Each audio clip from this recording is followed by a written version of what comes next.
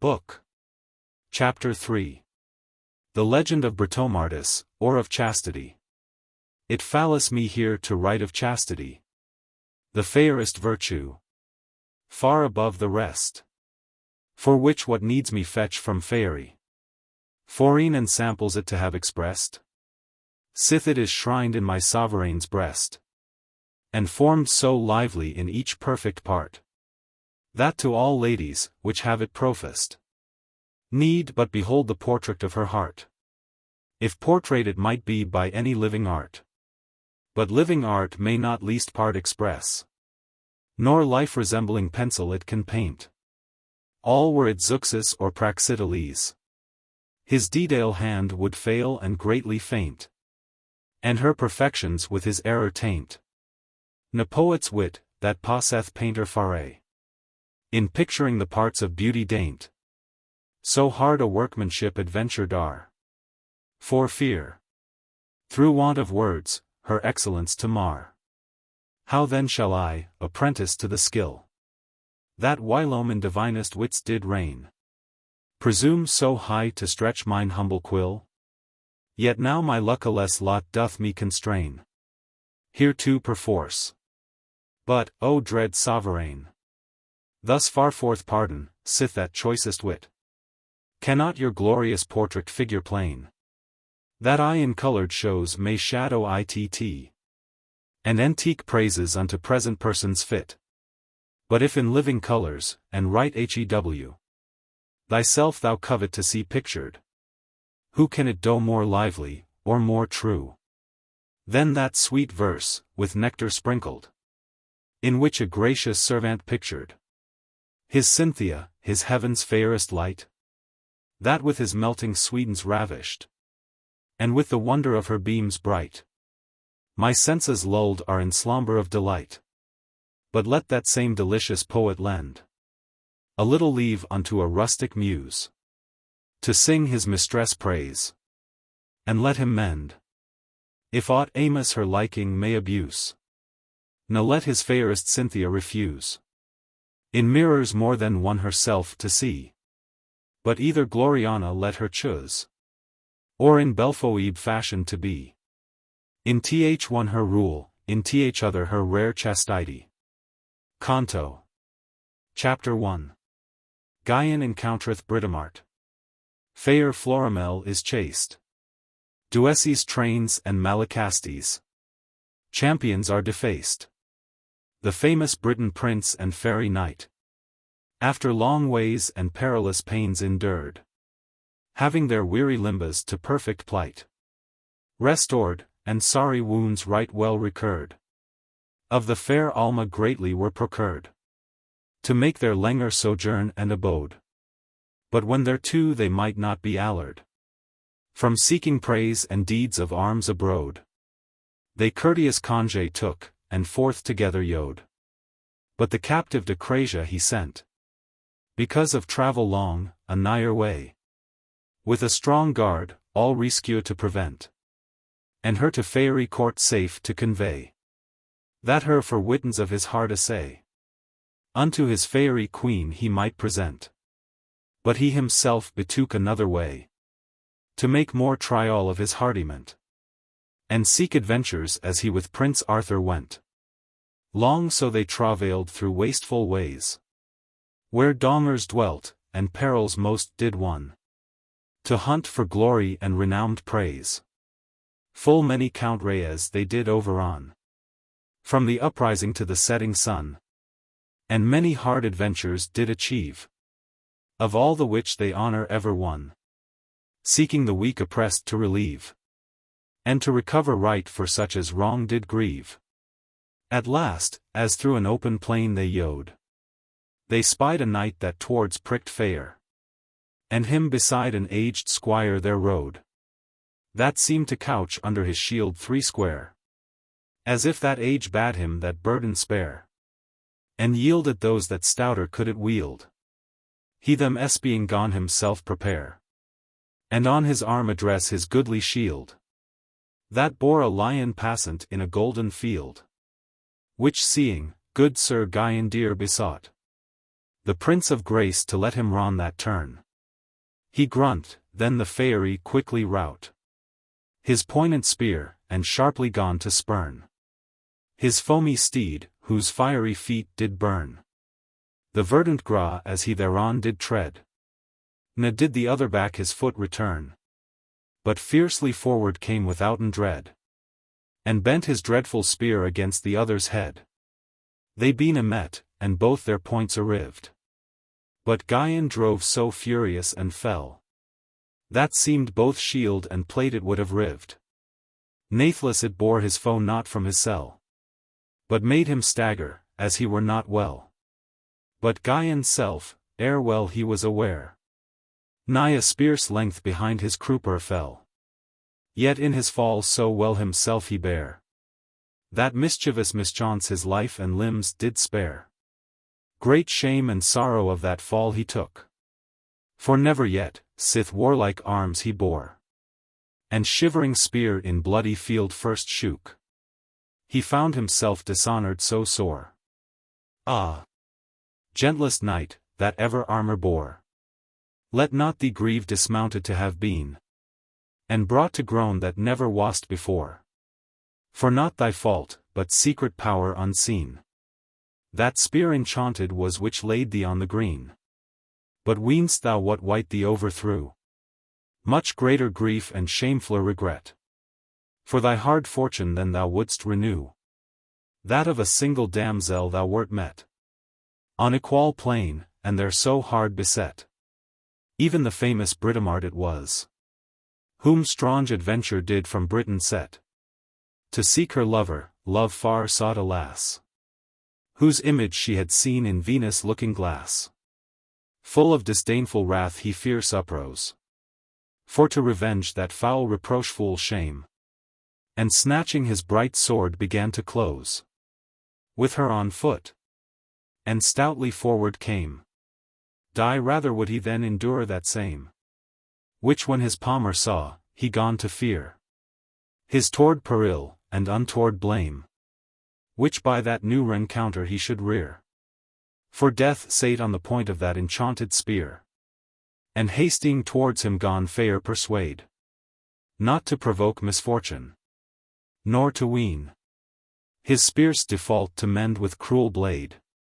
For by his mighty science he had seen the secret virtue of that weapon keen, that mortal puissance mote not withstand. Nothing on earth mote always happy been. Great hazard were it, and adventure fond, to lose long-gotten honor with one evil hand. By such good means he him discounselled from prosecuting his revenging rage, and eke the prince like treaty handled his wrathful will with reason to assuage, and laid the blame, not to his carriage, but to his starting steed that swerved aside, and to the ill purveyance of his page, that had his furnitures not firmly tied. So is his angry courage fairly pacified. Thus reconcilement was between them knit, through goodly temperance and affection chaste, and either vowed with all their power and wit, to let not others' honor be defaced, of friend or foe, whoever it embased, na arms to bear against the other's side, in which accord the prince was also placed, and with that golden shen of concord tied. So goodly all agreed they forth Eifer did ride. Oh! Goodly usage of those antique times, in which the sword was servant unto right, when not for malice and contentious crimes, but all for praise, and proof of manly might. The martial brood accustomed to fight. Then honor was the meed of victory, and yet the vanquished had no despite. Let later age that noble use envy, vile rancor to avoid and cruel circuitry. Long they thus travelled in friendly wise, through Count Rhea's waste, and eke well edified, seeking adventures hard, to exercise their puissance, whilome full dernly tried. At length they came into a forest wide, whose hideous horror and sad trembling sound full griesly seemed, therein they long did ride. Yet tract of living creature none they found, save bears, lions, and bulls, which roamed them around. All suddenly out of the thickest brush, upon a milk-white palfrey all alone, a goodly lady did forby them rush, whose face did see me as clear as Christ all stone, and eke, through fear, as white as whale's bone. Her garments all were wrought of beaten gold, and all her steed with tinsel trappings shone, which fled so fast that nothing mote him hold, and scarce them leisure gave her passing to behold. Still as she fled her eyes she backward threw, as fearing evil that pursued her fast, and her fair yellow locks behind her flew, loosely dispersed with puff of every blast, all as a blazing star doth Faerie outcast his hairy beams, and flaming locks dispread, at sight whereof the people stand aghast. But the sage wizard tells, as he has read, that it importunes death and doleful drearyhead. So as they gazed after her a while, lo! where a griesly foster forth did rush, breathing out beastly lust her to defile. His tyrelling jade he fiercely forth did push, through thick and thin, both over bank and bush, in hope her to attain by hook or crook, that from his gory sides the blood did gush. Large were his limbs, and terrible his look, and in his clownish hand a sharp boar spear he shook, which outrage when those gentle knights did see, full of great envy and fell jealousy, they stayed not to avis who first should be, but all spurred after, fast as they mote fly, to rescue her from shameful villainy. The prince and Guyon equally bylive, herself pursued, in hope to win thereby most goodly meed, the fairest dame alive. But after the foule foster Timeas did strive, the whiles fair Britomart, whose constant mind would not so lightly follow beauty's chase, ne rect of ladies' love, did stay behind, and them awaited there a certain space, to weet if they would turn back to that place. But when she saw them gone she forward went, as lay her journey, through that perilous pace, with steadfast courage and stout hardiment. Ne evil thing she feared, any evil thing she meant. At last, as nigh out of the wood she came, a stately castle far away she spied, to which her steps directly she did frame. That castle was most goodly edified, and placed for pleasure nigh that forest side. But fair before the gate a spacious plain, mantled with green, itself did spreaden wide, on which she saw 6 knights, that did darraign fear's battail against one with cruel might and main. Mainly they all attance upon him laid, and sore beset on every side around, that nigh he breathless grew, yet not dismayed, ne ever to them yielded foot of ground. All had he lost much blood through many a wound, but stoutly dealt his blows, and every way, to which he turned in his wrathful stound, made them recoil, and fly from dread decay, that none of all the 6 before him durst essay. Like dastard cause that, having at a bay the salvage beast embossed in weary chase, dare not adventure on the stub-born prey, ne bite before, but roam from place to place, to get a snatch when turned is his face. In such distress and doubtful jeopardy, when Britomart him saw, she ran apace unto his rescue, and with earnest cry bade those same 6 forbear that single enemy. But to her cry they list not lenden care, naught the more their mighty stroke surcease, but gathering him round about more near, their direful rancor rather did encrease, till that she rushing through the thickest press, perforce disparred their compacted gyre, and soon compelled to hearken unto peace. Though gone she myldly of them to inquire the cause of their dissension and outrageous ire. Whereto that single knight did answer a frame, these 6 would me enforce by oddies of might, To change my lief, and love another dame. That death me liefer were than such despite. So unto wrong to yield my rested right. For I love one, the truest one ungroaned. Ne list me change, she t'errant damsel hight.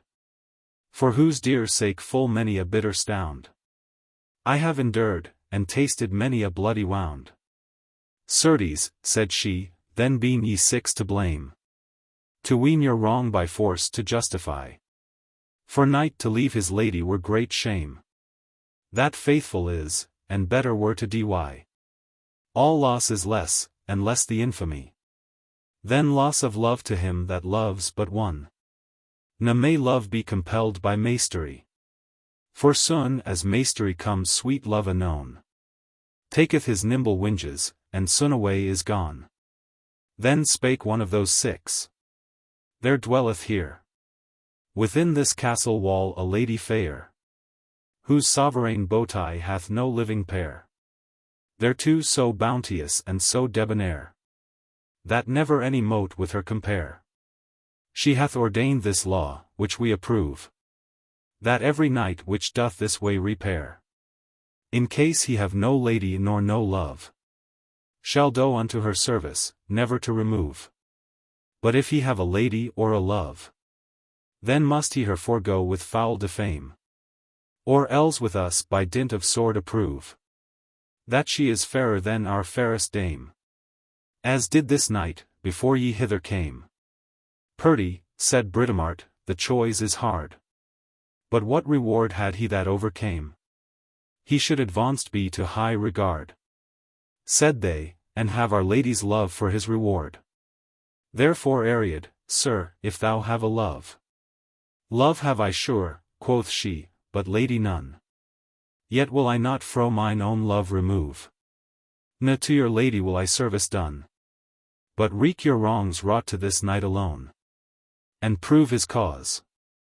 With that, her mortal spear she mightily aventured towards one. And down him smote ere well aware he where. Then to the next she rode, and down the next did bear. Ne did she stay till three on ground she laid, that none of them himself could rear again. The fourth was by that other knight dismayed. All were he weary of his former pain. That now there do but 2 of 6 remain. Which 2 did yield before she did them smite. Ah!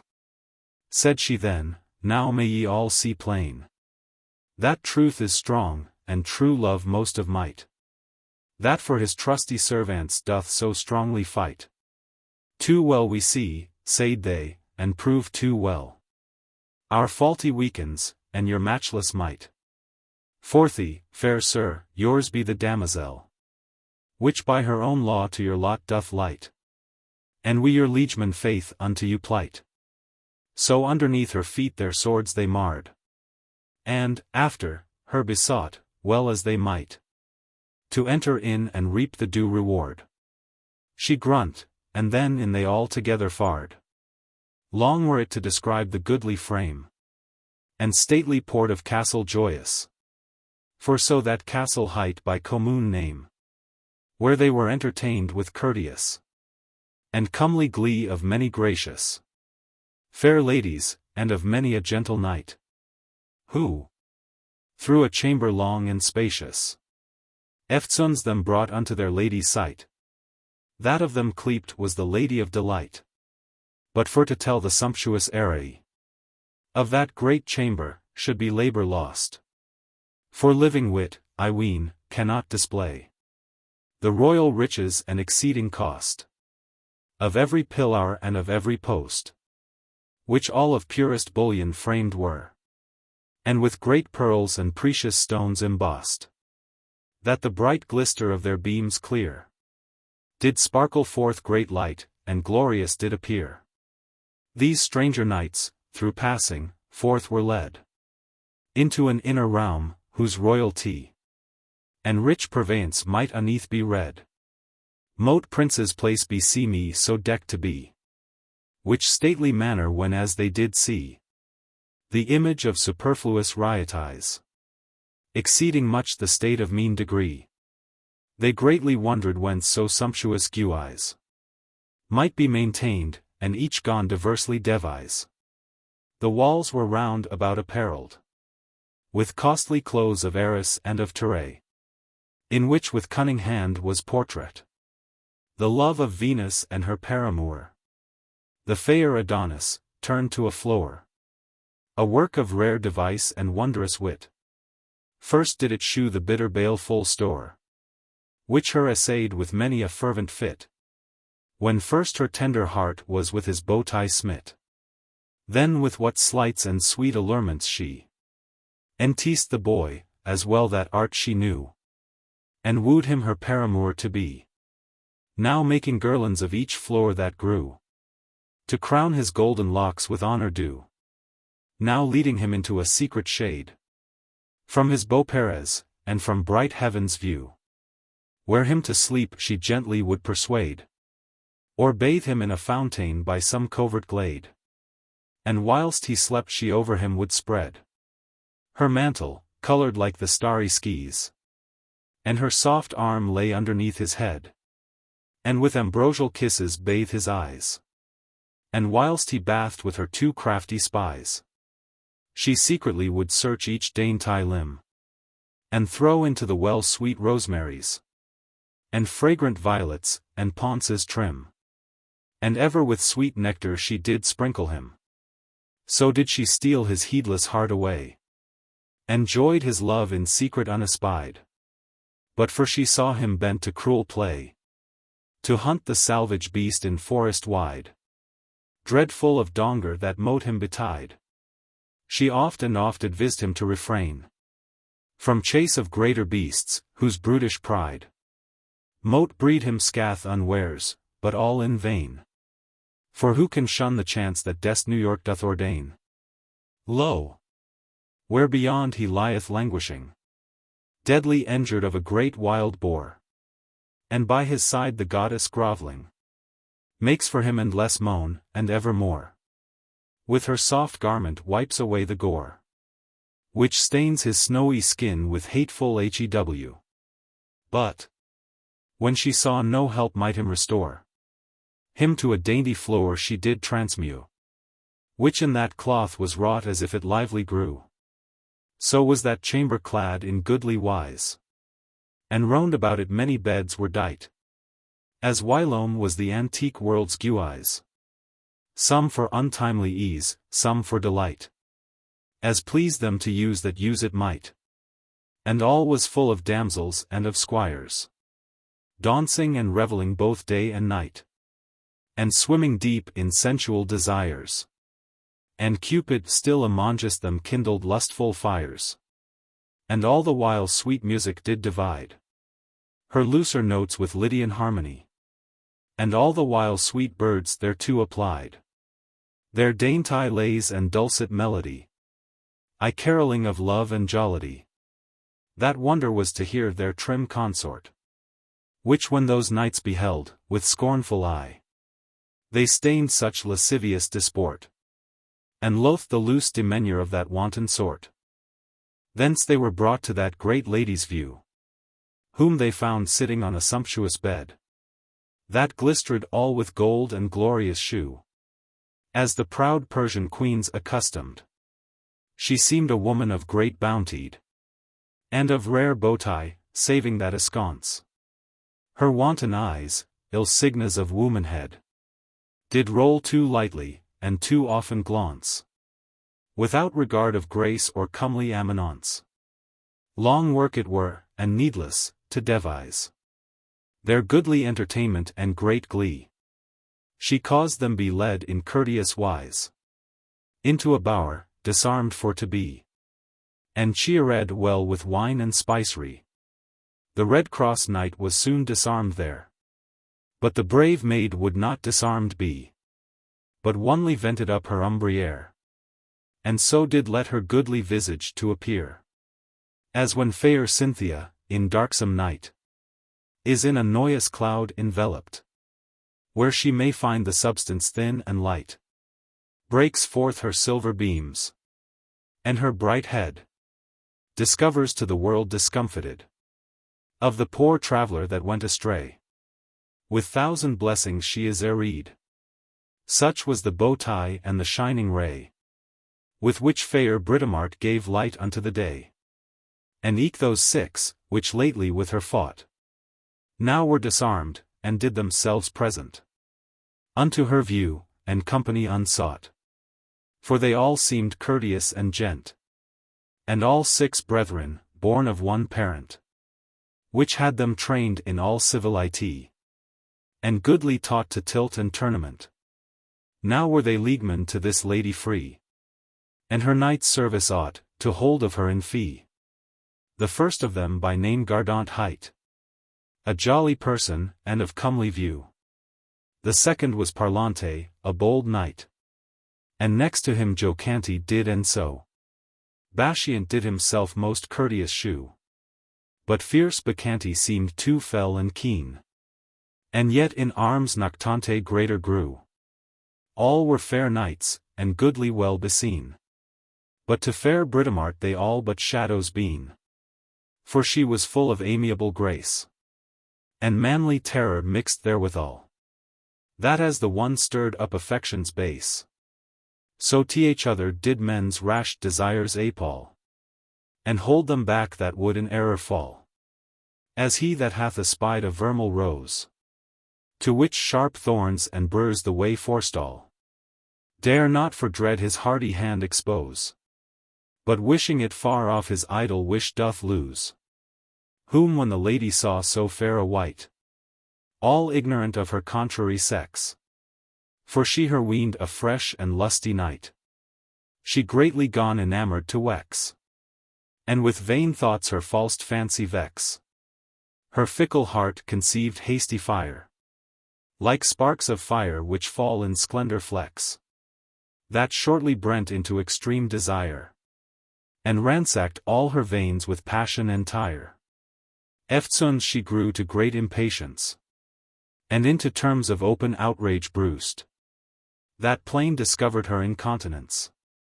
Ne recked she who her meaning did mistrust, for she was given all to fleshly lust, and poured forth in sensual delight, that all regard of shame she had discussed, and meet respect of honor put to flight. So shameless beauty soon becomes a loathly sight. Fair ladies, that to love captived are, and chaste desires do nourish in your mind, let not her fault your sweet affections mar, ne blot the bounty of all womankind. Mongst thousands good one wanton dame to find, amongst the roses grow some wicked weeds, for this was not to love, but lust, inclined. For love does always bring forth bounteous deeds, and in each gentle heart desire of honor breeds. Not so of love this looser dame did skill, but as a coal to kindle fleshly flame, giving the bridle to her wanton will, and treading under foot her honest name. Such love is hate, and such desire is shame. Still did she rove at her with crafty glance of her falsy eyes, that at her heart did aim, and told her meaning in her countenance. But Britomart dissembled it with ignorance. Supper was shortly dight, and down they sat, where they were served with all sumptuous fare, whiles fruitful Ceres and Laias fat poured out their plenty without spite or spare. Not wanted there that dainty was and rare, and I the cups their banks did overflow, and I between the cups she did prepare way to her love, and secret darts did throw. But Britomart would not such guileful message know. So, when they slaked had the fervent heat of appetite with meats of every sort, the lady did fair Britomart entreat her to disarm, and with delightful sport to loose her warlike limbs and strong effort. But when she mote not thereunto be won, for she her sex under that strange purport did use to hide, and plain apparence shone, in player wise to tell her grievance she begone, and all attents discovered her desire, with sighs, and sobs, and plaints, and piteous grief, the outward sparks of her inburning fire Which spent in vain, at last she told her brief, that but if she did lend her short relief, and do her comfort, she mote algates die. But the chaste damsel, that had never prief of such malengin and fine for dry, did easily believe her strong extremity.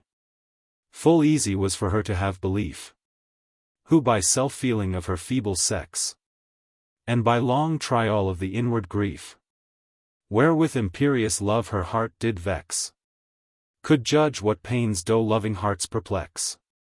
Who means no guile beguiled soonest shall, and to fair semblance doth light faith annex.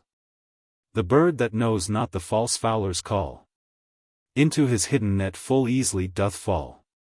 Forthy she would not in discourteous wise scorn the fair offer of good will professed.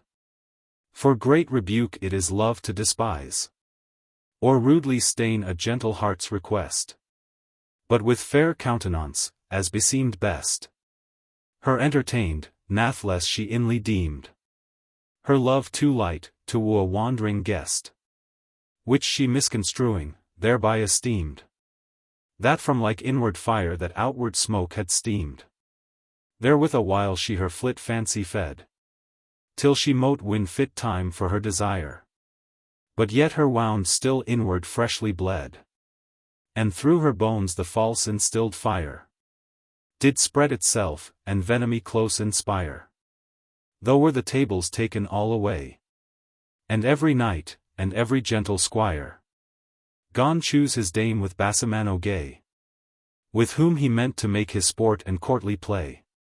Some fell to dance, some fell to hazardry, some to make love, some to make merriment, as diverse wits to diverse things apply.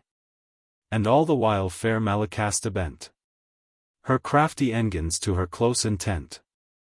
By this eternal lampies, wherewith high Jove doth light the lower world, were half yspent, and the moist daughters of huge Atlas strove into the ocean deep to drive their weary drove. High time it seemed then for every wight them to betake unto their kindly rest. Eftasun's long waxen torches wherein light unto their bowers to guide in every guest. Though, when the Britoness saw all the rest avoided quite, she gone herself despoil, and safe commit to her soft feathered nest, where through long watch, and late day's weary toil, she soundly slept, and careful thoughts did quite assoil. Now when as all the world in silence deep ishroted was, and every mortal white was drowned in the depth of deadly sleep, fair Malacasta, whose ingrieved sprite could find no rest in such perplexed plight, lightly arose out of her weary bed, and, under the black veil of guilty night, her with a scarlet mantle covered, that was with gold and ermines fair enveloped. Then panting soft, and trembling every joint, her fearful feet towards the bower she moved, where she for secret purpose did appoint to lodge the warlike maid, unwisely loved. And, to her bed approaching, first she proved whether she slept or wacked, with her soft hand.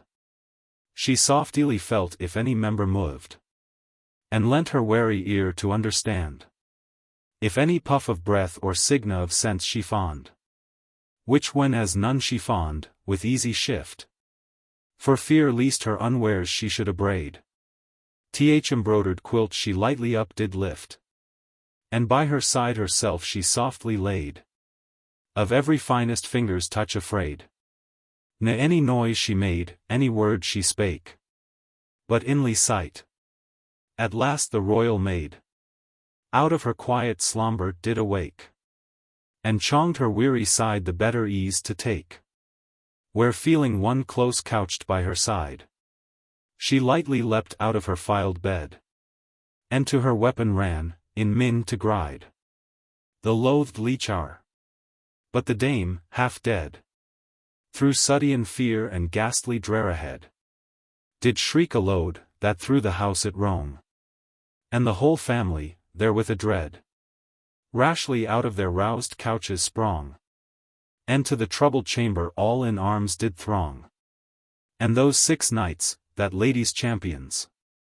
And eke the Redcrosse knight ran to the stound. Half armed and half unarmed, with them attons.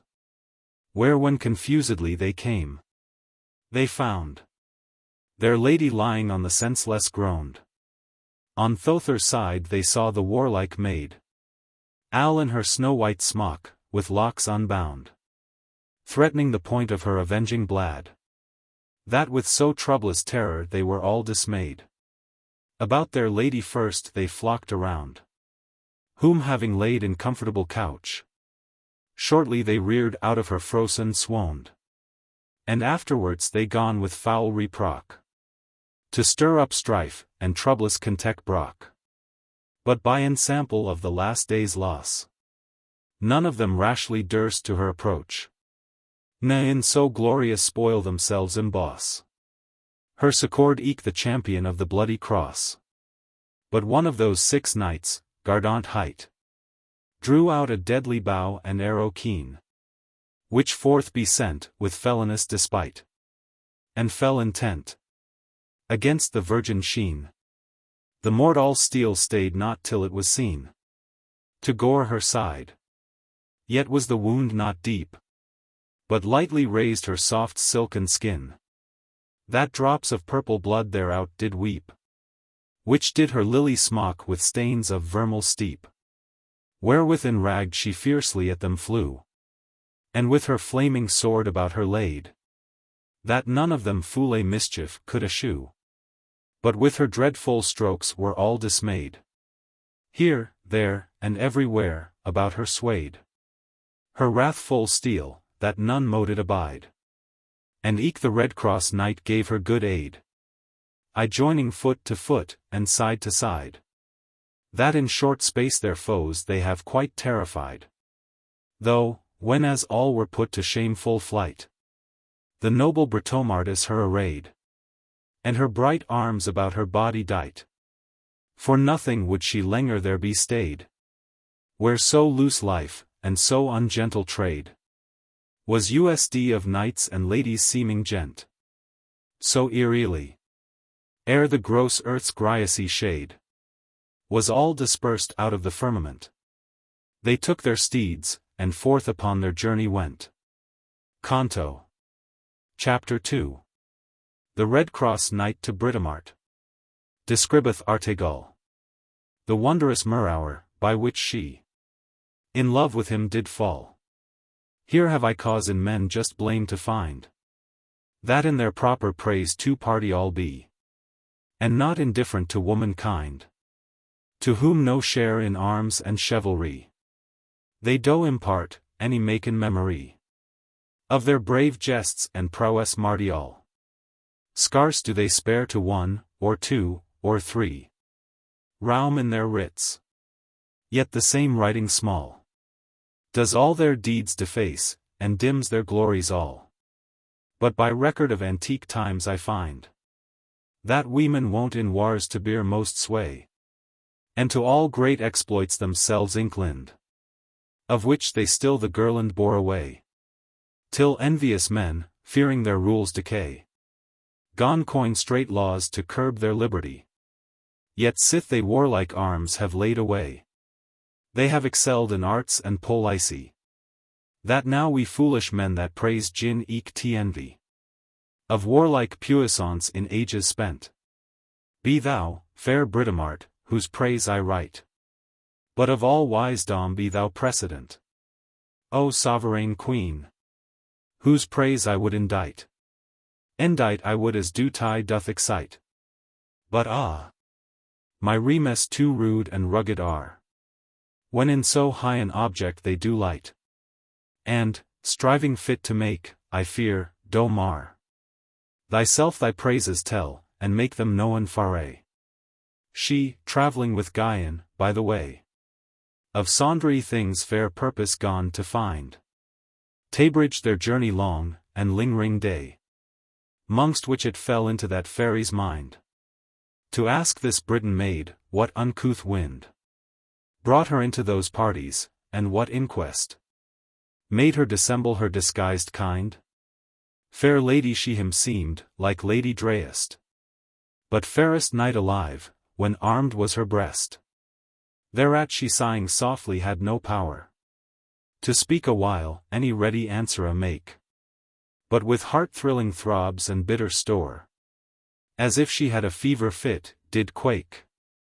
And every dainty limba with horror shake. And ever and anon the rosy red flashed through her face, as it had been a flake of lightning through bright heaven fulmined. At last, the passion past, she thus him answered. Fair sir, I let you weet, that from the hour I taken was from Norse's tender pap. I have been trained up in warlike store, to tossen spear and shield, and to affrap the warlike rider to his most mishap. Sit hence I loathed have my life to lead, as ladies wont, in pleasure's wanton lap, to finger the fine needle and nice thread. Me lever were with point of foeman's spear be dead.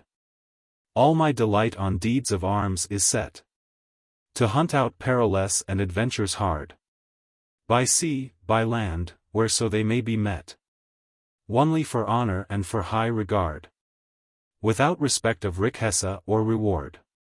For such intent into these parties I came, withouten compasse or withouten card, far fro my native soil, that is by name the greater Britagne, here to seek for praise and fame. Fame blazed hath, that here in Faerie London do many famous knights and ladies won, and many strange adventures to be fond, of which great worth and worship may be won. Which to prove, I this voyage have begun.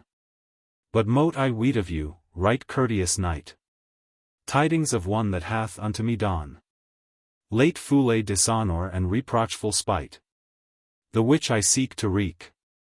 And Artegall he hight. The ward gone out she back again would call, as her repenting so to have missaid. But that he, it uptaking ere the fall, her shortly answered, fair Martial maid. Certes ye misavised been t upbraid, a gentle knight with so unknightly blame. For, weet ye well, of all that ever played at tilt or tourney, or like warlike game, the noble Artegall hath ever borne the name. Forthy great wonder were it, if such shame should ever enter in his bounteous thought, or ever do that mote deserven blame. The noble courage never weene thought that may unworthy of itself be thought. Therefore, fair damsel, be ye well aware, least that to foray ye have your sorrow sought. You and your countray both I wish welfare, and honor both, for each of other worthy are. The royal maid walks inly wondrous glad, to hear her love so highly magnified, and joyed that ever she affixed had her heart on knight so goodly glorified.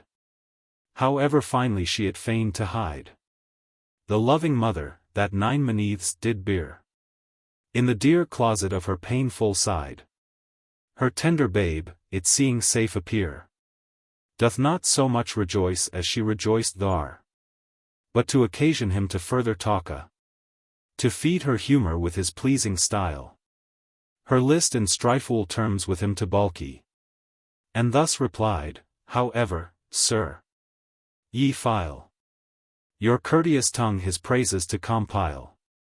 It ill beseems a knight of gentle sort, such as ye have him boasted, to beguile a simple maid, and work so heinous tort. In shame of knighthood, as I largely can report, let be therefore my vengeance to dissuade, and read where I that faitor false may find. Ah! That if reason fair might you persuade, to slake your wrath, and mollify your mind. Said he, perhaps ye should it better find, for hardy thing it is to wean by might that man to hard conditions to bind, or ever hope to match in equal fight, whose prowess paragon saw never living wight. Ne soothlik is it easy for to read, where now on earth, or how, he may be found. For he any wonneth in one certain stead. But restless walketh all the world around, doing things that to his fame redound, defending ladies' cause and orphans' right, whereso he hears that any doth confound them comfortless through tyranny or might. So is his sovereign honor raised to heaven's height. His feeling wards her feeble sense much pleased, and softly sunk into her molten heart. Heart that is inly hurt is greatly eased, with hope of thing that may allega his smart. For pleasing wards are like to magic art, that doth the charmed snake in slumber lay. Such secret ease felt gentle Britomart, yet list the same efforce with feigned gainsay. So discord oft in music makes the sweeter lay. And said, Sir Knight, these idle terms forbear.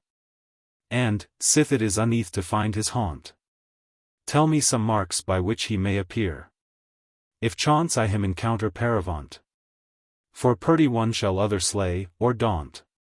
What shape, what shield, what arms, what steed, what stead, and whatso else his person most may vaunt. All which the Redcrosse knight to point aired, and him in every part before her fashioned, yet him in every part before she knew. However list her now her knowledge feign, sith him whilome in Britain she did view, to her revealed in a mere hour plain, whereof did grow her first engraft pain, whose root and stalk so bitter yet did taste, that but the fruit more sweetens did contain. Her wretched days in dolour she mote waste, and yield the prey of love to loathsome death at last. By strange occasion she did him behold, and much more strangely gone to love his sight, as it in books hath written been of old. In Deheubarth, that now South Wales is hight, what time King Rience reigned and dealed right, the great magician Merlin had devised, by his deep science and hell-dreaded might, a looking-glass, right wondrously aiguized, whose virtues through the wide world soon were solemnized. It virtue had to shew in perfect sight whatever thing was in the world contained, betwixt the lowest earth and heaven's height, so that it to the looker appertained. Whatever foe had wrought, or friend had feigned, therein discovered was, any aught mote pa. No aught in secret from the same remained. Forthy it round and hollow shaped was, like to the world itself, and seemed a world of glass. Who wonders not, that reads so wondrous work? But who does wonder, that has read the Tor, wherein Egyptian Phao long did lurk, from all men's view, that none might her discover, yet she might all men view out of her bower. Great Ptolemy it for his leman's sake, it builded all of glass, by magic power, and also it impregnable did make. Yet when his love was false he with a piece it brake. Such was the glassy globe that Merlin made, and gave unto King Rience for his guard, that never foes his kingdom might invade. But he it knew at home before he hard tidings thereof, and so them still debarred. It was a famous present for a prince, and worthy work of infinite reward, that treasons could bewray, and foes convince. Happy this real me, had it remained ever since. One day it fortuned fair Britomart into her father's closet to repair, for nothing he from her reserved apart, being his only daughter and his heir. Where when she had espied that mere hour fair, herself awhile therein she viewed in vain, though, her avishing of the virtues rare, which thereof spoken were, she gone again, her to bethink of that mote to herself pertain.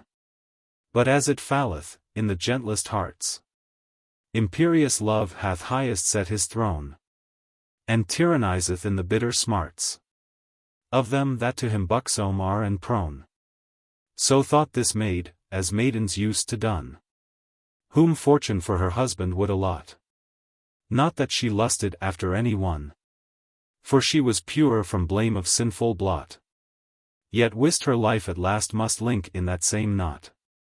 Eftsoons there was presented to her eye a comely knight, all armed in complete wise, through whose bright ventail, lifted up on high, his manly face, that did his foes agonize, and friends to terms of gentle truce entice, looked forth, as Phoebus' face out of the east, betwixt two shady mountains doth arise. Portly his person was, and much increased, through his heroic grace and honorable jest. His crest was covered with a couchant hound, and all his armor seemed of antique mold, but wondrous massy and assured sound, and round about a fretted all with gold, in which there written was, with ciphers old, Achilles' arms, which Artegall did win, and on his shield enveloped sevenfold, he bore a crowned little ermine, that decked the azure field with her fair poldred skin. The damsel well did view his personage, and liked well, any further fastned not, but went her way. Any her unguilty age did ween, unwares, that her unlucky lot lay hidden in the bottom of the pot. Of hurt unwist most donger doth redound, but the false archer which that arrow shot, so slyly that she did not feel the wound, did smile full smoothly at her weetless woeful stound. Thenceforth the feather in her lofty crest, ruffed of love, gone lowly to avail, and her proud portance and her princely jest, with which she erst triumphed, now did quail. Sad, solemn, sour, and full of fancies fryly, she walks. Yet wist she neither how, nor why. She wist not, silly maid, what she did ail. Yet wist she was not well at ease purdy. Yet thought it was not love, but some melancholy. So soon as night had with her pallid hew defaced the bowtie of the shining sky, and reft from men the world's desired view, she with her Norse adown to sleep did lie. But sleep full far away from her did fly. Instead thereof sad sighs and sorrows deep kept watch and ward about her warily, that not she did but wail, and often steep her dainty couch with tears which closely she did weep. And if that any drop of slumbering rest did chance to still into her weary sprite, when feeble nature felt herself oppressed, straightway with dreams, and with fantastic sight of dreadful things, the same was put to flight, that oft out of her bed she did a start, as one with view of ghastly fiends affright, though gone she to renew her former smart, and think of that fair visage written in her heart. One night, when she was tossed with such unrest, her aged Norse, whose name was Glossy Height, filmed her leap out o'er her loathed nest, betwixt her feeble arms her quickly cate, and down again her in her warm bed dight. Ah! My dear daughter, ah! My dearest dread! What uncouth fit, said she, what evil plight hath thee oppressed, and with sad dreary head chonged thy lively Chayar, and living made thee dead? For not these suddy and ghastly fears all night afflict thy natural repose, and all the day, when as thine equal pairs their fit disports with fair delight do chose, thou in dull corners doest thyself enclose, ne tastest prince's pleasures, any doest spread abroad thy fresh youth's fairest flower, but lose both leaf and fruit, both too untimely shed, as one in wilful bale for ever buried, the time that mortal men their weary cares do lay away, and all wild beasts do rest, and every river eke his course forbears. Then doth this wicked evil thee infest, and rive with thousand throbs thy thrilled breast, like an huge Etna of deep engulfed grief. Sorrow is heaped in thy hollow chest, whence forth it breaks in sighs and anguish rife, as smoke and sulphur mingled with confused strife. Ay me! How much I fear least love it be. But if that love it be, as sure I read, By known signas and passions which I see. Be it worthy of thy race and royal seed. Then I avow, by this most sacred head of my dear foster child, to ease thy grief, and win thy will, therefore away do dread. For death nor donger from thy due relief shall me debar. Tell me therefore, my leafest leaf. So having said, her twixt her arms twain she straightly strained, and called tenderly. And every trembling joint and every vein she softly felt, and rubbed busily, to do the frozen cold away to fly. And her fair dewy eyes with kisses dear she oft did bathe, and oft again did dry. And ever her importuned not to fear, to let the secret of her heart to her appear. The damsel paused, and then thus fearfully. Ah! Nurse, what needeth thee to eke my pain? Is not enough that I alone do die? But it must doubled be with death of twain? For not for me but death there doth remain. O daughter dear! Said she, despair no whit. For never sore but might a salve obtain. That blinded God, which hath ye blindly smit. Another arrow hath your lover's heart to hit. But mine is not, quoth she, like other wound, for which no reason can find remedy. Was never such, but mote the like be found. Said she, and though no reason may apply salve to your sore, yet love can higher stye. Then reasons reach, and oft hath wonders dawn. But neither God of love nor God of sky can do, said she, that which cannot be done. Things oft impossible, quoth she, see me, ere begone. These idle wards, said she, do not assuage my stub-born smart, but more annoyance breed. For no usual fire, no usual rage. Yt is, O Norse, which on my life doth feed, and sucks the blood which from my heart doth bleed. But since thy faithful zeal lets me not hide my crime, if crime it be, I will it read. Nor prince nor pair it is, whose love hath gried my feeble breast of late, and launched this wound wide. Nor man it is, nor other living wight. For then some hope I might unto me draw. But only shade and semblant of a knight, whose shape or person yet I never saw, hath me subjected to love's cruel law. The same one day, as me misfortune led, I in my father's wondrous mirror saw, and, pleased with that seeming goodlihead, unwares the hidden hook with bait I swallowed. Sit hens it hath in fixed faster hold within my bleeding bowels, and so sore now rankleth in this same frily fleshly mold, that all my entrails flow with poisonous gore, and ulcer groweth daily more and more.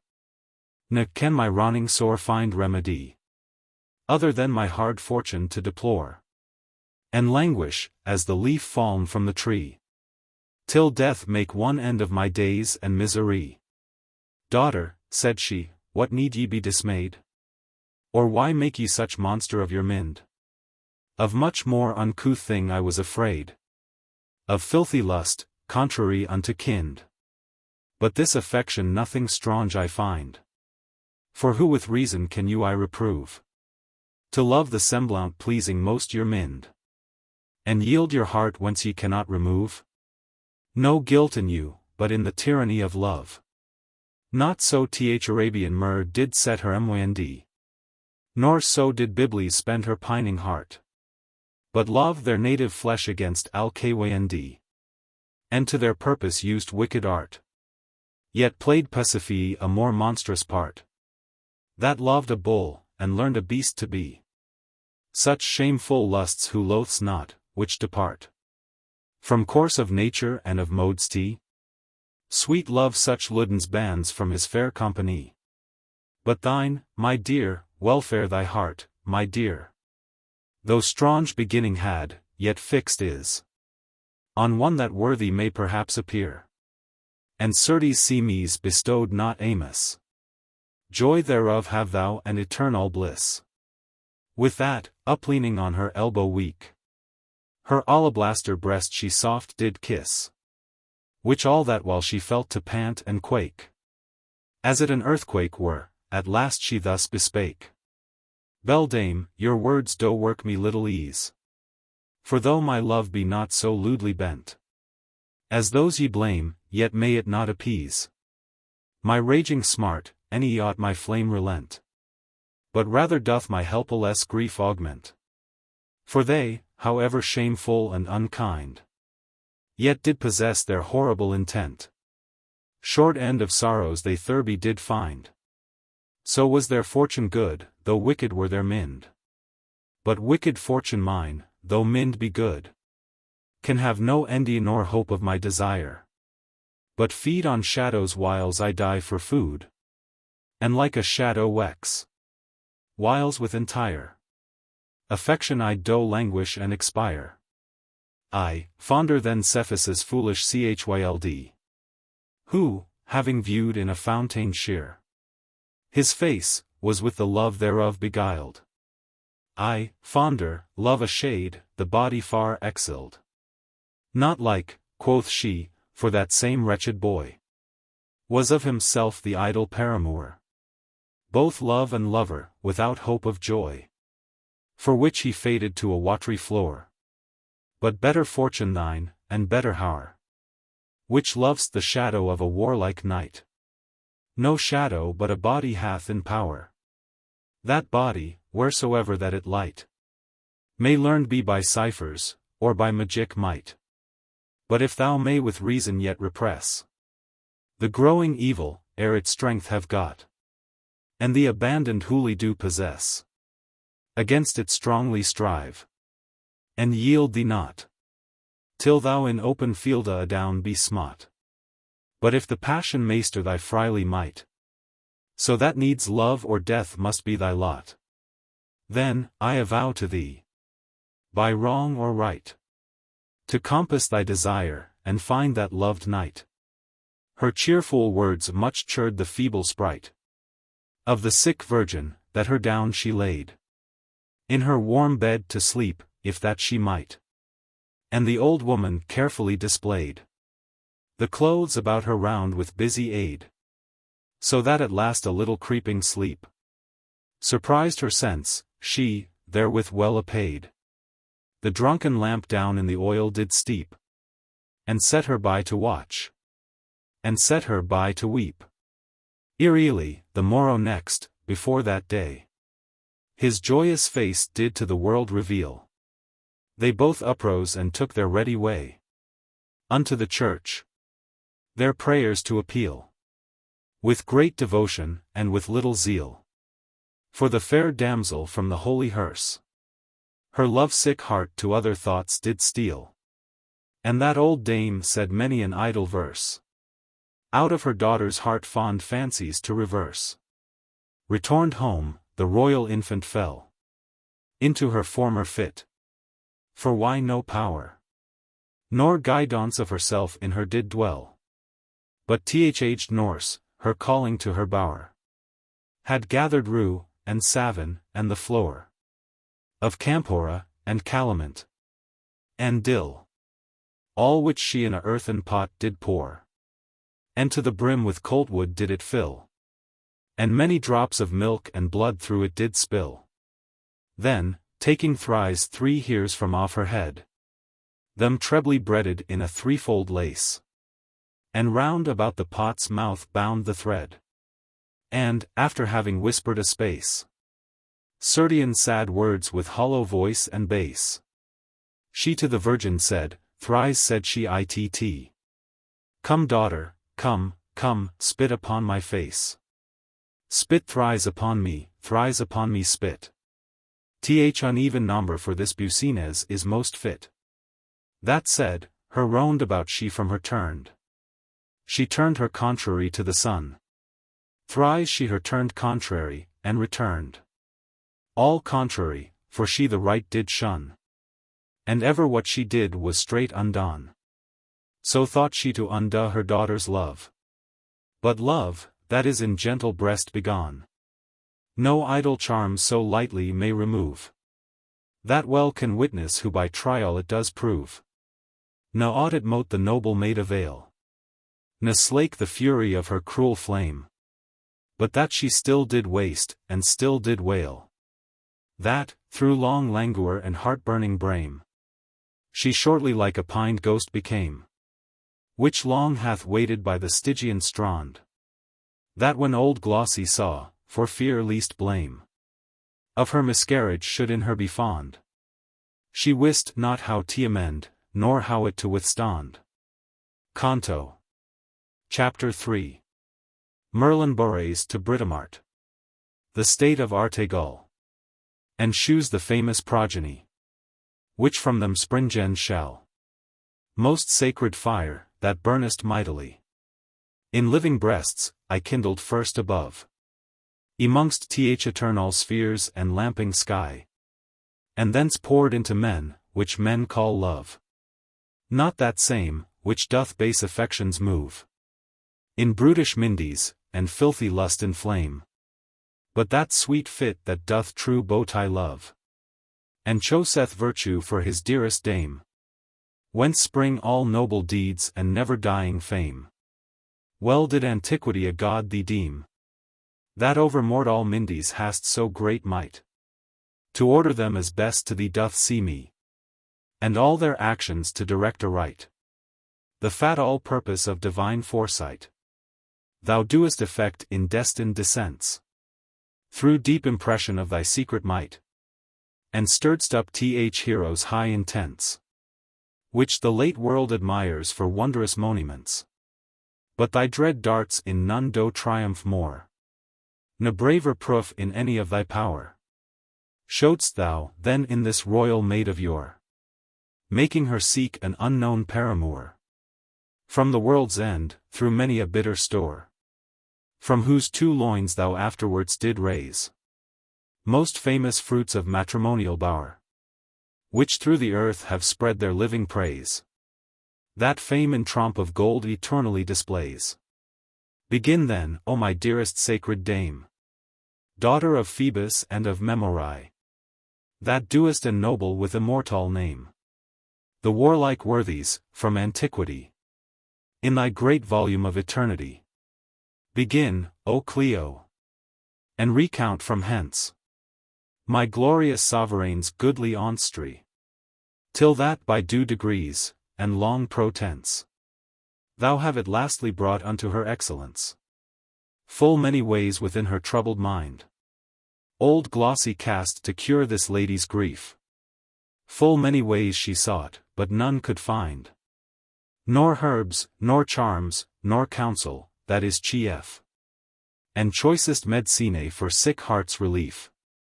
Forthy great care she took, and greater fear, least that it should her turn to foul reprief, and sore reproach, when so her father dear should of his dearest daughter's hard misfortune hear.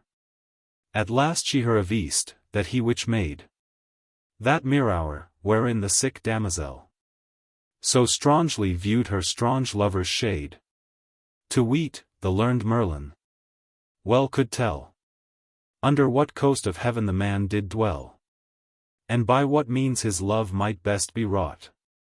For, though beyond the Afric Ismail, or Indian Peru he were, she thought him forth through infinite endeavour to have sought, forth with themselves disguising both in strange and base attire, that none might them bewray, to Meridunum, that is now by change of name Caermerdin called. They took their way. There the wise Merlin whilome wont, they say, to make his one, low underneath the ground, in a deep delve, far from the view of day, that of no living wight he mote be found. When so he counselled with his sp rights encompassed round. And, if thou ever happen that same way to travel, go to see that dreadful place. It is an hideous hollow cave, they say, under a rock that lies a little space from the swift berry, tumbling down apace, emongst the woody hills of Dinevor. But dare thou not, I charge, in any case, to enter into that same baleful bower, for fear the cruel fiends should the unwares devour. But standing high aloft low lay thine ear, and there such ghastly noise of iron shens, and brass and cauldrons thou shalt rumbling hear, which thousand sprites with long-enduring pains do toss, that it will stone thy feeble brains, and oftentimes great groans, and grievous stowns, when too huge toil and labor them constrains, and oftentimes loud strokes and ringing sonda, from under that deep rock most horribly rebounds. The cause, some say, is this: a little while before that Merlin died, he did intend a brossan wall in compass to compile about Caermarthen, and did it commend unto these sprites to bring to perfect end, during which work the Lady of the Lake, whom long he loved, for him in haste did send, who thereby forced his workmen to forsake them, bound till his return their labor not to slake. In the meantime, through that false lady's train, he was surprised, and buried under bier, ne ever to his work returned again. Nathless those fiends may not their work forbear, so greatly his commandment they fear, but their do toil and travel day and night, until that brossan wall they up do rear. For Merlin had in magic more insight than ever him before, or after, living wight. For he by wards could call out of the sky both sun and moon, and make them him above the land to sea, and sea to mainland dry. And darksome night he eke could turn to day. Huge hosts of men he could alone dismay, and hosts of men of meanest things could frame, when so him list his enemies to fray. That to this day, for terror of his fame, the fiends do quake when any him to them does name. And, sooth, men say that he was not the son of mortal sire or other living wight, but wondrously begotten, and begone by false illusion of a guileful sprite, on a fair lady non, that whilome hight Matilda, daughter to Pubidius, who was the lord of Mithravel by right, and cousin unto King Ambrosius, whence he endued was with skill so marvellous. They, here arriving, stayed a while without, ne durst adventure rashly in to wend, but of their first intent gone make new doubt, for dread of donger which it might portend, until the hardy maid, with love to friend, first entering, the dreadful mage there found, deep busied bout work of wondrous end, and writing strange characters in the ground, with which the stub-born fiends he to his service bound. He not was moved at their entrance bold, for of their coming well he wist afore, yet list them bid their business to unfold, as if aught in this world in secret store were from him hidden, or unknown of yore. Then glossy thus, let not it thee offend, that we thus rashly through thy darksome door unwares have pressed, for either fatal end, or other mighty cause, us two did hither send. He bade tell on, and then she thus began. Now have 3 moons with borrowed brother's light thrice shined fair, and thrice seemed dim and wan, sith a sore evil, which this virgin bright tormenteth and doth plunge in doleful plight, first rooting took. But what thing it mote be, or whence it sprung, I cannot read aright. But this I read, that, but if remedy thou her afford, full shortly I her dead shall see. Therewith th enchanter softly gone to smile at her smooth speeches, weeting inly well that she to him dissembled womanish guile, and to her said, Belle dame, by that ye tell, more need of leechcraft hath your damosel than of my skill, who help may have elsewhere. In vain seeks wonders out of magic spell. Th old woman walks half blank those words to hear. And yet was loath to let her purpose plain appear. And to him said, Why if any leech's skill, or other learned means, could have redressed this my dear daughter's deep engraft ill, certes I should be loath thee to molest. But this sad evil, which doth her infest, doth course of natural cause Faerie exceed, and housed is within her hollow breast, that either seems some cursed witch's deed, or evil sprite, that in her doth such torment breed. The wizard could no longer bear her board, but, bursting forth in laughter, to her said, Glossy, what needs this colourable word, to cloak the cause that hath itself bewrayed? Nay ye, fair Britomartis, thus arrayed, more hidden are than sun in cloudy vele, whom thy good fortune, having fate obeyed, hath hither brought for succour to appeal, the which the powers to thee are pleased to reveal. The doubtful maid, seeing herself descried, was all abashed, and her pure ivory into a clear carnation sudden dyed, as fair Aurora, rising hastily, doth by her blushing tell that she did lie all night in old Tithonus' frozen bed, whereof she seems ashamed inwardly. But her old Norse was not disheartened, but vauntage made of that which Merlin had ard, and said, Sith then thou knowest all our grief, for what doest not thou know, of grace I pray, pity our plaint, and yield us meet relief. With that the prophet still a while did stay, and then his spy right thus gone forth display. Most noble virgin, that by fat all lore hast learned to love, let no with thee dismay the hard begin that meets thee in the door, and with sharp fits thy tender heart oppresseth sore. For so must all things excellent begin, and eke enrooted deep must be that tree, whose big embodied branches shall not lin, till they to heaven's height forth stretched be. For from thy womb a famous progeny shall spring out of the ancient Trojan blood, which shall revive the sleeping memory of those same antique Peres, the heavens brood, which Greek and Asian rivers stained with their blood. Renowned kings, and sacred emperors, thy fruitful offspring, shall from thee descend. Brave captains, and most mighty warriors, that shall their conquests through all lands extend, and their decayed kingdoms shall amend. The feeble Britons, broken with long war, they shall uprear, and mightily defend against their foreign foe that comes from Faerie, till universal peace compound all civil jar. It was not, Britomart, thy wandering eye, glancing unwares in charmed looking glass, but the straight course of heavenly destiny, led with eternal providence, that has guided thy glance, to bring his will to pass. N is thy fate, and E is thy fortune ill, to love the prowest knight that ever was. Therefore submit thy ways unto his will, and do by all due means thy destiny fulfill.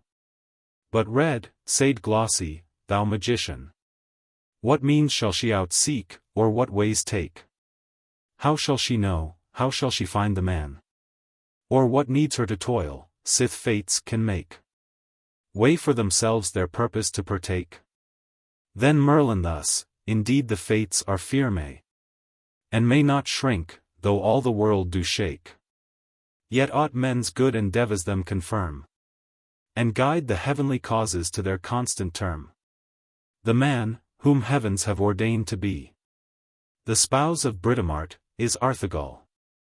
He wonneth in the land of Faerie, yet is no fairy born, any sib at all, to Elfies, but sprung of seed terrestrial, and whilome by false fairies stolen away, whiles yet in infant cradle he did crawl. No other to himself is known this day, but that he by an Elfie was gotten of a Fae. But sooth he is the son of Gorlois, and brother unto Cater, Cornish king, and for his warlike feats renowned is, from where the day out of the sea doth spring, until the closure of the evening. From thence him, firmly bound with faithful band, to this his native soil thou back shalt bring, strongly to aid his country to withstand the power of foreign paynims which invade thy land. Great aid thereto his mighty puissance and dreaded name shall give in that sad day, where also proof of thy proud valiance thou then shalt make, to increase thy lover's prey. Long time ye both in arms shall bear great sway, till thy wounds burden thee from them do call, and his last fate him from thee take away. Two wraith cut off by practice criminal of secret foes, that him shall make in mischief fall. With thee yet shall he leave, for memory of his late puissance, his image dead, that living him in all activity to thee shall represent. He, from the head of his cousin Constantius, without dread, shall take the crown that was his father's right, and therewith crown himself in th other's stead. Then shall he issue forth with dreadful might against his Saxon foes in bloody field to fight, like as a lion that in drowsy cave hath long time slept, himself so shall he shake, and coming forth shall spread his banner brave over the troubled south, that it shall make the warlike Mercians for fear to quake. Thrice shall he fight with them, and twice shall win, but the third time shall fair accordance make, and, if he then with victory can lin, he shall his days with peace bring to his earthly inn. His son, hight Vortipor, shall him succeed in kingdom, but not in felicity. Yet shall he long time war with happy speed, and with great honor many battles try, but at the last to th importunity of froward fortune shall be forced to yield. But his son Malgo shall full mightily avenge his father's loss with spear and shield, and his proud foes discomfit in victorious field. Behold the man, and tell me, Britomart, if I more goodly creature thou didst see, how like a giant in each manly part bears he himself with portly majesté, that one of th old heroes seems to be. He the 6 islands, comprovincial, in ancient times unto Great Brittany, shall to the same reduce, and to him call their sundry kings to do their homage several, all which his son Careticus awhile shall well defend, and Saxons' power suppress, until a stronger king, from unknown soil arriving, him with multitude oppress. Great Gormund, having with huge mightiness Ireland subdued, and therein fixed his throne, like a swift otter, fell through emptiness, shall overswim the sea, with many one of his Norvases, to assist the Britons' phone. He in his fury all shall overrun, and Holy Church with faithless hands deface, that thy sad people, utterly fordone, shall to the utmost mountains fly apace. Was never so great waste in any place, nor so foul outrage done by living men. For all thy cities they shall sack and race, and the green grass that groweth they shall bren, that even the wild beast shall die in starved den. Whiles thus thy Britons do in languor pine, proud Etheldred shall from the north arise, serving th ambitious will of Augustine, and, passing with hardy enterprise, shall back repulse the valiant Brockwell twice, and Bangor with massacred martyrs fill.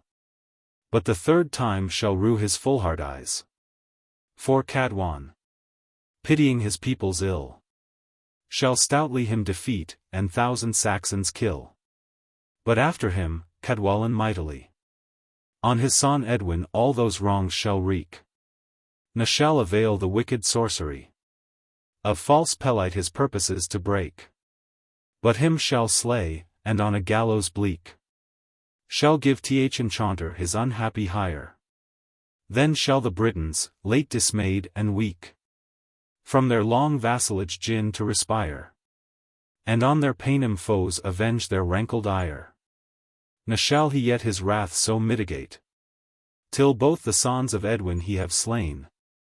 Offric and Osric, twins unfortunate, both slain in battail upon Laburn plain. Together with the king of Lothian, hight Aidan, and the king of Orkney, both joint partakers of their fat all pain. But Penda, fearful of like destiny, shall yield himself his liegeman, and swear fealty. Him shall he make his fat all instrument. Tafflick the other Saxons unsubdued, he marching forth with fury insolent, against the good King Oswald, who endued with heavenly power, and by angels rescued, all holding crosses in their hands on high, shall him defeat withouten blood embrued, of which that field, for endless memory, shall Heavenfield be called to all posterity, whereat Cadwallon wroth shall forth issue, and an huge host into Northumber lead, with which he godly Oswald shall subdue, and crown with martyrdom his sacred head, whose brother Oswin, daunted with like dread, with price of silver shall his kingdom buy, and Penda, seeking him adown to tread, shall tread adown, and do him foully die, but shall with gifts his lord Cadwallon pacify. Then shall Cadwallon die, and then the reign of Britons eke with him a taunts shall die.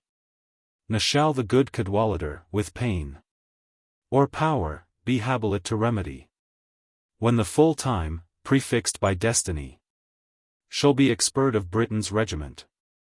For heaven itself shall their success envy, and them with plagues and murrains pestilent consume, till all their warlike puissance be spent.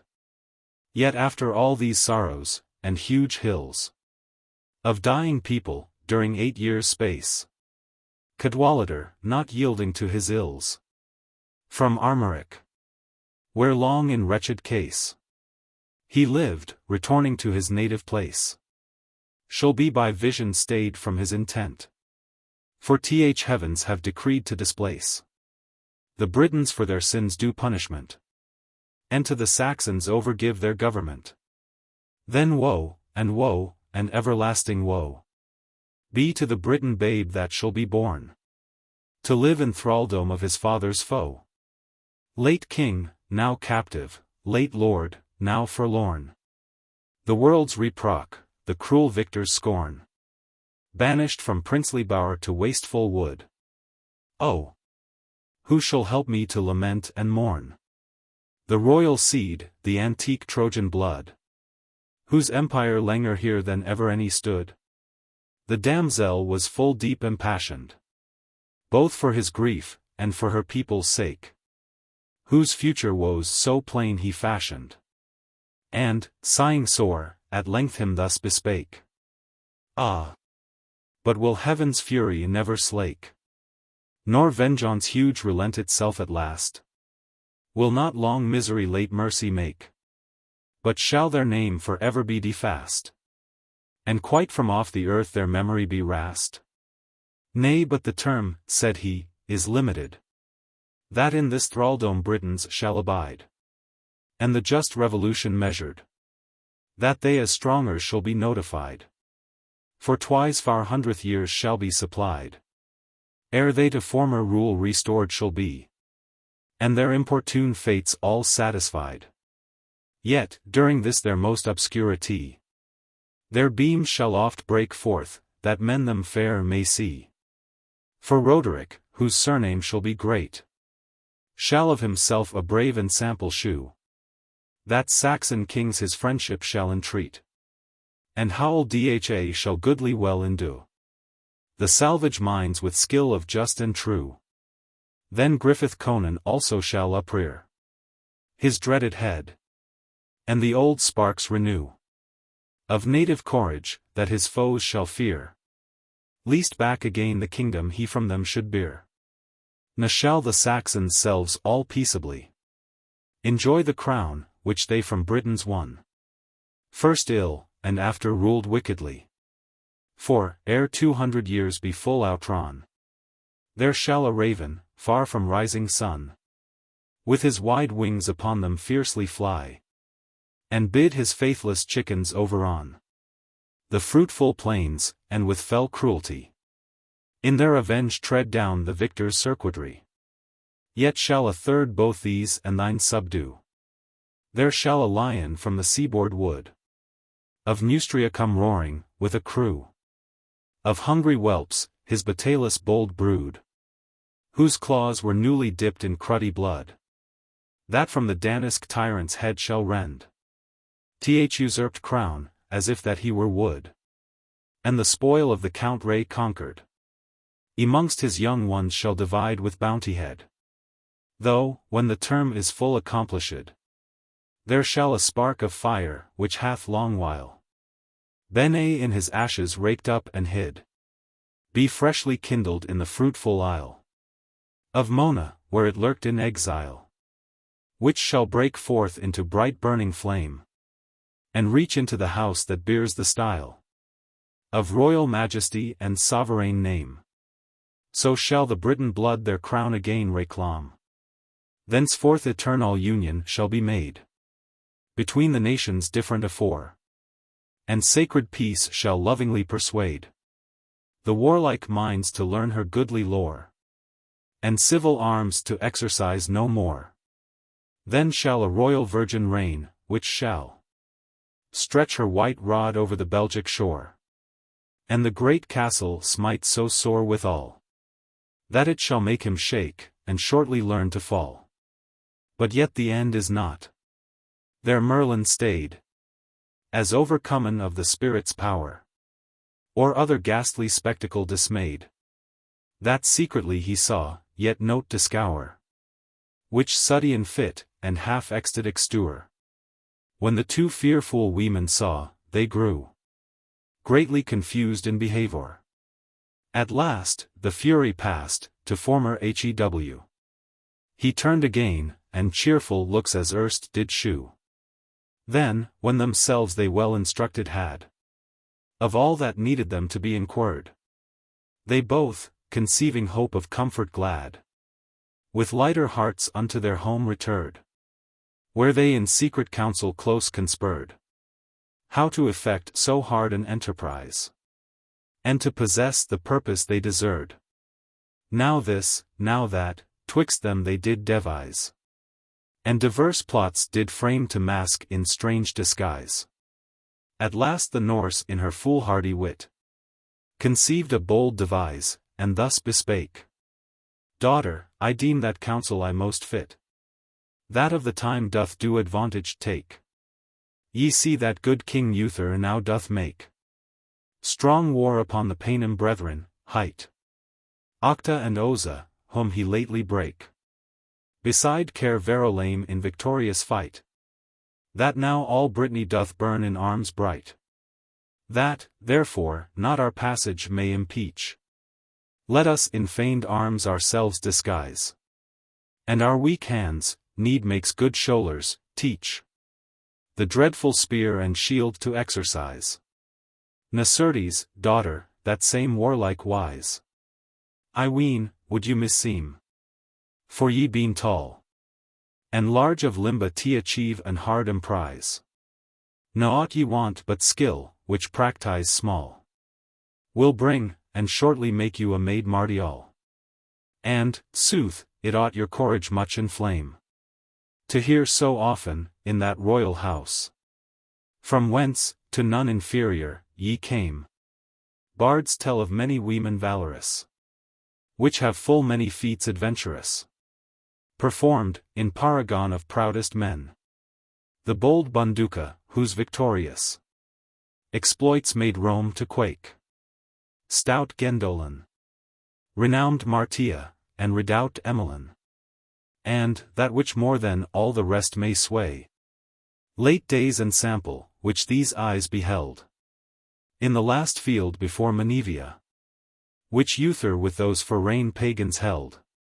I saw a Saxon virgin, the which felled great Ulfin thrice upon the bloody plain, and, had not Carados her hand withheld from rash revenge, she had him surely slain. Yet Carados himself from her escaped with pain. Ah! Read, quoth Britomart, how is she hight? Fair Angela, quoth she, men do her call. No whit less fair than terrible in fight. She hath the leading of a martial and mighty people, dreaded more than all the other Saxons, which do, for her sake, and love, themselves of her name Angles call. Therefore, fair infant, her ensample make unto thyself, and equal courage to thee take. Her hardy wards so deep into the MND of the young damsel Suinca, that great desire of warlike arms in her forthwith they TWND, and generous stout courage did inspire, that she resolved, unweeting to her sire, advent rouse knighthood on herself to don, and counselled with her Norse her maid's attire, to turn into a massy habergeon, and bade her all things put in readiness anon. Old woman not that needed did omit, but all things did conveniently purvey. It fortuned, so time their turn did fit, a band of Britons, riding on foray, few days before, had gotten a great prey of Saxon goods, amongst the which was seen a goodly armor, and full rich array, which longed to Angela, the Saxon queen, all fretted round with gold, and goodly wel beseen. The same, with all the other ornaments, King Rience caused to be hanged high in his chief church, for endless monuments of his success and glad full victory, of which herself avissing readily, in evening late old Glossy thither led fair Britomart, and that same armory, down taking, her therein apparelled, well as she might, and with brave baldric garnished. Beside those arms there stood a mighty spear, which blatted made by magic art of yore, and the same in batile I to bear, sith which it had been here preserved in store, for his great virtues proved long afore. For never wight so fast in cell could sit, but him perforce unto the ground it bore. Both spear she took and shield which hung by it, both spear and shield of great power, for her purpose fit. Thus when she had the Virgin all arrayed, another harness which did hang thereby, about herself she dight, that the young maid she might in equal arms accompany, and as her squire attend her carefully, though to their ready steeds they clomb full light, and through back ways, that none might them espy, covered with secret cloud of silent night. Themselves they forth conveyed, and passed forward right. Ne rested they, till that to Faerie London they came, as Merlin them directed late, where, meeting with this Redcrosse knight, she fond of diverse things discourses to dilate, but most of Artegall and his estate. At last their ways so fell, that they mote part. Then each to other, well affectionate friendship professed with unfeigned heart. The Redcrosse knight diversed, but forth rode Britomart. Canto. Chapter 4. Bold Marinell of Britomart is thrown in the rich strand. Fair Florimell of Arthur is long followed, but not fond. Where is the antique glory now become, that whilome wont in women to appear? Where be the brave achievements done by some? Where be the battles, where the shield and spear, and all the conquests which them high did rear? That matter made for famous poets' verse, and boastful men so oft abashed to hear? Being they all dead, and laid in doleful hearse, or done they onely sleep, and shall again reverse. If they be dead, then woe is me therefore. But if they sleep, oh let them soon awake. For all too long I burn with envy sore, to hear the warlike feats, which Homer spake, of bold Penthesilea, which made a lake of Greekish blood so oft in Trojan plain. But when I read, how stout Deborah strake proud Sisera, and how Cambel hath slain The huge Orsilicus, I swell with great disdain. Yet these, and all that else had puissance, cannot with noble Britomart compare. As well for glory of great valiance, as for pure chastity and virtue rare, that all her goodly deeds do well declare. Well worthy stock, from which the branches sprong, that in late years so fair a blossom bear. As thee, O Queen, the matter of my song, whose lineage from this lady I derive along. Who when, through speeches with the Redcrosse knight, she learned had th estate of Artegall, and in each point herself informed aright. A friendly league of love perpetual, she with him bound, and congé took withal. Then he forth on his journey did proceed, to seek adventures which mote him befall, and win him worship through his warlike deed, which always of his pains he made the chiefest meed. But Britomart kept on her former course, ne ever doffed her arms, but all the way grew pensive through that amorous discourse, by which the Redcrosse knight did erst display her lover's shape, and chivalrous array. 1,000 thoughts she fashioned in her mind, and in her feigning fancy did portray him such as fittest she for love could find. Wise, warlike, personable, courteous, and kind. With such self-pleasing thoughts her wound she fed, and thought so to beguile her grievous smart. But so her smart was much more grievous bred, and the deep wound more deep ang'ored her heart, that naught but death her dolour mote depart. So forth she rode, without repose or rest, searching all lands and each remotest part, following the guidance of her blinded guest, till that to the sea-coast at length she her addressed. There she alighted from her light-foot beast, and sitting down upon the rocky shore, bade her old squire unlace her lofty creast, though having viewed a while the surges hoar, that gainst the craggy cliffs did loudly roar, and in their raging circuitry disdained, that the fast earth affronted them so sore, and their devouring covetise restrained. Thereat she sighed deep, and after thus complained. Huge sea of sorrow and tempestuous grief, wherein my feeble bark is tossed long, far from the hoped haven of relief. Why do thy cruel billows beat so strong, and thy moist mountains each on others throng, threatening to swallow up my fearful life? Oh! Do thy cruel wrath and spiteful wrong at length allay, and stint thy stormy strife, which in thy troubled bowels reigns and raggeth rife. For else my feeble vessel, crased and cracked, through thy strong buffets and outrageous blows, cannot endure, but needs it must be racked, on the rough rocks, or on the sandy shallows, the whiles that love it steers, and fortune rows. Love, my lewd pilot, hath a restless mind, and fortune, boatswain, no assurance knows, but saily withouten stars gainst tide and wind. How can they other do, sith both are bold and blind? Thou god of winds, that reignest in the seas, that reignest also in the continent, at last blow up some gentle gale of ease, the which may bring my ship, ere it be rent, unto the gladsome port of her intent. Then, when I shall myself in safety see a table, for eternal monument of thy great grace and my great jeopardy, great Neptune, I avow to hallow unto thee.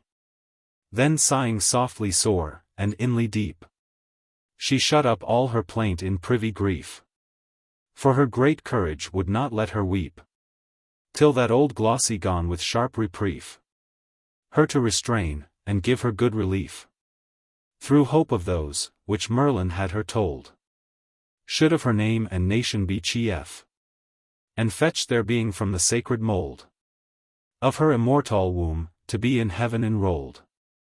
Thus as she her recomforted, she spied, where far away one, all in armor bright, with hasty gallop towards her did ride. Her dolour soon she ceased, and on her dight Her helmet, to her courser mounting light. Her former sorrow into Sudian wrath. Both Cusan passions of distroubled sprite. Converting, forth she beats the dusty path. Love and despite attents her courage kindled hath. As, when a foggy mist hath overcast the face of heaven, and the clear air engrossed the world in darkens dwells. Till that at last the watery south wind, from the seaboard coast upblowing, doth disperse the vapour loeste, and pours itself forth in a stormy shore. So the fair Britomart, having disclosed her cloudy care into a wrathful store, the mist of grief dissolved did into vengeance power. Eftsoons, her goodly shield addressing fair, that mortal spear she in her hand did take, and unto battail did herself prepare.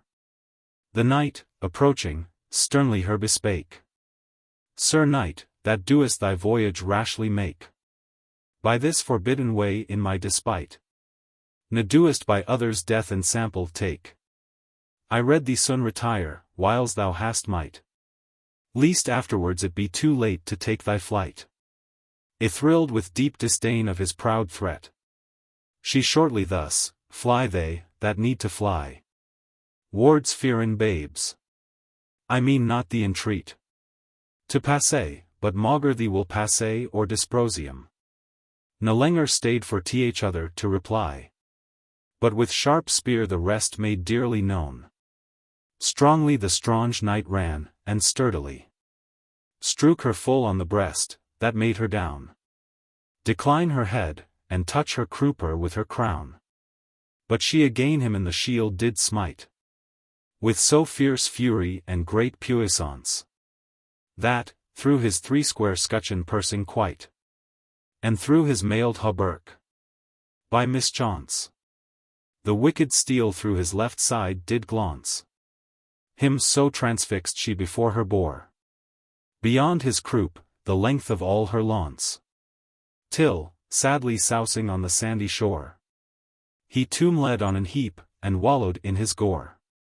Like as the sacred ox that careless stands, with gilden horns and flow-rye girlands crowned, proud of his dying honor and dear bands, whiles altars fume with frankincense around.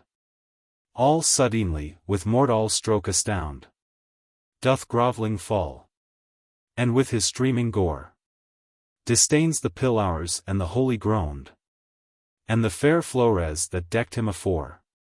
So fell proud Marinel upon the precious shore.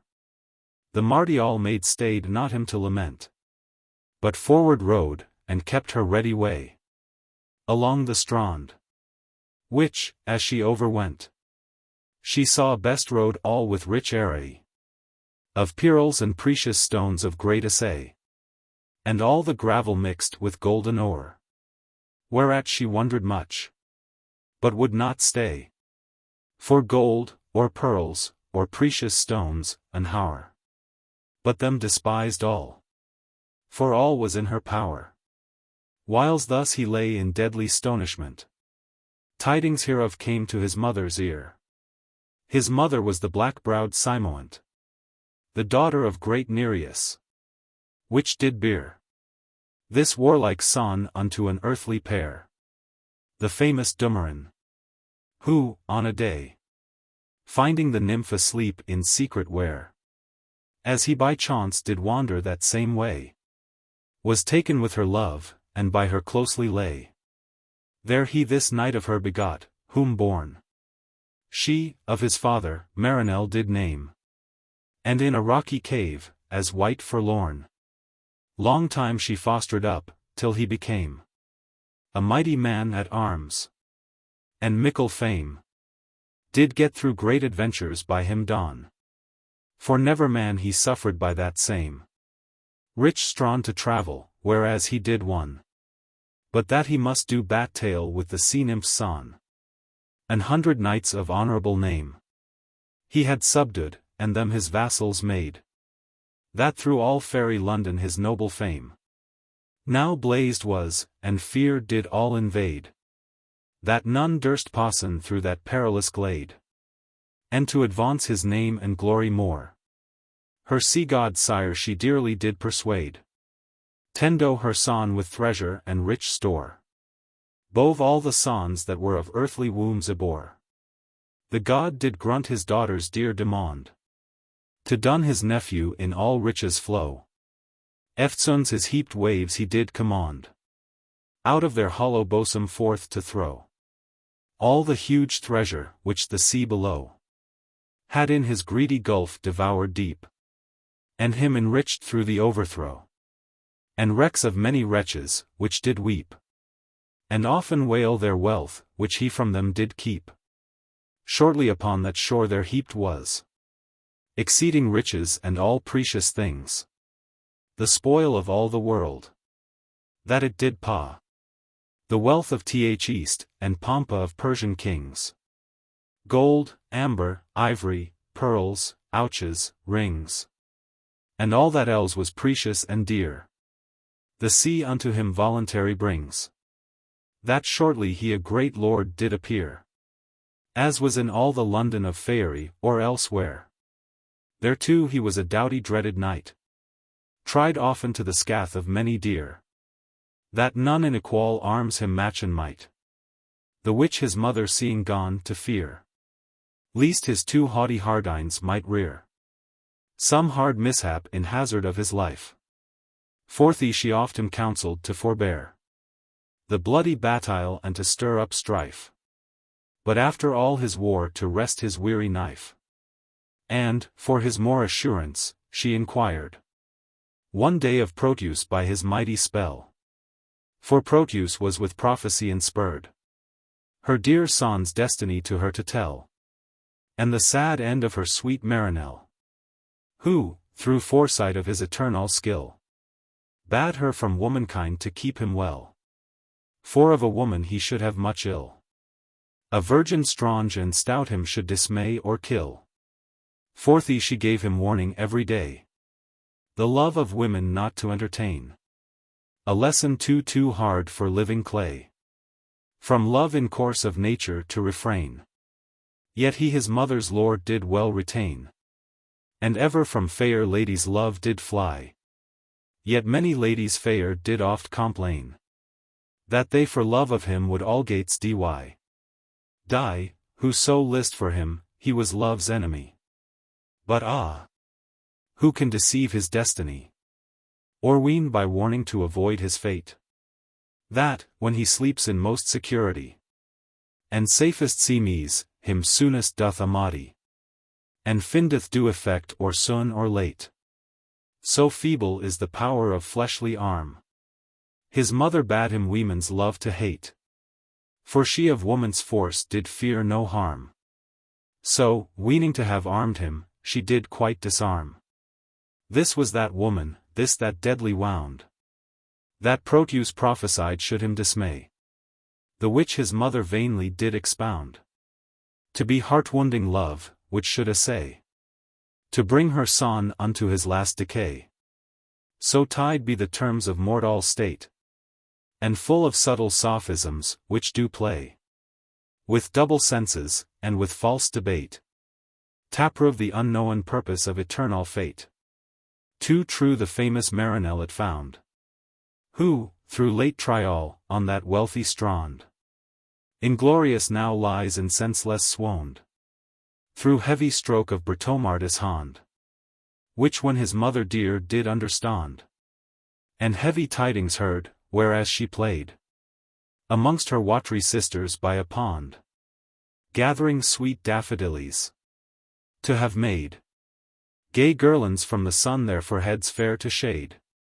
Eftisoons both flores and girlands far away she flung, and her fair dewy locks urent. To sorrow huge she turned her former play, and gamesome mirth to grievous dreriment. She threw herself down on the continent. No word did speak, but lay as in a swoon, whiles all her sisters did for her lament, with yelling outcries, and with shrieking soon. And every one did tear her girland from her crown. Soon as she up out of her deadly fit arose, she bade her chariot to be brought. And all her sisters that with her did sit, bade eke taunts their chariots to be sought.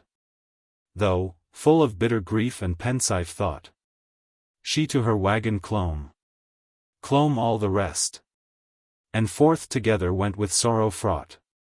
The waves, obedient to their behest, them yielded ready passage, and their rage surceased. Great Neptune stood amazed at their sight, whiles on his broad roaned back they softly slid, and eke himself mourned at their mournful plight, yet wist not what their wailing meant, yet did, for great compassion of their sorrow, bid his mighty waters to them buxom be. Eftisun's the roaring billows still abid, and all the griesly monsters of the sea stood gaping at their gate, and wondered them to see. A team of dolphins wronged in array drew the smooth chariot of sad Simoant. They were all taught by Triton to obey to the long reins at her commandment. As swift as swallows on the waves they went, that their broad flaggy fins no foam did rear. Ne bubbling roundel they behind them sent. The rest, of other fishes drawn ware, which with their finny oars the swelling sea did shear. Soon as they bene arrived upon the brim of the rich strand, their charades they forlore, and let their temmed fishes softly swim along the margent of the foamy shore, lest they their fins should bruise, and cerbate sore their tender feet upon the stony ground. And coming to the place where all in gore and cruddy blood in wallowed they found the luckless marinel lying in deadly swound. His mother swooned thrice, and the third time could scarce recovered be out of her pain. Had she not been devoid of mortal slime, she should not then have been relived again. But, soon as life recovered had the rain, she made so piteous moan and dear waiment, that the hard rocks could scarce from tears refrain. And all her sister nymphs with one consent supplied her sobbing breeches with sad compliment. Dear image of myself, she said, that is the wretched son of wretched mother born. Is this thine high advancement? Oh! Is this th immortal name, with which thee, yet unborn, thy grandsire Nereus promised to adorn? Now liest thou of life and honor reft. Now liest thou a lump of earth forlorn. Ne of thy late life memory is left. Ne can thy irrevocable destiny be weft. Fond Proteus, father of false prophecies, and they more fond that credit to thee give. Not this the work of woman's hand Uwis, that so deep wound through these dear members drive.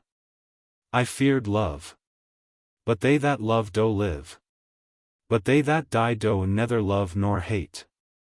Nathless to thee thy folly I forgive, and to myself, and to accursed fate. The guilt I do ascribe, dear wisdom bought too late. Oh! What avails it of immortal seed, to be ne bred and never born to die? Far better I it deem to die with speed, than waste in woe and wailful misery. Who dies, the utmost dolor doth abide, but who that lives is left to wail his loss. So life is loss, and death felicity. Sad life worse than glad death, and greater cross, to see friend's grave, then dead the grave's self to engross. But if the heavens did his days envy, and my short bliss maligny, yet mote they will thus much afford me, ere that he did die, that the dim eyes of my dear Marinel I mote that close, and him bed farewell. Sith other offices for mother meet, they would nor grunt. Yet, maulger them, farewell, my sweetest sweet. Farewell, my sweetest son, sith we no more shall meet. Thus when they all had sorrowed their fill, they softly gone to search his griesly wound, and, that they might him handle more at will, they him disarmed, and, spreading on the ground, Their watchet mantles fridged with silver round. They softly whipped away the gelly blood from th orifice, which having well upbound, they poured in sovereign balm and nectar good. Good both for earthly medicine and for heavenly food. Though when the lily-handed Liagor, this Liagor whilome had learned skill in leech's craft, by great Apollo's lore, sith her whilome upon high Pindus hill he loved, and at last her womb did fill with heavenly seed, whereof wise Paean sprong. Did feel his pulse, she knew there stayed still some little life his feeble sprites among, which to his mother told, despair she from her flung. Though, up him taking in their tender hands, they easily unto her chariot bear. Her team at her commandment quiet stands, whiles they the course into her wagon rear, and strow with flores the lamentable bier. Then all the rest into their coaches climb, and through the brackish waves their passage shear. Upon great Neptune's neck they softly swim, and to her watery chamber swiftly carry him. Deep in the bottom of the sea her bower is built of hollow billows heaped high, like to thick clouds that thread a stormy shore, and vault all within, like to the sky, in which the gods do dwell eternally. There they him laid in easy couch well dight, and sent in haste for Tryphon, to apply salves to his wounds, and medicines of might. For Tryphon of sea gods the sovereign leech is hight. The whiles the nymphs sit all about him round, lamenting his mishap and heavy plight. And oft his mother, viewing his wide wound, cursed the hand that did so deadly smite her dearest son, her dearest heart's delight. But none of all those curses overtook the warlike maid, th ensample of that might. But fairly well she thrived, and well did brook her noble deeds, any her right course for aught forsook. Yet did false Archimage her still perso, to bring to passe his mischievous intent. Now that he had her singled from the crew of courteous knights, the prince and fairy gent, whom late in chase of beauty excellent she left, purse-wing that same foster strong, of whose foul outrage they impatient, and full of fiery zeal, him followed long, to rescue her from shame, and to revenge her wrong. Through thick and thin, through mountains and through plains, those two great champions did attance perso the fearful damsel with incessant pains, who from them fled, as light-foot hare from view of hunter swift and scent of hounds true. At last they came unto a double way, where, doubtful which to take, her to rescue, themselves they did dispart, each to essay whether more happy were to win so goodly prey. But Timaeus, the prince's gentle squire, that lady's love unto his lord forlent, and with proud envy and indignant ire, after that wicked foster fiercely went. So being they three sundry ways abent. But fairest fortune to the prince befell, whose chance it was, that soon he did repent, to take that way in which that damosel was fled afore, afraid of him as fiend of hell. At last of her far off he gained view. Then gone he freshly prick his foamy steed, and ever as he nigher to her drew, so evermore he did increase his speed, and of each turning still kept wary heed. A load to her he oftentimes did call, to doe away vain doubt and needless dread. Full mild to her he spake, and oft let fall many meek words to stay and comfort her withal. But nothing might relent her hasty flight, so deep the deadly fear of that foule swain was erst impressed in her gentle sprite, like as a fearful dove, which through the rain of the wide air her way does cut amain, having far off espied a tassel gent, which after her his nimble winges doth strain, doubleth her hast for fear to be forhent, and with her pinions cleaves the liquid firmament. With no less hast, and eke with no less dread, that fearful lady fled from him, that meant to her no evil thought nor evil deed. Yet former fear of being foully shent carried her forward with her first intent. And though, oft looking backward, well she viewed herself freed from that foster insolent, and that it was a knight which now her sowed, yet she no less the knight feared than that villain rude.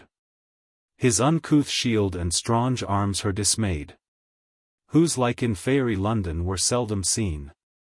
That fast she from him fled, no less afraid than of wild beasts if she had chased been.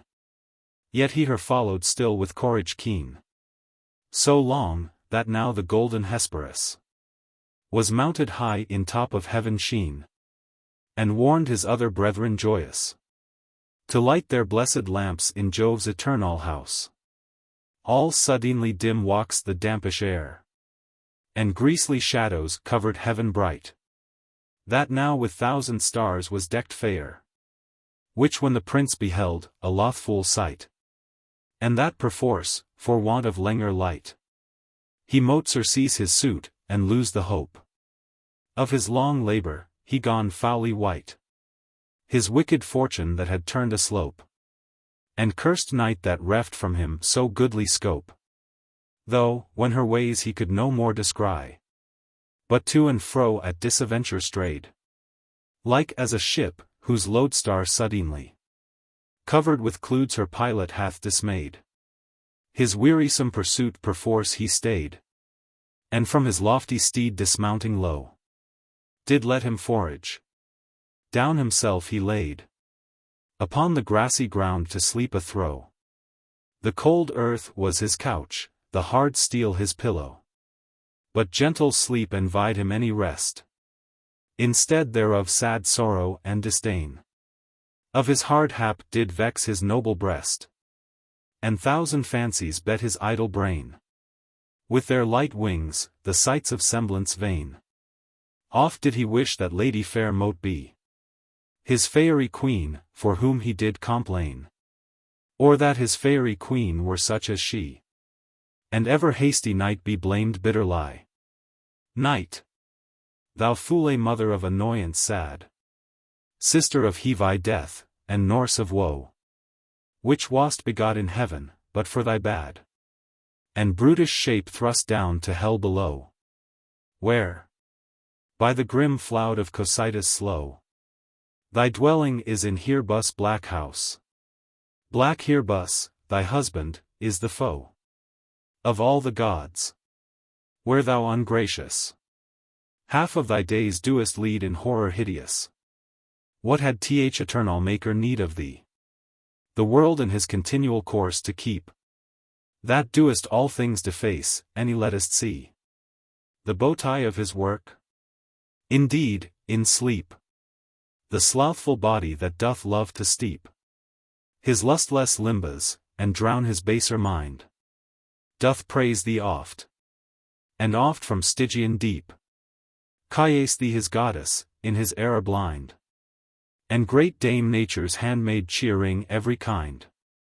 But well I wot, that to an heavy heart thou art the root and source of bitter cares, breeder of new, renewer of old smarts. Instead of rest thou lendest railing tears, instead of sleep thou sendest troublous fears, and dreadful visions, in the which alive the dreary image of sad death appears.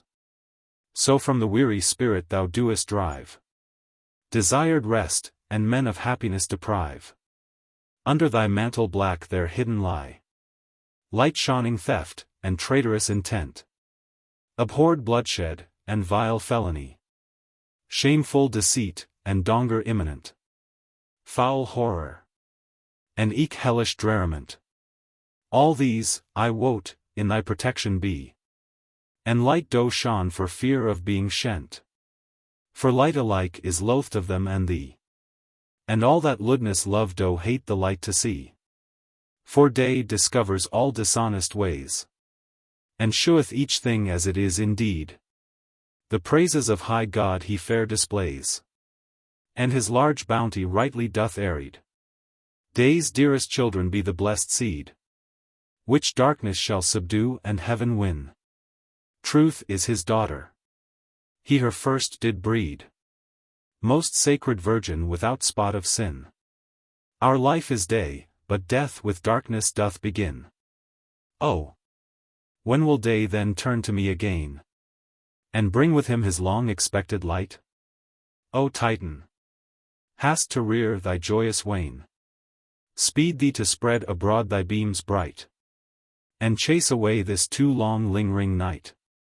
Chase her away, from whence she came, to hell. She it is, that hath me done despite. There let her with the damned spirits dwell, and yield her realm to day that can it govern well. Thus did the prince that weary night outwear, in restless anguish and unquiet pain. And eerily, ere the morrow did uprear his dewy head out of the ocean main, he up arose, as half in great disdain, and clomb unto his steed. So forth he went, with heavy look and lumpish pace, that plain in him bewrayed great grudge and maltalent. His steed eke seemed to apply his steps to his intent. Canto. Chapter 5. Prince Arthur hears of Florimel. 3 fosters Timea's wounds. Belphoebe finds him a lost dead, and Reareth out of sound. Wonder it is to see, in diverse minds, how diversely love doth his pageants play, and shews his power in variable kinds. The baser wit, whose idle thoughts alway are wont to cleave unto the lowly clay, it stirreth up to sensual desire, and in lewd sloth to wast his careless day. But in brave sprite it kindles goodly fire, that to all high desert and honor doth aspire. Ne suffereth it uncomely idleness, in his free thought to build her sluggish nest. Ne suffereth it thought of ungentleness, ever to creep into his noble breast. But to the highest and the worthiest, lifteth it up that else would lowly fall. It lets not fall, it lets it not to rest. It lets not scarce this prince to breath at all, but to his first poor suit him forward still doth call. Who long time wandered through the forest wide, to find some issue thence, till that at last he met a dwarf, that seemed terrified with some late peril which he hardly passed, or other accident, which him aghast. Of whom he asked, whence he lately came, and whither now he travelled so fast. For sore he swat, and, running through that same thick forest, was bescracked, and both his feet nigh lame, panting for breath, and almost out of heart. The dwarf him answered, Sir, ill mote I stay. To tell the same, I lately did depart from Faerie Court, where I have many a day served a gentle lady of great sway, and high accompted throughout all elfin land, who lately left the same, and took this way. Her now I seek, and if ye understand which way she fared hath, good sir, tell out of hand. What Mr. White, said he, and how arrayed? Royally clad, quoth he, in cloth of gold, as meetest may beseem a noble maid. Her fair locks in rich circlet be enrolled. A fairer white did never sun behold, and on a palfrey rides more white than snow. Yet she herself is whiter manifold. The surest signa, whereby ye may her know, is that she is the fairest wight alive, I trow. Now certes, swain, said he, such one, I ween, fast flying through this forest from her foe. A foule ill-favoured foster, I have seen. Herself, well as I might, I rescued though, but could not stay, so fast she did forego, carried away with wings of speedy fear. Ah, dearest God, quoth he, that is great woe, and wondrous ruth to all that shall it hear.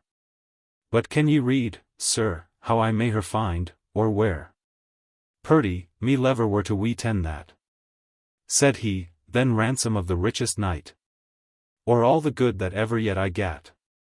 But froward fortune, and too forward night, such happiness did, maulger, to me spite, and fro me reft both life and light atone. But, dwarf, Ariad, what is that lady bright, that through this forest wandereth thus alone? For of her air are strange I have great ruth and moan. That lady is," quoth he, "whereso she be, the bounteous virgin and most debonair, that ever living I ween, did see. Lives none this day that may with her compare, in steadfast chastity and virtue rare, the goodly ornaments of bow tie bright, and is yclept Florimel the fair. Fair Florimel beloved of many a knight, yet she loves none but one, that Marinel is hight. A sea nymph's son, that Marinel is hight. Of my dear dame is loved dearly well. In other none, but him, she sets delight. All her delight is set on Marinel. But he sets not at all by Florimel. For ladies love his mother long ago. Did him, they say, forewarn through sacred spell. But fame now flies, that of a foreign foe. He is a slain, which is the ground of all our woe. 5 days there be since he, they say, was slain. And 4 since Florimel the court forewent, and vowed never to return again, till him alive or dead she did invent. Therefore, fair sir, for love of knighthood gent, and honor of true ladies, if ye may, by your good counsel, or bold hardiment, or succor her, or me direct the way, do one or other good, I you most humbly pray. So may ye gain to you full great renown, of all good ladies through the world so wide, and haply in her heart find highest realm, of whom ye seek to be most magnified. At least eternal meed shall you abide. To whom the prince, dwarf, comfort to thee take. For, till thou tidings learn what her betide, I here avow thee never to forsake. Ill wears he arms, that nil them use for ladies' sake. So with the dwarf he back returned again, to seek his lady, where he mote her find. But by the way he greatly gone complain, the want of his good squire late left behind, for whom he wondrous pensive grew in mind, for doubt of donger which mote him betide. For him he loved above all mankind, having him true and faithful ever tried, and bold as ever squire that waited by knight's side, who all this while full hardly was assayed of deadly donger, which to him betid.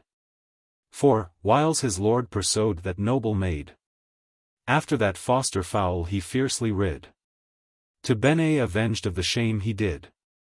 To that fair damsel, him he chased long, through the thick woods, wherein he would have hid his shameful head from his avengement strong, and oft him threatened death for his outrageous wrong.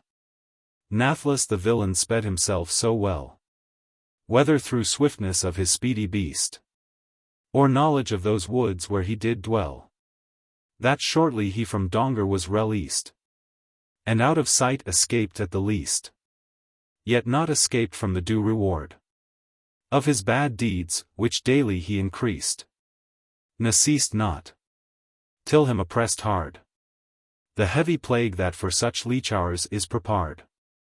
For soon as he was vanished out of sight, his coward courage gone emboldened be, and cast to avenge him of that foul despite, which he had borne of his bold enemy.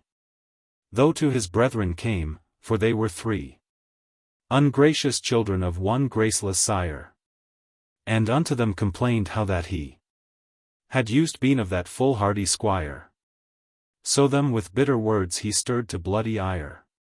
Forthwith themselves with their sad instruments of spoil and murder they gone arm by live, and with him forth into the forest went, to wreak the wrath, which he did erst revive, in their stern breasts, on him which late did drive their brother to reproach and shameful flight.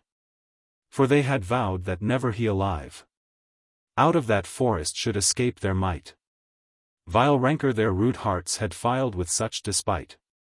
Within that wood there was a covert glade, forby a narrow ford, to them well known, through which it was uneath for wight to wade.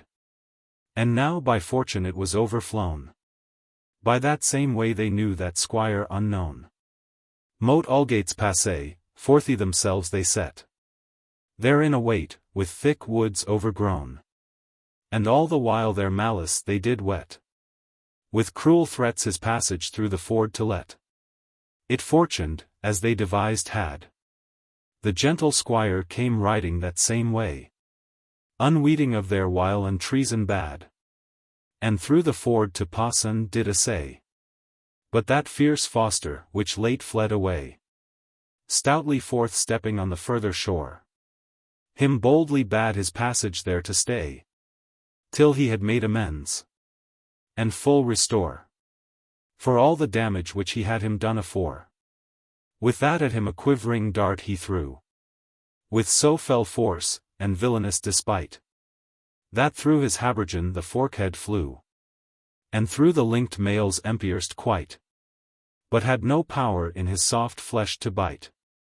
That stroke the hardy squire did sore displease, but more that him he could not come to smite.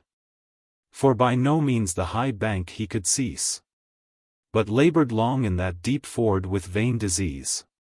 And still the foster with his long bore spear him kept from landing at his wished will. A known one sent out of the thicket near a cruel shaft, headed with deadly ill, and feathered with an unlucky quill. The wicked steel stayed not till it did light in his left thigh, and deeply did it thrill. Exceeding grief that wound in him impite, but more that with his foes he could not come to fight. At last, through wrath and vengeance making way, he on the bank arrived with mickle pain, where the third brother him did sore essay, and drove at him with all his might and main. A forest bill, which both his hands did strain, but warily he did avoid the blow, and with his spear requited him again, that both his sides were thrilled with the throw, and a large stream of blood out of the wound did flow. He, tumbling down, with gnashing teeth did bite the bitter earth, and bade to let him in into the baleful house of endless night, where wicked ghosts do wail their former sin, though gone the battle freshly to begin. For Nathamore for that spectacle bad did each other to their cruel vengeance blin, but both attempts on both sides him bestad, and load upon him laid his life for to have had. Though when that villain he avished, which late affrighted had the fairest Florimel, full of fears fury and indignant hate, to him he turned, and with rigour fell, smote him so rudely on the panicle, that to the chin he cleft his head in twain. Down on the ground his carcass grovelling fell, his sinful soul with desperate disdain out of her fleshly firm fled to the place of pain. That seeing, now the only last of three, who with that wicked shaft him wounded had, trembling with horror, as that did foresee the fearful end of his avengement sad, through which he follow should his brethren bad, his bootless bow in feeble hand upcaught, and therewith shot an arrow at the lad, which, faintly fluttering, scarce his helmet rout, and glancing fell to ground, but him annoyed not. With that he would have fled into the wood, but to me as him lightly overhent, right as he entreing was into the flood, and strook at him with force so violent, that headless him into the ford he sent.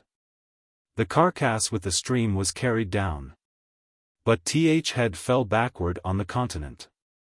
So mischief fell upon the meaner's crown. They three be dead with shame, the squire lives with renown. He lives, but takes small joy of his renown. For of that cruel wound he bled so sore, that from his steed he fell in deadly swoon. Yet still the blood forth gushed in so great store, that he lay wallowed all in his own gore. Now God thee keep, thou gentlest squire alive. Else shall thy loving lord thee see no more. But both of comfort him thou shalt deprive. And eke thyself of honor which thou didst achieve. Providence heavenly possesseth living thought. And doth for wretched men's relief make way. For lo! Great grace or fortune thither brought. Comfort to him that comfortless now lay. In those same woods ye well remember may. How that a noble huntress did won. She, that base braggadocio did affray. And make him fast out of the forest ron. Belphoebe was her name, as fair as Phoebus' son. She on a day, as she pursued the chase of some wild beast, which with her arrows keen she wounded had, the same along did trace.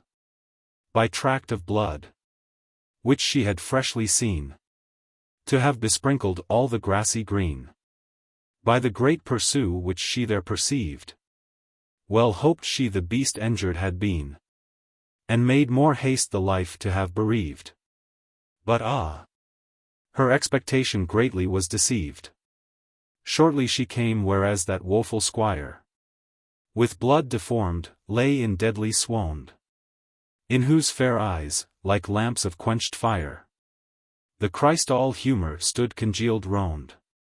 His locks, like faded leaves fallen to ground, knotted with blood in bunches rudely ran. And his sweet lips, on which before that stound the bud of youth to blossom fair began, spoiled of their rosy red were waxen pale and wan. Saw never living ie more heavy sight, that could have made a rock of stone to rue, or rive in twain, which when that lady bright, besides all hope, with melting eyes did view. All suddenly abashed she chonged hew, and with stern horror backward gone to start.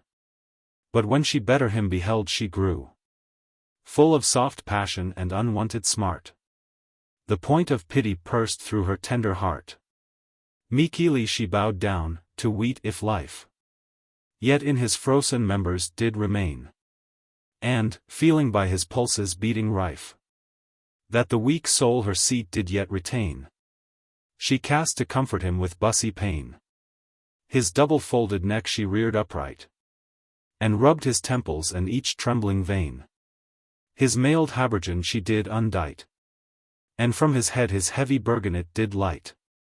Into the woods thenceforth in haste she went, to seek for harbies that mote him remedy. For she of herbs had great intendiment, taught of the nymphy which from her infancy her Norst had in true nobility. There, whether whitey divine tobacco were, or panacea, or polygony, she found, and brought it to her patient dear, who all this while lay bleeding out his heart blood near. The sovereign weed betwixt two marbles plain, she pounded small, and did in pieces bruise, and then atween her lily hands twain, into his wound the juice thereof did screws, and round about, as she could well it use, the flesh therewith she suppled and did steep, tabate all spasm, and soak the swelling bruise. And, after having searched the int use deep, she with her scarf did bind the wound from cold to keep. By this he had sweet life recurred again.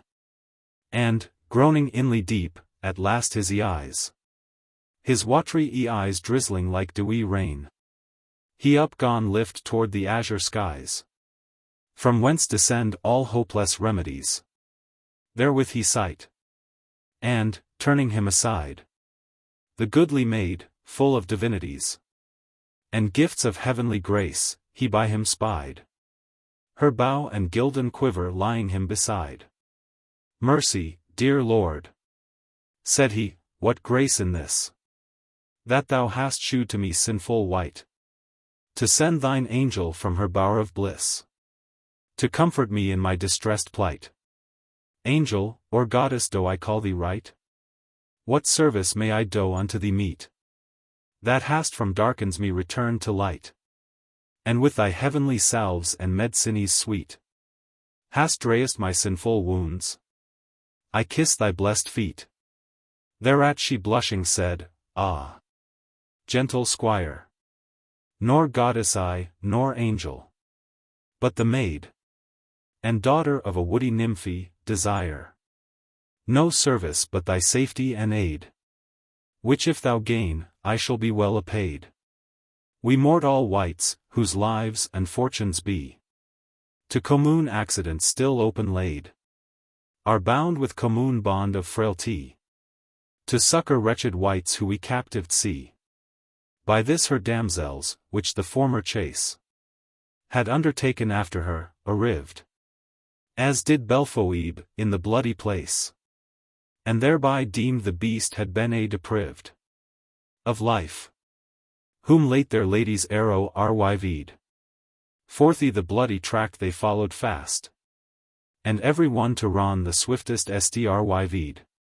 But two of them the rest far overpassed, and where their lady was arrived at the last, where when they saw that goodly boy with blood defouled, and their lady dress his wound, they wondered much, and shortly understood how him in deadly case their lady found, and rescued out of the heavy stound.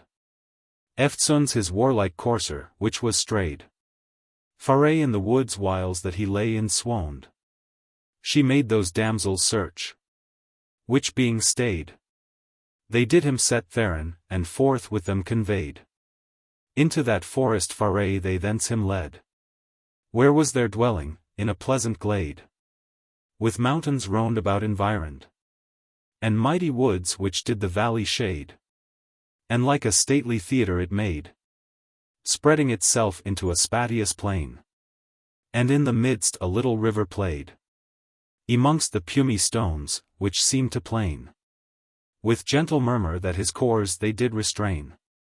Beside the same a dainty place there lay, planted with myrtle trees and laurels green, in which the bird song many a lovely lay, of God's high praise, and of their love's sweet teen, as it an earthly paradise had been, in whose enclosed shadow there was pight a fair pavilion, scarcely to be seen, the which was all within most richly dight, that greatest princes liking it mote well delight.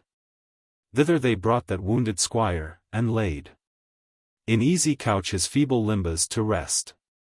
He rested him awhile, and then the maid his ready wound with better salves new dressed. Daily she dressed him, and did the best his grievous hurt to gourish, that she might, that shortly she his dolour hath redressed, and his foulée sore reduced to fair plight. It she reduced, but himself destroyed quite. O foolish physic, and unfruitful pain, that heals up one, and makes another wound. She his hurt thigh to him recurred again, but hurt his heart, the which before was sound, through an unwary dart, which did rebound from her fair eyes and gracious countenance. What bodes it him from death to be unbound, to be captived in endless durance of sorrow and despair without allegoance? Still as his wound did gather, and grow whole, so still his heart walks sore, and health decayed. Madness to save a part, and lose the whole. Still when as he beheld the heavenly maid, whiles daily plaisters to his wound she laid, so still his malady the more increased, the whiles her matchless bowtie him dismayed. Ah God! What other could he do at least, but love so fair a lady that his life released? Long while he strove in his courageous breast, with reason due the passion to subdue, and love for to dislodge out of his nest.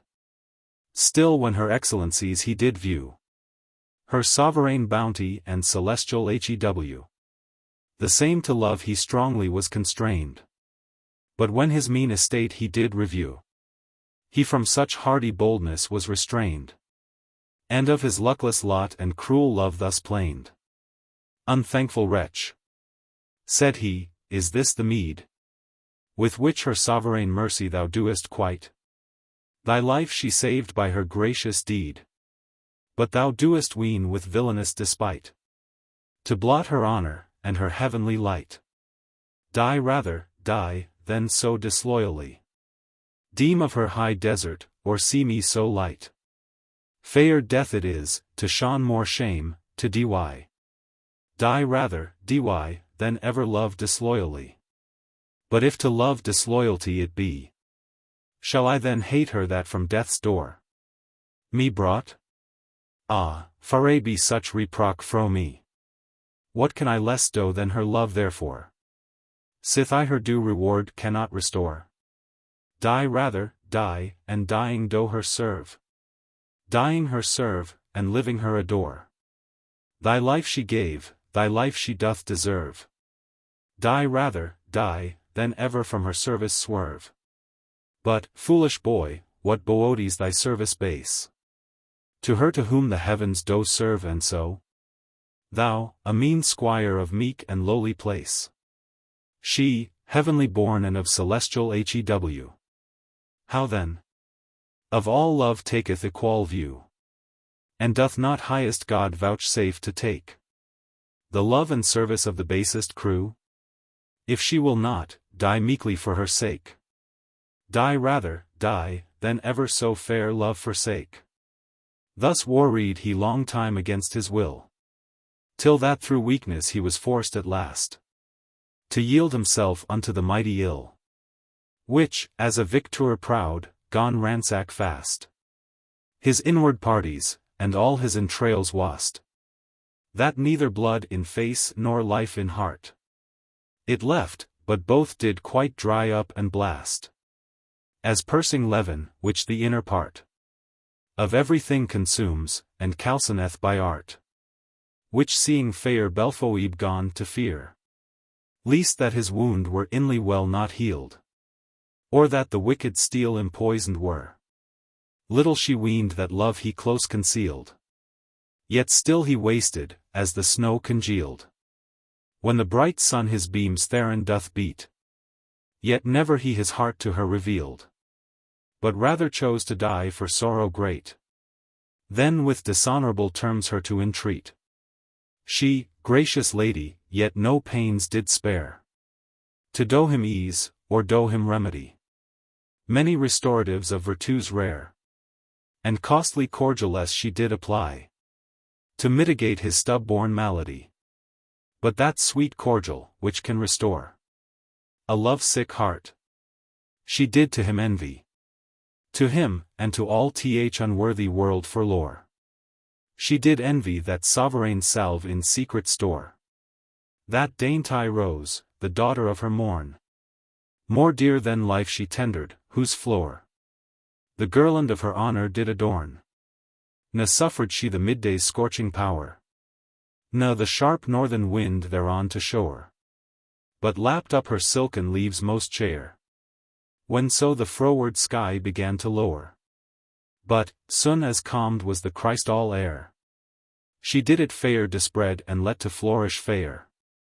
Eternal God, in his almighty power, to make ensample of his heavenly grace, in Paradise whilome did plant this floor, whence he it fetched out of her native place, and did in stock of earthly flesh enrace, that mortal men her glory should admire. In gentle lady's breast and bounteous race, of womankind it fairest flower doth spire, and beareth fruit of honor and all chaste desire. Fair imps of bowtie, whose bright shining beams adorn the world with like to heavenly light, and to your wiles both royalties and reams subdue, through conquest of your wondrous might. With this fair floor your goodly girlands dight, of chastity and virtue virginal, that shall embellish more your bowtie bright, and crown your heeds with heavenly coronal, such as the angels wear before God's tribunal. To your fair selves a fair ensample frame of this fair virgin, this Belphoebe fair, to whom, in perfect love and spotless fame of chastity, none living may compare, ne poisonous envy justly can impair the praise of her fresh flowering maidenhead. Forthy she standeth on the highest stair of th honorable stage of womanhead, that ladies all may follow her and sample dead. In so great praise of steadfast chastity, nathless she was so courteous and kinda, tempered with grace and goodly modesty, that seemed those two virtues strove to fwnd the higher place in her heroic mynd. So striving each did other more augment, and both increased the praise of woman kinda, and both increased her bowtie excellent. So all did make in her a perfect compliment. Canto. Chapter 6. The birth of fair belle Phoebe and of Amoret is told.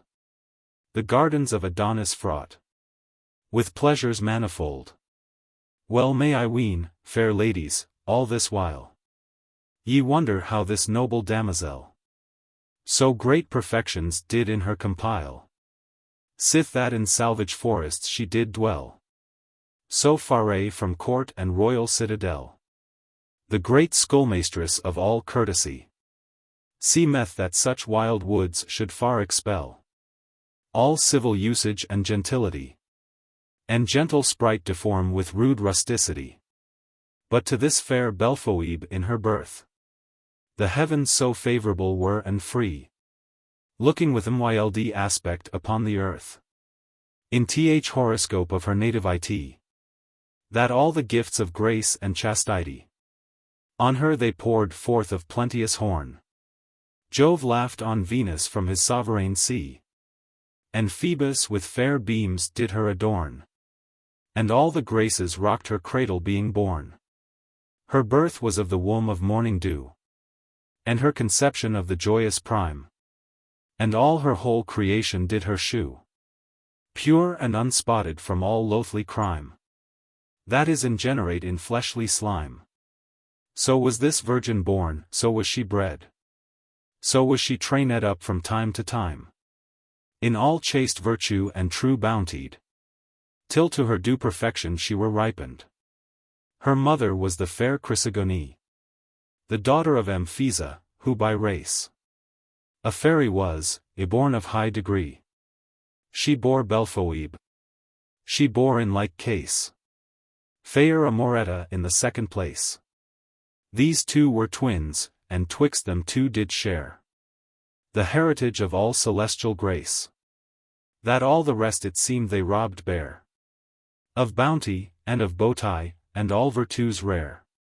It were a goodly story to declare by what strange accident fair Chrysogone conceived these infants, and how them she bare in this wild forest wandering all alone, after she had 9 months fulfilled and gone. For not as other women's commune brood, they were enwombed in the sacred throne of her chaste body, nor with commune food, as other women's babes, they sucked vital blood. But wondrously they were begot and bred through influence of th heaven's fruitful ray, as it in antique books is mentioned. It was upon a summer's shiny day, when Titan fair his beams did display in a fresh fountain, far from all men's view. She bathed her breast the boiling heat tla. She bathed with roses red and violets blue, and all the sweetest flowers that in the forest grew, till faint through irksome warrens, adown upon the grassy ground herself she laid to sleep, the whiles a gentle slumbering swoon upon her fell, all naked bare displayed. The sunbeams bright upon her body played, being through former bathing mollified, and pierced into her womb, where they embayed with so sweet sense and secret power unspied, that in her pregnant flesh they shortly fructified. Miraculous may see me to him that reads so strange and sample of conception. But reason teacheth that the fruitful seeds of all things living, through impression of the sunbeams in moist complexion, do life conceive and quick ned are by Kynd. So, after Nilu's inundation, infinite shapes of creatures men do fwnd Informed in the mud on which the sun hath shwnd. Great Father he of generation. Is rightly called, author of life and light. And his fair sister for creation. Ministreth matter fit, which, tempered right. With heat and humour, breeds the living white. So sprung these twins in womb of Chrysogone. Yet wist she not thereof, but sore affright. Wondered to see her belly so upblown. Which still increased till she her term had full outgone. Whereof conceiving shame and foule disgrace. Alba her guiltless conscience her cleared. She fled into the wilderness a space. Till that unwieldy burden she had reared. And shunned dishonour which as death she feared. Where, weary of long travel, down to rest. Herself she set, and comfortably churred. There a sad cloud of sleep her overcast. And seized every sense with sorrow sore oppressed. It fortuned, fair Venus having lost her little son, the winged god of love. Who, for some light displeasure which him crossed, was from her fled as flit as airy dove. And left her blissful bower of joy above. So from her often he had fled away. When she for aught him sharply did reprove. And wandered in the world in strange array.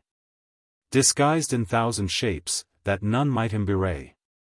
Him for to seek, she left her heavenly house.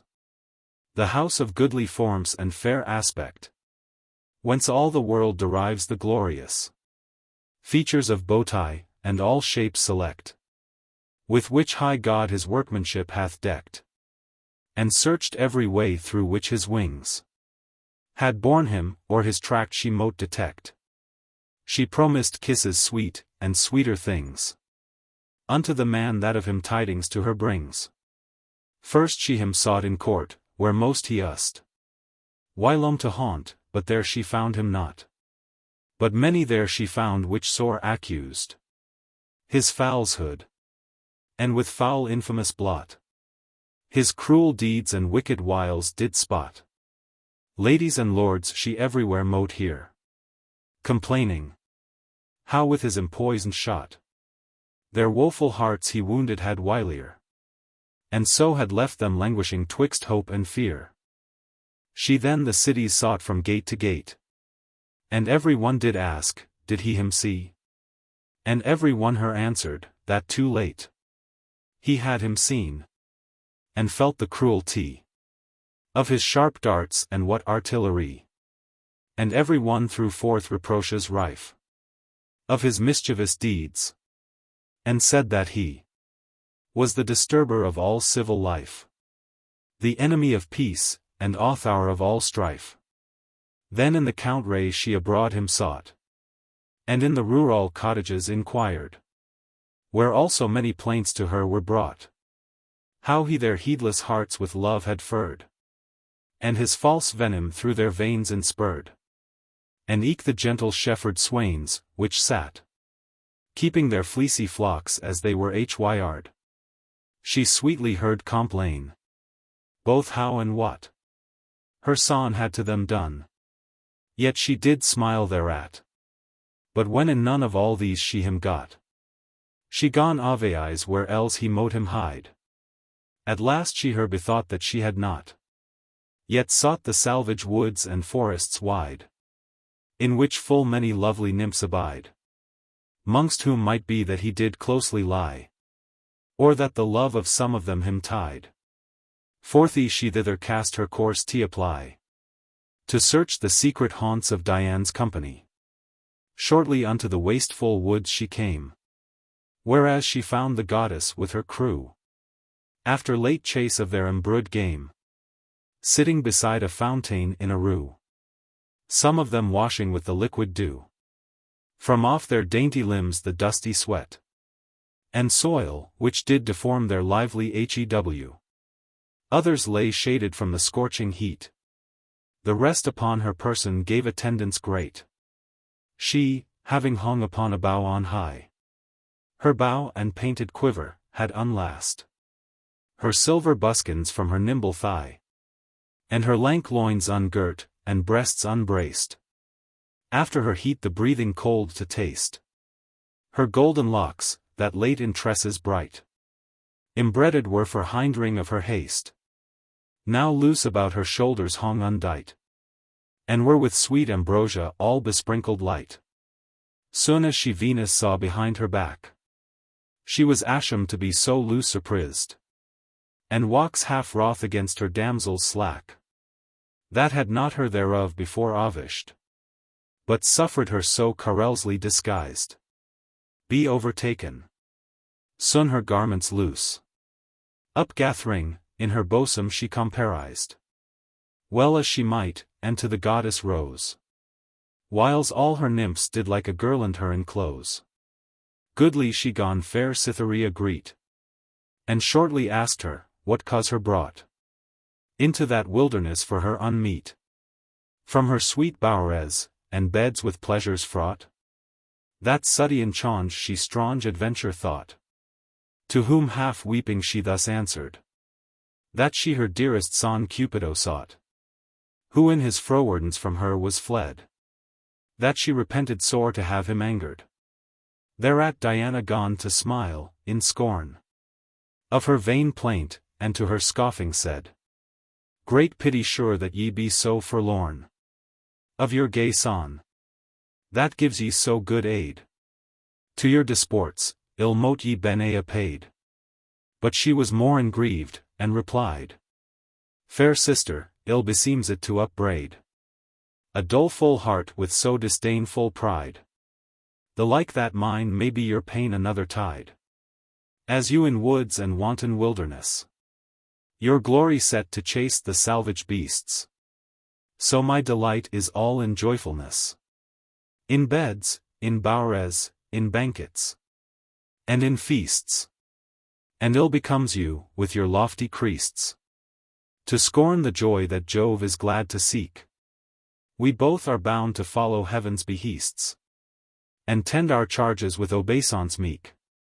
Spare, gentle sister, with reproch my pain to eke, and tell me, if that ye my son have heard, to lurk amongst your nymphes in secret wise, or keep their cabins, much I am afeard, lest he like one of them himself disguise, and turn his arrows to their exercise.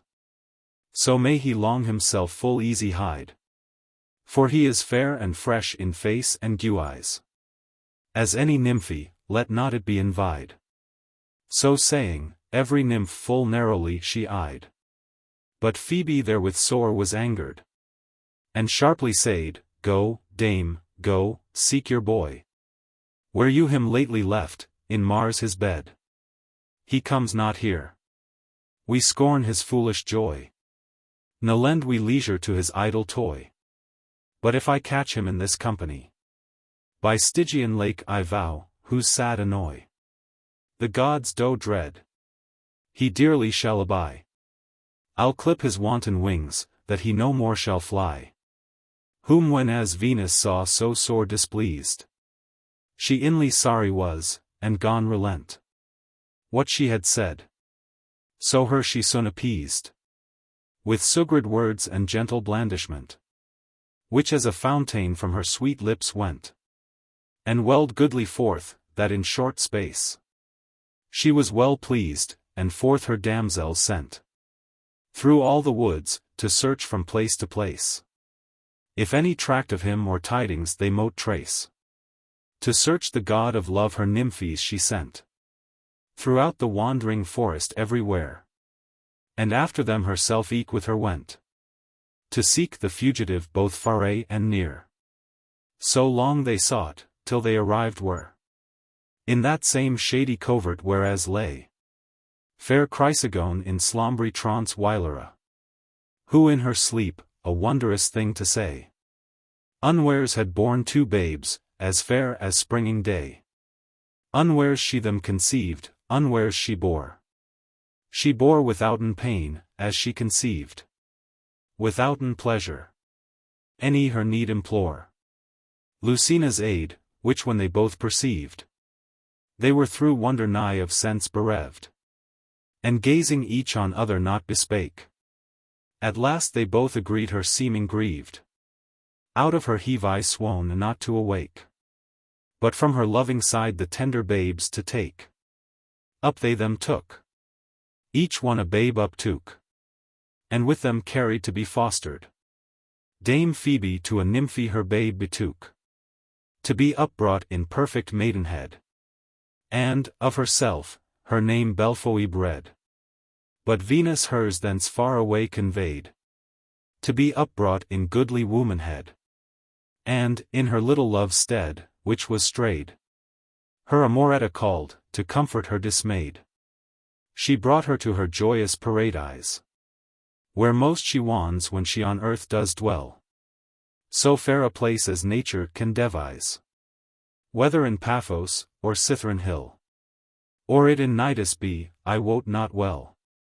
But well I wot by trial, that this same all other pleasant places doth excel, and called is by her lost lover's name, the garden of Adonis, far renowned by fame.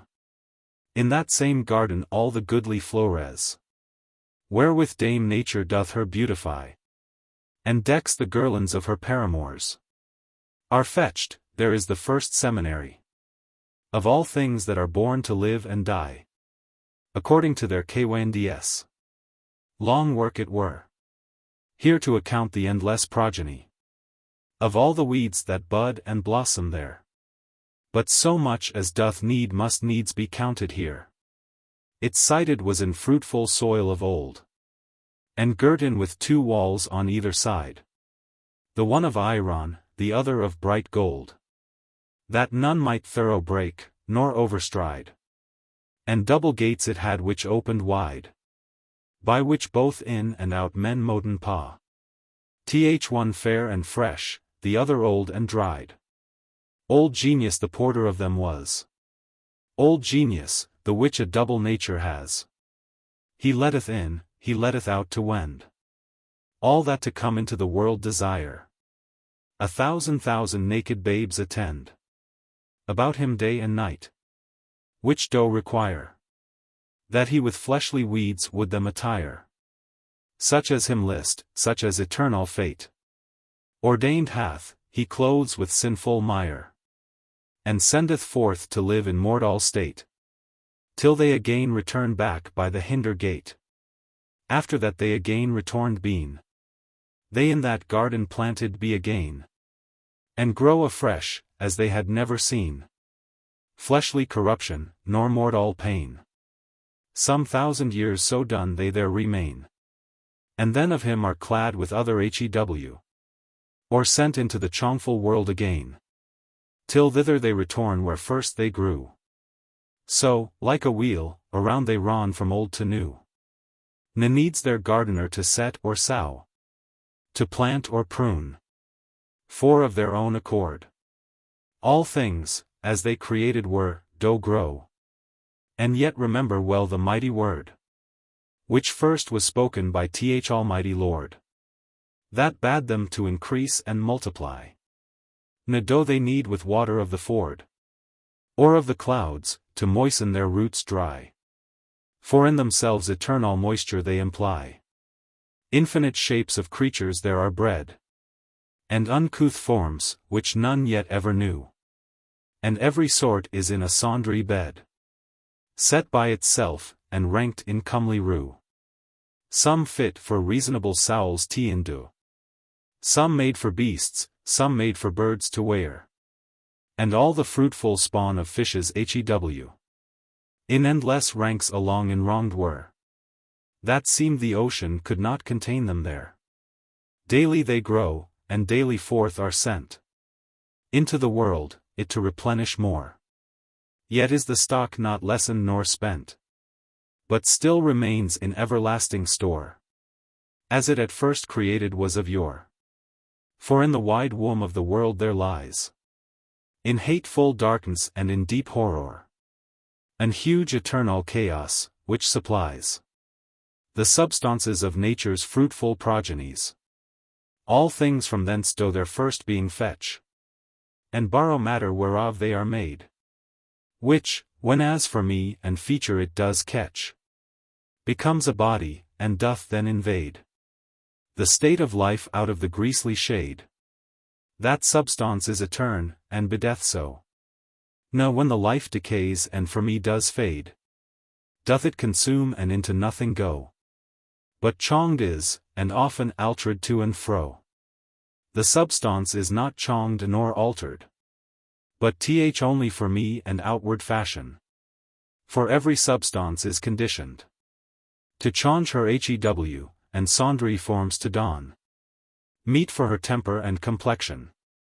For forms are variable, and decay by course of kind and by occasion.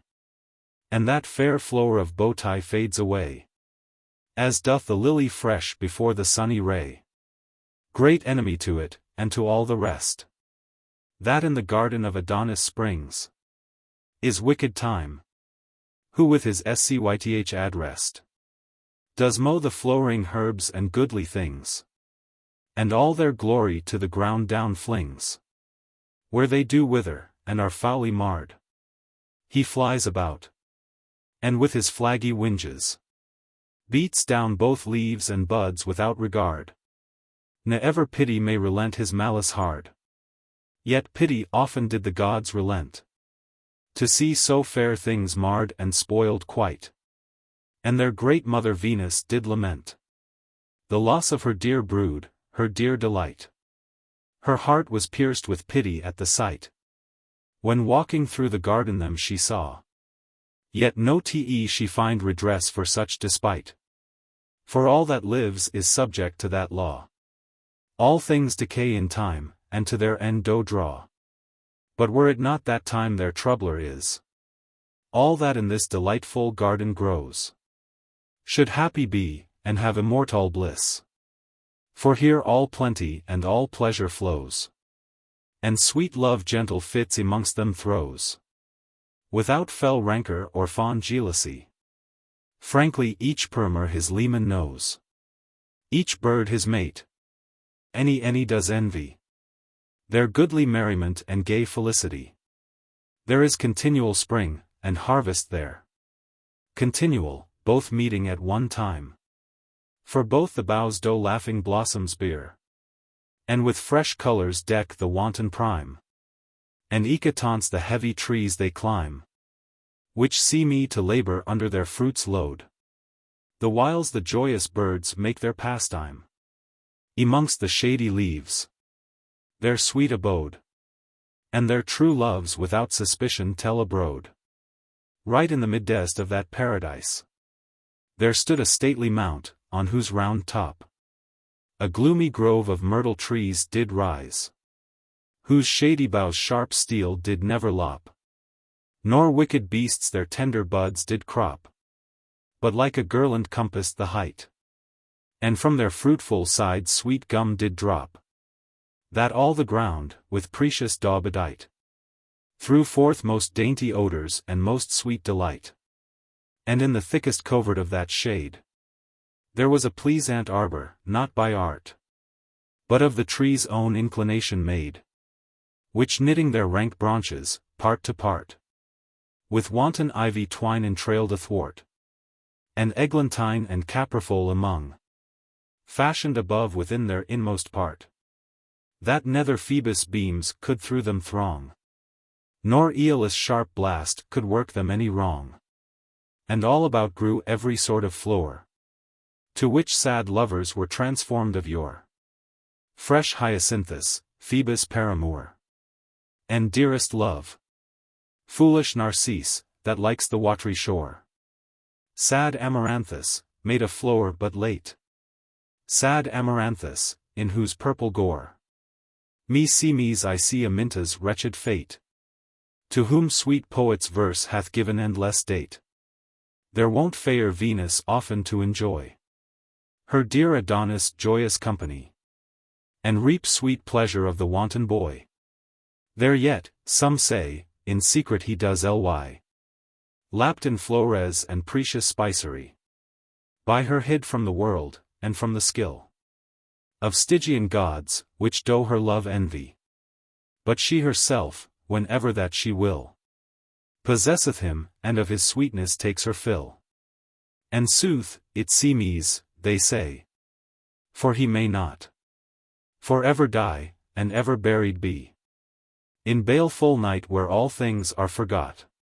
All be he subject to mortality. Yet is etern in mutability. And by succession made perpetual. Transformed oft, and chong divers lie. For him the father of all forms they call. Therefore needs mote he live, that living gives to all. There now he liveth in eternal bliss. Joying his goddess, and of her enjoyed. Ne feareth he henceforth that foe of his, which with his cruel tusk him deadly cloyed.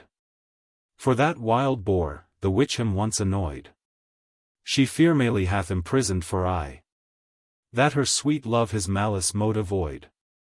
In a strong rocky cave, which is, they say, hoen underneath that mount, that none him losen may. There now he lives in everlasting joy, with many of the gods in company, which thither haunt, and with the winged boy, sporting himself in safe felicity.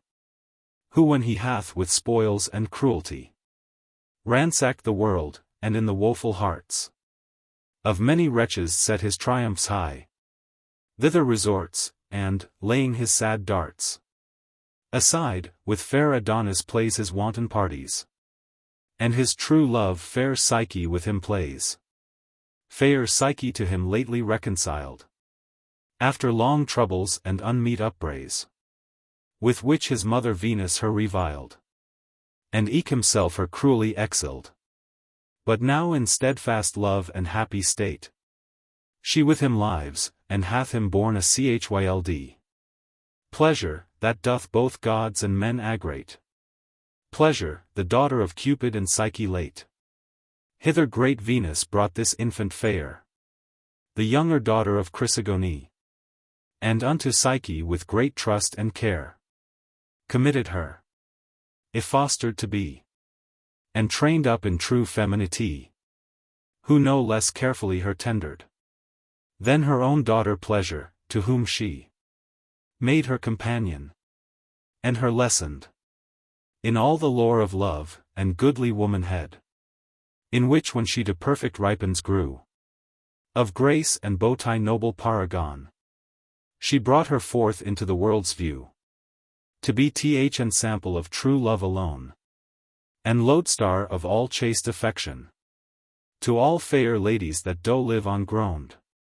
To Faerie court she came, where many one admired her goodly haveur, and found his feeble heart wide launched with love's cruel wound. But she to none of them her love did cast, save to the noble knight Sir Scudamore, to whom her loving heart she linked fast.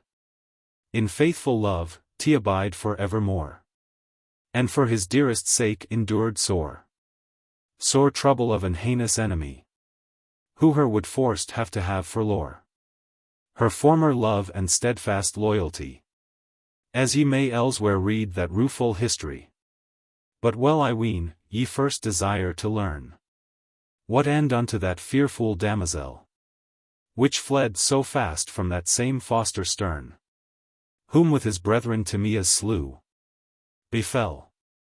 That was, to weet, the goodly Florimel, who wandering for to seek her lover dear, her dearest Marinelle, into misfortune fell, as ye did hear, and from Prince Arthur fled with wings of idle fear. Canto. Chapter 7. The witch's son loves Florimel. She flies, he feigns to die. Satyrane save the squire of dames from giant's tyranny, like as an hind forth singled from the herd, that hath escaped from a ravenous beast, yet flies away of her own feet afeard, and every leaf that shaketh with the least murmur of wind, her terror hath increased. So fled fair Florimel from her vain fear, long after she from peril was released. Each shade she saw, and each noise she did hear, did see me to be the same which she escaped while all that same evening she in flying spent, and all that night her course continued. Ne did she let dull sleep once to relent. Nor weariness to slack her hast, but fled. Ever alike, as if her former dread were hard behind, her ready to arrest. And her white palfrey, having conquered the maestering reins out of her weary rest, perforce her carried wherever he thought best. So long as breath and habile puissance did native courage unto him supply, his pace he freshly forward did advance, and carried her beyond all jeopardy. But not that wanteth rest can long abide. He, having through incessant travel spent his force, at last perforce adown did ly. Na foot could further move. The lady gent thereat was suddy and strook with great astonishment, and, forced Teolite, on foot mote Allgates fare. A traveller unwonted to such way need teacheth her this lesson hard and rare, that fortune all in equal launce doth sway, and mort all miseries doth make her play. So long she travelled, till at length she came to an hill aside, which did to her bewray a little valley subject to the same, all covered with thick woods that quite it overcame.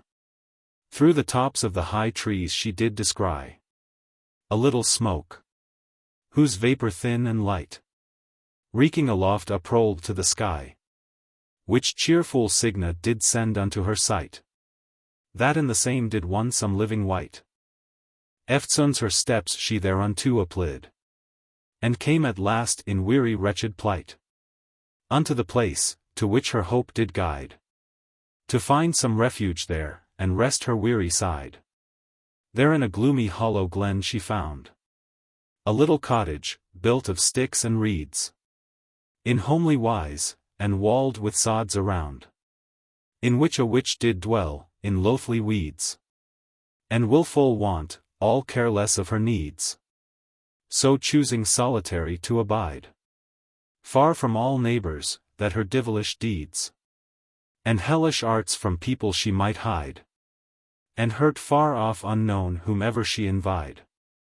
The damsel there arriving entreed in, where sitting on the floor the hag she found, bussy, as seemed, about some wicked gin, who, soon as she beheld that suddy and stound, lightly upstart from the dusty ground, and with fell look and hollow deadly gaze, stared on her awhile, as one astound. Ne had one word to speak for great amaze, but showed by outward signas that dread her sense did daze. At last, turning her fear to foolish wrath, she asked, what devil had her thither brought, and who she was, and what unwonted path had guided her, unwelcomed, unsought? To which the damsel, full of doubtful thought, her mildly answered, Beldame, be not wroth with silly virgin, by adventure brought unto your dwelling, ignorant and loath, that crave but round to rest while tempest overblow th. With that adown out of her Christ all eyne, few trickling tears she softly forth let fall, that like to orient pearls did purely shine upon her snowy cheek, and therewithal she sighed soft, that none so bestial, nor salvage heart, but ruth of her sad plight, would make to melt, or piteously appall. And that vile hag, all were her whole delight in mischief, was much moved at so piteous sight, and gone recomfort her in her rude wise, with womanish compassion of her plaint, wiping the tears from her suffused eyes, and bidding her sit down to rest her faint and weary limbs awhile. She, nothing quaint, nor stainful of so homely fashion, sith brought she was now to so hard constraint, sate down upon the dusty ground anon, as glad of that small rest as bird of tempest gone. Though gone she gather up her garments rent, and her loose locks to dight in order do, with golden wreath and gorgeous ornament. Whom such when as the wicked hag did view, she was astonished at her heavenly hew, and doubted her to deem an earthly wight, but or some goddess, or of Dian's crew. and thought her to adore with humble sprite. T'adore things so divine as beauty were but right. This wicked woman had a wicked son, the comfort of her age and weary days. A lazy lord, for nothing good to don, but stretched forth in idleness always. Ne ever cast his mind to covet praise, or ply himself to any honest trade. But all the day before the sunny rays, he used to slug, or sleep in slothful shade. Such laziness both lewd and poor taunts him made. He, coming home at undertime, there found the fairest creature that he ever saw, sitting beside his mother on the ground. The sight whereof did greatly him adaw, and his base thought with terror and with awe. So inly smote, that as one, which hath gazed on the bright sun unwares, doth soon withdraw his feeble eyne, with too much brightens dazzed. So stared he on her, and stood long while amazed. Softly at last he gone his mother ask, what Mr. White that was, and whence derived that in so strange disguisement there did mask, and by what accident she there arrived. But she, as one nigh of her wits deprived, with naught but ghastly looks him answered, like to a ghost, that lately is revived from Stygian shores where late it wandered. So both at her, and each at other wondered. But the fair virgin was so meek and mild, that she to them vouchsafed to embase her goodly port, and to their senses vild her gentle speech applied, that in short space she grew familiar in that desert place, during which time the churl, through her so kind and courteous use, conceived affection base, and cast to love her in his brutish mind. No love, but brutish lust, that was so beastly tinned. Closely the wicked flame his bowels brent, and shortly grew into outrageous fire. Yet had he not the heart, nor hardiment, as unto her to utter his desire. His caitiff thought durst not so high aspire, but with soft sighs and lovely semblances, he weened that his affection entire she should aread. Many resemblances to her he made, and many kind remembrances oft from the forest wildings he did bring, whose sides empurpled were with smiling red, and oft young birds, which he had taught to sing, his maestress praises sweetly carolled. Girlands of flowers sometimes for her fair head he fine would dight. Sometimes the squirrel wild he brought to her in bands, as conquered to be her thrall, his fellow servant vilt. All which she of him took with countenance meek and mild. But, past a while, when she fit season saw to leave that desert mansion, she cast in secret wise herself thence to withdraw, for fear of mischief, which she did forecast, might by the witch or by her son compassed her weary palfrey, closely as she might. Now well recovered after long repast, in his proud furnitures she freshly dight his late miswandered ways now to remeasure right. And eerily, ere the dawning day appeared, she forth iswed, and on her journey went. She went in peril, of each noise afeard, and of each shade that did itself present, for still she feared to be overhent of that vile hag, or her uncivil son, who when, too late awaking, well they kent that their fair guest was gone, they both begone to make exceeding moan, as they had been undone. But that lewd lover did the most lament for her depart, that ever man did hear. He knocked his breast with desperate intent, and scratched his face, and with his teeth did tear his rugged flesh, and rent his ragged hair. That his sad mother, seeing his sore plight, was greatly woe-begone, and gone to fear least his frily senses were emperished quite, and love to frenzy turned. Sith love is frantic height, always she sought him to restore to plight. With herbs, with charms, with counsel, and with tears. But tears, nor charms, nor herbs, nor counsel, might assuage the fury which his entrails tears. So strong is passion that no reason hears. Though when all other help she saw to fail, she turned herself back to her wicked leers, and by her devilish arts thought to prevail, to bring her back again, or work her fin all bale. Eftasuns out of her hidden cave she called an hideous beast of horrible aspect, that could the stoutest courage have appalled. Monstrous, mishapped, and all his back was specked with 1,000 spots of colours intellect. Thereto so swift that it all beasts did paw, like never yet did living eie detect. But likest it to an hyena was, that feeds on weemen's flesh as others feed on gras. It forth she called, and gave it straight in charge, through thick and thin her to pour so apace, no once to stay to rest, or breath at large, till her he had attained and brought in place, or quite devoured her beauty's scornful grace. The monster, swift as word that from her went forth in haste, and did her footing trace, so sure and swiftly, through his perfect scent, and passing speed, that shortly he her overhent. Whom when the fearful damsel nigh espied, no need to bid her fast away to fly. That ugly shape so sore her terrified, that it she shunned no less than dread to die. And her flit palfrey did so well apply his nimble feet to her conceived fear, that whitest his breath did strength to him supply. From peril free he away her did bear. But when his force gone fail his pace gone wex are.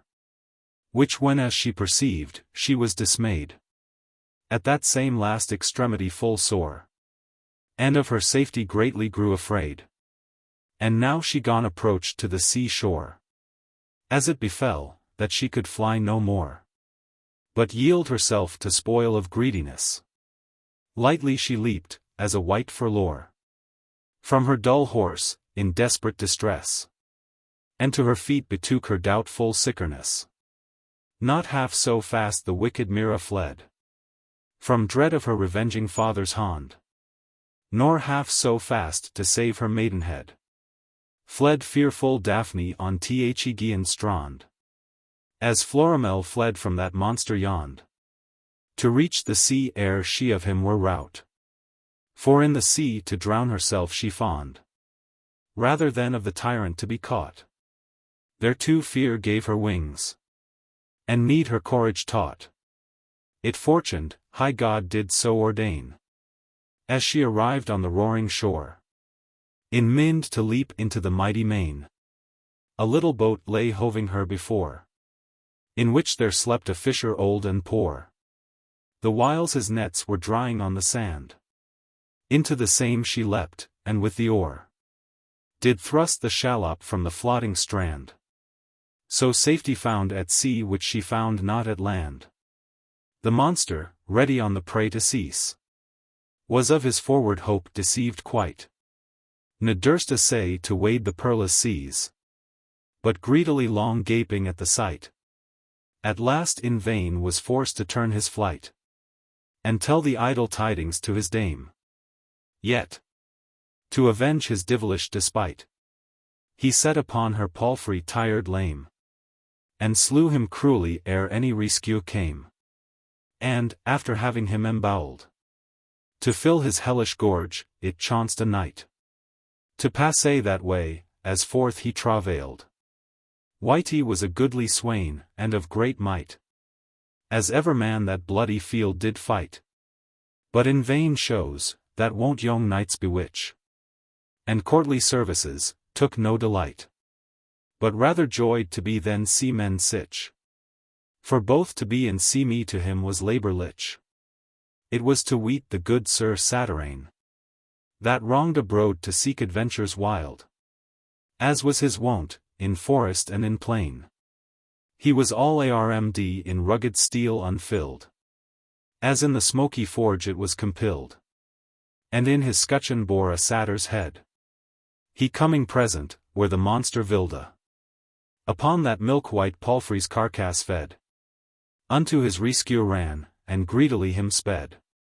There well perceived he that it was the horse whereon fair Florimel was wont to ride. That of that fiend was rent without remorse. Much feared he least aught did ill betide to that fair maid, the flower of women's pride. For her he dearly loved, and in all his famous conquests highly magnified.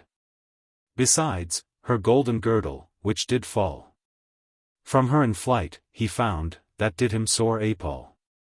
Full of sad fear and doubtful agony, fiercely he flew upon that wicked fiend, and with huge strokes and cruel battery, him forced to leave his prey, for to attend himself from deadly donger to defend. Full many wounds in his corrupted flesh he did engrave, and muchel blood did spend. Yet might not do him die, but ie more fresh. And fierce he still appeared, the more he did him thresh. He wist not how him to despoil of life, na how to win the wished victory. Sith him he saw still stronger grow through strife, and himself weaker through infirmity. Greatly he grew enraged, and furiously hurling his sword away he lightly leapt upon the beast, that with great cruelty roared and raged to be underkept.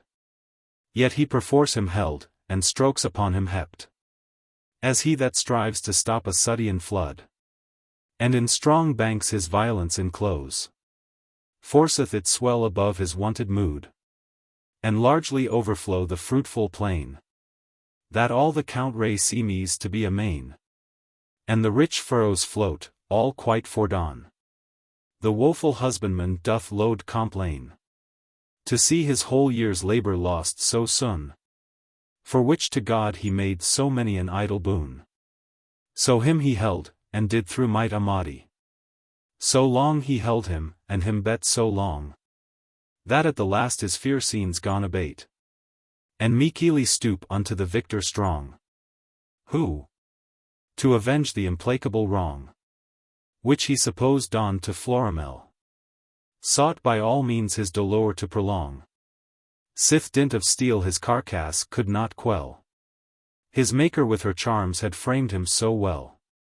The golden rib-band, which that virgin wore about her slender waist, he took in hand, and with it bound the beast, that load did roar, for great despite of that unwonted band.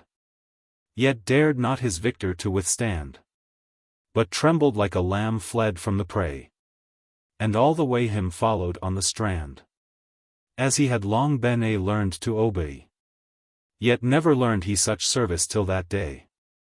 Thus as he led the beast along the way, he spied far off a mighty jauntess, fast flying, on a courser dappled grey, from a bold knight that with great hardiness her hard pursued, and sought for to suppress.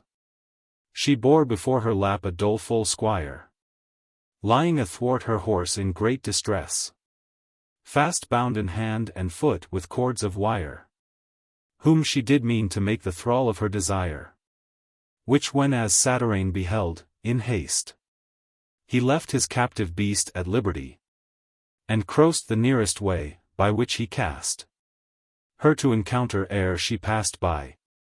But she the way shunned nathemore forthy, but forward galloped fast, which when he spied, his mighty spear he couched warily, and at her ran, she, having him descried, herself to fight addressed, and threw her load aside, like as a goshawk, that in foot doth bear a trembling culver, having spied on height an eagle that with plumy wings doth shear the subtle air, stooping with all his might, the quarry throws to ground with fell despite, and to the battile doth herself prepare.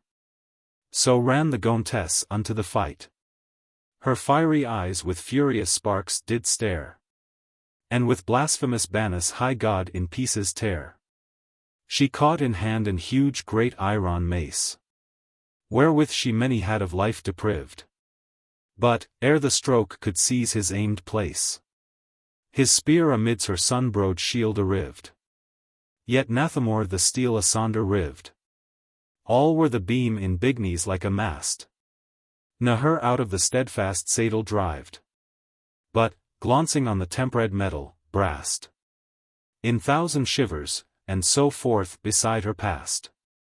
Her steed did stagger with that puissant stroke, but she no more was moved with that might than it had lighted on an aged oak, or on the marble pillar that is pight upon the top of Mount Olympus height, for the brave youthly champions to essay, with burning chariot wheels it nigh to smite. But who that smites it mars his joyous play, and is the spectacle of ruinous decay. Yet, therewith sore enragged, with stern regard, her dreadful weapon she to him addressed, which on his helmet martelled so hard, that made him low incline his lofty crest, and bowed his battered visor to his breast, wherewith he was so stunned that he enote ride, but reeled to and fro from east to west, which when his cruel enemy espied, she lightly unto him adjoined side to side, and, on his collar laying puissant hand, out of his wavering seat him plucked perforce him plucked, unable to withstand, or help himself, and laying thwart her horse, in loathly wise like to a carrion course, she bore him fast away, which when the knight that her purse wed saw, with great remorse, he near was touched in his noble sprite, and gone encrease his speed as she increased her flight, whom when as nigh approaching she espied, she threw away her burden angrily, for she list not the battle to abide, but made herself more light away to fly. Yet her the hardy knight pursued so nigh, that almost in the back he oft her strake. But still, when him at hand she did espy, she turned, and semblance of fair fight did make. But, when he stayed, to flight again she did her take.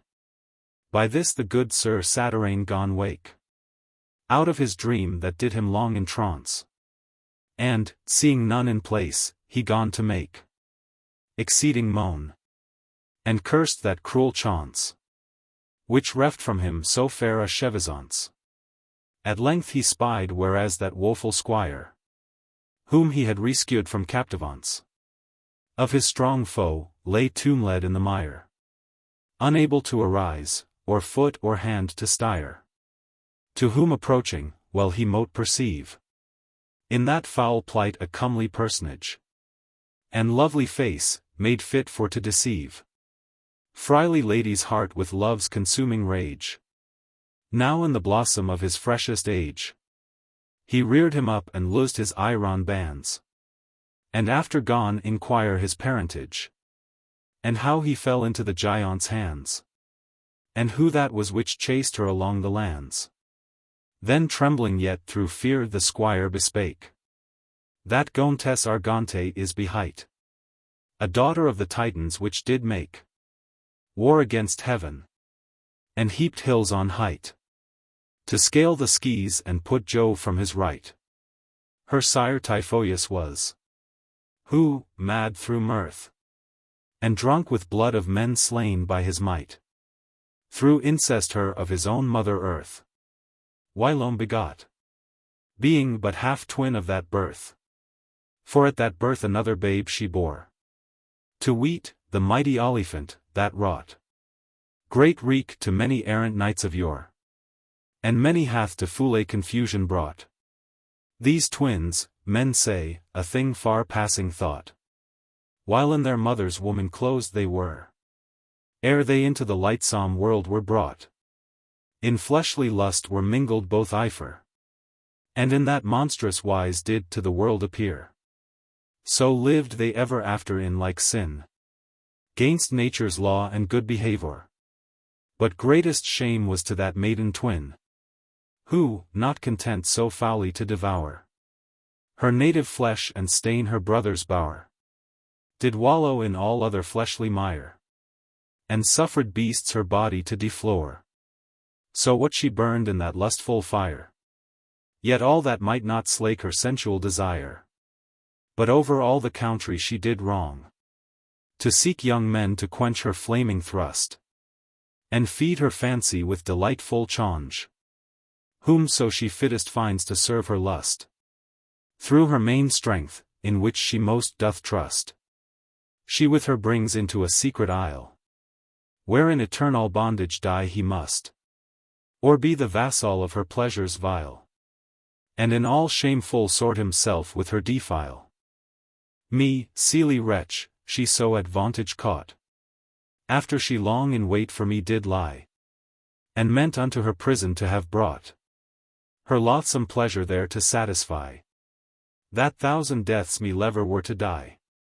Then break the vow that to fair Cambel I plighted have, and yet keep steadfastly. As for my name, it mistreth not to tell. Call me the squire of dames, that me beseemeth well. But that bold knight, whom ye pursuing saw, that Countess, is not such as she seemed, but a fair virgin that in martial law, and deeds of arms above all dames is deemed, and above many knights is eke esteemed. For her great worth, she paladine is hight. She you from death, you me from dread, redeemed. Ne any may that monster match in fight. But she, or such as she, that is so chaste a wight. Her well beseems that quest, quoth Satyrane. But Red, thou squire of dames, what vow is this? Which thou upon thyself hast lately ta'en? That shall I you recount, quoth he, Ewis. So be ye pleased to pardon all Amos. That gentle lady whom I love and serve. After long suit and weary services, did ask me, how I could her love deserve. And how she might be sure that I would never swerve. I, glad by any means her grace to gain, bade her command my life to save or spill. Eftsoons she bade me, with incessant pain, to wander through the world abroad at will. And everywhere, where with my power or skill, I might do service unto gentle dames, that I the same should faithfully fulfill. And at the 12 Moneth's end should bring their names and pledges, as the spoils of my victorious games. So well I to fair ladies service did, and found such favor in their loving hearts, that ere the year his course had compassed, 100 pledges for my good desarts, and thrice 300 thanks for my good parties, I with me brought, and did to her present. Which when she saw, more bent to eke my smarts, than to reward my trusty true intent. She gone for me devise a grievous punishment, to weet, that I my travel should resume, and with like labor walk the world around, ne ever to her presence should presume, till I so many other dames had found, the which, for all the suit I could propound, would me refuse their pledges to afford, but did abide for ever chaste and sound. Ah! Gentle squire, quoth he, tell at one word. How many foundst thou such to put in thy record? Indeed, sir knight, said he, one word may tell. All that I ever found so wisely stayed. For only 3 they were disposed so well.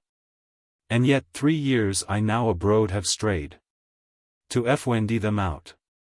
Mote I, then laughing said. The knight, inquire of thee what were those 3.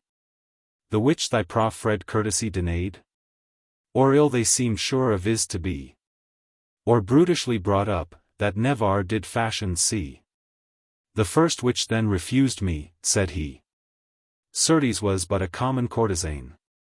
Yet flat refused to have ado with me, because I could not give her many a Jane.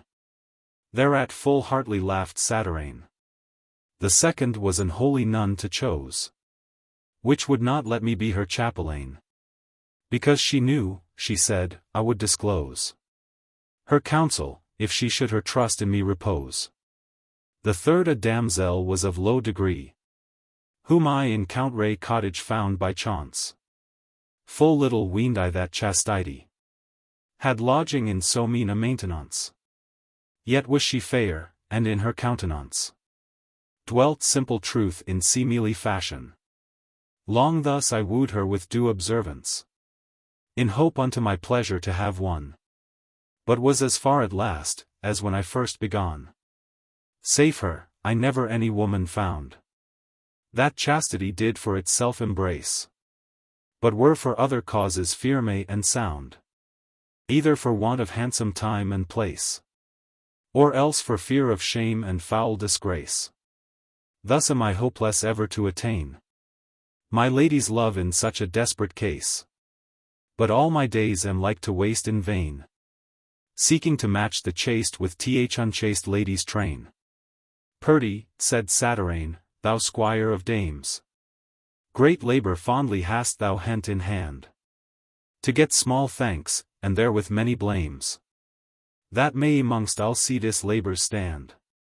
Thence back returning to the former land, where late he left the beast he overcame, he found him not, for he had broke his band, and was returned again unto his dame, to tell what tidings of fair Florimel became. Canto. Chapter 8. The witch creates a snowy lady, like to Florimel, who, wronged by Carl, by Proteus saved, is sought by Paridel. So oft as I this history record, my heart doth melt with mere compassion, to think how causeless, of her own accord, this gentle damsel, whom I write upon, should plunged be in such affliction, without all hope of comfort or relief. That sure, I ween, the hardest heart of stone would hardly find to aggravate her grief. For misery craves rather mercy than reprief. But that accursed hag, her hostess late, had so enrankled her malicious heart, that she deserved abridgment of her fate, or long enlargement of her painful smart. Now when the beast, which by her wicked art late forth she sent, she back returning spied, tied with her golden girdle it apart of her rich spoils whom he had erst destroyed, she weened, and wondrous gladdens to her heart applied, and, with it running hastily to her son, thought with that sight him much to have relived, who, thereby deeming sure the thing is done, his former grief with fury fresh revived, much more than erst, and would have all gates rived the heart out of his breast, for sith her dead, he surely dempt himself he thought deprived quite of all hope wherewith he long had fed his foolish malady, and long time had misled, with thought whereof exceeding mad he grew, and in his rage his mother would have slain, had she not fled into a secret mew, where she was wont her sprites to entertain. The maisters of her art, there was she fain to call them all in order to her aid, and them conjure, upon eternal pain, to counsel her, so carefully dismayed, how she might heal her son whose senses were decayed. By their advice, and her own wicked wit, she there devised a wondrous work to frame, whose like on earth was never framed yet, that even nature's self envied the same, and grudged to see the counterfeit should shame. The thing itself, in hand she boldly took, to make another like the former dame, another Florimel, in shape and look, so lively and so like, that many it mistook. The substance, whereof she the body made, was purest snow in massy mould congealed, which she had gathered in a shady glade of the Riphean hills, to her revealed by errant sprites, but from all men concealed. The same she tempered with fine mercury, and virgin wax that never yet was sealed, and mingled them with perfect vermily, that like a lively sanguine it seemed to the eye. Instead of eyes 2 burning lampies she set, in silver sockets, shining like the skees, and a quick-moving spirit did air it, to stir and roll them like to women's eyes. Instead of yellow locks she did devise, with golden wire to weave her curled head. Yet golden wire was not so yellow thrice as Florimell's fair here, and, in the stead of life, she put a sprite to rule the carcass dead. A wicked sprite, fraught with fawning guile, and fair resemblance above all the rest, which with the Prince of Darkens fell somewhile from heaven's bliss and everlasting rest. Him needed not instruct which way were best, himself to fashion likest Florimell, na how to speak, any how to use his jest. For he in counterfeisance did excel, and all the wiles of women's wits knew passing well. Him shaped thus she decked in garments gay, which Florimell had left behind her late, that whoso then her saw would surely say, it was herself whom it did imitate, or fairer than herself, if aught algate might fairer be. And then she forth her brought unto her son that lay in feeble state, who seeing her gone straight up start, and thought she was the lady self whom he so long had sought. Though fast her clipping twixt his arms twain, extremely joyed in so happy sight, and soon forgot his former sickly pain. But she, the more to see me such as she hight, coyly rebutted his embracement light, yet still, with gentle countenance, retained enough to hold a full in vain delight. Him long she so with shadows entertained, as her creatress had in charge to her ordained, till on a day, as he disposed was to walk the woods with that his idol fair, her to disport and idle time to paw in teach open freshens of the gentle air. A night that way there chanced to repair, yet knight he was not, but a boastful swain, that deeds of arms had ever in despair. Proud braggadocio, that in vaunting vain his glory did repose, and credit did maintain. He, seeing with that chorle so fair a wight, decked with many a costly ornament, much mere veiled thereat, as well he might, and thought that match a foul disparagement. His bloody spear eftisoons he boldly bent against the silly clown, who dead through fear fell straight to ground in great astonishment. Villain, said he, this lady is my dear. Die, if thou it gainsay, I will away her bier. The fearful churl durst not gainsay nor doey, but trembling stood, and yielded him the prey, who, finding little leisure her to woo, on Trompart's steed her mounted without stay, and without rescue led her quite away. Proud man himself then braggadocio deemed, and next to none after that happy day, being possessed of that spoil, which seemed the fairest wight on ground, and most of men esteemed. But, when he saw himself free from poor Zuta, he gone make gentle purpose to his dame, with terms of love and lewdness dissolute, for he could well his glozing speeches frame to such vain uses that him best became. But she thereto would lend but light regard, as seeming sorry that she ever came into his power, that used her so hard to reave her honor, which she more than life preferred. Thus as they two of kindness treated long, there them by chance encountered on the way an armed knight upon a courser strong, whose trampling feet upon the hollow lay seemed to thunder, and did nigh affray that capon's courage, yet he looked grim, and feigned to char his lady in dismay, who seemed for fear to quake in every limb, and her to save from outrage meekly prayed him.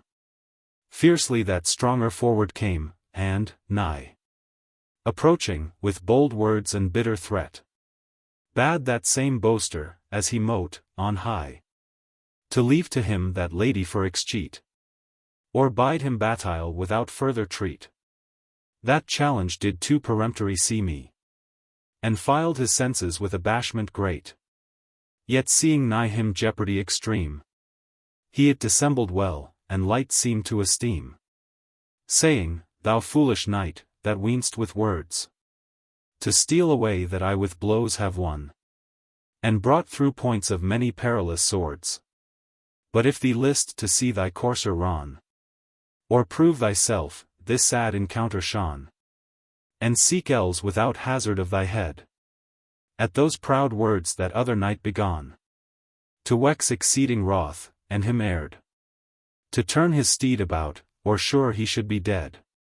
Sith then, said Braggadocio, needs thou wilt thy days abridge through proof of puissance, turn we our steeds, that both in equal tilt may meet again, and each take happy chance.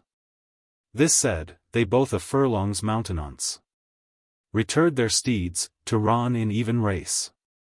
But Braggadocio, with his bloody lance, once having turned, no more returned his face, but left his love to loss, and fled himself apace. The knight, him seeing fly, had no regard him to Porso, but to the lady rode, and having her from Trompart lightly reared, upon his courser set the lovely load, and with her fled away without abode. Well weened he, that fairest Florimel, it was with whom in company he yode, and so herself did always to him tell, so made him think himself in heaven that was in hell. But Florimel herself was far away, driven to great distress by fortune strange, and taught the careful mariner to play, sith late mischance had her compelled to change the land for sea, at Randon there to wrong. Yet there that cruel queen avengeress, not satisfied so far her to estrange from courtly bliss and wonted happiness, did heap on her new waves of weary wretchedness, for being fled into the fisher's boat, for refuge from the monster's cruelty. Long so she on the mighty main did float, and with the tide drove forward carelessly. For air was milled and cleared was the ski, and all his winds Dan Aeolus did keep from stirring up their stormy enmity, as pitying to see her wail and weep. But all the while the fisher did securely sleep. At last when drunk with drowsiness he woke, and saw his drover drive along the stream, he was dismayed, and thrice his breast he stroke, for marvel of that accident extreme. But when he saw that blazing beauty's beam, which with rare light his boat did beautify, he marvelled more, and thought he yet did dream, not well awakty, or that some ecstasy assotted had his sense, or dazed was his eye. But when her well avishing he perceived to be no vision nor fantastic sight, great comfort of her presence he conceived, and felt in his old courage new delight, to gin awake, and stir his frozen sprite. Though rudely asked he her, how she thither came. Ah! said she, Father, I note read aright, what hard misfortune brought me to this same. Yet am I glad that here I now in safety aim. But thou, good man, sith far in sea we be, and the great waters gin apace to swell, that now no more we can the mainland see. Have care, I pray, to guide the cockboat well, least worse on sea than us on land befell. Thereat old man did not but fondly grin, and said his boat the way could wisely tell. But his deceitful eyes did never lin to look on her fair face and mark her snowy skin, the sight whereof in his congealed flesh infixed such secrete sting of greedy lust, that the dry withered stalk it gone refresh, and kindled heat that soon in flame forth bruised. The driest wood is soonest burnt to dust. Rudely to her he leapt, and his rough hand, where ill became him rashly would have thrust. But she with angry scorn did him withstand, and shamefully reproved for his rudens fond. But he, that never good nor manners knew, her sharp rebuke full little did esteem. Hard is to teach an old horse amble true. The inward smoke, that did before but steam, broke into open fire and rage extreme. And now he strength gone adda unto his will, forcing to do that did him foul misseem. Beastly he threw her down, any card to spill. Her garments gay with scales of fish that all did fill. The silly virgin strove him to withstand all that she might, and him in vain reviled. She struggled strongly both with foot and hand to save her honor from that villain Vilda, and cried to heaven, from humane help exiled. Oh! Ye brave knights, that boast this lady's love, where be ye now, when she is nigh defiled? A filthy wretch? Well may she you reprove. Of falsehood or of sloth, when most it may behove.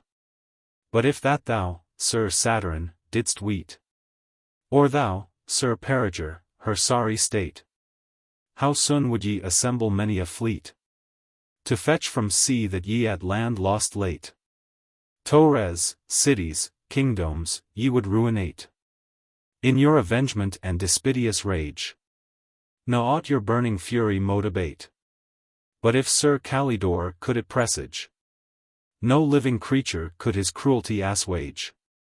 But sith that none of all her knights is nigh, see how the heavens, of voluntary grace, and sovereign favor towards chastity, do succor send to her distressed case.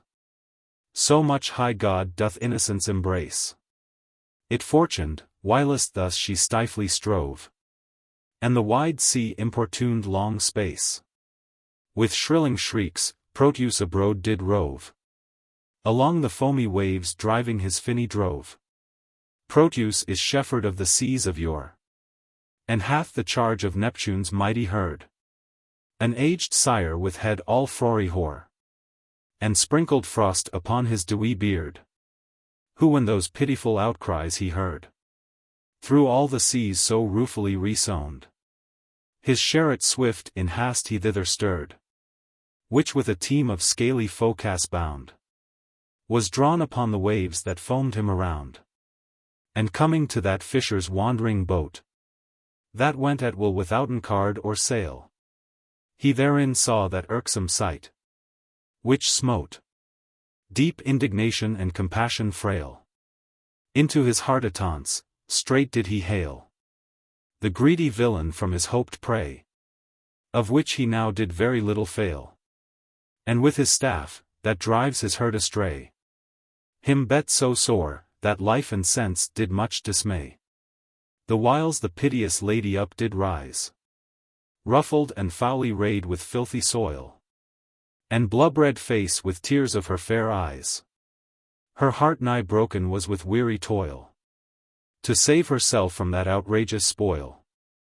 But when she looked up, to weet what wight had her from so infamous fact assoiled, for shame, but more for fear of his grim sight, down in her lap she hid her face, and loudly shrieked, herself not saved yet from donger dread, she thought, but chonged from one to other fear, like as a fearful partridge that is fled from the sharp hawk which her attached near, and fowls to ground to seek for succor the are, whereas the hungry spaniels she does spy, with greedy jaws her ready for to tear.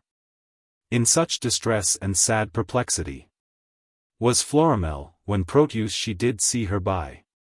But he endeavored with speeches mild her to recomfort, and a courage bold, bidding her fear no more her foeman Vilda, nor doubt himself, and who he was her told. Yet all that could not from affright her hold, ne to recomfort her at all prevailed, for her faint heart was with the frozen cold, benumbed so inly, that her wits nigh failed, and all her senses with abashment quite were quailed. Her up betwixt his rugged hands he reared, and with his frothy lips full softly kissed, whiles the cold icicles from his rough beard dropped adown upon her ivory breast. Yet he himself so busily addressed, that her out of astonishment he wrought, and out of that same fisher's filthy nest, removing her, into his chariot brought, and there with many gentle terms her fair besought. But that old leechar, which with bold assault that Bowtie durst presume to violate. He cast to punish for his heinous fault. Then took he him, yet trembling sith of late, and tied behind his chariot, to agrate the virgin whom he had abused so sore. So dragged him through the waves in scornful state, and after cast him up upon the shore. But Florimel with him unto his bower he bore.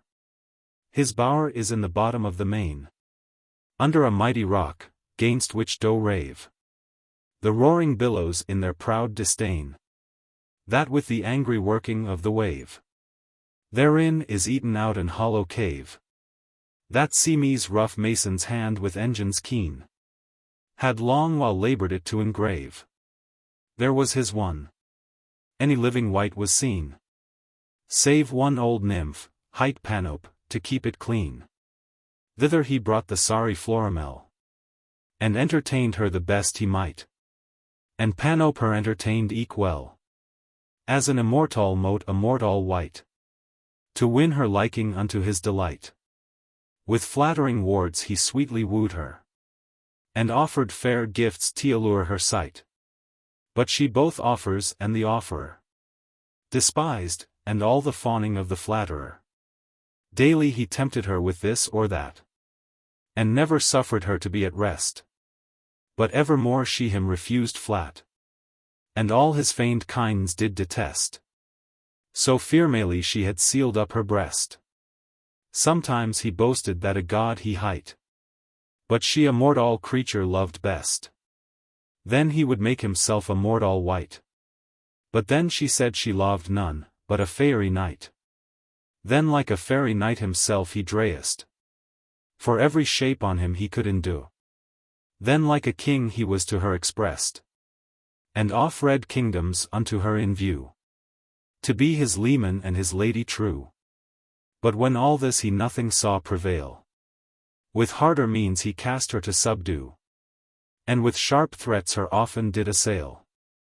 So thinking for to make her stubborn courage quail, to dreadful shapes he did himself transform. Now like a giant, now like to a fiend, then like a centaur, then like to a storm, raging within the waves, thereby he weaned her will to win unto his wished end. But when with fear, nor favor, nor withal, he else could do, he saw himself esteemed. Down in a donjon deep he let her fall, and threatened there to make her his eternal thrall.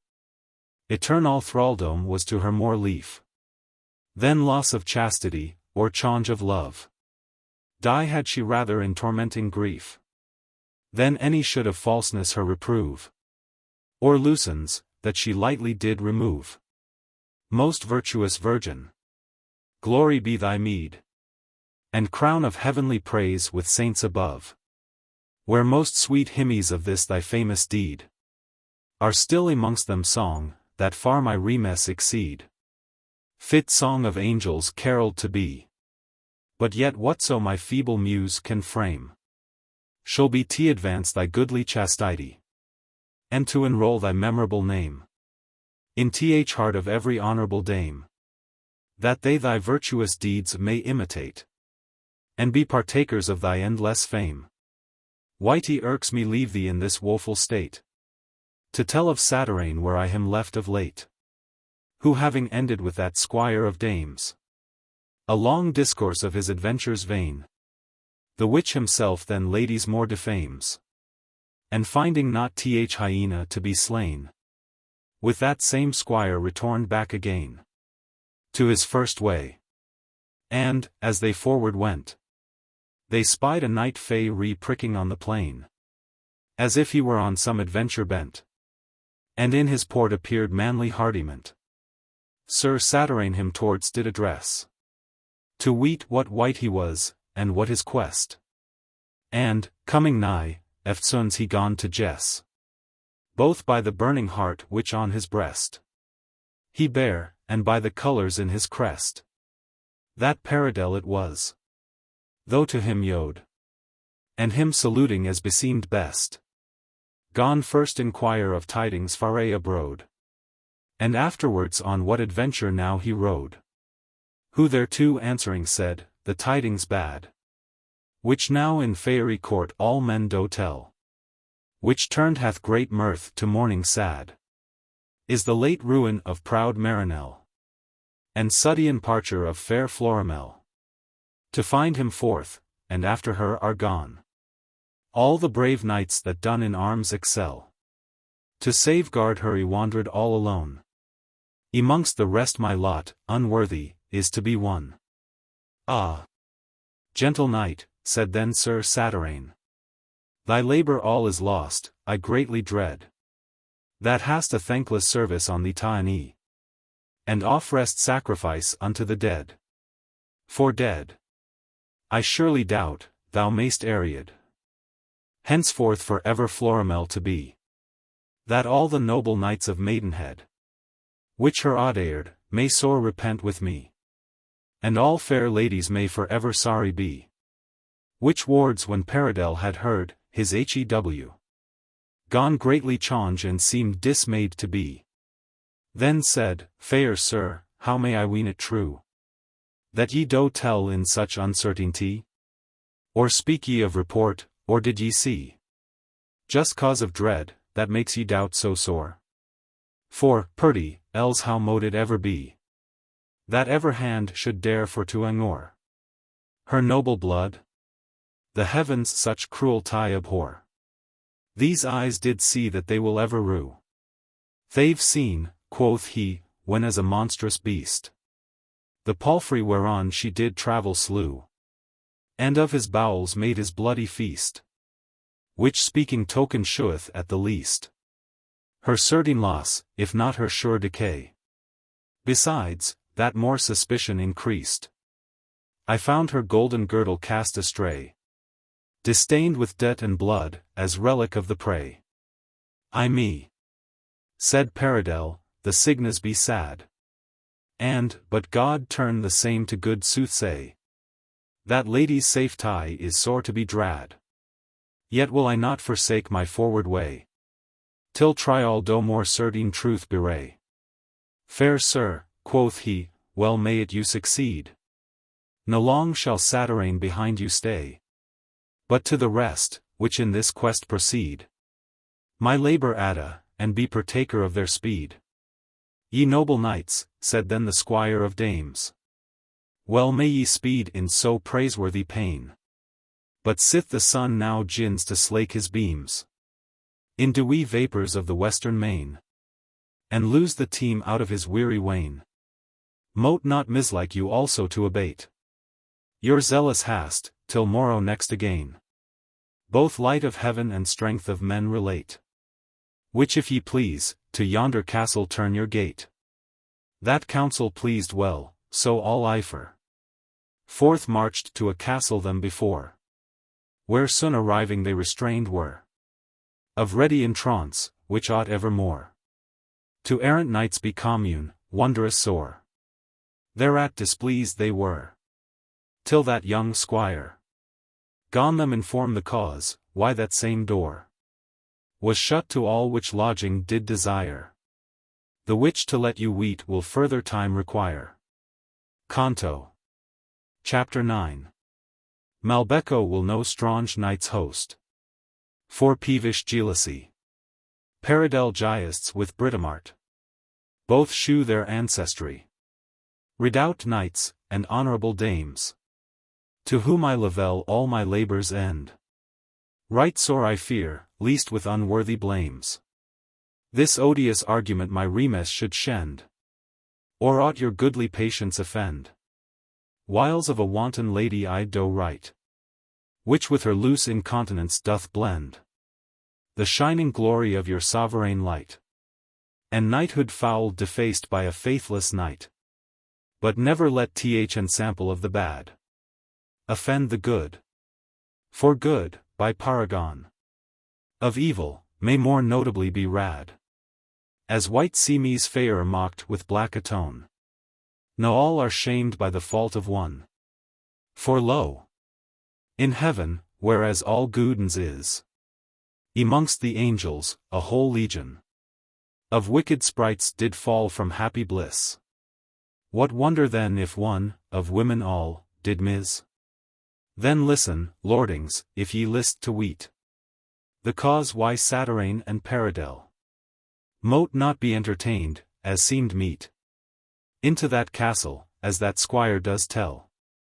Therein a cankered crabbed carle does dwell, that has no skill of court nor courtesy, ne cares what men say of him, ill or well. For all his days he drowns in privity, yet has full large to live and spend at liberty.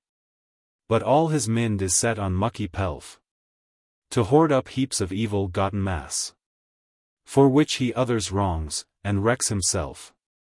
Yet is he linked to a lovely lasse, whose beauty doth her bounty far surpasse, the which to him both far unequal years, and also far unlike conditions has. For she does joy to play amongst her pairs, and to be free from hard restraint and jealous fears. But he is old, and withered like hay, unfit fair ladies' service to supply. The privy guilt whereof makes him alway suspect her truth, and keep continual spy upon her with his other blinked eye. Ne suffereth he resort of living wight approach to her, any keep her company, but in close bar her muse from all men's sight, deprived of kindly joy and natural delight. Malbecco he, and hell Lenore she hight, unfitly yocked together in one team. That is the cause why never any knight is suffered here to enter, but he see me, such as no doubt of him he need misdeem.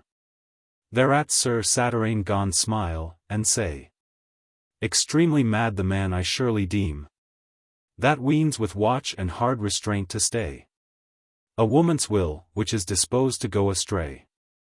In vain he fears that which he cannot shun, for who wots not, that woman's subtleties can guile Argus, when she list misdone? It is not iron bands, nor 100 eyes, nor brassen walls, nor many wakeful spies, that can withhold her wilful wandering feet, but fast goodwill, with gentle courtesies, and timely service to her pleasures meet, may her perhaps contain, that else would all gates fleet. Then is he not more mad, said Paridel, that hath himself unto such service sold, in doleful thraldom all his days to dwell? For sure a fool I do him fearmally hold, that loves his fetters, though they were of gold. But why do we devise of others ill, whiles thus we suffer this same dotard old to keep us out in scorn of his own will, and rather do not ransack all, and himself kill? Nay, let us first, said Satyrane, entreat the man by gentle means to let us in, and afterwards affray with cruel threat, ere that we to aforesaid do begin. Then, if all fail, we will by force it win, and eke reward the wretch for his misprise, as may be worthy of his heinous sin. That counsel pleased, then Paridel did rise, and to the castle gate approcht in quiet wise, whereat soft knocking entrance he deserred.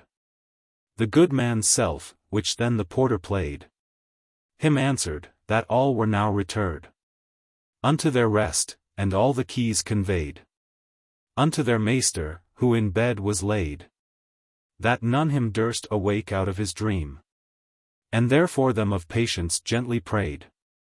Then Paridel began to change his theme, and threatened him with force and punishment extreme. But all in vain, for naught mote him relent. And now so long before the wicket fast, they wait, that the night was forward spent, and the fair welkin foully overcast, gone blowin' up a bitter stormy blast, with shower and hail so horrible and dread, that this fair many were compelled at last to fly for succor to a little shed, the which beside the gate for swine was ordered.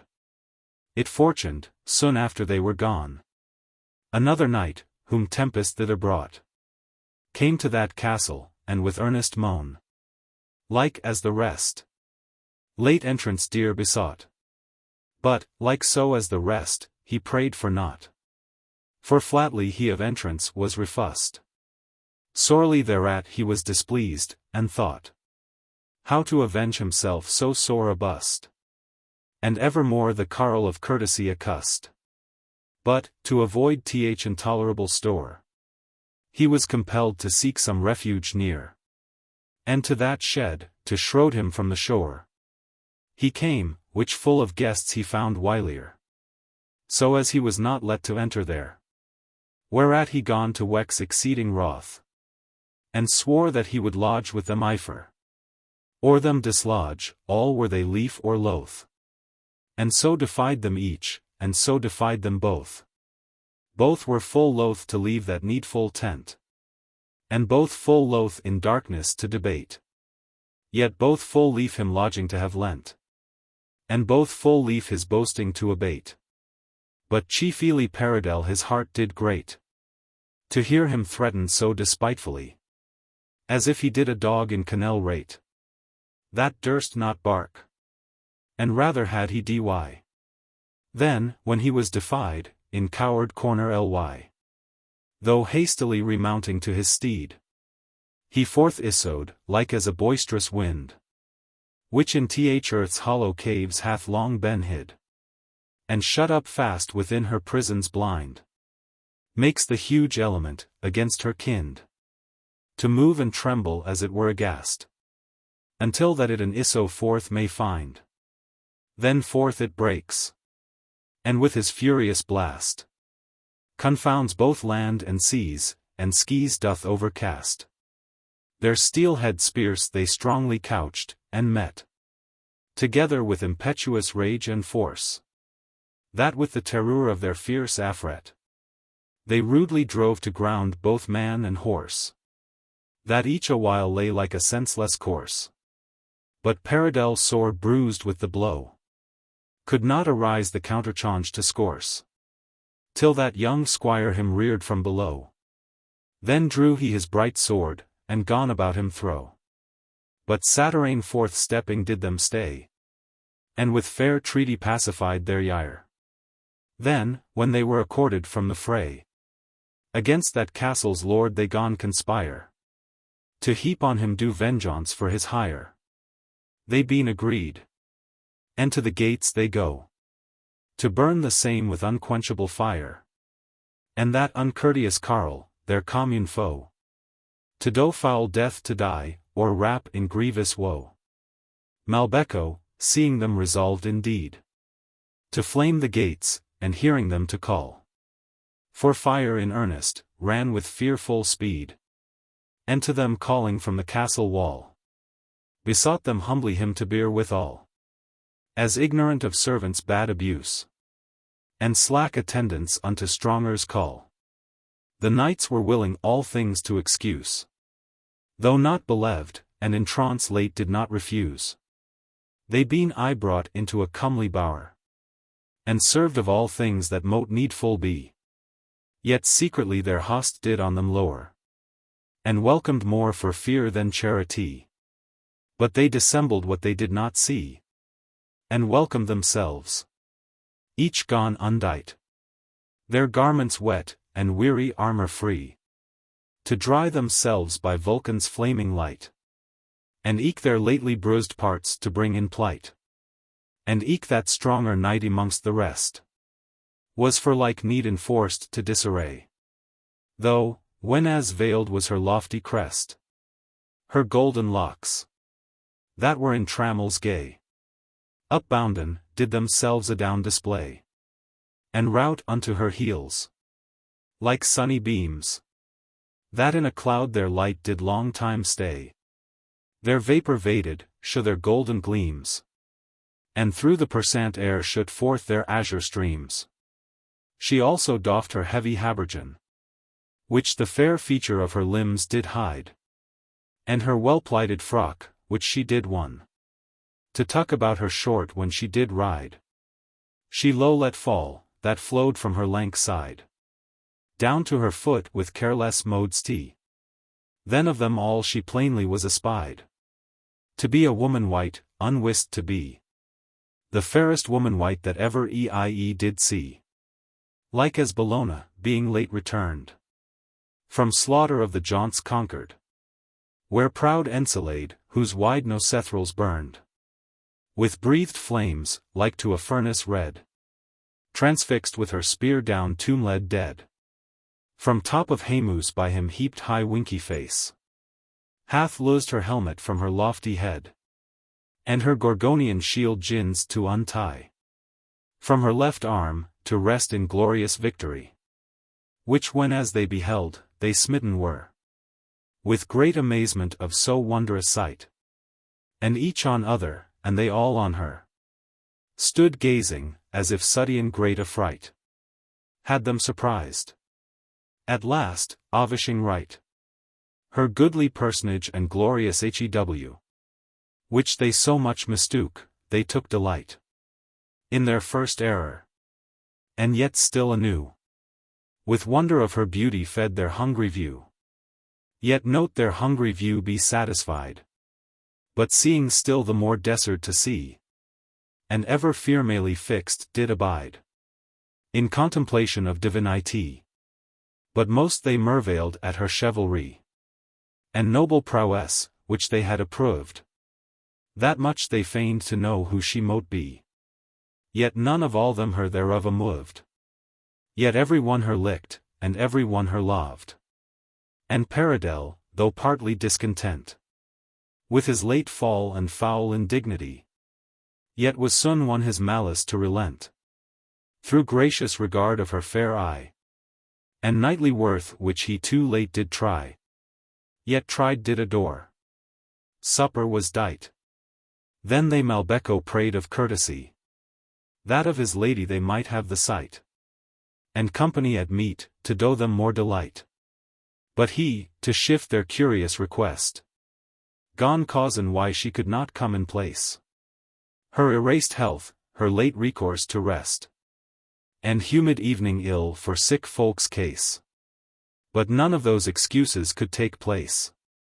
No would they eat till she in presence came. She came in presence with right comely grace, and fairly them saluted, as became, and showed herself in all a gentle courteous dame. They sate to meat, and Satyrane his chaunce was her before, and Paradell beside. But he himself sate looking still askance gainst Britomart, and ever closely eyed Sir Satyrane, that glances might not glide, but his blind eie, that sighted Paradell, all his demesne from his sight did hide. On her fair face so did he feed his fill, and sent close messages of love to her at will. And ever and anon, when none was ware, with speaking looks, that close embassage bore, he roved at her, and told his secret care. For all that art he learned had of yore, no was she ignorant of that lore. But in his eye his meaning wisely read, and with the like him answered evermore.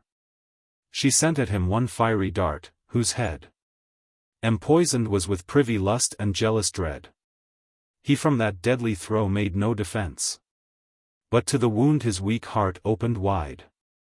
The wicked engine through false influence passed through his eyes, and secretly did glide into his heart, which it did sorely gride. But nothing new to him was that same pain, no pain at all, for he so oft had tried the power thereof, and loved so oft in vain. That thing of course he counted love to entertain. Thenceforth to her he sought to intimate his inward grief, by means to him well known.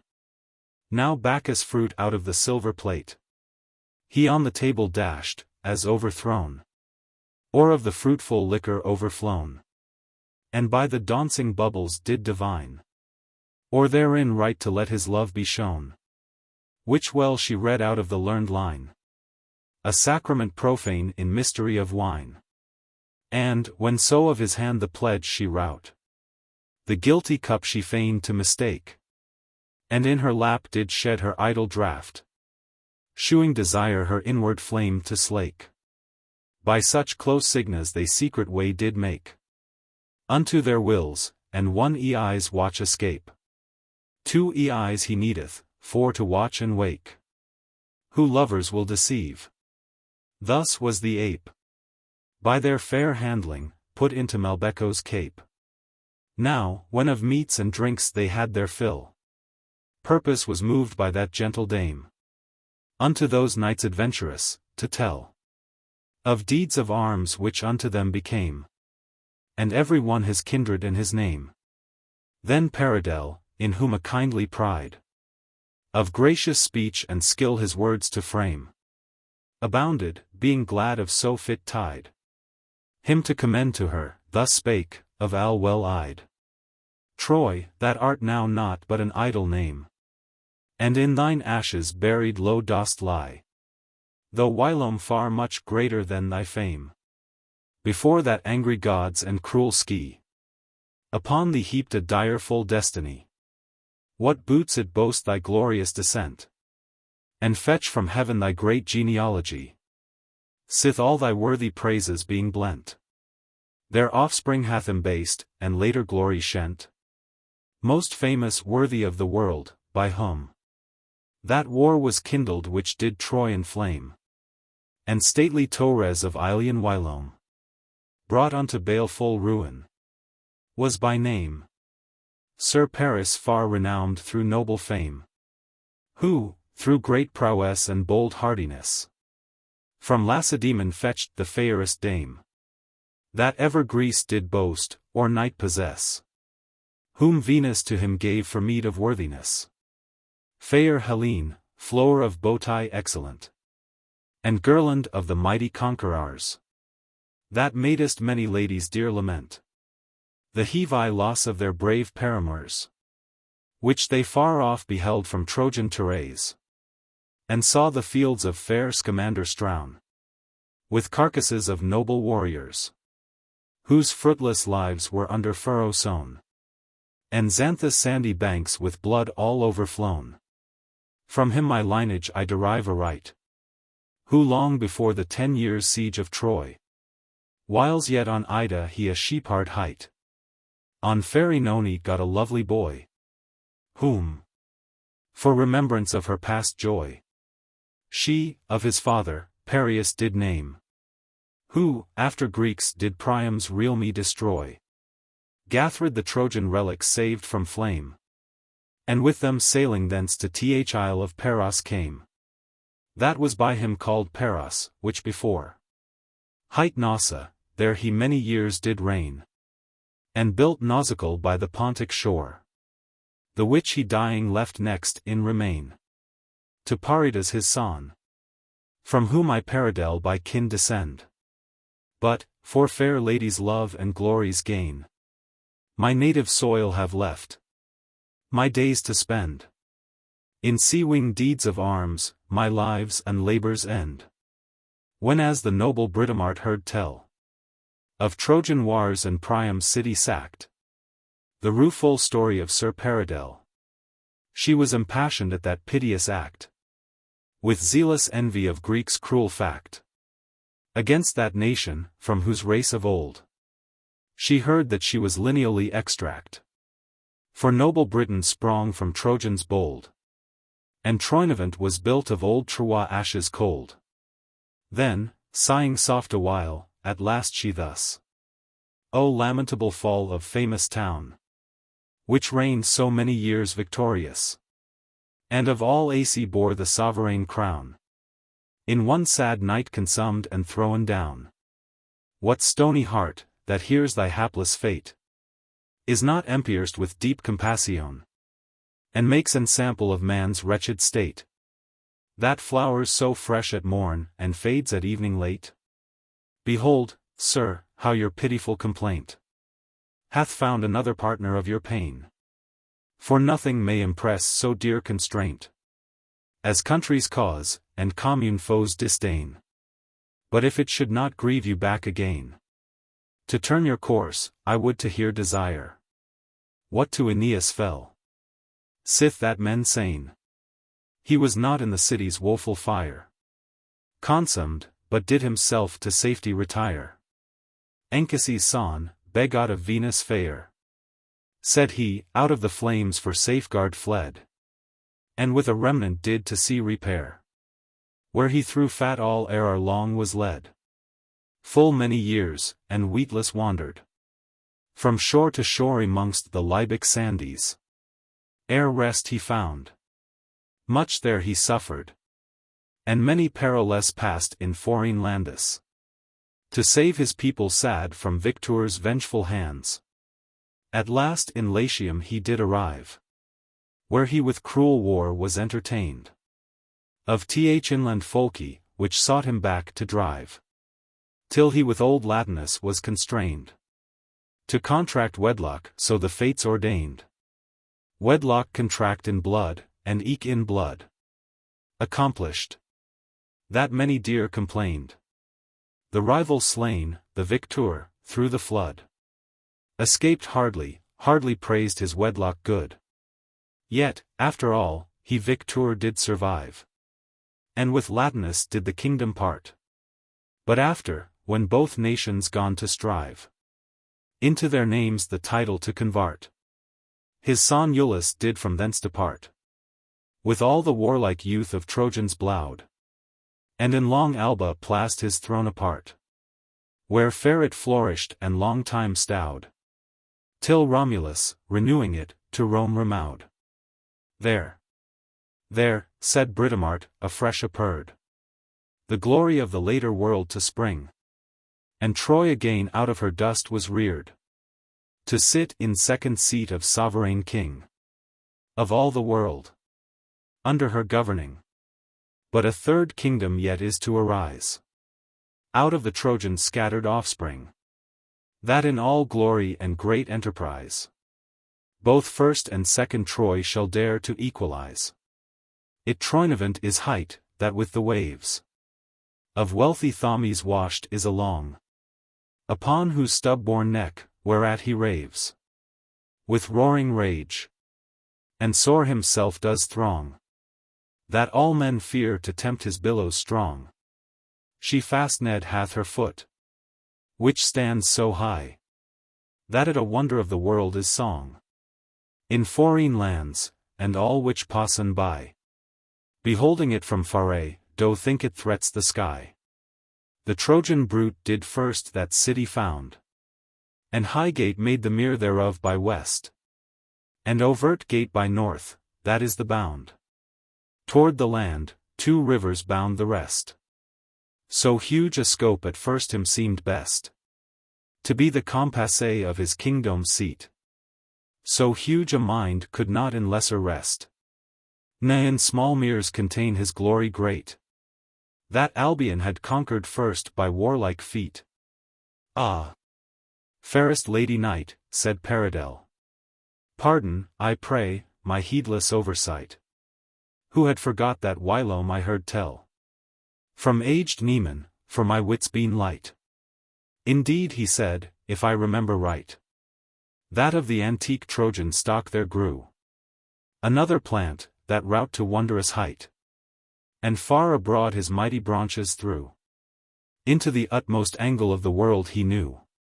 For that same brute, whom much he did advance in all his speech, was Silvius his son, whom having slain through luckless arrows glance, he fled for fear of that he had misdone, or else for shame, so foul reproch to shun, and with him led to sea in youthly train, where weary wandering they long time did won, and many fortunes proved in th ocean main, and great adventures found, that now were long to sain.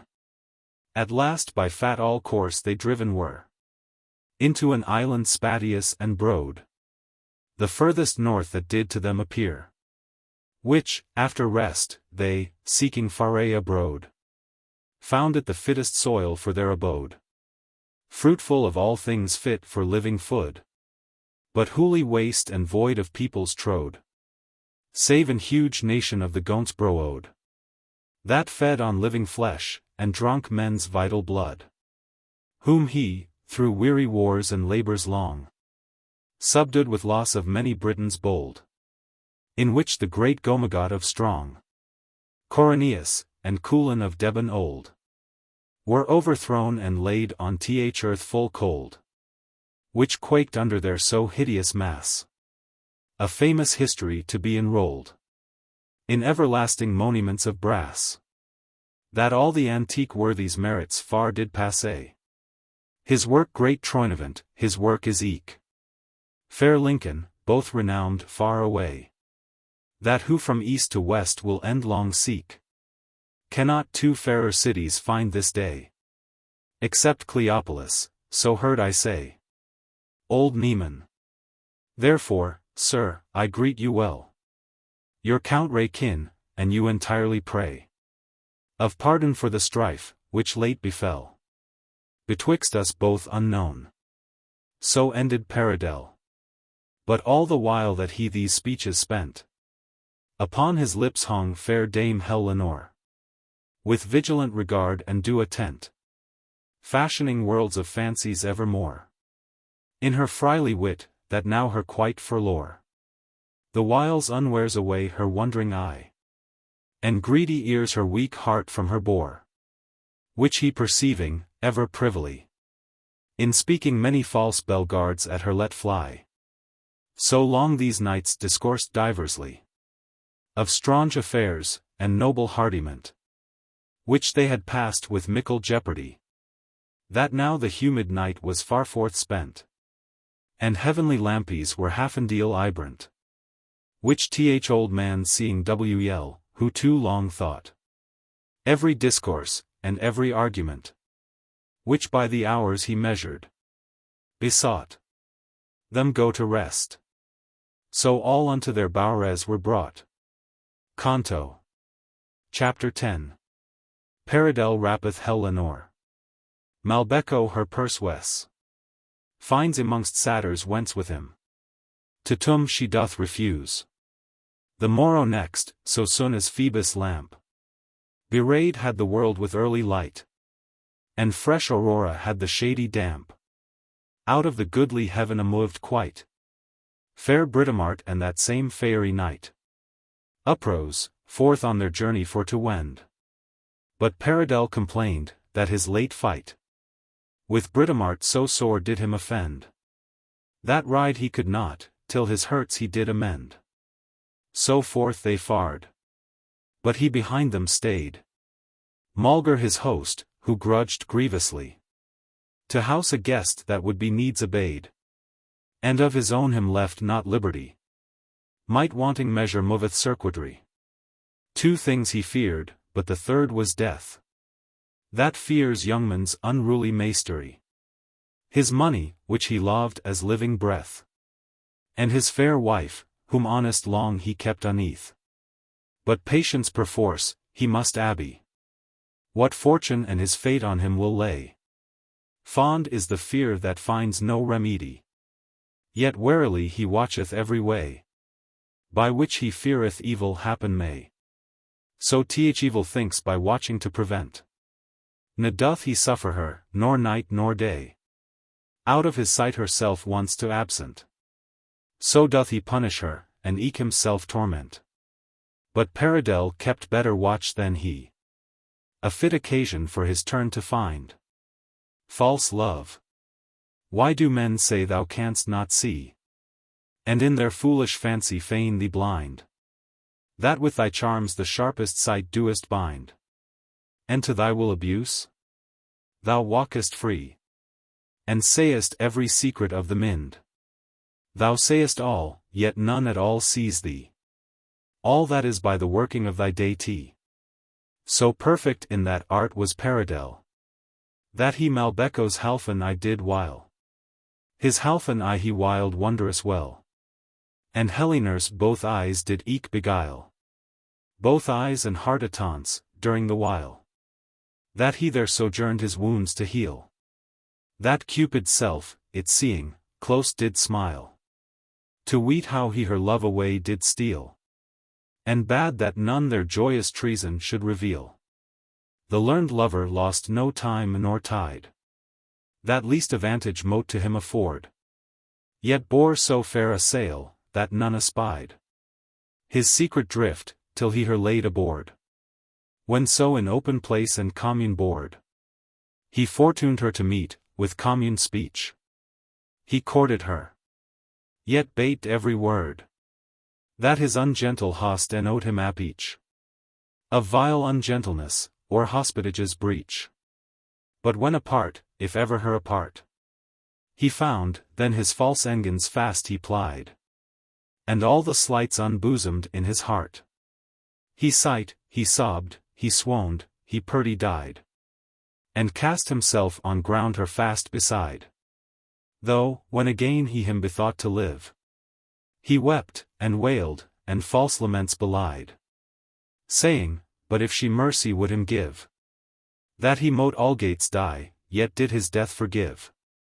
And otherwhiles with amorous delights and pleasing toys he would her entertain, now singing sweetly to surprise her sprites, now making lays of love and lover's pain, bransels, ballads, virelays, and verses vain. Oft purposes, oft riddles, he devised, and thousands like which flowed in his brain, with which he fed her fancy, and enticed to take to his new love, and leave her old despised.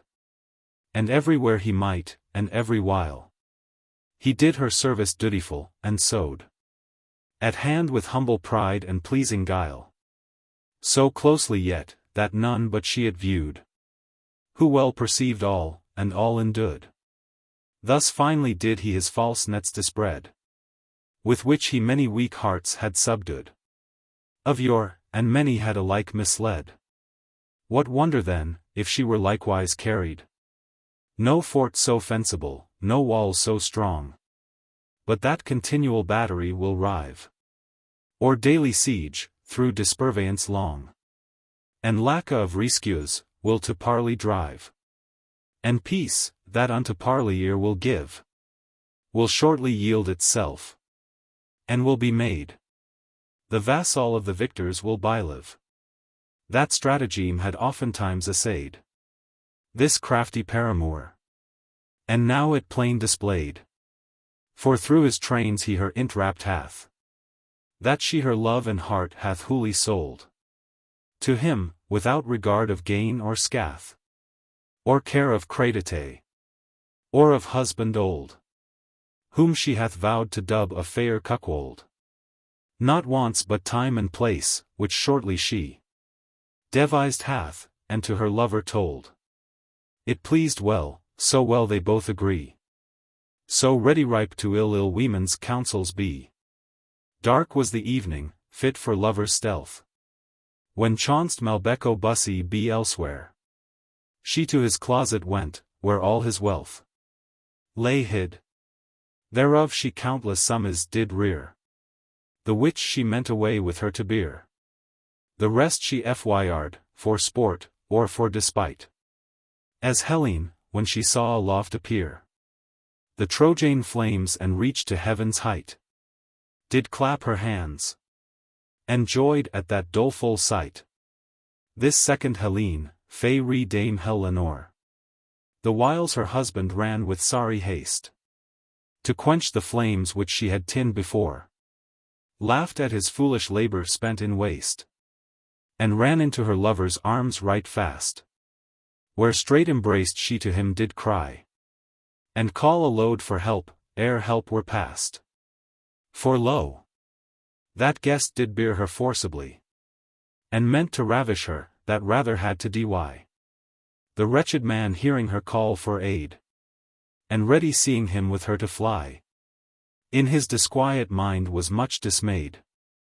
But when again he backward cast his eye, and saw the wicked fire so furiously consume his heart, and scorch his idol's face, he was therewith distressed diversely, ne wist he how to turn, nor to what place. Was never wretched man in such a woeful case. I went to him she cried, to her he turned, and left the fire, love money overcame. But, when he marked how his money burned, he left his wife. Money did love disclaim. Both was he loath to lose his loved dame, and loath he leave his leafest pelf behind. Yet, sith he enote save both, he saved that same, which was the dearest to his dunghill mind. the god of his desire, the joy of misers blind. Thus whilst all things in troublous uproar were, and all men bussy to suppress the flame, the loving couple need no rescue fear, but leisure had and liberty to frame their purposed flight, free from all men's réclame. And night, the patroness of love stealth fair, gave them safe conduct, till to end they came. So been they gone eifer, a wanton pair of lovers loosely knit, where list them to repair. Soon as the cruel flames aslaked were, Malbecco, seeing how his loss did lie, out of the flames which he had quenched whilera, into huge waves of grief and jealousy, full deep implonged was, and drowned nigh, twixt inward duel and felonious despite. He raved, he wept, he stamped, he loud did cry, and all the passions that in man may light, did him a taunts oppress, and vex his caitiff sprite. Long thus he chawed the cud of inward grief, and did consume his gall with anguish sore. Still when he mused on his late mischief, then still the smart thereof increased more, and seemed more grievous than it was before. At last when sorrow he saw booted not, ne grief might not his love to him restore, he gone devise how her he rescue mought. 10,000 ways he cast in his confused thought, at last resolving, like a pilgrim poor, to search her forth where so she might be fond, and bearing with him treasure in close store. The rest he leaves in ground, so takes in hand, to seek her endlong both by sea and London. Long he sought her far and near, and everywhere that he mote understand. Of knights and ladies any meetings were, and of each one he met he tidings did inquire. But all in vain, his woman was too wise ever to come into his couch again, and he too simple ever to surprise the jolly Paradelle, for all his pain. One day, as he forepassed by the plain, with weary pace, he far away espied a couple, seeming well to be his twain, which hovered close under a forest side, as if they lay in wait, or else themselves did hide. Well weened he that those the same mote be, and as he better did their shape of eyes, him seemed more their manner did agree. For one was armed all in warlike wise, whom to be Paradelle he did devise, and other, allikled in garments light, discolored like to womanish disguise, he did resemble to his lady bright, and ever his faint heart much earned at the sight, and ever fain he towards them would go, but yet durst not for dread approachen nie, but stood aloof, unweeting what to do, till that pricked forth with love's extremity, that is the father of foul jealousy. He closely nearer crept the truth to weet, but, as he nigher drew, he easily might cern that it was not his sweetest sweet, ne yet her bel amour, the partner of his sheet, but it was scornful braggadocio, that with his servant Trompart hovered there.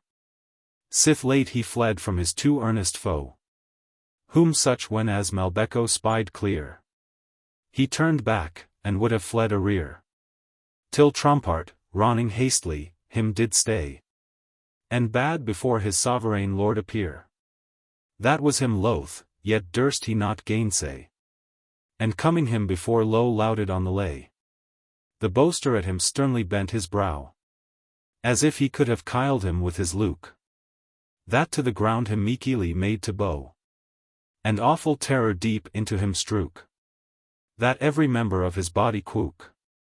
Said he, Thou man of naught, what doest thou here, unfitly furnished with thy bag and book, where I expected one with shield and spear, to prove some deeds of arms upon an equal pair? The wretched man at his imperious speech was all abashed, and low prostrating said, Good sir, let not my rudens be no breach unto your patience, any be ill apaid. For I unwares this way by fortune strayed, a silly pilgrim driven to distress. That seek a lady, there he Suttian stayed. And did the rest with grievous sighs suppress. While tears stood in his eyes, few drops of bitterness. What lady, man? Said Trompart, take good heart. And tell thy grief, if any hidden lie. Was never better time to shew thy smart. Than now that noble succor is thee by. That is the whole world's commune remedy. That cheerful word his weak heart much did cheer. And with vain hope his spirits faint supply. That bold he said, O most redoubt pair. Vouchsafe with mild regard a wretch's case to hear. Then sighing sore, it is not long, said he. Sith I enjoyed the gentlest dame alive. Of whom a knight, no knight at all perdee. But shame of all that do for honor strive. By treacherous deceit did me deprive. Through open outrage he her bore away. And with foul force unto his will did drive. Which all good knights, that arms do bear this day, are bound for to revenge, and punish if they may. And you, most noble lord, that can and dare redress the wrong of miserable wight, cannot employ your most victorious spear in better quarrel than defense of right, and for a lady gainst a faithless knight. So shall your glory be advanced much, and all fair ladies magnify your might. And eke myself, all be I simple such, your worthy pain shall wel reward with guerdon rich. With that out of his bouget forth he drew great store of treasure, there with him to tempt. But he on it looked scornfully askew, as much disdaining to be so misdempt, or a warmonger to be basely nemped. And said, thy offers base I greatly loath. Arid eke thy words uncourteous and unkempt. I tread in dust thee and thy money both. That, were it not for shame, so turned from him wroth. But Trompart, that his maester's humour knew, in lofty looks to hide an humble mind, was inly tickled with that golden view. And in his ear him roamed close behind. Yet stooped he not, but lay still in the wind, waiting advantage on the prey to cease. Till Trompart, lowly to the ground inclined, besought him his great courage to appease, and pardon simple man that rash did him displease. Big looking like a doughty dowspear. At last he thus, thou clod of vilest clay, I pardon yield, and with thy rudens beer. But weet henceforth, that all that golden prey, and all that else the vain world vaunten may, I loath as down, any deem my due reward. Fame is my meed, and glory virtue's pay. But minds of mortal men are muchel marred, and moved amiss with massy muck's unmeet regard. And more, I grunt to thy great misery. Gracious respect. Thy wife shall back be sent. And that vile knight, whoever that he be, which hath thy lady reft and knighthood shent, by Sanglamort my sword, whose deadly dent the blood hath of so many thousands shed, I swear, ere long shall dearly it repent. Ne he twixt heaven and earth shall hide his head, but soon he shall be found, and shortly done be dead. The foolish man thereat walks wondrous blithe, as if the word so spoken were half done, and humbly thanked him 1,000 sith, that had from death to life him newly won. Though forth the boaster marching brave begone, his stolen steed to thunder furiously, as if he heaven and hell would overon, and all the world confound with cruelty. That much Malbecco joyed in his jollity. Thus long they three together travailed, through many a wood and many an uncouth way, to seek his wife that was far wandered. But those two sought not but the present prey, to weet, the treasure which he did bewray, on which their eyes and hearts were wholly set, with purpose how they might it best betray. For, sith the hour that first he did them let, the same behold, though with their keen desires were wet. It fortuned, as they together fared, they spied where Paradell came pricking fast, upon the plain. The witch himself prepared to just with that brave stronger knight a cast, as on adventure by the way he passed. Alone he rode without his paragon, for, having filked her bells, her up he cast to the wide world, and let her fly alone. He knew'd be clogged. So had he served many one. The gentle lady, loose at randon left, the greenwood long did walk, and wander wide, at wild adventure, like a forlorn weft, till on a day the satyrs her espied, straying alone withouten groom or guide. Her up they took, and with them home her led, with them as housewife ever to abide, to milk their goats, and make them cheese and bread, and every one as commune good her handled, that shortly she Malbecco has forgot. And eke Sir Paradell, all were he dear, who from her went to seek another lot, and now by fortune was arrived here, where those two guilers with Malbecco were. Soon as the old man saw Sir Paradell, he fainted, and was almost dead with fear. No word he had to speak his grief to tell, but to him lauded low, and greeted goodly well, and, after, asked him for Lenore. I take no keep of her, said Paradell. She wanneth in the forest there before. So forth he rode as his adventure fell, the whiles the boaster from his lofty cell feigned to alight, something amiss to mend. But the fresh swain would not his leisure dwell, but went his way, whom when he passed kenned, he up remounted light, and after feigned to wend. Purdy, nay, said Malbecco, shall ye not? But let him passe as lightly as he came, for little good of him is to be got, and mickle peril to be put to shame. But let us go to seek my dearest dame, whom he hath left in yonder forest wild. For of her safety in great doubt I aim, lest salvage beasts her person have despoiled. Then all the world is lost, and we in vain have toiled. They all agree, and forward them address. Ah! But, said crafty Trompart, weet ye well, that yonder in that wasteful wilderness huge monsters haunt, and many dangers dwell. Dragons, and minotaurs, and fiends of hell, and many wild woodmen which rob and rend.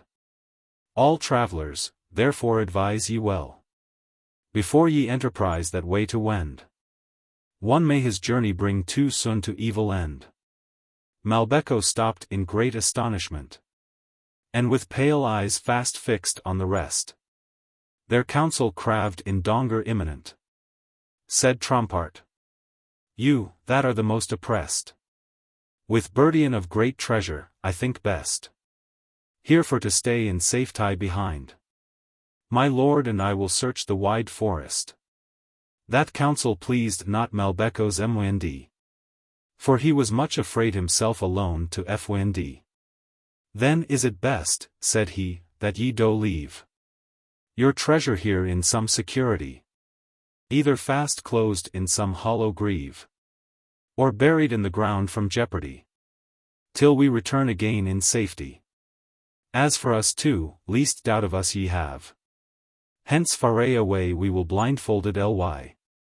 Ne privy be unto your treasure's grave. It pleased, so he did. Then they march forward brave. Now, when amid the thickest woods they were, they heard a noise of many bagpipes shrill, and shrieking hubbubs them approaching near, which all the forest did with horror fill. That dreadful sound the boaster's heart did thrill, with such amazement, that in hast he fled, ne ever looked back for good or ill. And after him eke fearful Trompart sped. The old man could not fly, but fell to ground half dead. Yet afterwards, close creeping as he might, he in a bush did hide his fearful head.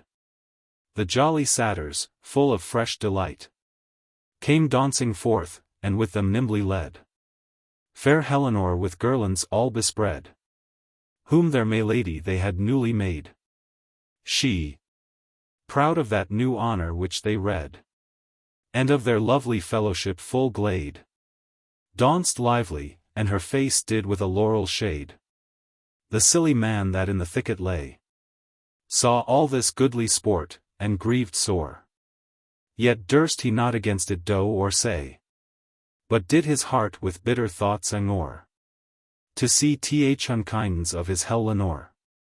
All day they danced with great lustihead, and with their horned feet the green graw wore, the whiles their gots upon the browses fed, till drooping Phoebus gone to hide his golden head. Though up they gone their merry pipes to truss, and all their goodly herds did gather round. But every satyr first did give a bussy to hell Lenore, so busses did abound.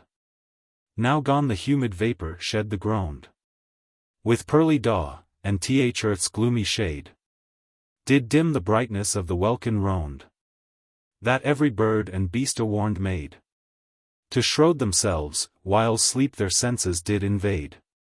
Which when Malbecco saw, out of the bush, upon his hands and feet he crept full light, and like a goat amongst the gots did rush, that, through the help of his fair horns on height, and misty damp of misconceiving night, and eke through likeness of his goddish beard, he did the better counterfeit aright. So home he marched amongst the horned herd, that none of all the satyrs him espied or heard. At night, when all they went to sleep, he viewed, whereas his lovely wife amongst them lay, embraced of a satyr rough and rude, who all the night did mind his joyous play. 9 times he heard him come aloft ere day, that all his heart with jealousy did swell, but yet that night's ensample did bewray, that not for naught his wife them loved so well, when one so oft a night did ring his matins bell. So closely as he could he to them crept, when weary of their sport to sleep they fell. And to his wife, that now full soundly slept, he whispered in her ear, and did her tell, that it was he which by her side did dwell, and therefore prayed her wake to hear him plain, as one out of a dream not waked well. She turned her, and returned back again, yet her for to awake he did the more constrain. At last with irksome trouble she abrayed, and then perceiving that it was indeed her old Malbecco, which did her upbraid with loosness of her love and loathly deed, she was astonished with exceeding dread, and would have whacked the satyr by her side. But he her prayed, for mercy or for meed, to save his life, and he let him be descried. But hearken to his lore, and all his counsel hide. Though gone he her persuade to leave that lewd and loathsome life, of God and man abhorred, and home return, where all should be renewed, with perfect peace and bands of fresh accord. And she received again to bed and board, as if no trespass ever had been done. But she had all refused at one word, and by no means would to his will be won, but chose amongst the jolly satyrs still to one. He wooed her till dayspring he espied, but all in vain, and then turned to the herd, who butted him with horns on every side, and trode down in the det, where his hoar beard was foully dight, and he of death afeared. Early, before the heaven's fairest light, out of the ruddy east was fully reared, the herds out of their folds were loosed quite, and he amongst the rest crept forth in sorry plight. So soon as he the prison door did paw, he ran as fast as both his feet could bear, and never looked who behind him was, ne scarzely who before, like as a bear, that creeping close amongst the hives to rear, and honeycomb, the wakeful dog's espy, and him assailing sore his carcass tear, that hardly he with life away does fly, ne stays, till safe himself he see from jeopardy, ne stayed he, till he came unto the place, where late his treasure he entombed had, where when he found it not, for Trompart base, had it purloined for his maester bad. With extreme fury he became quite mad, and ran away, ran with himself away. That who so strangely had him seen best ad. With upstart hair and staring eyes dismay. From limbo lake him late escaped sure would say. High over hills and over dales he fled. As if the wind him on his winges had borne. Ne bank nor bush could stay him, when he sped. His nimble feet, as treading still on thorn. Grief, and despite, and jealousy, and scorn, did all the way him follow hard behind. And he himself loathed so forlorn. So shamefully forlorn of womankind. That, as a snake, still lurked in his wounded mind. Still fled he forward, looking backward still. Ne stayed his flight nor fearful agony. Till that he came unto a rocky hill. Over the sea suspended dreadfully. That living creature it would terrify. To look adown. Or upward to the height. From thence he threw himself despiteously. All desperate of his foredamned sprite. That seemed no help for him was left in living sight. But through long anguish and self-murdering thought. He was so wasted and forpened quite. That all his substance was consumed to naught. And nothing left but like an airy sprite. That on the rocks he fell so flit and light. That he thereby received no hurt at all. But chanced on a craggy cliff to light. Whence he with crooked claws so long did crawl. That at the last he found a cave with entrance small. Into the same he creeps, and thenceforth there. Resolved to build his baleful mansion. In dreary darkens and continual fear. Of that rock's fall. Which ever and anon. Threats with huge ruin him to fall upon. That he dare never sleep, but that one eye. Still ope he keeps for that occasion. Ne ever rests he in tranquility. The roaring billows beat his bar so boisterously. Ne ever is he wont on aught to feed. But tods and frogs, his pasture poisonous. Which in his cold complexion do breed. A filthy blood, or humour rancorous. Matter of doubt and dread suspicious. That doth with cureless care consume the heart. Corrupts the stomach with gall vicious. Cross-cuts the liver with internal smart. And doth transfix the soul with death's eternal dart. Yet can he never die, but dying lives. And doth himself with sorrow new sustain. That death and life a taunts unto him gives. And painful pleasure turns to pleasing pain. There dwells he ever, miserable swain. Hateful both to himself and every wight. Where he, through privy grief and horror vain, is waxen so deformed that he has quite forgot he was a man, and jealousy is height. Canto. Chapter 11. Britomart chased Oliphant. Finds Scudamour distressed. Assays the house of Bizarane. Where love's spoils are expressed. O hateful hellish snake! What fury first brought thee from baleful house of Proserpine? Wherein her bosom she thee long had nursed, and fostered up with bitter milk of Tyne. Foul jealousy! That turnest love divine to joyless dread, and makes the loving heart with hateful thoughts to languish and to pine, and feed itself with self-consuming smart. Of all the passions in the mind thou vilest art. Oh! Let him far be banished away. And in his stead let love for ever dwell. Sweet love, that doth his golden wings embay in blessed nectar and pure pleasures well. Untroubled of vile fear or bitter fell. And ye, fair ladies, that your kingdoms make. In hearts of men, them govern wisely well. And of fair Britomart ensample take. That was as true in love as turtle to her make. Who with Sir Satyrane, as erst ye read, forth riding from Malbecco's hostless house, far off espied a young man, the which fled from an huge gaunt, that with hideous and hateful outrage long him chased thus. It was that Oliphant, the brother dear of that Argante vile and vicious. From whom the squire of dames was reft whilera. This all as bad as she, and worse, if worse aught were. For as the sister did in feminine and filthy lust exceed all womankind, so he surpassed his sex masculine in beastly use. All that I ever find, whom when as Britomart beheld behind the fearful boy so greedily pour so, she was immoved in her noble mind, temploi her puissance to his rescue, and pricked fiercely forward where she did him view. No was Sir Satyrane her far behind, but with like fierceness did end so the chase, whom when the giant saw, he soon resigned his former suit, and from them fled apace.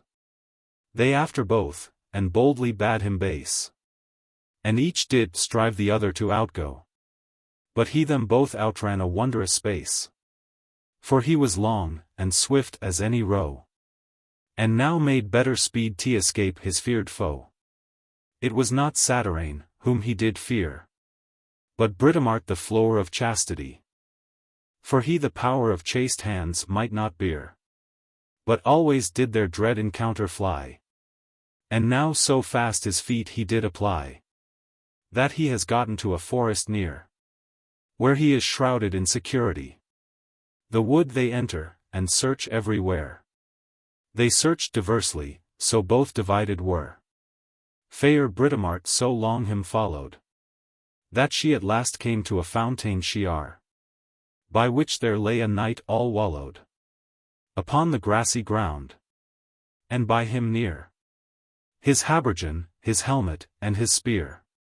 A little off his shield was rudely thrown, on which the winged boy in colours clear depainted was, full easy to be known, and he thereby, wherever it in field was shown, his face upon the ground did grovelling ly, as if he had been slumbering in the shade, that the brave maid would not for courtesy out of his quiet slumber him abrade, nor see me too suddenly him to invade. Still as she stood, she heard with grievous throb him groan, as if his heart were pieces made, and with most painful pangs to sigh and sob. That pity did the virgin's heart of patience rob.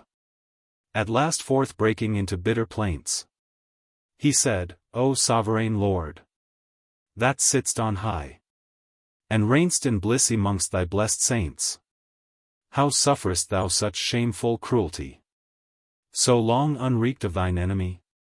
Or hast thou, Lord, of good men's cause no heed? Or doth thy justice sleep and silent ly? What booteth then the good and righteous deed, if goodness find no grace, nor righteousness no meed? If good find grace, and righteousness reward, why then is amort in cative band? Sith that more bounteous creature never fared on foot upon the face of living land? Or if that heavenly justice may withstand the wrongful outrage of unrighteous men, why then is Bizarane with wicked hand suffered, these 7 beneath's day, in secret den, my lady and my love so cruelly to pen? My lady and my love is cruelly penned in doleful darkens from the view of day, whilst deadly torments do her chaste breast rend, and the sharp steel doth rive her heart in tway. All for she Scudamore will not deny. Yet thou, vile man, vile Scudamore, art sound. Ne canst her aid, any canst her foe dismay. Unworthy wretch to tread upon the ground, for whom so fair a lady feels so sore awound.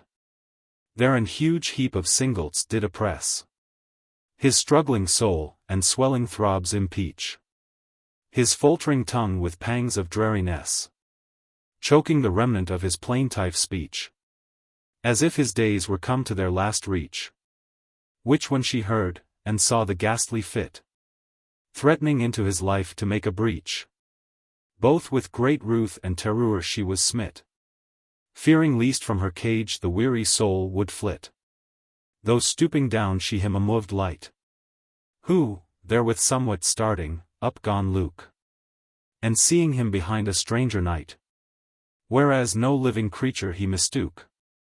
With great indignance he that sight forsook, and down again himself disdainfully, abjecting, th earth with his fair forehead strook, which the bold virgin seeing gone apply, fit medicine to his grief, and spake thus courtsly: Ah, gentle knight, whose deep conceived grief well seemes t exceed the power of patience, yet, if that heavenly grace some good relief you send, submit you to high providence, and ever in your noble heart propense that all the sorrow in the world is less than virtue's might and value's confidence.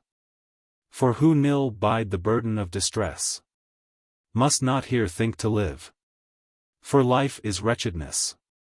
Therefore, fair sir, do comfort to you take, and freely read what wicked felon so hath outragged you, and thralled your gentle make. Perhaps this hand may help to ease your woe, and wreak your sorrow on your cruel foe. At least it fair endeavour will apply those feeling words so near the quick did go, that up his head he reared easily, and, leaning on his elbow, these few words let fly: What boots it plain that cannot be redressed, and sow vain sorrow in a fruitless ear? Sith power of hand, nor skill of learned breast, no worldly price cannot redeem my dear out of her thraldom and continual fear. For he, the tyrant, which her hath in ward, by strong enchantments and black magic leer, hath in a dungeon deep her close embarred, and many dreadful fiends hath pointed to her guard. There he tormenteth her most terribly, and day and night afflicts with mortal pain, because to yield him love she doth deny. Once to me yold, not to be yold again, but yet by torture he would her constrain, love to conceive in her disdainful breast, till so she do, she must in duel remain, ne may by living means be thence relised. What boots it then to plain that cannot be redressed? With this sad hers all of his heavy stress. The warlike damsel was impassioned sore, and said, Sir knight, your cause is nothing less than is your sorrow certes, if not more. For nothing so much pity doth implore, as gentle lady's helpless misery. But yet, if please ye listen to my lore, I will, with proof of last extremity, deliver her fro thence, or with her for you disprosium. Ah! Gentlest knight alive, said Scudamore, what huge heroic magnanimity dwells in thy bounteous breast! What couldst thou more, if she were thine, and thou as now am I? Oh! Spare thy happy days, and them apply to better boot, but let me die that ought. More is more loss, one is enough to disprosium. Life is not lost, said she, for which is bought endless renown, that, more than death, is to be sought. Thus she at length persuaded him to rise, and with her wend to see what new success mote him befall upon new enterprise. His arms, which he had vowed to disprofess, she gathered up and did about him dress, and his 400 steed unto him got. So forth they forth make their progress, and march not past the mountenance of a shot, till they arrived whereas their purpose they did plot. There they dismounting drew their weapons bold, and stoutly came unto the castle gate, whereas no gate they found them to withhold, nor ward to wait at morn and evening late. But in the porch, that did them sore amadi, a flaming fire, immixed with smouldry smoke, and stinking sulphur, that with greasely hate and dreadful horror did all in trance choke, enforce them their forward footing to revoke. Greatly thereat was Britomart dismayed, ne in that stound wist how herself to bear, for donger vain it were to have essayed that cruel element, which all things fear, ne none can suffer to approachen near. And, turning back to Scudamore, thus said: What monstrous enmity provoke we here? Foolhardy as earth's children, the witch made battile against the gods, so we a god invade. Donger without discretion to attempt. Inglorious, beast-like is, therefore, Sir Knight. A read what course of you is safest dempt. And how we with our foe may come to fight. This is, quoth he, the dolorous despite. Which erst to you I plained, for neither may this fire be quenched by any wit or might. Ne yet by any means removed away. So mighty be enchantments which the same do stay. What is there else but cease these fruitless pains? And leave me to my former languishing? Fair Amoret must dwell in wicked shens. And Scudamore here die with sorrowing. Purdy not so, said she, for shameful thing. Whitey were abandon noble chevisance. For shew of peril, without venturing. Rather let try extremities of chance. Then enterprised praise for dread to disavance. Therewith, resolved to prove her utmost might. Her ample shield she threw before her face. And her sword's point directing forward right. Assailed the flame. The which eftsoons gave place. And did itself divide with equal space. That through she passed, as a thunderbolt. Perceth the yielding air. And doth displace the soaring clouds into sad shores emolt. So to her yoled the flames, and did their force revolt.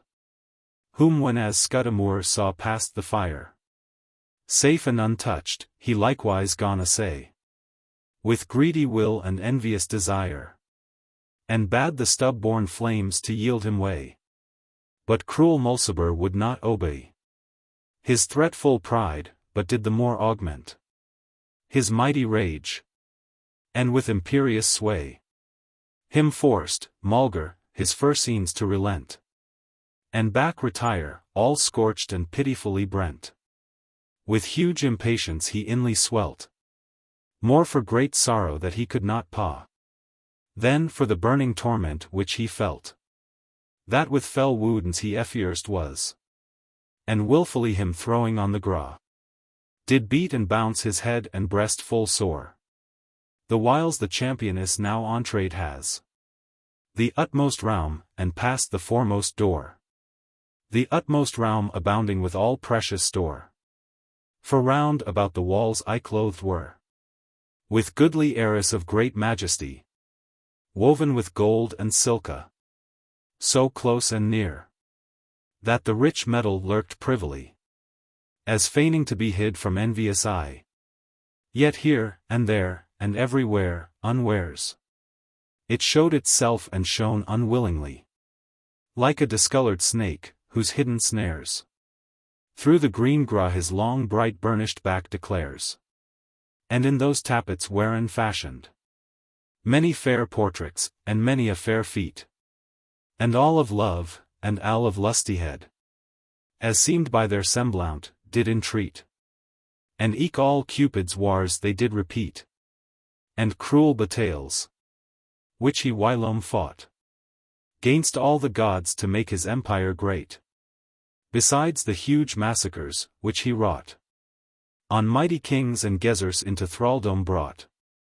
Therein was writ how often thundering Jove had felt the point of his heart-piercing dart. And, leaving heaven's kingdom, here did rove. In strange disguise. To slake his scalding smart. Now, like a ram, fair Helle to pervert. Now, like a bull, Europa to withdraw. Ah! How the fearful lady's tender heart did lively see me to tremble, when she saw the huge seas under her to obey her servant's law. Soon after that, into a golden shore. Himself he chonged, fair Danae to view. And through the roof of her strong brassen tore. Did rain into her lap and honey dew. The whiles her foolish guard, that little knew of such deceit, kept Chiron door fast barred. And watched that none should enter nor issue.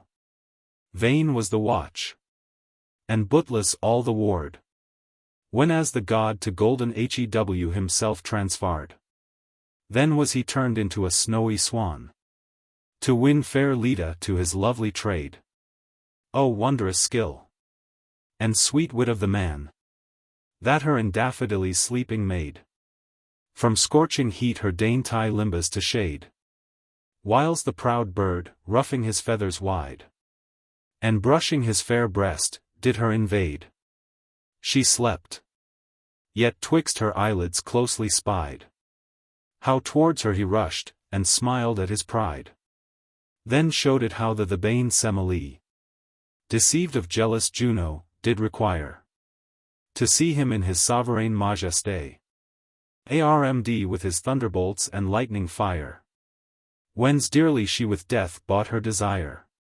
But fair Alcmena better match did make, joying his love in lichens more entire. 3 nights in one, they say, that for her sake he then did put her pleasures lenger to partake. Twice was he seen in soaring eagle's shape, and with wide winges to beat the buxom air. Once, when he with astray did scape. Again, when as the Trojan boy so fair, he snatched from Ida hill, and with him bare. Wondrous delight it was there to behold.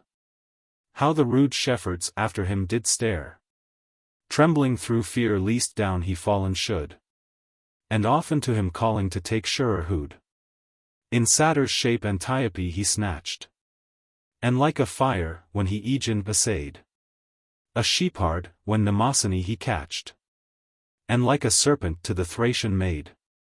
Whiles thus on earth great Jove these pageants played, the winged boy did thrust into his throne, and scoffing thus unto his mother said, Lo!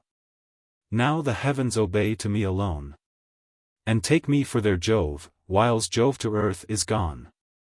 And thou, fair Phoebus, in thy colours bright, wast there enwoven, and the sad distress, in which that boy thee plunged, for despite that thou beradest his mother's wantonness, when she with Mars was maint in joyfulness. Forth he thrilled thee with a leaden dart, to love fair Daphne, which thee loved less. Less she thee loved then was thy just desart. Yet was thy love her death, and her death was thy smart.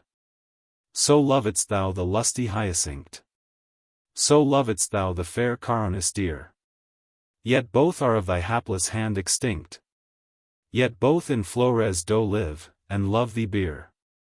The one a ponce, the other a sweet brer. For grief whereof ye mote have lively seen the god himself rending his golden hair, and breaking quite his garland evergreen, with other signs of sorrow and impatient teen.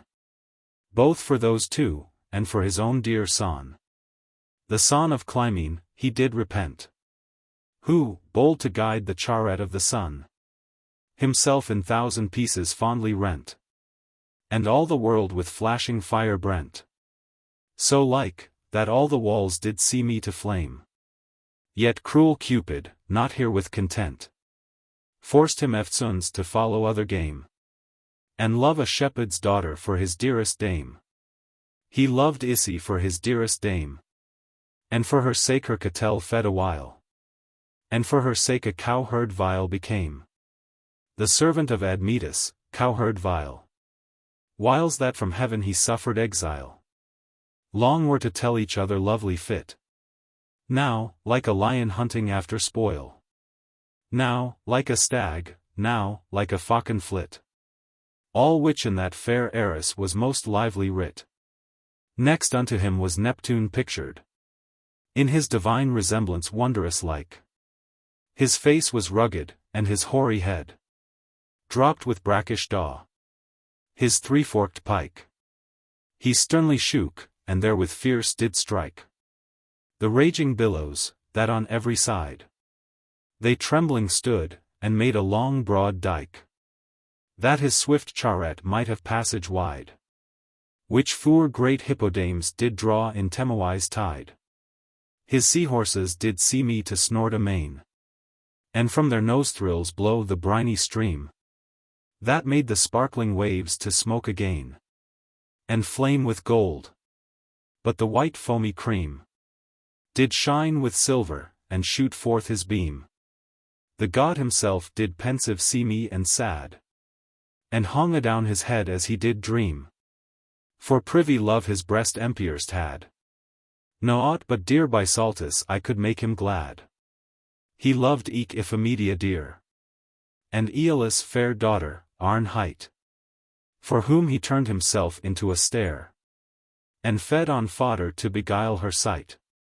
Also to win Deucalion's daughter bright, he turned himself into a dolphin fair, and like a winged horse he took his flight, to Snake-Ilock Medusa to repair, on whom he got fair Pegasus that flitteth in the air. Next Saturn was, but who would ever ween that sullen Saturn ever ween to love? Yet love is sullen, and Saturn-like seen, as he did for Erigone it prove, that to a centaur did himself transmove. So proved it eke that gracious god of wine, when for to compasse Philyra's hard love, he turned himself into a fruitful vine, and into her fair bosom made his grapes decline. Long were to tell the amorous essays, and gentle pangs, with which he maked meek the mighty Mars, to learn his wanton plays. How oft for Venus, and how often eke for many other nymphs, he sore did shriek, with womanish tears, and with unwarlike smarts, privily moistening his horrid cheek. There was he painted full of burning darts, and many wide wounds launched through his inner parties. Ne did he spare, so cruel was the Elfie, his own dear mother. Ah! Why should he so? Ne did he spare some time to prick himself, that he might taste the sweet consuming woe, which he had wrought to many others mo. But, to declare the mournful tragedies, and spoils wherewith he all the ground did strow, more eth to number with how many eyes high heaven beholds sad lovers' nightly thieveries. Kings, queens, lords, ladies, knights, and damsels gent, were heaped together with the vulgar sort, and mingled with the rascal rabblement, without respect of person or of port, to shew Dan Cupid's power and great effort. And round about a border was entrailed of broken bows and arrows shivered short, and a long bloody river through them railed, so lively and so like that living sense it failed. And at the upper end of that fair realm, there was an altar built of precious stone, of passing value and of great renown, on which there stood an image all alone, of massy gold, which with his own light shone, and winges it had with sundry colours dight, more sundry colours than the proud pavone bears in his boasted fan, or iris bright, when her discoloured bow she spreads through heaven's height. Blindfold he was, and in his cruel fist a mortal bow and arrows keen did hold, with which he shot at random, when him list. Some headed with sad lead, some with pure gold. Ah man! Beware how thou those darts behold. A wounded dragon under him did lie, whose hideous tail his left foot did enfold, and with a shaft was shot through either eye, that no man forth might draw, any no man remedy. And underneath his feet was written thus: Unto the victor of the gods this be. And all the people in that ample house did to that image bow their humble knee, and oft committed foul idolatry. That wondrous sight fair Britomart amazed, ne seeing could her wonder satisfy, but ever more and more upon it gazed, the whiles the passing brightens her frily senses dazzed. Though, as she backward cast her bussy eye, to search each secret of that goodly stead, over the door thus written she did spy. Be bold, she oft and oft it over-read, yet could not find what sense it figured, but whatso were therein or writ or meant. She was no whit thereby discouraged from prosecuting of her first intent, but forward with bold steps into the next room went. Much fairer than the former was that room, and richlier by many parties arrayed. For not with arras made in painful loom, but with pure gold it all was overlaid, wrought with wild antiques, which their follies played in the rich metal as they living were. 1,000 monstrous forms therein were made, such as false love doth oft upon him wear. For love in 1,000 monstrous forms doth oft appear, and all about the glistering walls were hung with warlike spoils and with victorious praise of mighty conquerors and captains strong, which were whilome captived in their days to cruel love, and wrought their own decays. Their swords and spurs were broke, and hauberks rent, and their proud girlands of triumphant bays trodden in dust with fury insolent, to shew the victor's might and merciless intent. The warlike maid, beholding earnestly the goodly ordinance of this rich place, did greatly wonder any could satisfy her greedy eyes with gazing a long space. But more she merveiled that no footings trace, nor white apurred, but wasteful emptiness, and solemn silence over all that place. Strange thing it seemed, that none was to possess so rich purveyance, any them keep with carefulness. And, as she looked about, she did behold how over that same door was likewise writ, be bold, and everywhere, be bold. That much she muzzed, yet could not construe it by any riddling skill, or commune wit. At last she spied at that realm's upper end another iron door, on which was writ, be not too bold, whereto though she did bend her earnest mind, yet wist not what it might intend. Thus she there wait until eventide, yet living creature none she saw appear. And now sad shadows gone the world to hide from mortal view, and wrap in darken's drear. Yet nude she dee off her weary arms, for fear of secret donger, and let sleep oppress her heavy eyes with nature's burden dear. But drew herself aside in sickerness, and her pointed weapons did about her dress. Canto. Chapter 12. The Mask of Cupid, and th enchanted chamber are displayed, whence Britomart redeems fair Amrit, through charms decayed. Though, when as cheerless night a covered had fair heaven with an universal cloud, that every wight dismayed with dark and sad, in silence and in sleep themselves did shroud, she heard a shrilling trumpet sound aload, signa of nigh battail, or got victory. Not therewith daunted was her courage proud, but rather stirred to cruel enmity, expecting ever when some foe she might descry.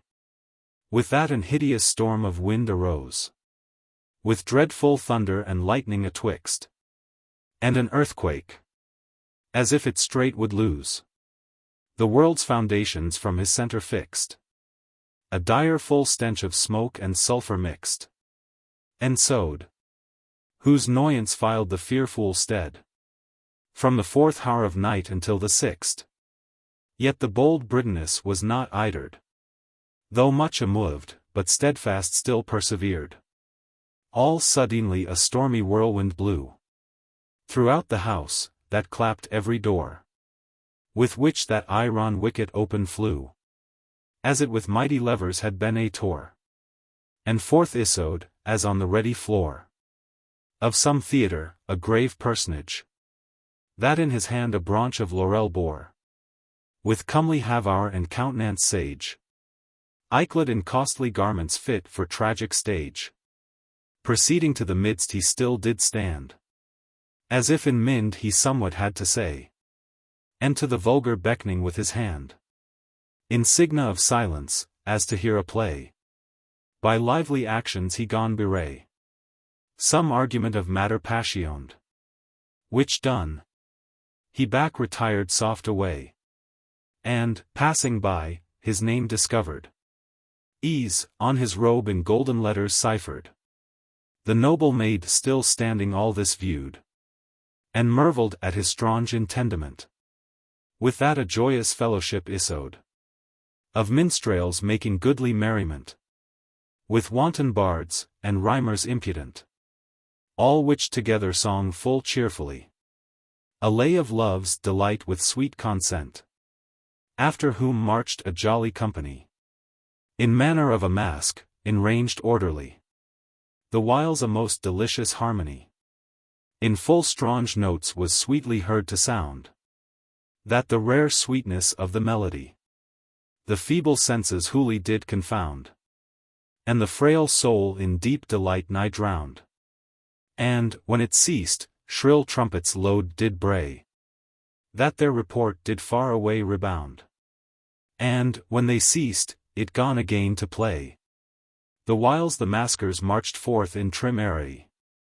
The first was Fancy, like a lovely boy, of rare aspect, and bow tie without pair, matchable either to that imp of Troy, whom Jove did love and chose his cup to bear, or that same dainty lad, which was so dear to great Alcides, that, when as he died, he wailed womanlike with many a tear, and every wood and every valley wide he filled with Hylas' name. The nymphs eke Hylas cried. His garment neither was of silka nor say, but painted plumes in goodly order dight, like as the sunburnt Indians do array their tawny bodies in their proudest plight. As those same plumes so seemed he vain and light, that by his gait might easily appear, for still he fared as dancing in delight, and in his hand a windy fan did bear, that in the idle air he moved still here and thar. And him beside marched amorous Desire, who seemed of riper years than t'each other swain. Yet was that other swain this elder's sire, and gave him being commune to them twain. His garment was disguised very vain, and his embroidered bonnet sat awry. Twixt both his hands few sparks he close did strain, which still he blew and kindled busily, that soon they life conceived, and forth in flames did fly. Next after him went Doubt, who was icled in a discolored coat of strange disguise, that at his back a broad capuccio had, and sleeves dependant Albanese wise. He looked askew with his mistrustful eyes, and nicely trode, as thorns lay in his way, or that the floor to shrink he did of ice, and on a broken reed he still did stay his feeble steps, which shrunk when hard thereon he lay. With him went Donger, clothed in ragged weed, made of bear's skin, that him more dreadful made. Yet his own face was dreadful, and he did need strange horror to deform his griesly shade. A net in th one hand, and a rusty blade in th other was. This mischief, that mishap. With th one his foes he threatened to invade, with th other he his friends meant to enwrap, for whom he could not kill he practised to entrap. Next him was Fear, all armed from top to toe, yet thought himself not safe enough thereby, but feared each shadow moving to or fro, and, his own arms when glittering he did spy, or clashing heard, he fast away did fly, as ashes pale of hew, and winged healed, and evermore on Donger fixed his eye, gainst whom he always bent a brazen shield, which his right hand unarmed fearfully did wield. With him went Hope in rank, a handsome maid, of cheerful look and lovely to behold. In silken samite she was light arrayed, and her fair locks were woven up in gold. She alway smyled, and in her hand did hold an holy water sprinkle, dipped in diau, with which she sprinkled favours manifold, on whom she list, and did great liking she owe. Great liking unto many, but true love to few. And after them dissemblance and suspect marched in one rank, yet an unequal pair. For she was gentle and of mild aspect, courteous to all and seeming debonair. goodly adorned and exceeding fair. Yet was that all but painted and purloined. And her bright brows were decked with borrowed hair. Her deeds were forged, and her words false coined. And always in her hand 2 clues of silka she twined. But he was foul, ill-favored, and grim, under his eyebrows looking still askance. And ever, as dissemblance laughed on him, he lowered on her with dongerous eye-glounce, shewing his nature in his countenance. His rolling eyes did never rest in place, but walked each where for fear of hid mischance, holding a laddie still before his face, through which he still did peep as forward he did pace. Next him went Grief and Fury, matched Eifer. Grief all in sable sorrowfully clad, down hanging his dull head with heavy share, yet inly being more than seeming sad. A pair of pincers in his hand he had, with which he pinched people to the heart, that from thenceforth a wretched life they lad, in wilful languor and consuming smart, dying each day with inward wounds of dolour's dart. But Fury was full ill apparelled, in rags, that naked nigh she did appear, with ghastly looks and dreadful draright, and from her back her garments she did tear, and from her head oft raunt her snarled here. In her right hand a firebrand she did toss about her head, still roaming here and there, as a dismayed deer in chase embossed, forgetful of his safety, hath his right way lost. After them went Displeasure and Pleasance, he looking lompish and full sullen sad, and hanging down his heavy countenance. She cheerful, fresh, and full of joyance glad, as if no sorrow she any felt any dread. That evil matched pair they seemed to be. An angry wasp one in a vial had, other in hers an honey-laden bee. Thus marched these 6 couples forth in fair degree. After all these there marched a most fair dame, led of 2 gricy villains, one despite, the other cleaped Cruelty by name. She, doleful lady, like a dreary sprite, called by strong charms out of eternal night, had death's own image figured in her face, full of sad signas, fearful to living sight. Yet in that horror showed a seemly grace, and with her feeble feet did move a comely pace.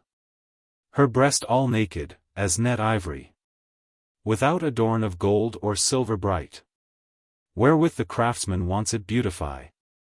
Of her due honor was despoiled quite, and a wide wound therein, O rueful sight, entrenched deep with knife accursed keen, yet freshly bleeding forth her fainting sprite. The work of cruel hand was to be seen, that dyed in sanguine red her skin all snowy clean. At that wide orifice her trembling heart was drawn forth, and in silver basin laid, quite through transfixed with a deadly dart, and in her blood yet steaming fresh embayed. And those 2 villains, which her steps upstayed, when her weak feet could scarcely her sustain, and fading vital power as gone to fade, her forward still with torture did constrain, and evermore increased her consuming pain. Next after her, the winged god himself came riding on a lion ravenous, taught to obey the menage of that Elfie, that man and beast with power imperious, subdueth to his kingdom tyrannous. His blindfold eyes he bade a while unbind, that his proud spoil of that same dolorous fair dame he might behold in perfect kind, which seen, he much rejoiced in his cruel mind, of which full proud, himself uprearing high, he looked round about with stern disdain, and did survey his goodly company, and, marshalling the evil-ordered train, with that the darts which his right hand did strain, full dreadfully he shook, that all did quake, and clapped on high his coloured winges twain, that all his many it afraid did make, though, blinding him again, his way he forth did take. Behind him was Reproch, repentance, shame. Reproch the first, shame next, repent behind. Repentance feeble, sorrowful, and lame. Reproch despiteful, careless, and unkind. Shame most ill-favored, bestial, and blind. Shame lowered, repentance side, reproch did scood. Reproch sharp stings, repentance whips entwined. Shame burning irons in her hand did hold. All three to each unlike, yet all made in one mold. And after them a rude confused rout of persons flocked, whose names is hard to read. Amongst them was stern strife, and anger stout. Unquiet care, and fond unthrifty head. Lewd loss of time, and sorrow seeming dead. Inconstant change, and false disloyalty. Consuming riotous, and guilty dread. Of heavenly vengeance, faint infirmity. Vile poverty. And, lastly, death with infamy. There were full many like maladies. Whose names and natures I note read and well. So many as there be fantasies. In wavering women's wit, that none can tell. Or pains in love. Or punishments in hell. All which disguised marched in masking wise. About the chamber by the damosel. And then returned, having marched thrice. Into the inner realm from whence they first did rise. So soon as they were in, the door straightway. Fast locked, driven with that stormy blast.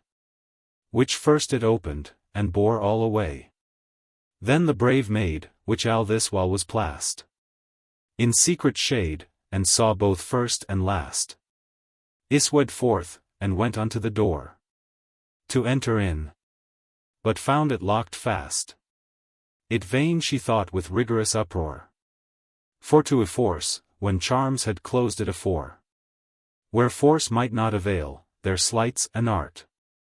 She cast to use, both fit for hard emprise. Forthy from that same realm not to depart. Till morrow next she did herself eyes. When that same mask again should forth our eyes. The morrow next appeared with joyous cheer. Calling men to their daily exercise. Then she, as morrow fresh, herself did rear. Out of her secret stand that day for to outwear. All that day she outwore in wandering. And gazing on that chamber's ornament. Till that again the second evening. Her covered with her sable vestiment. Wherewith the world's fair bow tie she hath blent. Then, when the second watch was almost past. That brassen door flew open, and in went. Bold Britomart, as she had late forecast.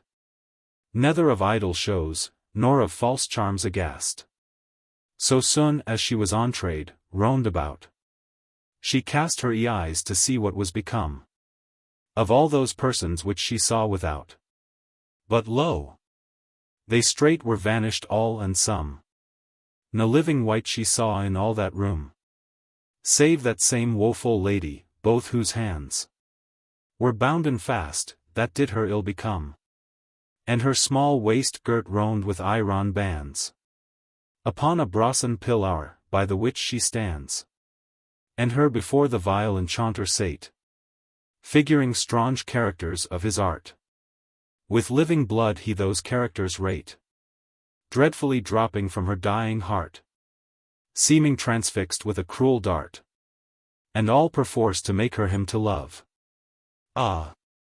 Who can love the worker of her smart? 1,000 charms he formerly did prove. Yet 1,000 charms could not her steadfast heart remove. Soon as that virgin knight he saw in place. His wicked books in hast he overthrew. Not caring his long labors to deface. And, fiercely running to that lady true. A murderous knife out of his pocket drew. The which he thought, for villainous despite. In her tormented body to embrow. But the stout damsel, to him leaping light. His cursed hand withheld, and masted his might. From her, to whom his fury first he meant. The wicked weapon rashly he did wrest. And, turning to herself, his fell intent. Unwares it strook into her snowy chest. That little drops empurpled her fair breast. Exceeding wroth therewith the virgin grew.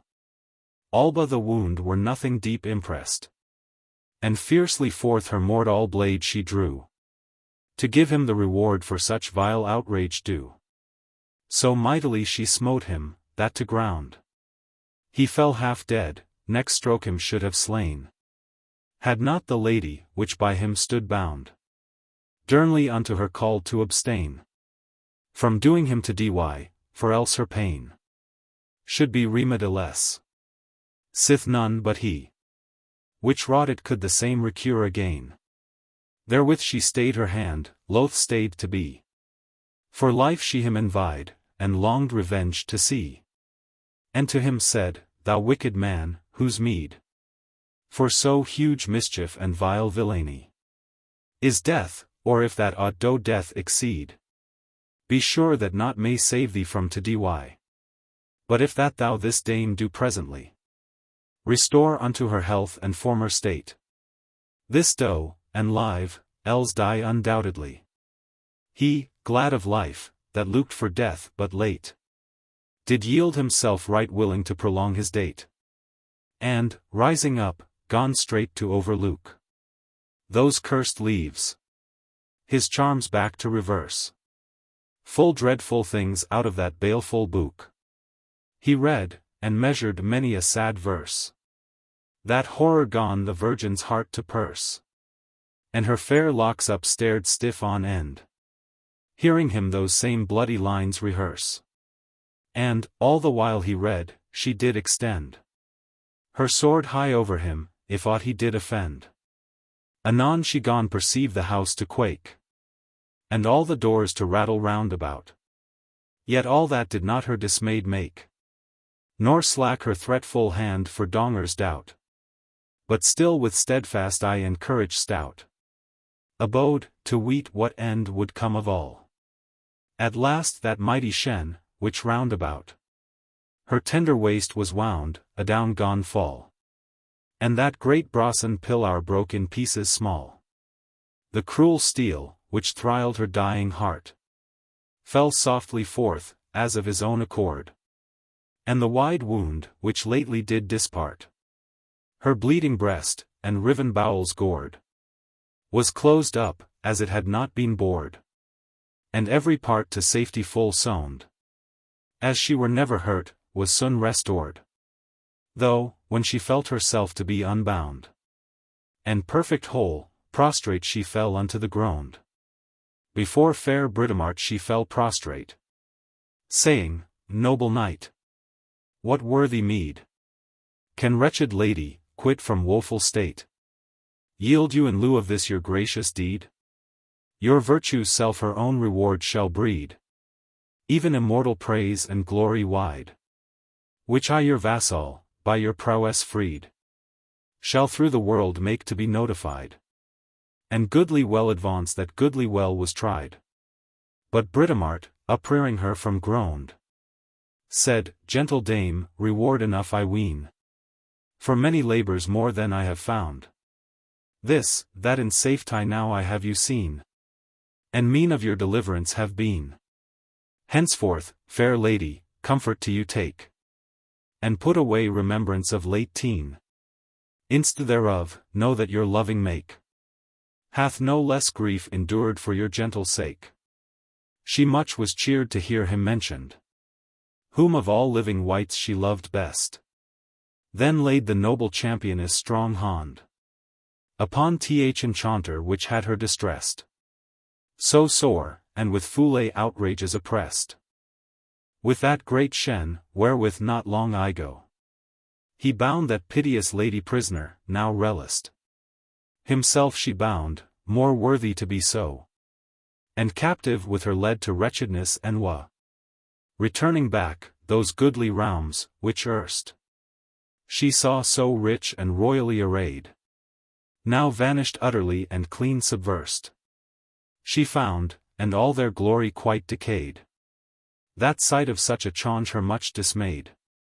Thenceforth descending to that peerless porch, Those dreadful flames she also found delayed, and quenched quite like a consumed torch, that erst all entrees wont so cruelly to scorch. More easy isso now than entranslate she found. For now that fain dreadful flame, which chalked the porch of that enchanted gate, and passage barred to all that thither came, was vanished quite, as it were not the same, and gave her leave at pleasure forth to passe. Th enchanter self, which all that fraud did frame, to have efforst the love of that fair lasse, seeing his work now wasted, deep ingrieved was. But when the victoress arrived there, where late she left the pensive Scudamore, with her own trusty squire, both full of fear, neither of them she found where she them lore. Thereat her noble heart was stonished sore. But most fair Amrit, whose gentle sprite, now gone to feed on hope, which she before conceived had, to see her own dear knight, being thereof beguiled, was filed with new affright. But he, sad man, when he had long in dread awaited there for Britomart's return, yet saw her not, nor signa of her good speed, his expectation to despair did turn, misdeeming sure that her those flames did burn, and therefore gone advise with her old squire, who her dear Norseling's loss no less did mourn, thence to depart for further aid to inquire, where let them wend at will, whilst here I do respire. Book. Chapter 4. The Legend of Cambel and Triamond, or of Friendship. The rugged forehead, that with grave foresight welds kingdoms, causes and affairs of state, my looser rhymes, I wot, doth sharply white, for praising love as I have done of late, and magnifying lovers' dear debate, by which fryly youth is oft to folly led, through false allurement of that pleasing bait, that better were in virtues discipled, than with vain poems weeds to have their fancies fed. Such ones ill judge of love that cannot love, ne in their frozen hearts feel kindly flame. Forthy they ought not thing unknown reprove, ne natural affection faultless blame. For fault of few that have a bust the same, for it of honor and all virtue is the root, and brings forth glorious flores of fame, that crown true lovers with immortal bliss, the meed of them that love, and do not live amiss, which who so list look back to former ages, and call to count the things that then were done, shall find that all the works of those wise sages, and brave exploits which great heroes won, in love were either ended or begun. Witness the father of philosophy, which to his Critias, shaded oft from sun, of love full monier lessons did apply, the which these stoic censors cannot well deny. To such therefore I do not sing at all, but to that sacred saint my sovereign queen, in whose chaste breast all bounty natural, and treasures of true love enlocked been, bove all her sex that ever yet was seen.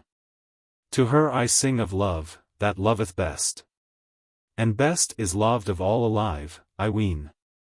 To her this song most fitly is addressed, the Queen of Love, and Prince of Peace from heaven blessed, which that she may the better deign to hear, do thou, dread infant, Venus dearling dove, from her high spirit chase imperious fear, and use of awful majesty remove, inst thereof with drops of melting love, dawed with ambrosial kisses, by thee gotten, from thy sweet smiling mother from above. Sprinkle her heart, and haughty courage soften, that she may hark to love, and read this lesson often. Canto. Chapter 1. Fair Britomart saves Amrit. Duessa discord breeds twixt Scudamore and Blandamore, their fight and warlike deeds, of lovers' sad calamities of old. Full many piteous stories do remain, but none more piteous ever was ye told, than that of Amrit's heart-binding shen, and this of Florimel's unworthy pain. the dear compassion of whose bitter fit my softened heart so sorely doth constrain, that I with tears full oft do pit tie it, and oftentimes do wish it never had been a writ.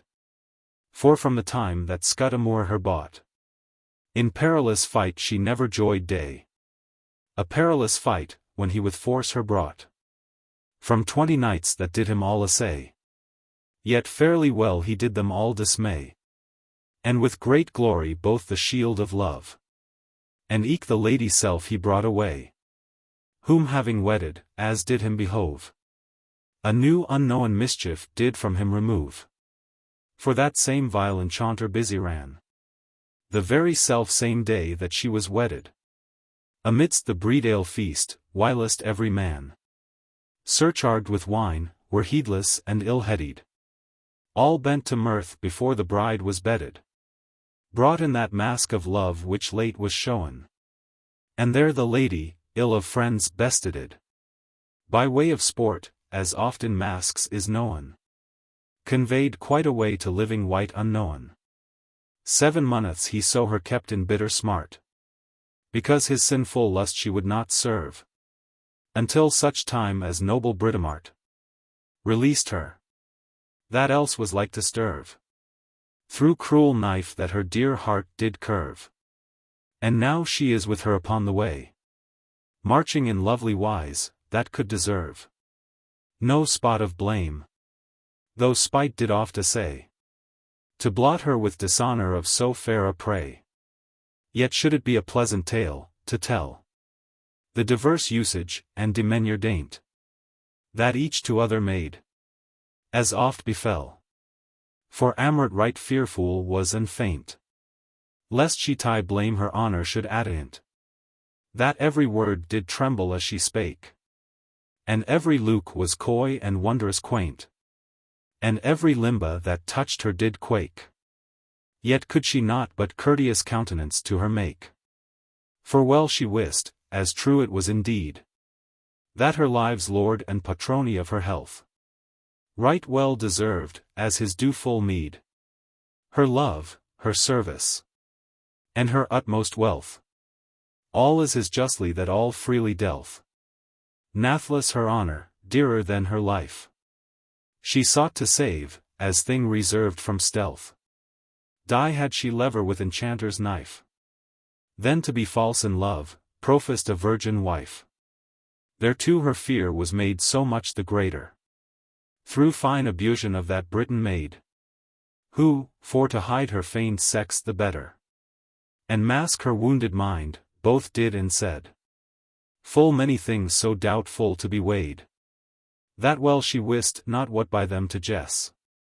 For otherwhiles to her she purpose made of love, and otherwhiles of lustfulness, that much she feared his mind would grow to some excess. His will she feared, for him she surely thought to be a man, such as indeed he seemed, and much the more by that he lately wrought, when her from deadly thraldom he redeemed, for which no service she too much esteemed. Yet dread of shame and doubt of foul dishonour made her not yield so much as due she deemed. Yet Britomart attended duly on her, as well became a knight, and did to her all honour. It so befell one evening, that they came unto a castell, lodged there to be, where many a knight, and many a lovely dame, was then assembled deeds of arms to see, amongst all which was none more fair than she, that many of them moved to eye her sore. The custom of that place was such, that he, which had no love nor leman there in store, should either win him one, or lie without the door. Amongst the rest there was a jolly knight, who, being asked for his love, avowed that fairest Amrit was his by right, and off-read that to justify a load. The warlike virgin, seeing his so proud and boastful challenge, wexed in lie wroth, but for the present did her anger shrowed, and said, her love to lose she was full loath, but either he should neither of them have, or both. So forth they went, and both together justed. But that same younker son was overthrown, and made repent that he had rashly lusted for thing unlawful, that was not his own. Yet since he seemed valiant, though unknown, she, that no less was courteous than stout, cast out a salve, that both the custom shone were kept, and yet that night not locked out. That seemed full hard to accord two things so far in doubt. The seneschal was called to deem the right, whom she required, that first fair amrit might be to her allowed, as to a knight that did her win and free from challenge set, which straight to her was yielded without let. Then, since that strange knight's love from him was quitted, she claimed that to herself, as lady's debt, he as a knight might justly be admitted. So none should be outshut, sith all of loves were fitted. With that, her glistering helmet she unlaced, which doffed, her golden locks, that were upbound, still in a knot, unto her heels down traced, and like a silken veil in compasse round, about her back and all her body wound, like as the shining ski in summer's night, what time the days with scorching heat abound, is creasted all with lines of fiery light, that it prodigious seemes in common people's sight. Such when those knights and ladies all about beheld her, all were with amazement smit, and every one gone grow in secret doubt of this and that, according to each wit. Some thought that some enchantment feigned it, some, that Bellona in that warlike wise to them appeared, with shield and armor fit, some, that it was a mask of strange disguise. So diversely each one did sundry doubts devise.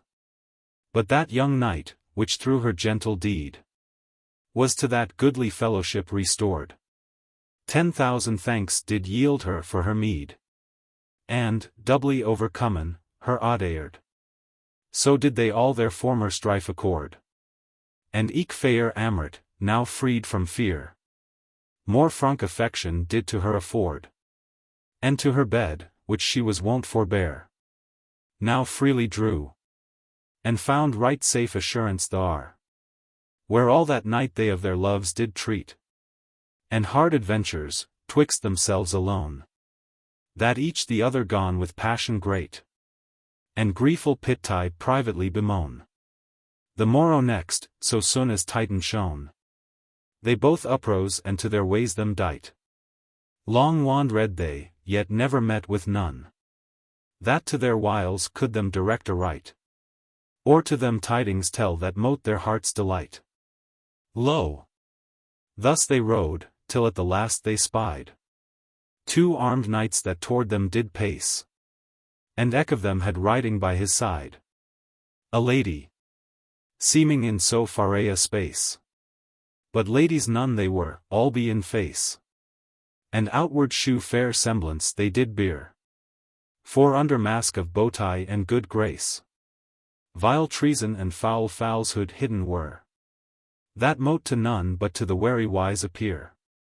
The one of them the false Duessa hight, that now had chonged her former wanted hew, for she could deon so many shapes in sight, as ever could chameleon colors new. So could she forge all colors, save the true.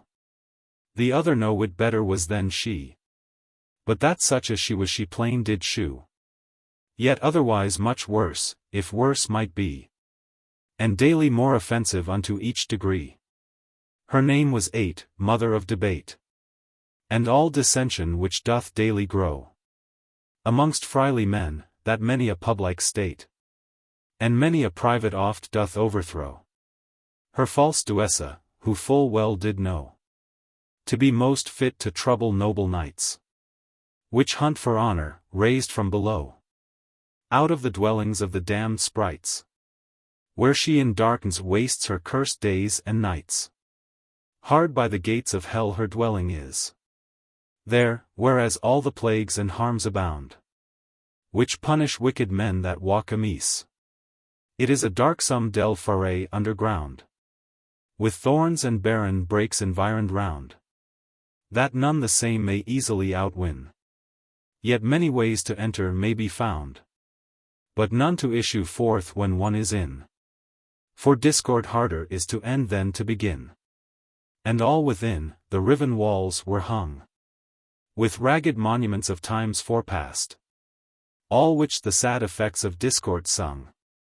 There were rent robes and broken scepters plast, altars defiled, and holy things defaced, disshivered spears, and shields a-torn in twain, great cities ransacked, and strong castles rast, nations captived, and huge armies slain.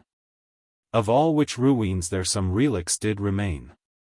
There was the signa of antique Babylon, of fat all Thebes, of Rome that reigned long, of sacred Salem, and sad Ilion, for memory of which on high there hung the golden apple, 'cause of all their wrong, for which the three fair goddesses did strive.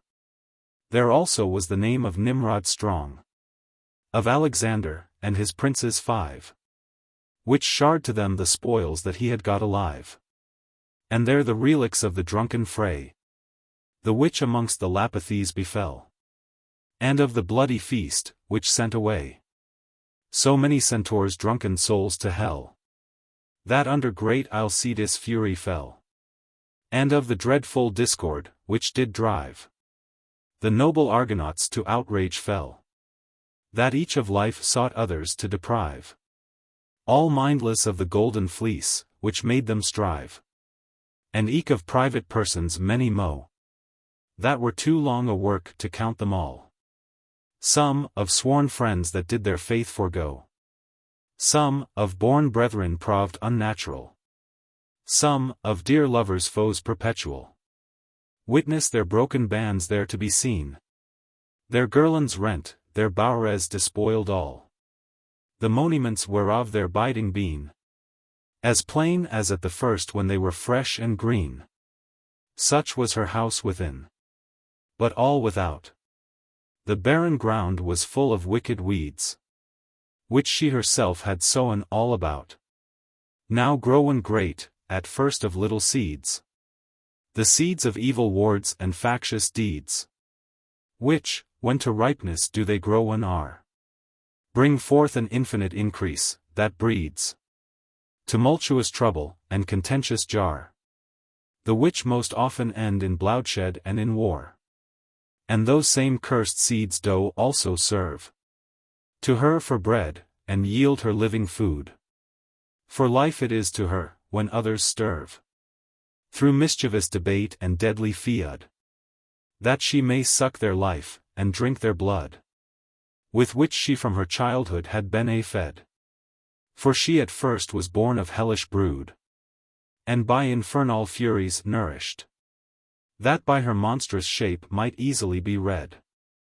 Her face most foul and filthy was to see, with squinted eyes contrary ways intended, and loathly mouth, unmeet a mouth to be, that naught but gall and venom comprehended, and wicked wards that God and man offended.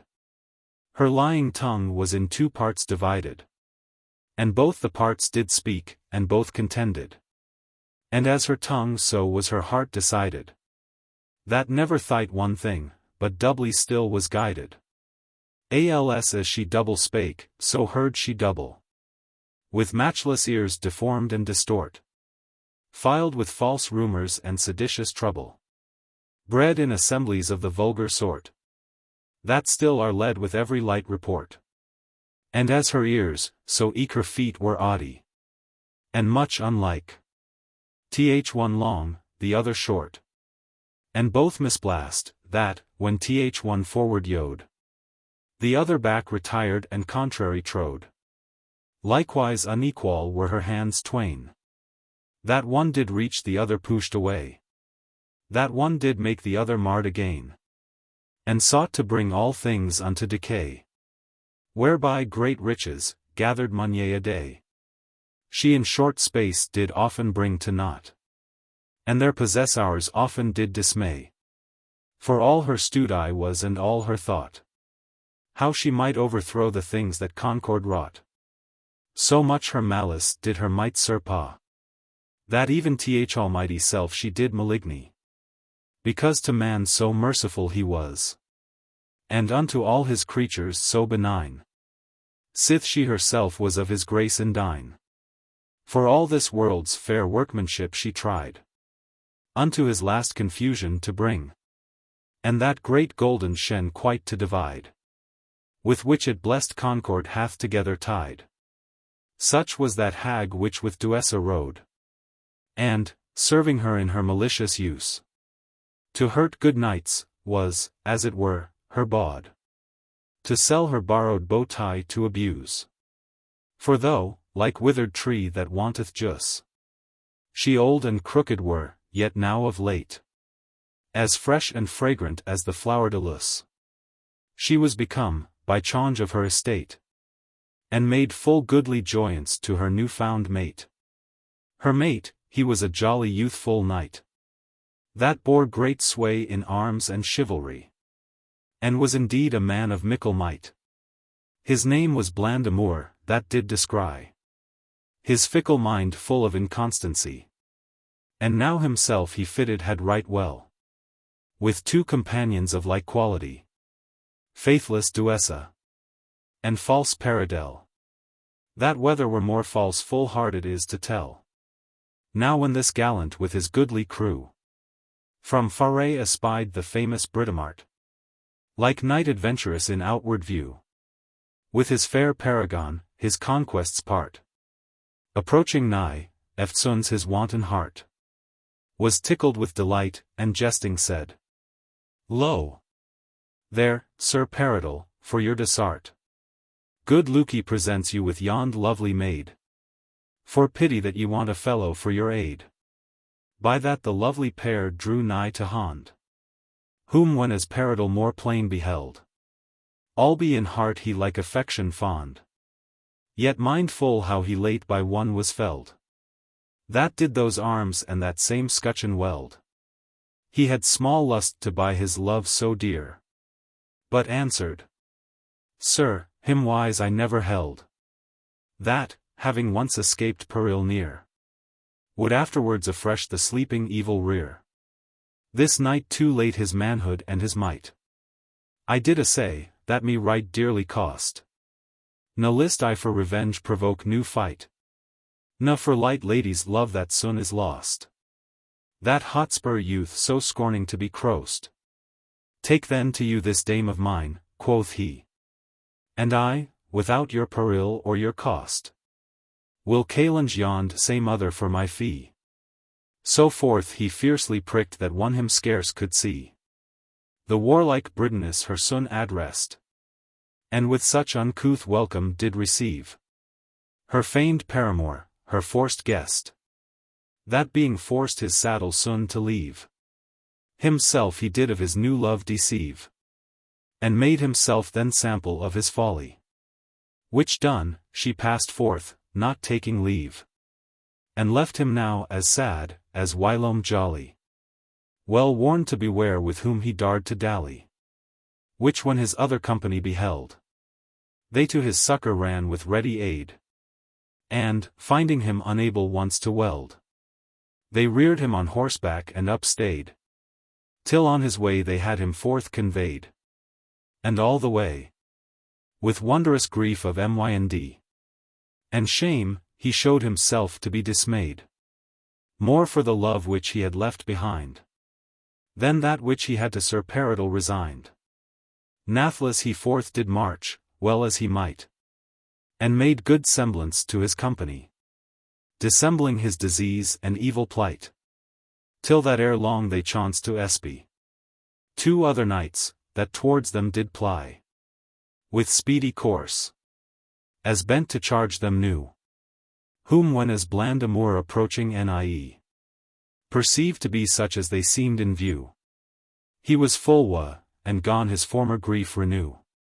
For one of them he perfectly descried to be Sir Scud Amour, by that he bore the god of love with wings displayed wide, whom mortally he hated evermore, both for his worth, that all men did adore, And eke because his love he won by right. Which when he thought, it grieved him full sore. That, through the bruises of his former fight, he now unable was to wreak his old despite. Forthly he thus to Paradal bespake. Fair sir, of friendship let me now you pray, that as I late adventured for your sake, the hurts whereof me now from Batel stay, ye will me now with like good turn repay, and justify my cause on yonder night. Ah! Sir, said Paradal, do not dismay yourself for this, myself will for you fight. As ye have done for me, the left hand rubs the right. With that he put his spurs unto his steed, with spear in rest, and toward him did fare, like shaft out of a bow preventing speed. But Scudamore was shortly well aware of his approach, and gone himself prepare him to receive with entertainment meet. So furiously they met, that either bare the other down under their horses' feet, that what of them became themselves did scarcely weet. As when two billows in the Irish Sonda, forcibly driven with contrary tides, do meet together, each aback rebounds with roaring rage, and dashing on all sides, that filleth all the sea with foam, divides the doubtful current into divers ways. So fell those two in spite of both their prides.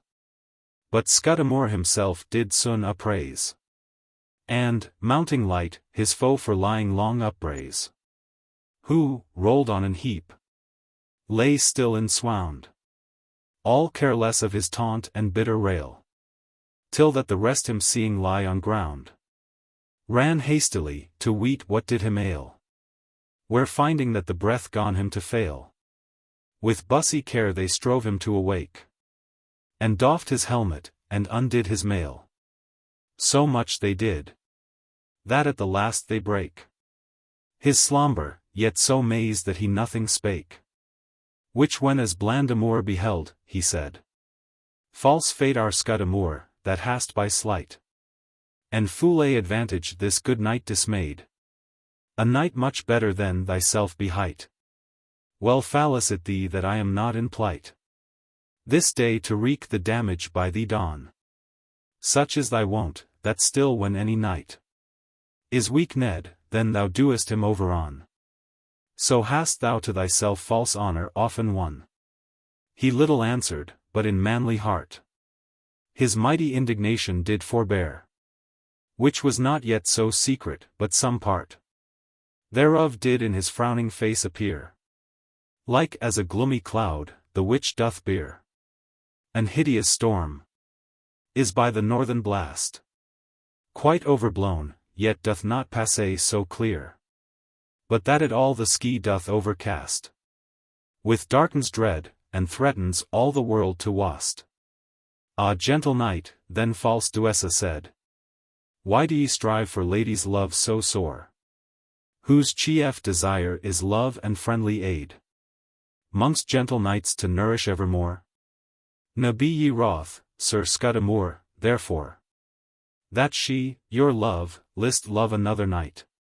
Ne do yourself dislike a whit the more, for love is free, and led with self-delight.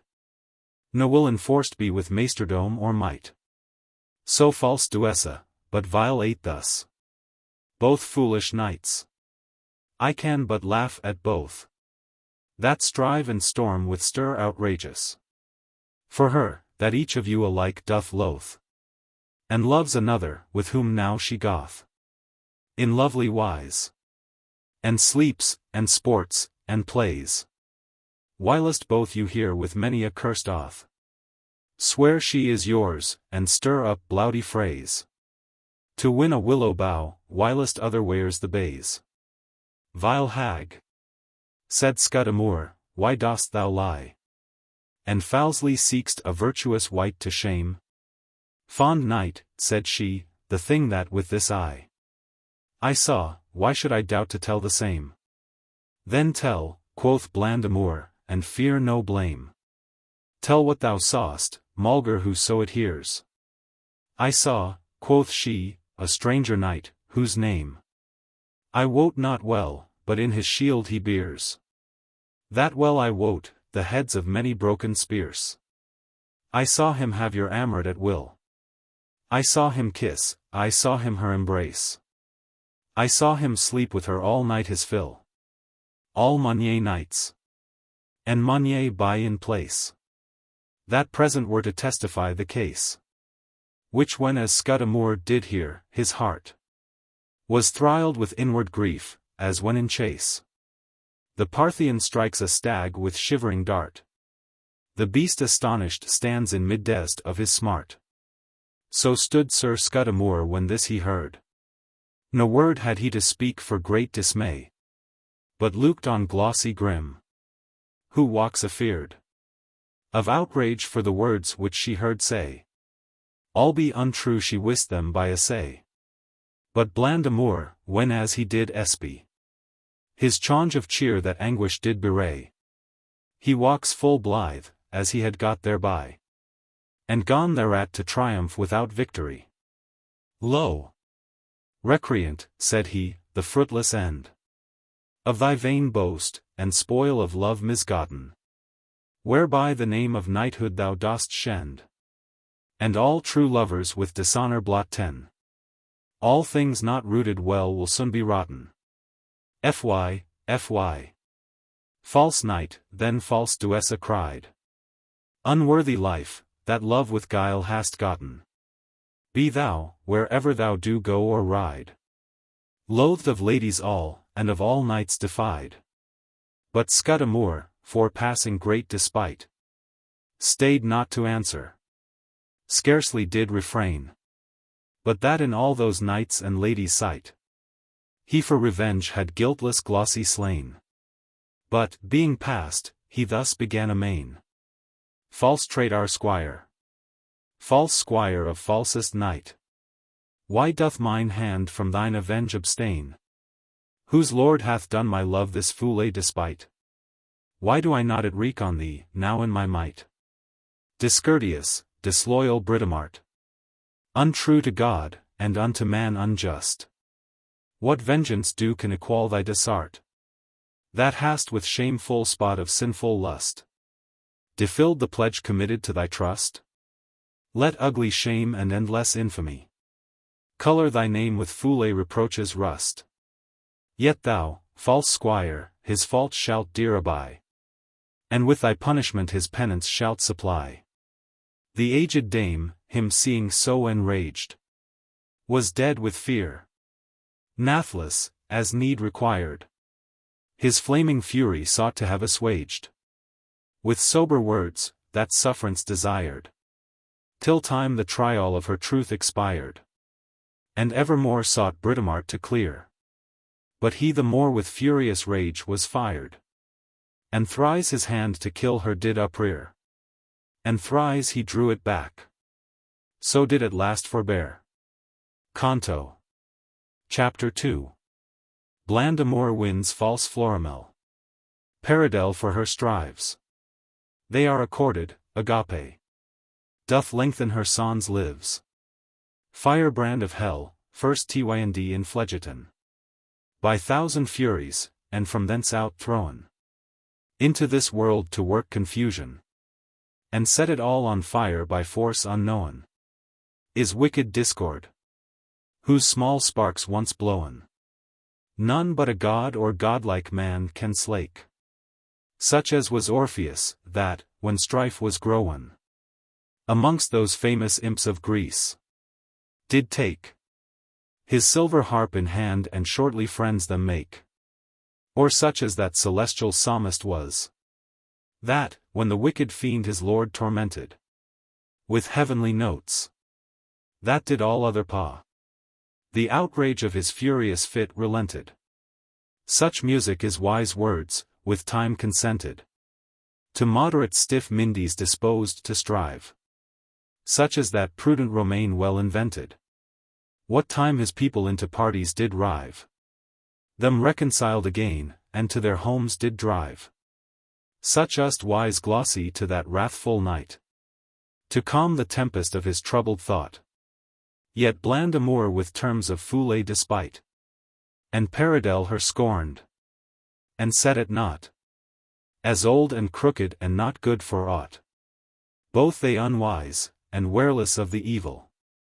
That by themselves unto themselves is wrought. Through that false witch, and that foule aged drevil. The one a fiend, the other an incarnate devil. With whom as they thus rode accompanied. They were encountered of a lusty knight. That had a goodly lady by his side. To whom he made great dalliance and delight. It was to weet the bold Sir Pharaoh hight. He that from braggadocio whilom reft. The snowy Florimel. Whose bow tie bright. Made him see me happy for so glorious theft. Yet was it in due trial but a wandering weft. Which when as bland amour, whose fancy light. Was always flitting as the wavering wind. After each bow tie that appeared in sight. Beheld. Eftsoons it pricked his wanton mind. With sting of lust that reasons I did blind. That to Sir Paradel these words he sent. Sir Knight, why ride ye doompish thus behind? Since so good fortune doth to you present. So fair a spoil, to make you joyous merriment? But Paradel, that had too late a trial.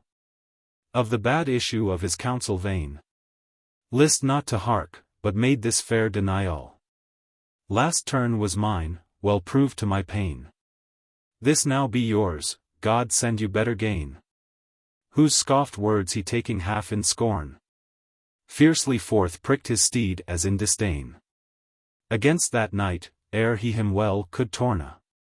By means whereof he hath him lightly overborne. Who, with the sudden stroke astonished sore. Upon the ground a while in slumber lay. The whiles his love away the other bore. And, shooing her, did Paradel upbray. Lo! Sluggish knight, the victor's happy prey.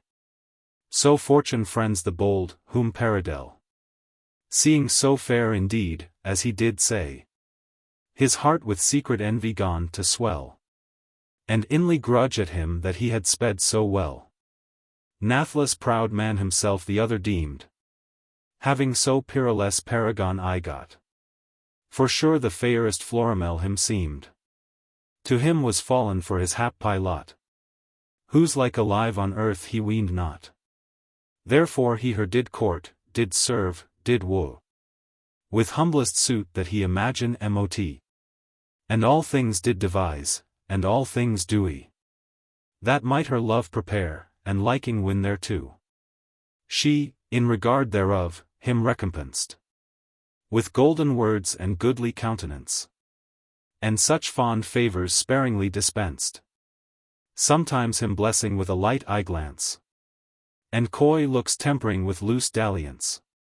Sometimes estranging him in sterner wise. That having cast him in a foolish trance. He seemed brought to bed in paradise. And proved himself most full in what he seemed most wise. So great a mistress of her art she was. And perfectly practised in woman's craft. That though therein himself he thought to paw. And by his false allurements wily draught. Had 1,000 women of their love bereft. Yet now he was surprised, for that false sprite. Which that same witch had in this for me engraft. Was so expert in every subtle sleight. That it could overreach the wisest earthly wight. Yet he to her did daily service more. And daily more deceived was thereby. Yet Paradel him envied therefore. As seeming plast in soul felicity. So blind is lust false colours to descry. But soon discovering his desire. And finding now fit opportunity. To stir up strife twixt love and spite and ire. Did privily put coals unto his secret fire. By sundry means thereto she pricked him forth. Now with remembrance of those spiteful speeches. Now with opinion or his own more worth. Now with recounting of like former breaches. Made in their friendship. As that hag him teaches. And ever when his passion is allayed. She it revives, and new occasion reaches. That on a time, as they together weighed, he made him open challenge, and thus boldly said, "Too boastful Blandemore, too long I bear the open wrongs thou doest me day by day. Well know'st thou, when we friendship first did swear, the covenant was, that every spoil or prey should equally be shared betwixt us tway. Where is my part then of this lady bright, whom to thyself thou takest quite away? Render therefore therein to me my right, or answer for thy wrong as shall fall out in fight." Exceeding wroth thereat was Blandamour, and gone this bitter answer to him make: "Too foolish Paradelle, that fairest flower wouldst gather fain, and yet no pains wouldst take. But not so easy will I her forsake. This hand her won, this hand shall her defend." With that they gone their shivering spears to shake, and deadly points at either's breast to bend, forgetful each to have been ever other's friend. Their fiery steeds with so untamed force did bear them both to fell avenge's end, that both their spears with pitiless remorse through shield and mail and habergeon did wend, and in their flesh a griesly passage rend, that with the fury of their own affret each other horse and man to ground did send, where, lying still awhile, both did forget the perilous present stound in which their lives were set. As when two warlike brigandines at sea, with murderous weapons armed to cruel fight, do meet together on the watery Lea, they stem eke other with so fell despite, that with the shock of their own heedless might, their wooden ribs are shaken nigh asunder. They which from shore behold the dreadful sight of flashing fire, and hear the ordnance thunder, do greatly stand amazed at such unwonted wonder. At length they both upstart in amaze, as men awaked rashly out of dream, and round about themselves a while did gaze, till seeing her, that Florimel did submit, in doubt to whom she victory should deem. Therewith their dulled sprites they edged anew, and, drawing both their swords, with rage extreme, like two mad mastiffs, each on other flew, and shields did share, and mails did rash, and helms did hew. So furiously each other did assail, as if their souls they would at once have rent out of their breasts, that streams of blood did rail adown, as if their springs of life were spent, that all the ground with purple blood was sprent, and all their armor stained with bloody gore. Yet scarcely once to breath would they relent, so mortal was their malice, and so sore become, of feigned friendship which they vowed afore. And that which is for ladies most besitting, to stint all strife and foster friendly peace, was from those dames so far and so unfitting, as that, instead of praying them surcease, they did much more their cruelty increase, bidding them fight for honor of their love, and rather die than ladies cause release. With which vain terms so much they did them move, that both resolved the last extremities to prove. There they, I ween, would fight until this day, had not a squire, even he the squire of dames, by great adventure travelled that way, who seeing both bent to so bloody games, and both of old well knowing by their names, drew nigh, to weet the cause of their debate, and first laid on those ladies thousand blames, that did not seek to appease their deadly hate, but gazed on their harms, not pitying their estate. And then those knights he humbly did beseech, to stay their hands, till he a while had spoken, who looked a little up at that his speech, yet would not let their battle so be broken, both greedy fears on other to be wroken. Yet he to them so earnestly did call, and them conjured by some well-known token, that they at last their wrathful hands let fall, content to hear him speak, and glad to rest withal. First he desert their cause of strife to see. They said, it was for love of Florimel, "Ah, gentle knights," quoth he, "how may that be? And she so far astray, as none can tell?" Fond squire, full angry then said Paridel, "Sayest not the lady there before thy face?" He looked back, and, her avishing well weened, as he said, by that her outward grace, that fairest Florimel was present there in place. Glad man was he to see that joyous sight, for none alive but joyed in Florimel, and lowly to her loting thus behight. Fairest of fair, that fairness doest excel. This happy day I have to greet you well, in which you safe I see, whom thousand late misdoubted lost through mischief that befell. Long may you live in health and happy state. She little answered him, but lightly did agrate. Then, turning to those knights, he gone anew. And you, Sir Blandamour, and Paridel, that for this lady, present in your view, have raised this cruel war and outrage fell.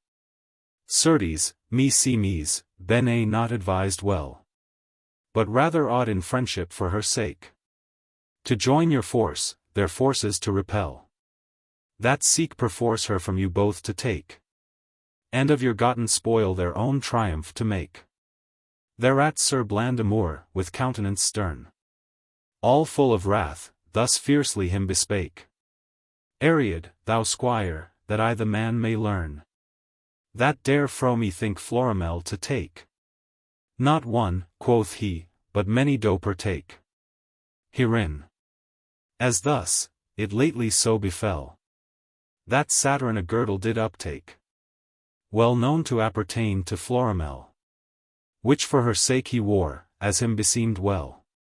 But, whenas she herself was lost and gone, full many knights, that loved her like dear, thereat did greatly grudge, that he alone that lost fair lady's ornament should wear, and gone therefore close spite to him to bear, which he to shun, and stop vile envy's sting, hath lately caused to be proclaimed each where a solemn feast, with public tourneying, to which all knights with them their ladies are to bring. And of them all she, that is fairest found, shall have that golden girdle for reward. And of those knights, who is most stout on ground, shall to that fairest lady be preferred. Since therefore she herself is now your ward, to you that ornament of hers pertains, against all those that challenge it to guard, and save her honor with your venturous pains. That shall you win more glory than ye here find gains.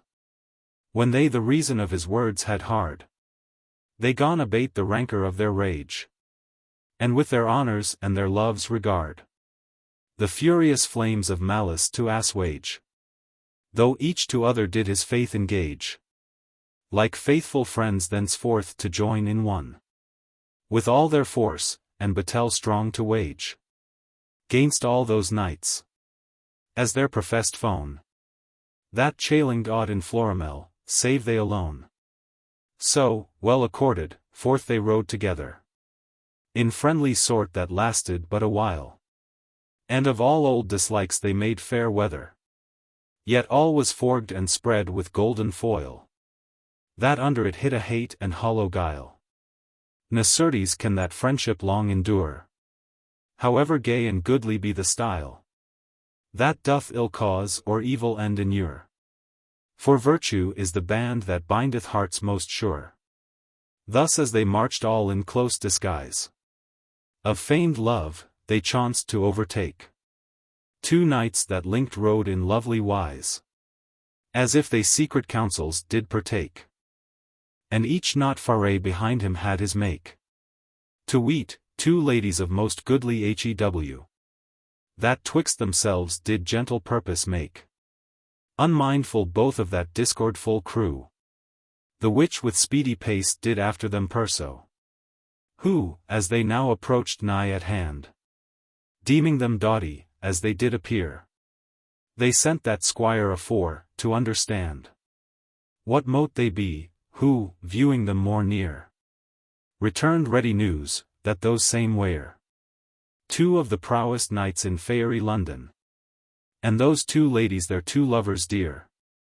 Courageous Cambel, and stout Triamond. With Canace and Cambine linked in lovely bond. Whilome, as antique stories tell us. Those two were foes the felonest on ground. And Batel made the dreadest Dongerus. That ever shrilling trumpet did resound. Though now their acts be nowhere to be found. As that renowned poet them compiled. With warlike numbers and heroic sound. Dan Chaucer, well of English undefiled. On fame's eternal bead-roll worthy to be filed. But wicked time that all good thoughts doth waste. And works of noblest wits to not outwear. That famous monument hath quite defaced. And robbed the world of treasure and less dear. The which mote have enriched all us here. O cursed eld. The cankerworm of writs. How may these rhymes, so rude as doth appear, hope to endure, sith works of heavenly wits are quite devoured, and brought to naught by little bits? Then pardon, O most sacred Happi spirit, that I thy labours lost may thus revive, and steal from thee the meed of thy due merit, that none durst ever whilst thou wast alive. And being dead in vain yet many strive. Ne dare I like. But, through infusion sweet of thine own spirit which doth in me survive, I follow here the footing of thy feet, that with thy meaning so I may the rather meet. Cambello's sister was fair Canace. That was the learnedst lady in her days. Well seen in every science that mote be, and every secret work of nature's ways. In witty riddles, and in wise soothsays. In power of herbs, and tunes of beasts and buds. And, that augmented all her other praise. She modest was in all her deeds and words. And wondrous chaste of life, yet loved of knights and lords. Full many lords and many knights her loved. Yet she to none of them her liking lent.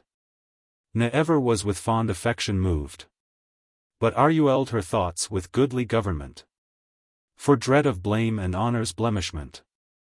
And eke unto her looks a law she made, that none of them once out of order went, but like to wary sentinels well stayed, still watched on every side, of secret foes afraid. So much the more as she refused to love, so much the more she loved was and sought, that oftentimes unquiet strife did move amongst her lovers, and great quarrels wrought, that oft for her in bloody arms they fought. Which when as Cambel, that was stout and wise, perceived would breed great mischief, he bethought how to prevent the peril that mote rise, and turn both him and her to honour. In this wise. One day, when all that troop of warlike wooers assembled were to weet who she should be, all mighty men and dreadful daring doers, the harder it to make them well agree. Amongst them all this end he did decree, that, of them all which love to her did make, they by consent should chose the stoutest three, that with himself should combat for her sake, and of them all the victor should his sister take. Bold was the Calange, as himself was bold, and courage full of haughty hardiment, approved oft in perils manifold, which he achieved to his great ornament. But yet his sister's skill unto him lent most confidence and hope of Happi speed, conceived by a ring which she him sent, that, mongst the Monnier virtues which we read, had power to staunch all wounds that mortally did bleed. Well was that ring's great virtue known to all, that dread thereof and his redoubt might, did all that youthly rout so much appall, that none of them durst undertake the fight. More wise they weened to make of love delight, than life to hazard for fair ladies' Luke, and yet uncertain by such outward sight, though for her sake they all that peril took, whether she would them love, or in her liking brook. Amongst those knights there were 3 brethren bold. 3 bolder brethren never were born of one mother in one Happi mould. born at one burden in one hap-pie morn.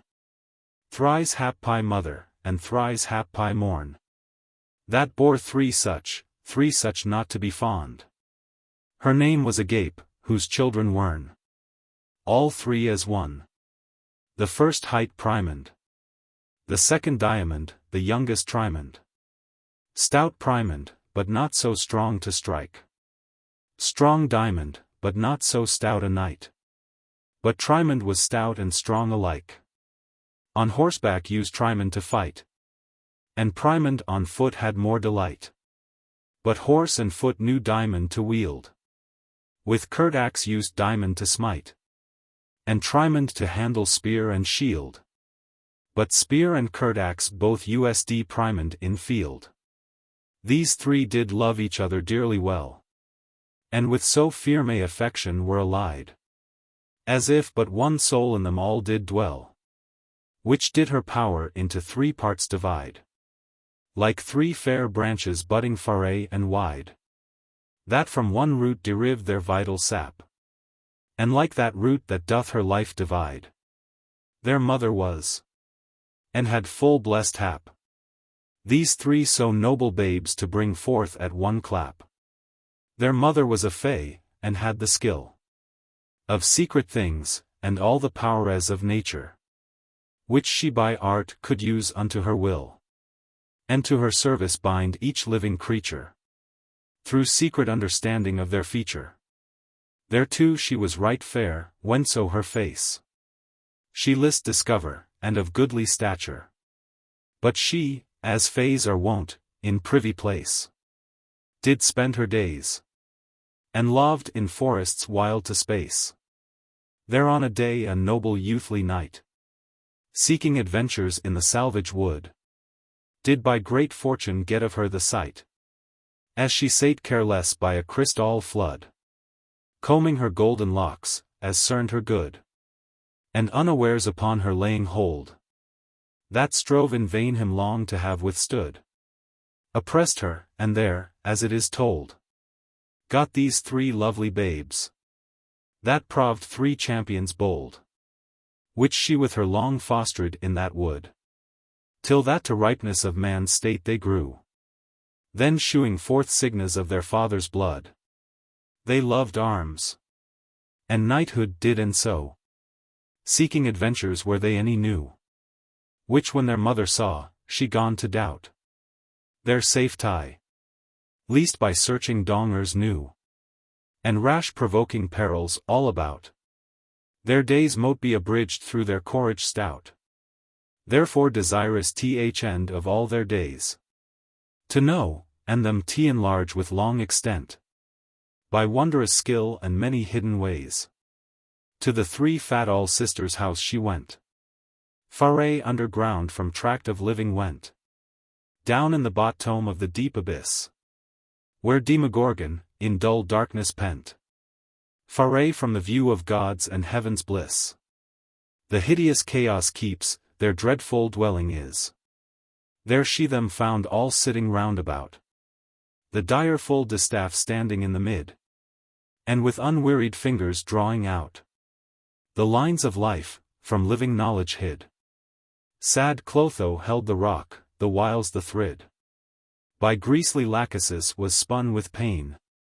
That cruel Atropos eftsoons undid, with cursed knife cutting the twist in twain. Most wretched men, whose days depend on thrid so vain. She, them saluting, there by them sate still, beholding how the thrids of life they span. And when at last she had beheld her fill, trembling in heart, and looking pale and wan, her cause of coming she to tell began.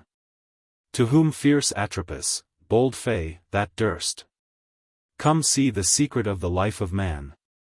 Well worthy thou to be of Jove accursed, and eke thy children's thrids to be asunder burst. Whereat she sore afraid, yet her besought to grunt her boon, and rigour to abate, that she might see her children's thrids forth brought, and know the measure of their utmost date, to them ordained by eternal fate.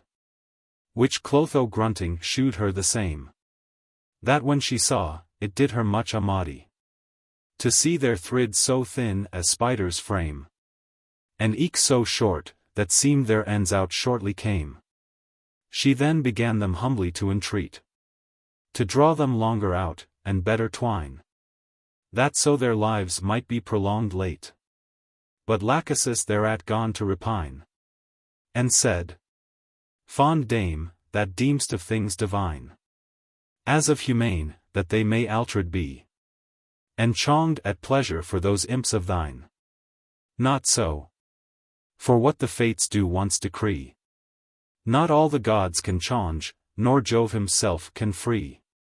Then since, quoth she, the term of each man's life, for naught may lessened nor enlarged be.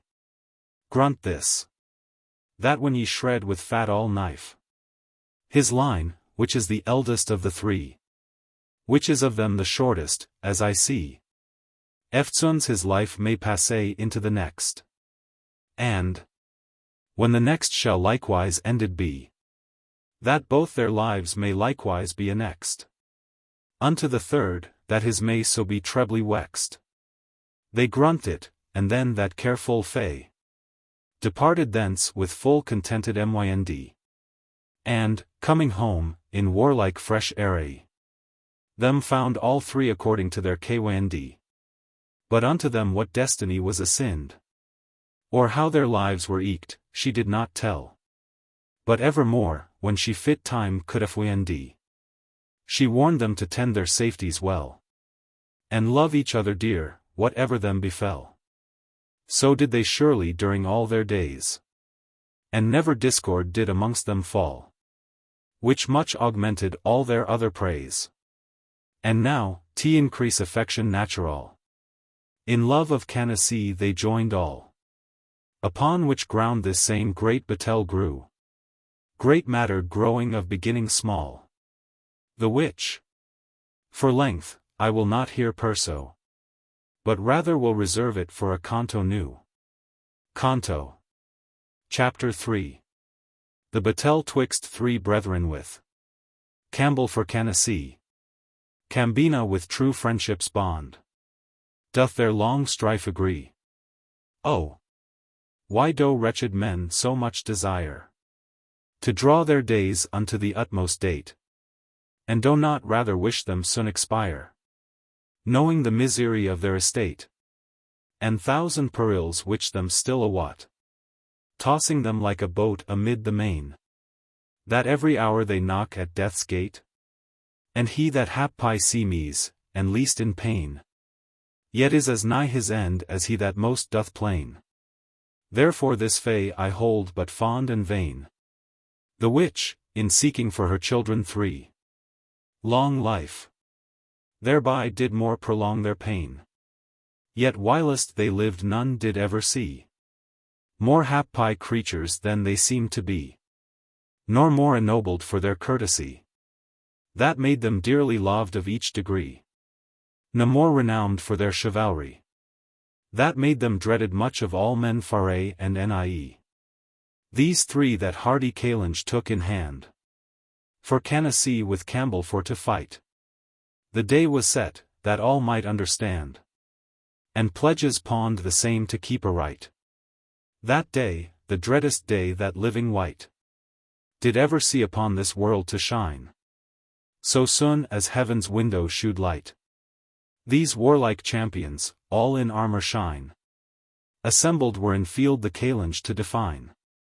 The field with lists was all about enclosed, to bar the prease of people Faerie away. And at one side 6 judges were disposed, to view and deem the deeds of arms that day.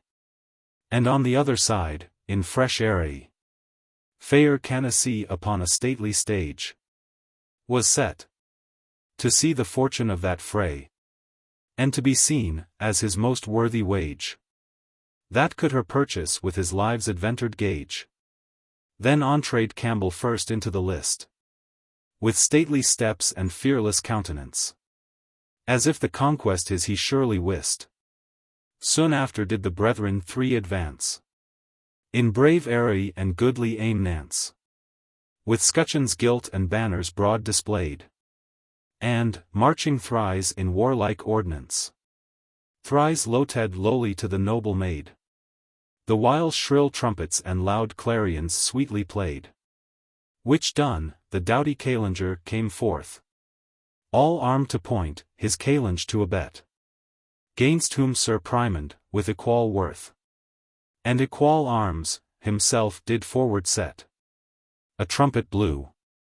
They both together met, with dreadful force and furious intent, careless of peril in their fears affret, as if that life to loss they had forelent, and cared not to spare that should be shortly spent.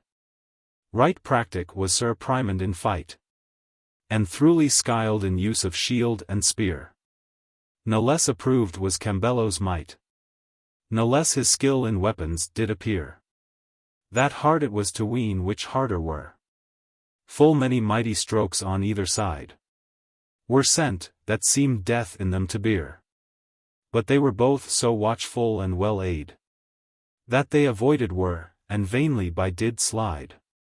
Yet one, of many, was so strongly bent by Triamond, that with unlucky glance through Cambel's shoulder it unwarily went, that forced him his shield to disadvance. Much was he grieved with that graceless chance. Yet from the wound no drop of blood there fell, but wondrous pain, that did the more enhance his haughty courage to avengement fell. Smart daunts not mighty hearts, but makes them more to swell. With that, his poignant spear he fierce aventred, with doubled force close underneath his shield, that through the mails into his thigh it entred, and, there arresting, ready way did yield, for blood to gush forth on the grassy field, that he for pain himself and outright uprear, but to and fro in great amazement reeled, like an old oak, whose pith and sap is sere, at puff of every storm doth stagger here and thar. Whom so dismayed when Cambel had espied, again he drove at him with double might, that not mote stay the steel, till in his side the mortal point most cruelly impite, where fast and fixed, whilst he sought by sleight it forth to rest, the staff asunder brake, and left the head behind, with which despite he all enragged his shivering spear did shake, and charging him afresh thus felly him bespake. Lo! Faetar, there thy meed unto thee take, the meed of thy mischallenge and abet. Not for thine own, but for thy sister's sake, have I thus long thy life unto thee let. But to forbear doth not forgive the detective. The wicked weapon heard his wrathful vow, and, passing forth with furious affright, pierced through his bever quite into his brow, that with the force it backward forced him to bow. Therewith asunder in the midst it brast, and in his hand naught but the truncheon left, the other half, behind yet sticking fast. Out of his headpiece Cambel fiercely reft, and with such fury back at him it heft, that making way unto his dearest life, his weazen pipe it through his gorget cleft. Then streams of purple blood issuing rife, let forth his weary ghost, and made an end of strife. His weary ghost assoiled from fleshly band, did not, as others wont, directly fly unto her rest in Pluto's griesly land.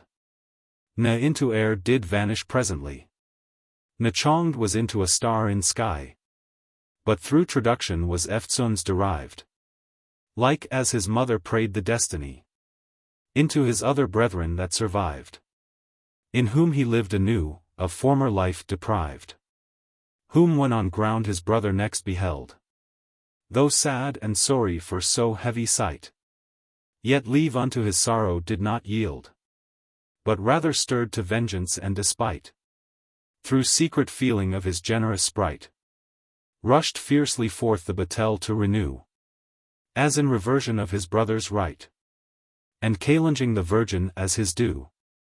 His foe was soon at rest, the trumpets freshly blew. With that they both together fiercely met, as if that each meant other to devour. and with their axes both so sorely bet, that neither plate nor mail, whereas their power, they felt, could once sustain the hideous store, but rived were like rotten wood asunder, whilst through their rifts the ruddy bloud did shore, and fire did flash, like lightning after thunder, that filed the lookers on a taunts with ruth and wonder, as when two tigers pricked with hunger's rage have by good fortune found some beast's fresh spoil, on which they wean their famine to assuage, and gain a feastful guerdon of their toil. Both falling out do stir up strife full broil, and cruel battle twixt themselves do make, whiles neither lets the other touch the soil, but either stains with other to partake. So cruelly these knights strove for that lady's sake. Full many strokes, that mortally were meant, the whiles were interchonged twixt them two, yet they were all with so good werriment, or warded, or avoided and let go, that still the life stood fearless of her foe, till Diamond, disdaining long delay, of doubtful fortune wavering to and fro, resolved to end it one or other way, and heaved his murderous axe at him with mighty sway. The dreadful stroke, in case it had arrived where it was meant, so deadly it was meant, the soul had sure out of his body rived, and stinted all the strife incontinent. But Cambel's fate that fortune did prevent, for, seeing it at hand, he swerved aside, and so gave way unto his fell intent, who, missing of the mark which he had aid, was with the force nigh felled, whilst his right foot did slide, as when a vulture greedy of his prey, through hunger long that heart to him doth lend, strikes at an heron with all his body's sway, that from his force seemes not may it defend. The wary fowl, that spies him toward bend his dreadful souse, avoides it, shunning light, and mocketh him his wing in vain to spend, that with the weight of his own wieldless might, he falleth nigh to ground, and scarce recovereth flight. Which fair adventure when Cambello spied, full lightly, ere himself he could recower from Donger's dread toward his naked side, he can let drive at him with all his power, and with his axe him smote in evil hour, that from his shoulders quite his head he reft. The headless trunk, as heedless of that stower, stood still a while, and his fast footing kept, till, feeling life to fail, it fell, and deadly slept. They which that piteous spectacle beheld, were much amazed the headless trunk to see stand up so long, and weapon vain to weld, unweeting of the fates' divine decree, for live succession in those brethren three. For notwithstanding that one soul was reft, yet had the body not dismembred be, it would have lived, and revived eft. But, finding no fit seat, the lifeless corse it left. It left, but that same soul which therein dwelt, straight entreing into Triamond him filed, with double life and grief, which when he felt, as one whose inner parts had been thrilled, with point of steel that close his heart-blood spiled, he lightly leapt out of his place of rest, and rushing forth into the empty field, against Cambello fiercely him addressed, who, him affronting soon, to fight was ready pressed. Well mote ye wonder how that noble knight, after he had so often wounded been, could stand on foot now to renew the fight. But had ye then him forth advancing seen, some newborn wight ye would him surely ween. So fresh he seemed and so fierce in sight, like as a snake, whom weary winter's teen hath worn to naught, now feeling summer's might, casts off his ragged skin and freshly doth him dight. All was through virtue of the ring he wore, the which not onely did not from him let one drop of blood to fall, but did restore his weak-kned powers, and dulled spirits wet, through working of the stone therein I set. Else how could one of equal might with most, against so many no less mighty met? Once think to match 3 such on equal cost. 3 such as able were to match a puissant host. Yet not thereof was Triamond adread, ne desperate of glorious victory. But sharply him assailed, and sore bestead. With heaps of strokes, which he at him let fly, as thick as hail forth poured from the ski. He stroke, he soused, he foined, he hewed, he lashed, and did his iron brand so fast apply, that from the same the fiery sparkles flashed, as fast as water sprinkles gainst a rock are dashed. Much was Cambello daunted with his blows. So thick they fell, and forcibly were sent, that he was forced from donger of the throes, back to retire, and somewhat to relent, till heat of his fierce fury he had spent, which when for want of breath gone to abate, he then afresh with new encouragement did him assail, and mightily amadi, as fast as forward erst now backward to retrate, like as the tide, that comes fro ocean main, flows up the Shannon with contrary force, and overruling him in his own reign, drives back the current of his kindly course, and makes it seem to have some other source.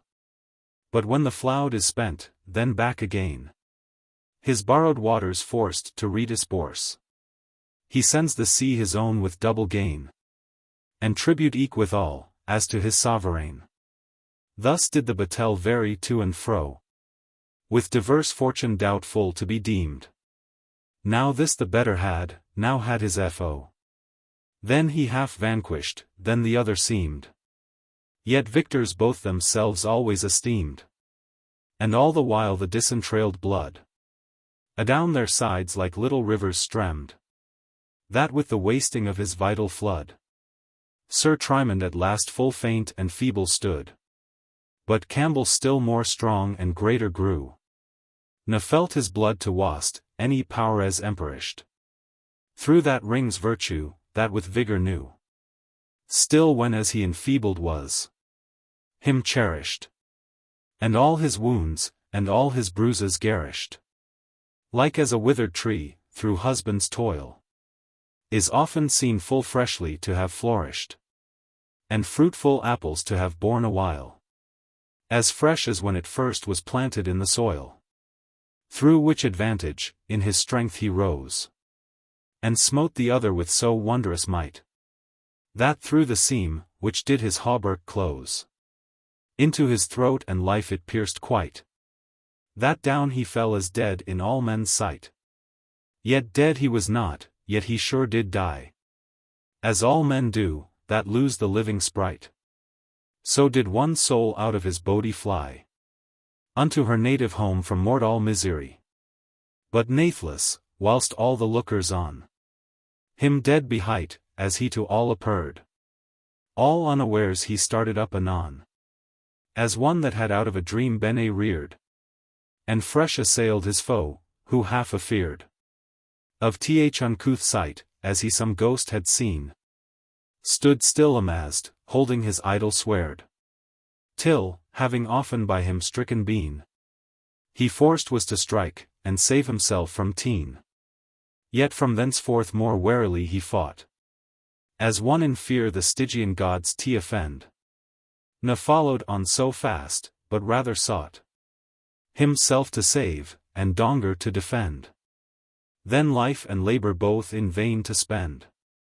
Which Triamond perceiving weened sure, he gone to faint toward the battle's end, and that he should not long on foot endure, a signa which did to him the victory assure, whereof full blithe eftsoons his mighty hand he heaved on high, in mind with that same blow, to make an end of all that did withstand, which Cambel seeing come was nothing slow, himself to save from that so deadly throw, and at that instant reaching forth his sword, close underneath his shield, that scarce did show, stroke him, as he his hand to strike upreared, in armpit full, that through both sides the wound appeared.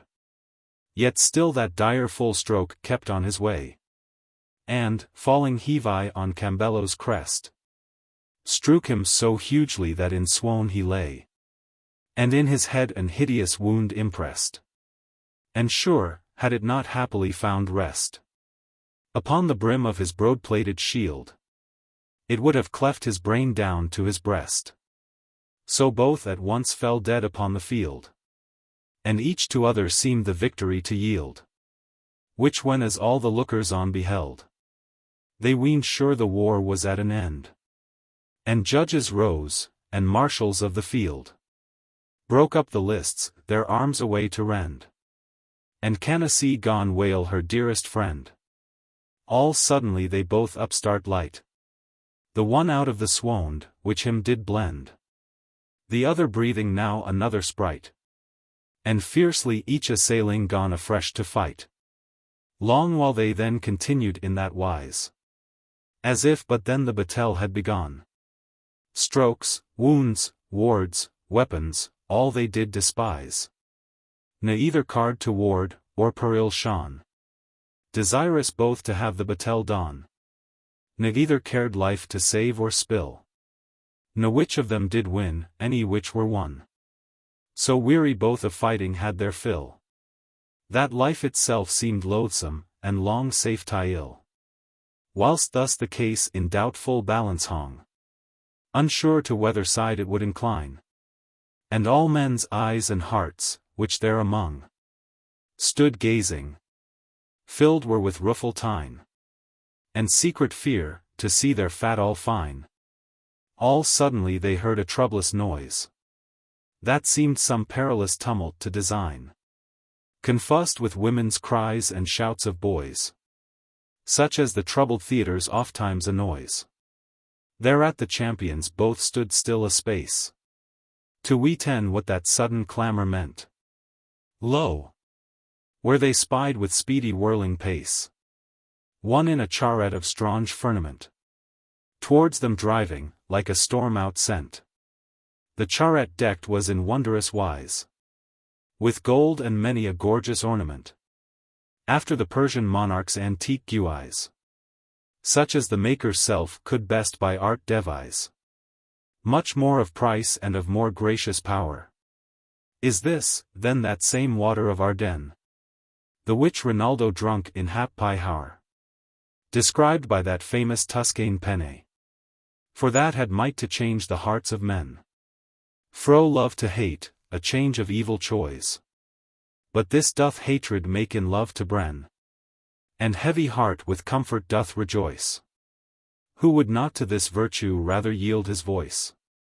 At last arriving by the list's side, she with her rod did softly smite the rail, which straight flew ope, and gave her way to ride.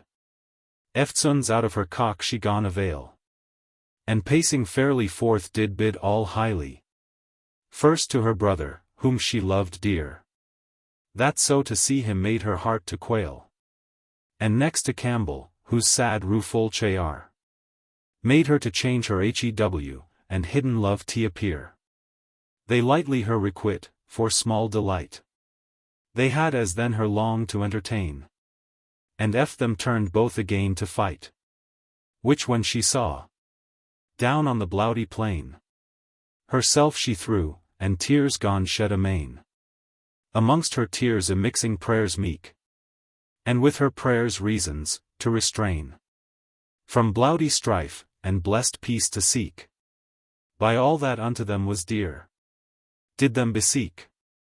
But when as all might not with them prevail, she smote them lightly with her powerful wand.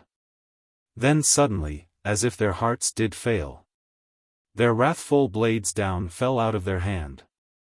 And they, like men astonished, still did stand. Thus whilst their minds were doubtfully distraught, and mighty spirits bound with mightier band, her golden cup to them for drink she rout, whereof, full glad for thirst, eke drunk an hearty draught, of which so soon as they once tasted had, wonder it is that sudden change to see. Instead of strokes, each other kissed glad, and lovely halsed, from fear of treason free, and plighted hands for ever friends to be.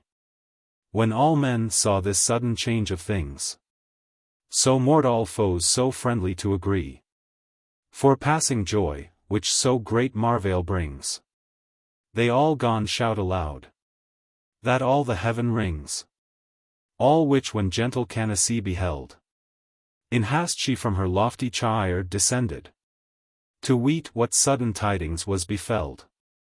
Where when she saw that cruel war so ended, and deadly foes so faithfully affriended, in lovely wise she gone that lady greet, which had so great dismay so well amended, and, entertaining her with courtesies meet, professed to her true friendship and affection sweet. Thus when they all accorded goodly were, the trumpet sounded, and they all arose, thence to depart with glee and gladsome share. Those warlike champions both together chose, homeward to march, themselves there to repose. And wise Cambina, taking by her side fair Canacee, as fresh as morning rose, unto her cock remounting, home did ride, admired of all the people and much glorified, where making joyous feast the ire days they spent, in perfect love, devoid of hateful strife, all-eyed with bands of mutual couplement. For Triamond had Canacee to wife, with whom he led a long and happy life. And Cambel took Cambina to his fear, the which as life were to each other lief. So all alike did love, and loved were, that since their days such lovers were not found elsewhere. Canto. Chapter 4. Satyrane makes a tournament. For love of Florimel. Britomart wins the prize from all, and Artegall doth quell. It often falls, as here it erst befell, that mortal foes do turn to faithful friends, and friends professed are chonged to foemen fell. The cause of both their minds depends, and end of both likewise of both their ends. For enmity, that of no ill proceeds, but of occasion, with occasion ends. And friendship, which a faint affection breeds, without regard of good, dies like ill-grounded seeds. That well, meseems, appears, by that of late, twixt Cambel and Sir Triamond befell. As als by this, that now a new debate stirred up twixt bland amour and paradel, the which by course befalls me here to tell. Who having those two other knights espied, marching afore, as ye remember well, sent forth their squire to have them both descried, and eke those masked ladies riding them beside.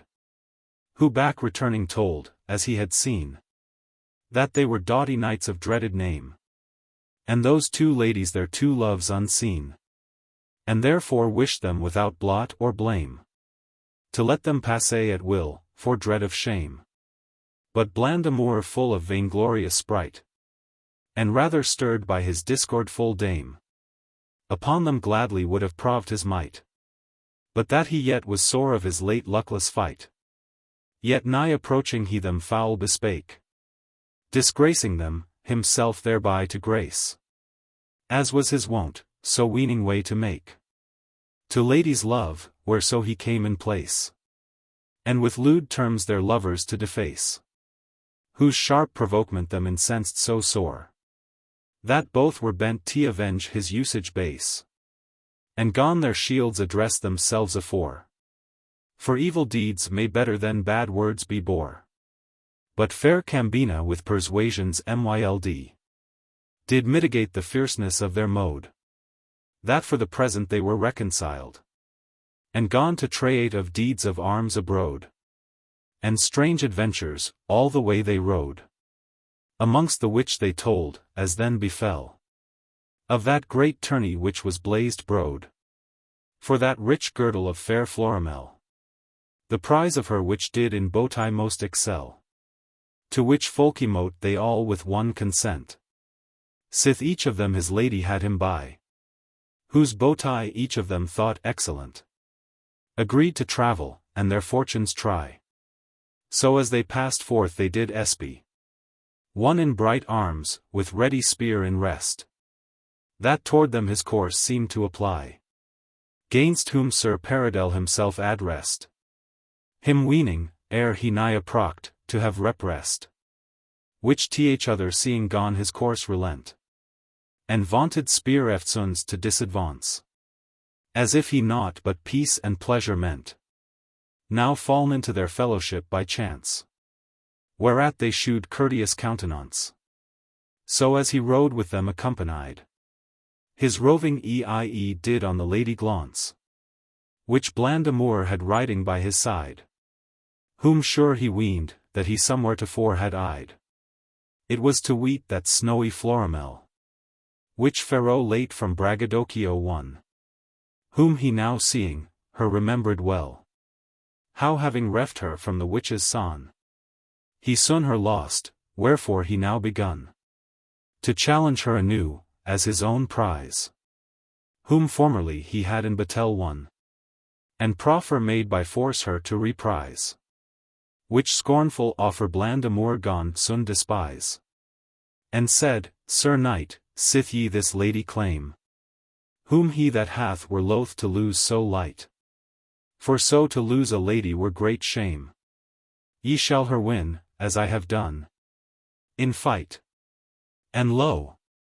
She shall be placed here in sight, together with this hag beside her set, that whoso wins her may her have by right, but he shall have the hag that is a bet, and with her always ride, till he another get. That offer pleased all the company. So Florimel with 8 forth was brought, at which they all gone laugh full merrily. But Braggadocio said, he never thought, for such an hag, that seemed worse than not, his person to emperil so in fight. But if to match that lady they had sought another like, that were like fair and bright, his life he then would spend to justify his right. At which his vain excuse they all gone smile, as scorning his unmanly cowardice, and Florimel him foully gone revile, that for her sake refused to enterprise the battle, off-read in so knightly wise, and 8 eke provoked him privily, with love of her, and shame of such misprise. But not he card for friend or enemy, for in base mind nor friendship dwells nor enmity. But Cambel thus did shut up all in jest. Brave knights and ladies, certes, ye do wrong, to stir up strife, when most us needeth rest, that we may us reserve both fresh and strong, against the tournament which is not long, when whoso list to fight may fight his fill. Till then your challenges ye may prolong, and then it shall be tried, if ye will, whether shall have the hag, or hold the lady still. They all agreed, so, turning all to game, and pleasant board, they passed forth on their way. And all that while, whereso they rode or came, that masked mock knight was their sport and play, till that at length, upon appointed day, unto the place of tournament they came, where they before them found in fresh array Monier a brave knight and Monier a dainty dame, assembled for to get the honor of that game.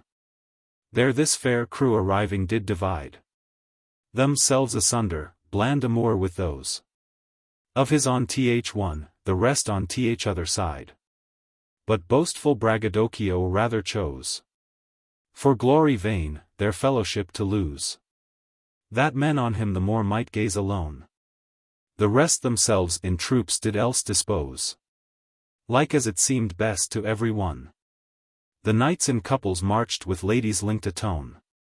Then first of all forth came Sir Satyrane, bearing that precious relic in an ark of gold, that bad eyes might it not profane, which drawing softly forth out of the dark, he open showed, that all men it mote mark.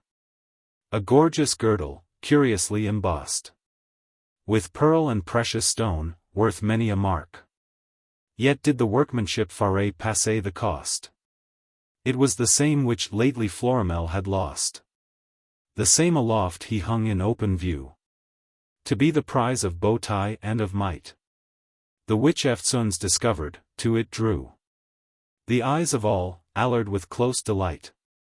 And hearts quite robbed with so glorious sight, that all men threw out vows and wishes vain. Thrice happy lady, and thrice happy knight, them seemed that could so goodly riches gain. So worthy of the peril, worthy of the pain. Then took the bold Sir Satyrane in hand an huge great spear, such as he wont to wield, and, vancing forth from all the other band of knights, addressed his maiden-headed shield, shewing himself all ready for the field, gainst whom there singled from the other side a Paynim knight that well in arms was skilled, and had in many a battle oft been tried. Right Bruncheval the bold, who fiercely forth did ride. So furiously they both together met, that neither could the other's force sustain. As two fierce bulls, that strive the rule to get of all the herd, meet with so hideous mane, that both rebutted tumble on the plain. So these two champions to the ground were felled, where in a maze they both did long remain, and in their hands their idle tronchions held, which neither able were to wag, or once to weld. Which when the noble Pharamond espied, he pricked forth in aid of Saturn, and him against Sir Blandamour did ride, with all the strength and stiffness that he can.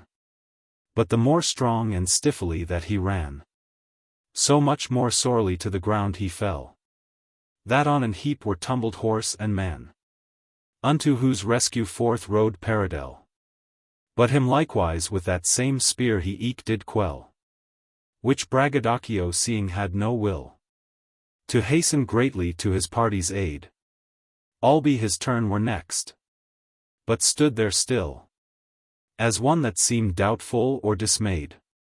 But Triamond, half wroth to see him stayed, sternly stepped forth and rout away his spear, with which so sore he Pharamond assayed, that horse and man to ground he quite did bear, that neither could enhast themselves again uprear. Which to avenge Sir Devon him did dight, but with no better fortune than the rest. For him likewise he quickly down did smite, and after him Sir Douglas him addressed, and after him Sir Palamord forth pressed. But none of them against his strokes could stand. But all the more his praise increased. For either they were left upon the land, or went away sore wounded of his hapless hand. And now by this Sir Satyrane abrade out of the swoon, in which too long he lay, and looking round about, like one dismayed, when as he saw the merciless affray, which doughty Triamond had wrought that day, unto the noble knights of Maidenhead, his mighty heart did almost rend in tway. For very gall, that rather wholly dead, himself he wished have been, then in so bad a stead. Eftsoons he gone to gather up around his weapons which lay scattered all abroad, and, as it fell, his steed he ready found, on whom remounting fiercely forth he rode, like spark of fire that from the anvil glowed. There where he saw the valiant Triamond chasing, and laying on them heavy load, that none his force were able to withstand. So dreadful were his strokes, so deadly was his hand. With that, at him his beam-like spear he aimed, and thereto all his power and might applied. The wicked steel, for mischief first ordained, and having now misfortune got for guide, stayed not till it arrived in his side, and therein made a very griesly wound, that streams of blood his armor all bedeyed. Much was he daunted with that direful stound, that scarce he him upheld from falling in a swound. Yet, as he might, himself he soft withdrew out of the field, that none perceived it plain. Then gone the part of Calingers anew, to range the field, and victor-like to reign, that none against them battle durst maintain. By that the gloomy evening on them fell, that forced them from fighting to refrain, and trumpets' sound to cease did them compel. So Satyrane that day was judged to bear the bell. The morrow next the tourney gone anew. And with the first the hardy Saturain appeared in place, with all his noble crew. On t'other other side full many a warlike swain assembled were, that glorious prize to gain. But 'mongst them all was not Sir Triamond, unable he knew battle to darraign, through grievance of his late received wound. That doubly did him grieve when so himself he found. Which Cambel seeing, though he could not salve, ne done unde, yet, for to salve his name, and purchase honour in his friends' behalve, this goodly counterfaisance he did frame. The shield and arms, well known to be the same, which Triamond had worn, unwares to white, and to his friend unwist, for doubt of blame. If he misdid, he on himself did dight, that none could him discern, and so went forth to fight. There Saturain lord of the field he found, triumphing in great joy and jollity, gainst whom none able was to stand on ground. That much he gone his glory to envy, and cast to avenge his friend's indignity. A mighty spear eftsoons at him he bent, who, seeing him come on so furiously, met him midway with equal hardiment, that forcibly to ground they both together went. They up again themselves can lightly rear, and to their tried swords themselves betake, with which they wrought such wondrous marvels there, that all the rest it did amazed make, ne any dared their peril to partake. Now cuffing close, now chasing to and fro, now hurtling round advantage for to take, as two wild boars together grappling go, chafing and foaming choler each against his foe. So as they coursed, and tourneyed here and thar, it chanced Sir Saturain his steed at last, whether through foundering or through Sodian fear, to stumble, that his rider nigh he cast, which vantage Cambel did pursue so fast, that, ere himself he had recovered well, so sore he soused him on the compassed creast, that forced him to leave his lofty cell, and rudely tumbling down under his horse feet fell. Lightly Cambello leapt down from his steed, for to have rent his shield and arms away, that whilome wont to be the victor's meed, when all unwares he felt an hideous sway of many swords that load on him did lay. 100 knights had him enclosed round, to rescue Saturain out of his prey, all which at once huge strokes on him did pound, in hope to take him prisoner, where he stood on ground.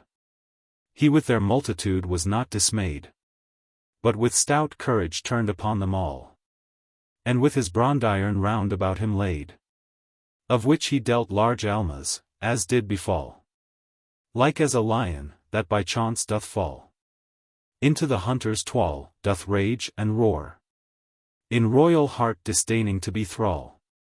But all in vain, for what might one do more? They have him taken captive, though it grieve him sore. Whereof when news to Triamond was brought, there as he lay, his wound he soon forgot, and starting up straight for his armor sought. In vain he sought, for there he found it not. Cambello it away before had got. Cambello's arms therefore he on him threw, and lightly issoed forth to take his lot. There he in troop found all that warlike crew, leading his friend away, full sorry to his view, into the thickest of that knightly prease. He thrust, and smote down all that was between, carried with fervent zeal, any did he cease, till that he came where he had Cambel seen, like captive thrall 2 other knights atween. There he amongst them cruel havoc he makes, that they, which lead him, soon enforced been, to let him loose to save their proper stakes, who, being freed, from one a weapon fiercely takes. With that he drives at them with dreadful might, both in remembrance of his friend's late harm, and in revengement of his own despite. So both together give a new alarm, as if but now the battle waxed warm, as when 2 greedy wolves do break by force Into an herd, Faerie from the husband farm. They spoil and ravine without all remorse. So did these two through all the field their foes enforce. Fiercely they followed on their bold emprise, till trumpets' sound did warn them all to rest. Then all with one consent did yield the prize to Triamond and Cambel as the best. But Triamond to Cambel it relished, and Cambel it to Triamond transferred. Each laboring to advance the other's jest, and make his praise before his own preferred. So that the doom was to another day differed. The last day came, when all those knights again assembled were their deeds of arms to shew. Full many deeds that day were shewed plain. But Saturain, bove all the other crew, his wondrous worth declared in all men's view. For from the first he to the last endured. And though some while fortune from him withdrew, yet evermore his honor he recurred. And with unwearied power his party still assured. No was there knight that ever thought of arms, but that his utmost prowess there made known. That, by their many wounds and careless harms, by shivered spears, and swords all understrown, by scattered shields, was easy to be shown. There might ye see loose steeds at Randon Ron, whose luckless riders late were overthrown. And squires make haste to help their lords fordon. But still the knights of Maidenhead the better won, till that there entered on the other side a stronger knight, from whence no man could read, in quiet disguise, full hard to be descried. For all his armor was like salvage weed, with woody moss bedight, and all his steed with oaken leaves attrapped, that seemed fit for salvage white. And thereto well agreed his word, which on his ragged shield was writ, salvages sans finesse, shewing secret wit. He, at his first incoming, charged his spear at him that first appeared in his sight. That was to weet the stout Sir Sanglier, who well was known to be a valiant knight, approved oft in many a perilous fight. Him at the first encounter down he smote, and overbore beyond his crupper quite. And after him another knight, that oat Sir Brioner, so sore that none him life behote. Then, ere his hand he reared, he overthrew 7 knights, one after other as they came. And, when his spear was bruised, his sword he drew, the instrument of wrath, and with the same fared like a lion in his bloody game, hewing and slashing shields and helmets bright, and beating down whatever nigh him came, that every one gone shun his dreadful sight. No less than death itself, in dongerous affright. Much wondered all men what or whence he came, that did amongst the troops so tyrannize, and each of other gone inquire his name. But when they could not learn it by no wise, most answerable to his wild disguise, it seemed him to term the salvage knight. But certes his right name was otherwise, though known to few, that Artegall he hight, the doughtiest knight that lived that day, and most of might. Thus was Sir Saturain with all his band, by his sole manhood and achievement stout, dismayed, that none of them in field durst stand, but beaten were and chased all about. So he continued all that day throughout, till evening that the sun gone downward bend, then rushed forth out of the thickest rout a stranger knight, that did his glory shend. So not may be esteemed hap till the end. He at his entrance charged his powerful spear at Artegall, in midst of his pride, and therewith smote him on his umbriere so sore, that tumbling back he down did slide, over his horse's tail above astride, whence little lust he had to rise again. Which Cambel seeing much the same envied, and ran at him with all his might and main. But shortly was likewise seen lying on the plain, whereat full inly wroth was Triamond, and cast to avenge the shame done to his friend. But by his friend himself eke soon he fond, In no less need of help than him, he weened. All which when bland amour from end to end beheld, he walks there with displeased sore, and thought in mind it shortly to amend. His spear he feutred, and at him it bore, but with no better fortune than the rest afore. Full many others at him likewise ran, but all of them likewise dismounted were. Ne certes wonder, for no power of man could bide the force of that enchanted spear, the which this famous Britomart did bear, with which she wondrous deeds of arms achieved, and overthrew whatever came her near, that all those stranger knights full sore aggrieved, and that late weaker band of Kalingers relieved.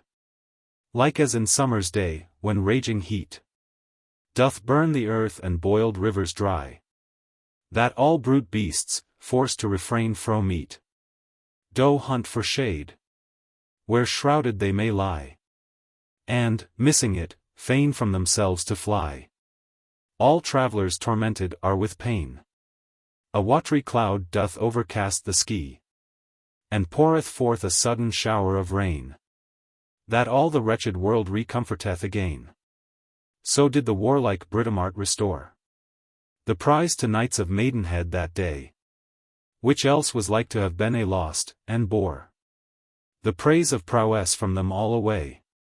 Then shrilling trumpets loudly gone to bray, and bade them leave their labours and long toil, to joyous feast and other gentle play, where beauty's prize should win that precious spoil, where I with sound of tromp will also rest awhile. Canto. Chapter 5. The ladies for the girdle strive. Of famous Florimel. Scudamour, coming to Care's house, doth sleep from him expel. It hath been through all ages ever seen, that with the praise of arms and chivalry, the prize of bow ties still hath joined been, and that for reasons special privity, for either doth on other much rely. For he, me seemes, most fit the fair to serve, that can her best defend from villainy, and she most fit his service doth deserve, that fairest is, and from her faith will never swerve. So fitly now here cometh next in place, after the proof of prowess ended well, the controverse of beauty's sovereign grace, in which, to her that doth the most excel, shall fall the girdle of fair Florimel, that many wish to win for glory vain, and not for virtuous use, which some do tell. That glorious belt did in itself contain, which ladies ought to love, and seek for to obtain. That girdle gave the virtue of chaste love, and wivehood true, to all that did it bear. But whosoever contrary doth prove, might not the same about her middle wear, but it would loose, or else asunder tear. Whilome it was, as fairies won't report, Dame Venus' girdle, by her steamed dear. What time she usd to live in wively sort, but laid aside when so she usd her looser sport. Her husband Vulcan whilome for her sake, when first he loved her with heart entire, this precious ornament, they say, did make, and wrought in Lemno with unquenched fire, and afterwards did for her love's first hire give it to her, for ever to remain, therewith to bind lascivious desire, and loose affections straitly to restrain, which virtue it for ever after did retain. The same one day, when she herself disposed to visit her beloved paramour, the god of war, she from her middle loosed, and left behind her in her secret bower, on Acidalian mount, where many an hour she with the pleasant graces wont to play. There Florimel, in her first age's floor, was fostered by those graces, as they say, and brought with her from thence that goodly belt away. That goodly belt was Cestus hight by name, and as her life by her esteemed dear. No wonder then, if that to win the same, so many ladies sought, as shall appear. For peerless she was thought that did it bear. And now by this their feast all being ended, The judges, which thereto selected were, into the Martian field adown descended, to deem this doubtful case, for which they all contended. But first was question made, which of those knights that lately tourneyed had the wager won. There was it judged, by those worthy wights, that Saturane the first day best had done. For he last ended, having first begun. The second was to Triamond behight, for that he saved the victor from Fordon. For Cambel victor was in all men's sight, till by mishap he in his foeman's hand did light the third day's prize unto that stronger knight, whom all men termed Knight of the Hebene Spear. To Britomart was given by good right, for that with puissant stroke she down did bear the salvage knight that victor was while are, and all the rest which had the best afore, and to the last unconquered did appear. For last is deemed best. To her therefore the fairest lady was adjudged for paramour. But thereat greatly grudged Artegall, and much repined, that both of victor's meed, and eke of honour she did him forestall. Yet mote he not withstand what was decreed, but inly thought of that despiteful deed. Fit time to await avenged for to be. This being ended thus, and all agreed, then next ensowed the paragon to see of beauty's praise, and yield the fairest her due fee. Then first Cambello brought into their view his fair Cambina, covered with a veil, which, being once withdrawn, most perfect hew, and passing bow tie did eftsoons reveal, that Abel was weak hearts away to steal. Next did Sir Triamond unto their sight the face of his dear Canacee unheal, whose beauty's beam eftsoons did shine so bright, that dazzled the eyes of all as with exceeding light. And after her did Paradell produce his false Duessa, that she might be seen, who with her forged bowtie did seduce the hearts of some that fairest her did ween, as diverse wits affected divers been. Then did Sir Pharamond unto them shew his Lucida, that was full fair and sheen. And after these 100 ladies appeared in place, the which each other did outgo. All which whoso dare think for to enchase him needeth sure a golden pen, I ween, to tell the feature of each goodly face. For, since the day that they created been, so many heavenly faces were not seen, assembled in one place, any he that thought for Chian Folke to portrait beauty's queen, by view of all the fairest to him brought. So many fair did see as here he might have sought. At last, the most redoubt Britoness her lovely Amrit did open shew, whose face, discovered, plainly did express the heavenly portrait of bright angels hew. Well weened all, which her that time did view, that she should surely bear the bell away, till bland Amour, who thought he had the true and very Florimel, did her display, the sight of whom once seen did all the rest dismay. For all afore that seemed fair and bright, now base and contemptible did appear, compared to her that shone as Phoebe's light amongst the lesser stars in evening clear. All that her saw with wonder ravished were, and weened no mortal creature she should be, but some celestial shape that flesh did bear. Yet all were glad their Florimel to see, yet thought that Florimel was not so fair as she. As guileful goldsmith that by secret skill with golden foil doth finely overspread some baser metal, which commend he will unto the vulgar for good gold inst. He much more goodly gloss thereon doth shed, to hide his falsehood, than if it were true. So hard this idol was to be ard, that Florimel herself in all men's view, she seemed to passe, so forged things do fairest shew. Then was that golden belt by doom of all grunt to her, as to the fairest dame, which being brought, about her middle small, they thought to gird, as best it her became. But by no means they could it thereto frame. For, ever as they fast net it, it loosed. And fell away, as feeling secret blame. Full oft about her wast she it enclosed. And it as oft was from about her wast disclosed. That all men wondered at the uncouth sight.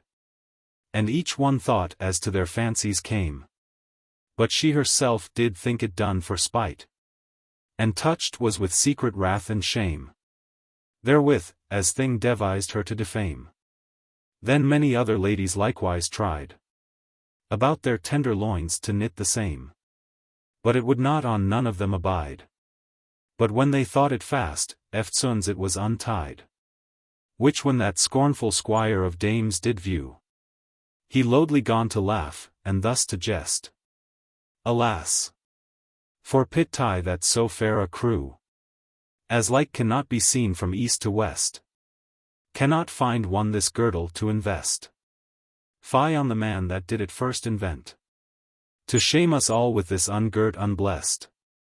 Let never lady to his love assent, that hath this day so many so unmanly shent. Thereat all knights gone laugh, and ladies lower, till that at last the gentle Amrit likewise essayed to prove that girdle's power, and, having it about her middle set, did find it fit withouten breach or let. Whereat the rest gone greatly to envy. But Florimel exceedingly did fret, and snatching from her hand half angrily the belt again, about her body gone it tie. Yet nathamore would it her body fit.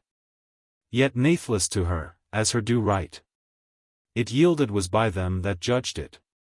And she herself adjudged to the knight that bore the Hebene spear, as one in fight. But Britomart would not thereto assent, ne her own Amrit forego so light.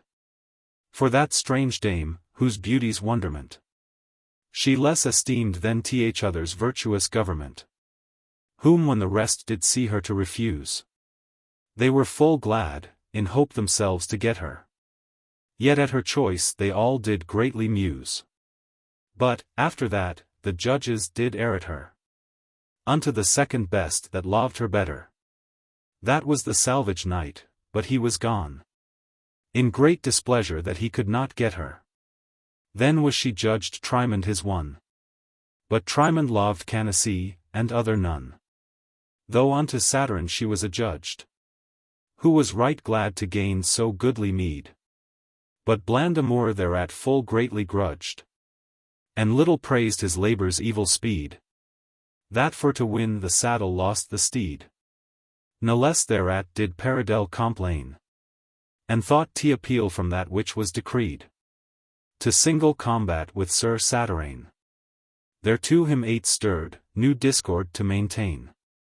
And eke, with these, full many other knights, she through her wicked working did incense her to Demond and Calange as their rights deserved for their perils recompense.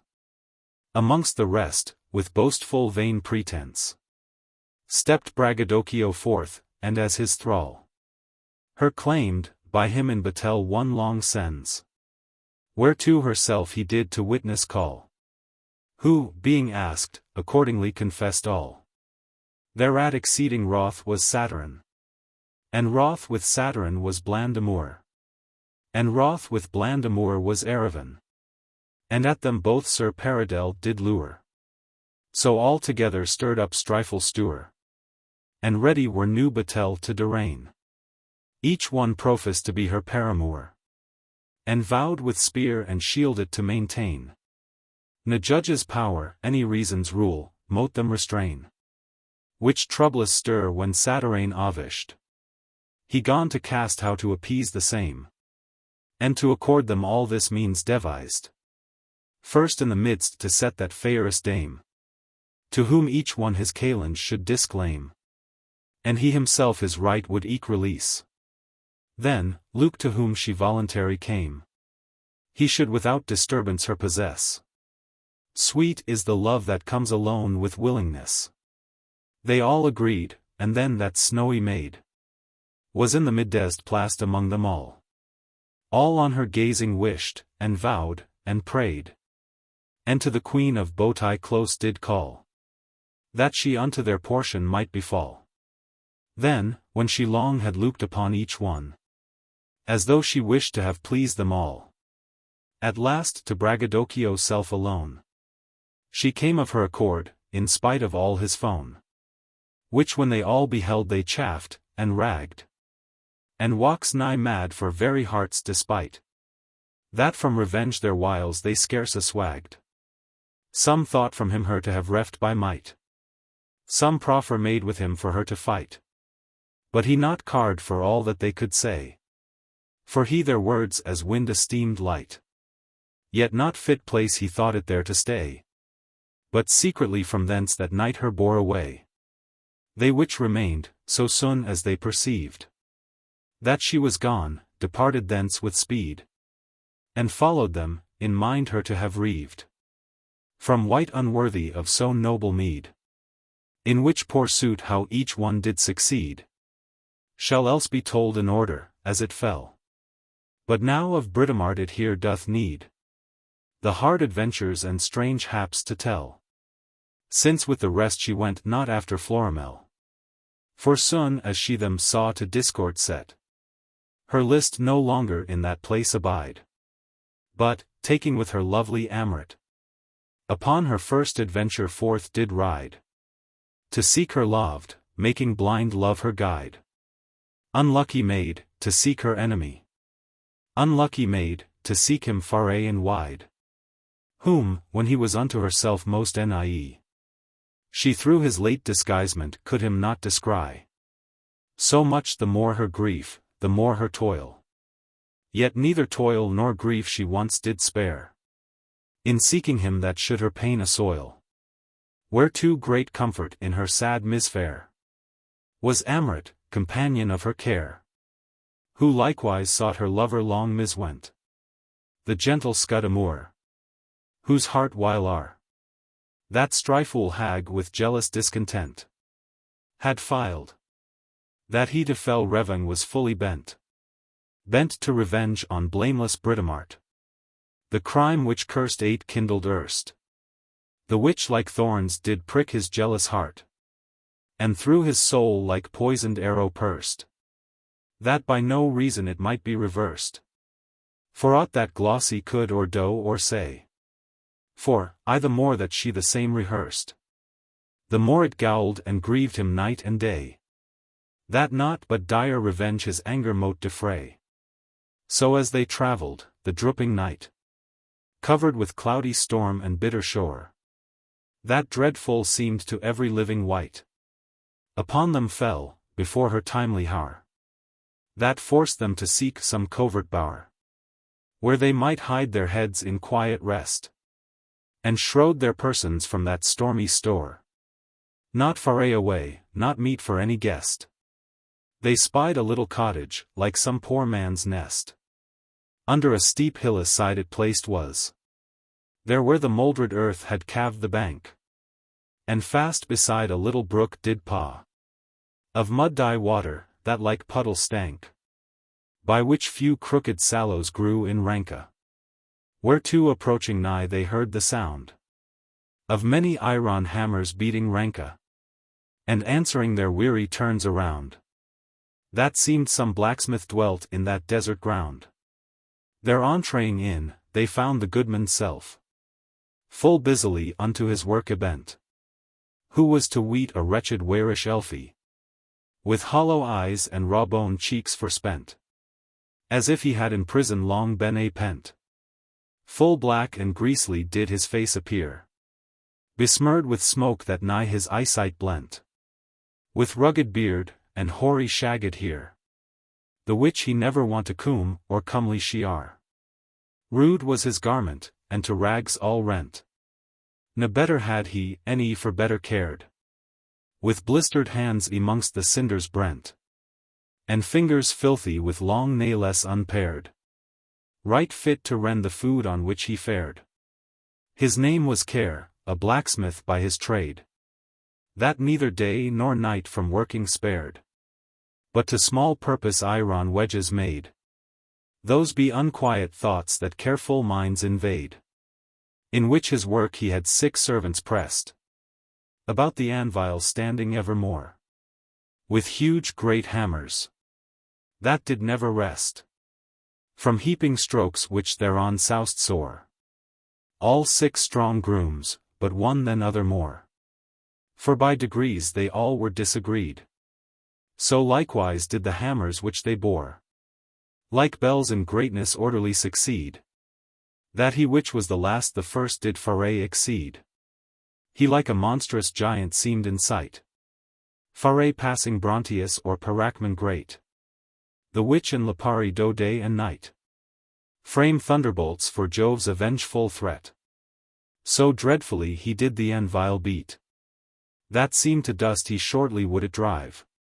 So huge his hammer, and so fierce his heat, that seemed a rock of diamond it could rive, and rend asunder quite, if he thereto list strive. Sir Scudamore their entraying much admired the manner of their work and weary pain, and, having long beheld, at last inquired the cause and end thereof, but all in vain. For they for naught would from their work refrain, ne let his speeches come unto their ear. And eke the breathful bellows blew amain, like to the northern wind, that none could hear. Those pensiveness did move, and sighs the bellows wear. Which when that warrior saw, he said no more, but in his armor laid him down to rest. To rest he laid him down upon the floor, whilome for venturous nights the bedding best, and thought his weary limbs to have rest.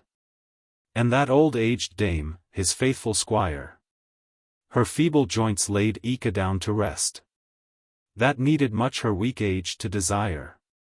After so long a travel which them both did tire, there lay Sir Scudamore long while expecting, when gentle sleep his heavy eyes would close, oft chonging sides, and oft new place electing, where better seemed he mote himself repose. And oft in wrath he thence again uprose, and oft in wrath he laid him down again. But wheresoever he did himself dispose, he by no means could wished ease obtain. So every place seemed painful, and eke changing vain. And evermore, when he to sleep did think, the hammer's sound his senses did molest. And evermore, when he began to wink, the bellows' noise disturbed his quiet rest, ne suffered sleep to settle in his breast. And all the night the dogs did bark and howl about the house, at scent of stranger guest. And now the crowing cock, and now the owl, loud shrieking, him afflicted to the very soul. And, if by fortune any little nap upon his heavy eyelids chanced to fall, eftsoons one of those villains him did rap upon his headpiece with his iron maul, that he was soon awaked therewithal, and lightly started up as one afraid, or as if one him suddenly did call. So oftentimes he out of sleep abrayed, and then lay musing long on that him ill apaid. So long he mused, and so long he lay, that at the last his weary sprite, oppressed with fleshly weakness, which no creature may long time resist, gave place to kindly rest, that all his senses did full soon arrest. Yet in his soundest sleep his daily fear, his idle brain gone busily molest, and made him dream those two disloyal were the things that day most minds, at night do most appear. With that the wicked carle, the maester smith, a pair of red-wat iron tongs did take out of the burning cinders, and therewith under his side him nipped, that, forced to wake, he felt his heart for very pain to quake, and started up avenged for to be on him the which his quiet slumber brake. Yet, looking round about him, none could see, yet did the smart remain, though he himself did flee in such disquiet and heart-fretting pain. He all that night, that too long night, did passe. And now the day out of the ocean main began to peep above this earthly mass, with pearly dew sprinkling the morning grass. Then up he rose, like heavy lump of lead, that in his face, as in a looking glass, the signs of anguish one mote plainly read, and guessed the man to be dismayed with jealous dread. Unto his lofty steed he clomb anon, and forth upon his former voyage fared, and with him eke that aged squire atone, who, whatsoever peril was prepared, both equal pains and equal peril shared, the end whereof and dongerous event shall for another canticle be spared. But here my weary team, nigh overspent, shall breath itself awhile after so long a went. Canto. Chapter 6. Both Scudamore and Artegall do fight with Britomart. He sees her face, doth fall in love, and soon from her depart. What equal torment to the grief of mind, and pining anguish hid in gentle heart, that inly feeds itself with thoughts unkind, and nourisheth her own consuming smart?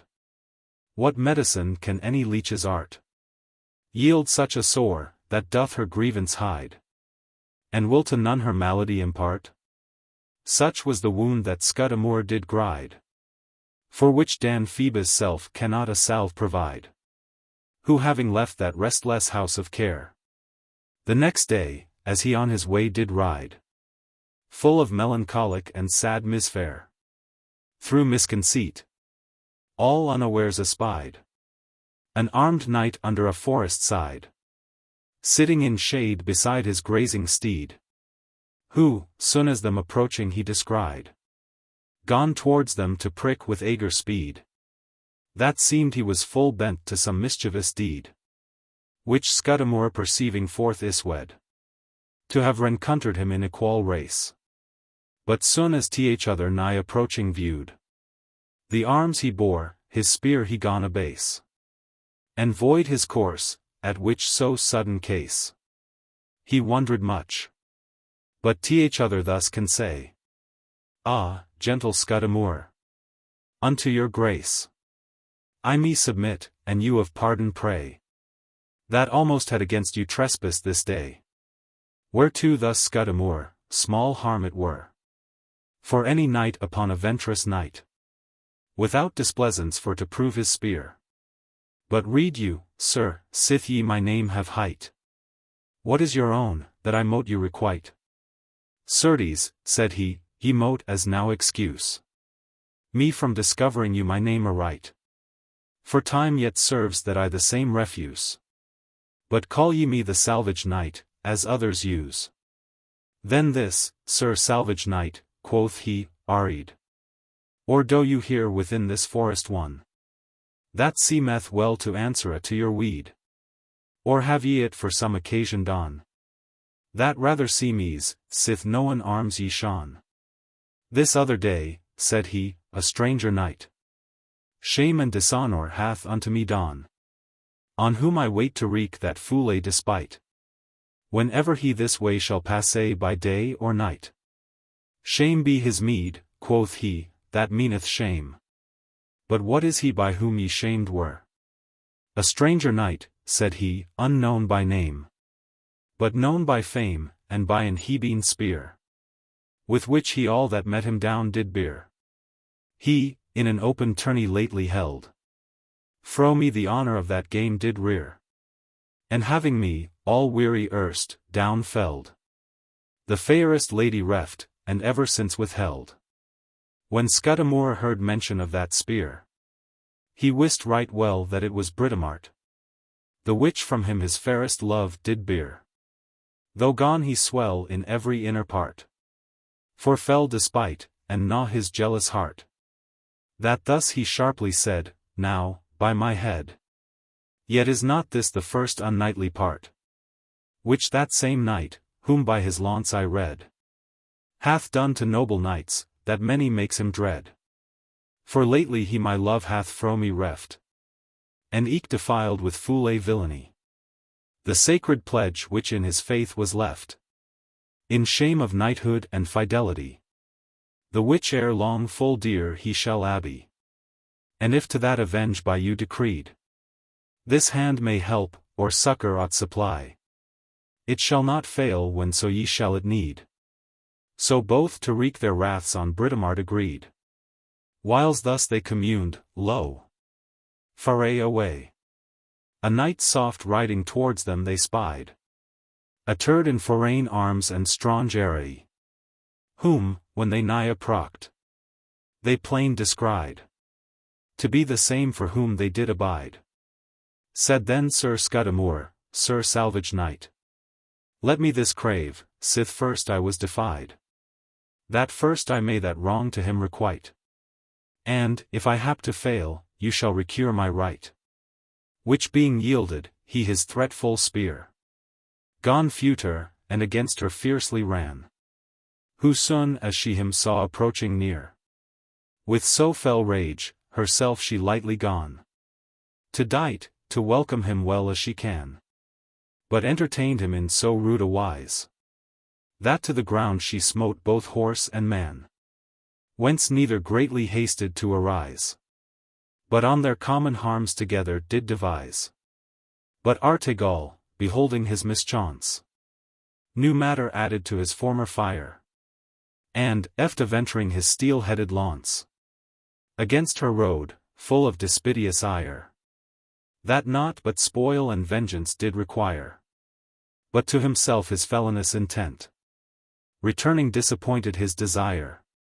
Whiles unawares his saddle he forewent, and found himself on ground in great amazement.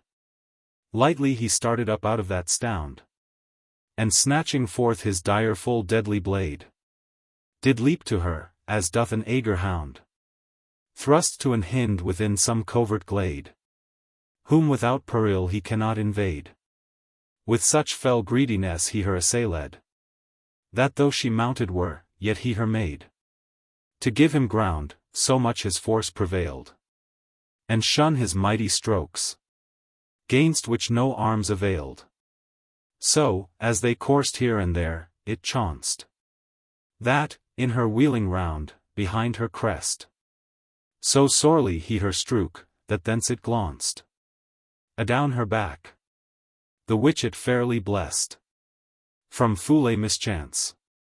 Any did it ever rest, till on her horse's hinder parts it fell, where biting deep so deadly it impressed, that quite it wended his back behind the cell, and to alight on foot her allgates did compel, like as the lightning brand from riven ski, thrown out by angry Jove in his vengeance, with dreadful force phallus on some steeple high, which battering down, it on the church doth glance, and tears it all with terrible mischance.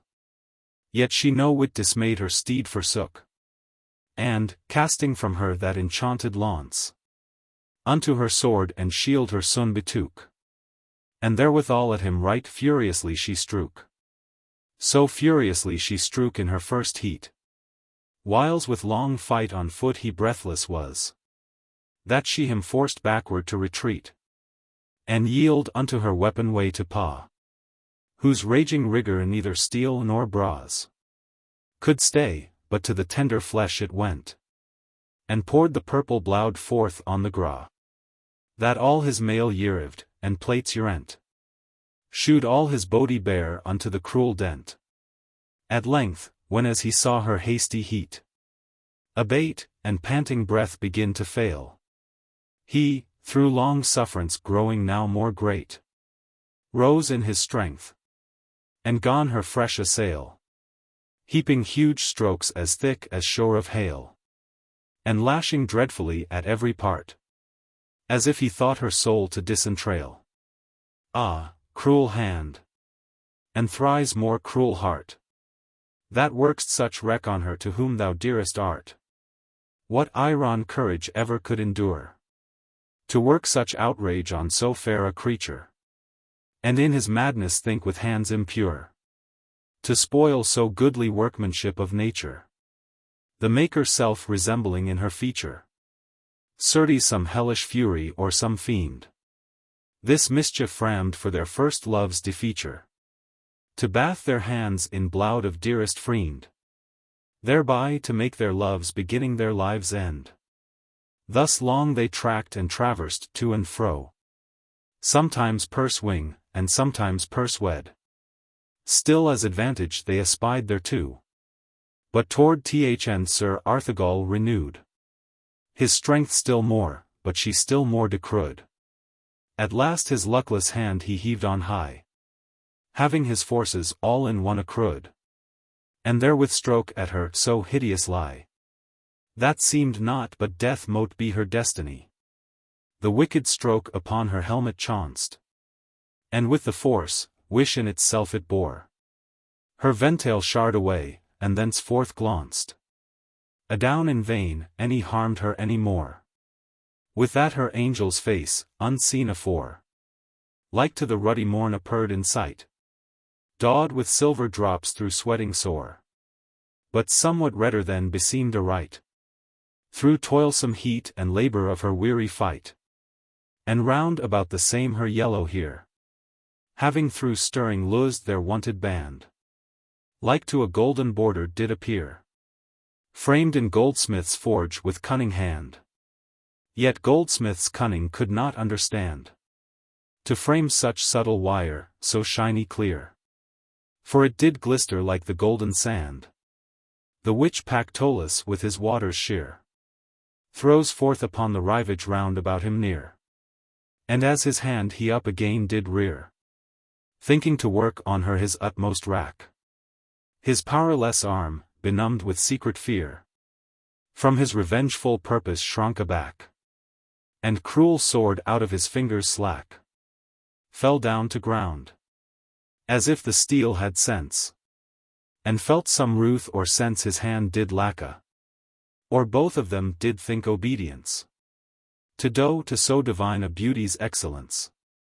And he himself, long gazing thereupon, at last fell humbly down upon his knee, and of his wonder made religion, weening some heavenly goddess he did see, or else unweeting what it else might be, and pardon her besought his era frail, that had done outrage in so high degree, whilst trembling horror did his sense assail, and made member quake, and manly heart to quail.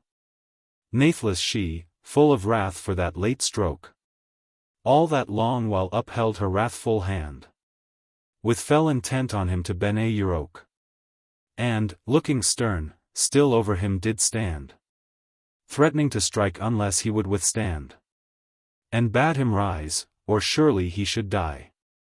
But, die or live, for naught he would upstand, but her of pardon prayed more earnestly, or wreak on him her will for so great injury, which when as Scudamore, who now abraid, beheld, whereas he stood not far aside, he was therewith right wondrously dismayed, and drawing nigh, when as he plain descried that peerless pattern of Dame Nature's pride, and heavenly image of perfection, he blessed himself as one sore terrified, and, turning fear to faint devotion, did worship her as some celestial vision. But glossy, seeing all that chanced there, well weeting how their heir are to assoil, full glad of so good end, to them drew near, and her saluted with seemly bella coil, joyous to see her safe after long toil. Then her besought, as she to her was dear, to grunt unto those warriors truce awhile, which yielded, they their beavers up did rear, and shewed themselves to her such as indeed they were. When Britomart with sharp of eyesful eye beheld the lovely face of Artegall, tempered with sternness and stout majesty, she gone eftsoons it to her mind to call, to be the same which in her father's hall, long since in that enchanted glass she saw, therewith her wrathful courage gone appall, and haughty spirits meekly to adaw, that her enhanced hand she down can soft withdraw. Yet she it forced to have again upheld, as feigning choler which was turned to cold. But ever when his visage she beheld, her hand fell down, and would no longer hold the wrathful weapon gainst his countenance bold. But, when in vain to fight she oft essayed, She armed her tongue, and thought at him to scold. Nathless her tongue not to her will obeyed, but brought forth speeches myled when she would have missayed. But Scudamore now waxen inly glad, that all his jealous fear he false had found, and how that hag his love abused had, with breach of faith and loyalty unsound, the which long time his grieved heart did wound. Him thus bespake, certes, Sir Artegall, I joy to see you lout so low on ground, and now become to live a lady's thrall, that whilome in your mind wont to despise them all. Soon as she heard the name of Artegall, her heart did leap, and all her heartstrings tremble, for sudden joy and secret fear withal, and all her vital powers, with motion nimble, to succour it, themselves gone there assemble, that by the swift recourse of flushing blood, right plain appeared, though she it would dissemble, and feigned still her former angry mood, thinking to hide the depth by troubling of the flood. When Glossy thus gone wisely all upknit, ye gentle knights, whom fortune here hath brought, to be spectators of this uncouth fit, which secret fate hath in this lady wrought, against the course of kind, any mervail not. Ne thenceforth fear the thing that hitherto hath troubled both your mindies with idle thought, fearing least she your loves away should woo. Feared in vain, sith means, ye see, there wants there too. And you, Sir Artegall, the salvage knight, henceforth may not disdain that woman's hand hath conquered you anew in second fight. For whilome they have conquered sea and land, and heaven itself, that naught may them withstand. Ne henceforth be rebellious unto love. That is the crown of knighthood, and the band of noble minds derived from above, which, being knit with virtue, never will remove. And you, fair lady knight, my dearest dame, relent the rigour of your wrathful will, whose fire were better turned to other flame, and, wiping out remembrance of all ill, grant him your grace, but so that he fulfill the penance which ye shall to him impart. For lovers heaven must passe by sorrow's hell. Thereat full inly blushed Britomart, but Artegall close smiling joyed in secret heart. Yet durst he not make love so suddenly, ne think th affection of her heart to draw from one to other so quite contrary. Besides her modest countenance he saw so goodly grave, and full of princely awe, that it his ranging fancy did refrain, and looser thoughts to lawful bounds withdraw, whereby the passion grew more fierce and fain, like to a stub-born steed whom strong hand would restrain. But Scudamore, whose heart twixt doubtful fear and feeble hope hung all this while suspense, desiring of his amoret to hear some glad full news and sure intelligence, her thus bespake, but, sir, without offence, mote I request you tidings of my love, my amoret, sith you her freed fro thence, where she, captived long, great woes did prove, that where ye left I may her seek, as doth behove. To whom thus Britomart, certes, Sir Knight, what is of her become, or whether reft, I cannot unto you area to write. For from that time I from enchanter's theft her freed, in which ye her all hopeless left. I her preserved from peril and from fear, and evermore from villainy her kept.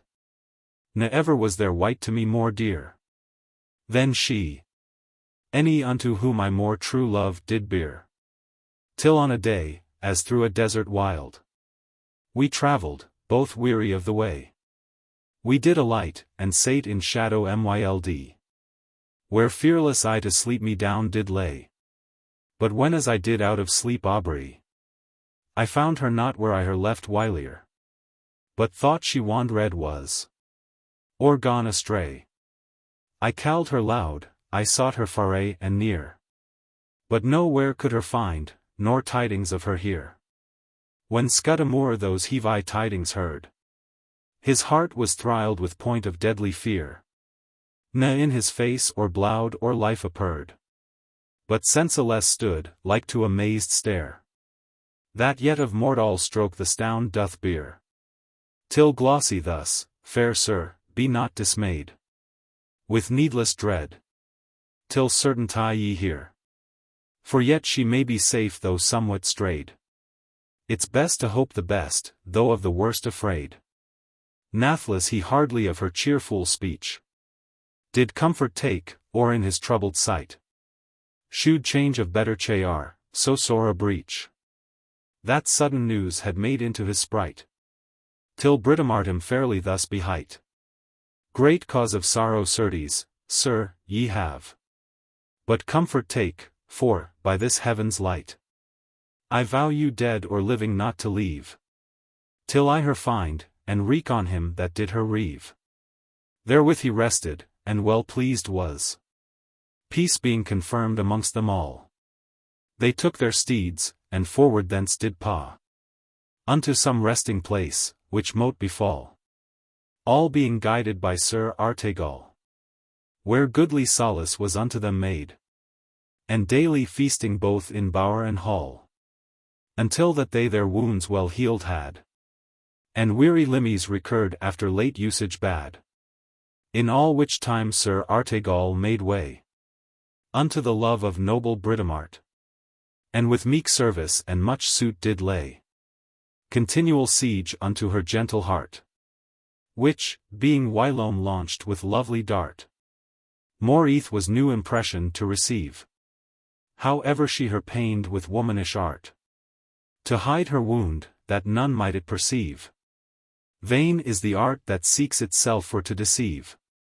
So well he wooed her, and so well he wrought her, with fair entreaty and sweet blandishment, that at the length unto a bay he brought her, so as she to his speeches was content to lend an ear, and softly to relent. At last, through many vows which forth he poured, and many oaths, she yielded her consent to be his love, and take him for her lord, till they with marriage meet might finish that accord. Though, when they had long time there taken rest, Sir Artegall, who all this while was bound upon an hard adventure yet in quest, fit time for him thence to depart it found, to follow that which he did long propound. And unto her his congee came to take, but her therewith full sore displeased he found, and loath to leave her late betrothed make, her dearest love full loath so shortly to forsake.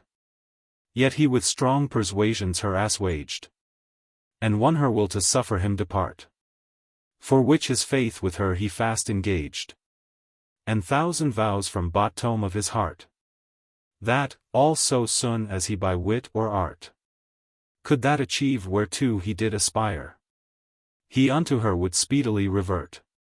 No longer space thereto he did desire, but till the horned moon 3 courses did expire, with which she for the present was appeased, and yielded leave, however malcontent she inly were and in her mind displeased.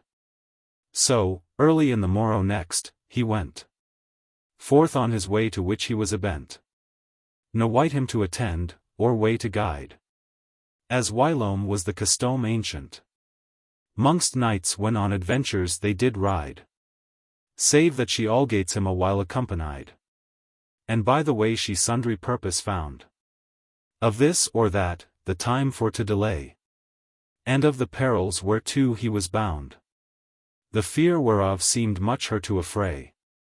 But all she did was but to wear out day.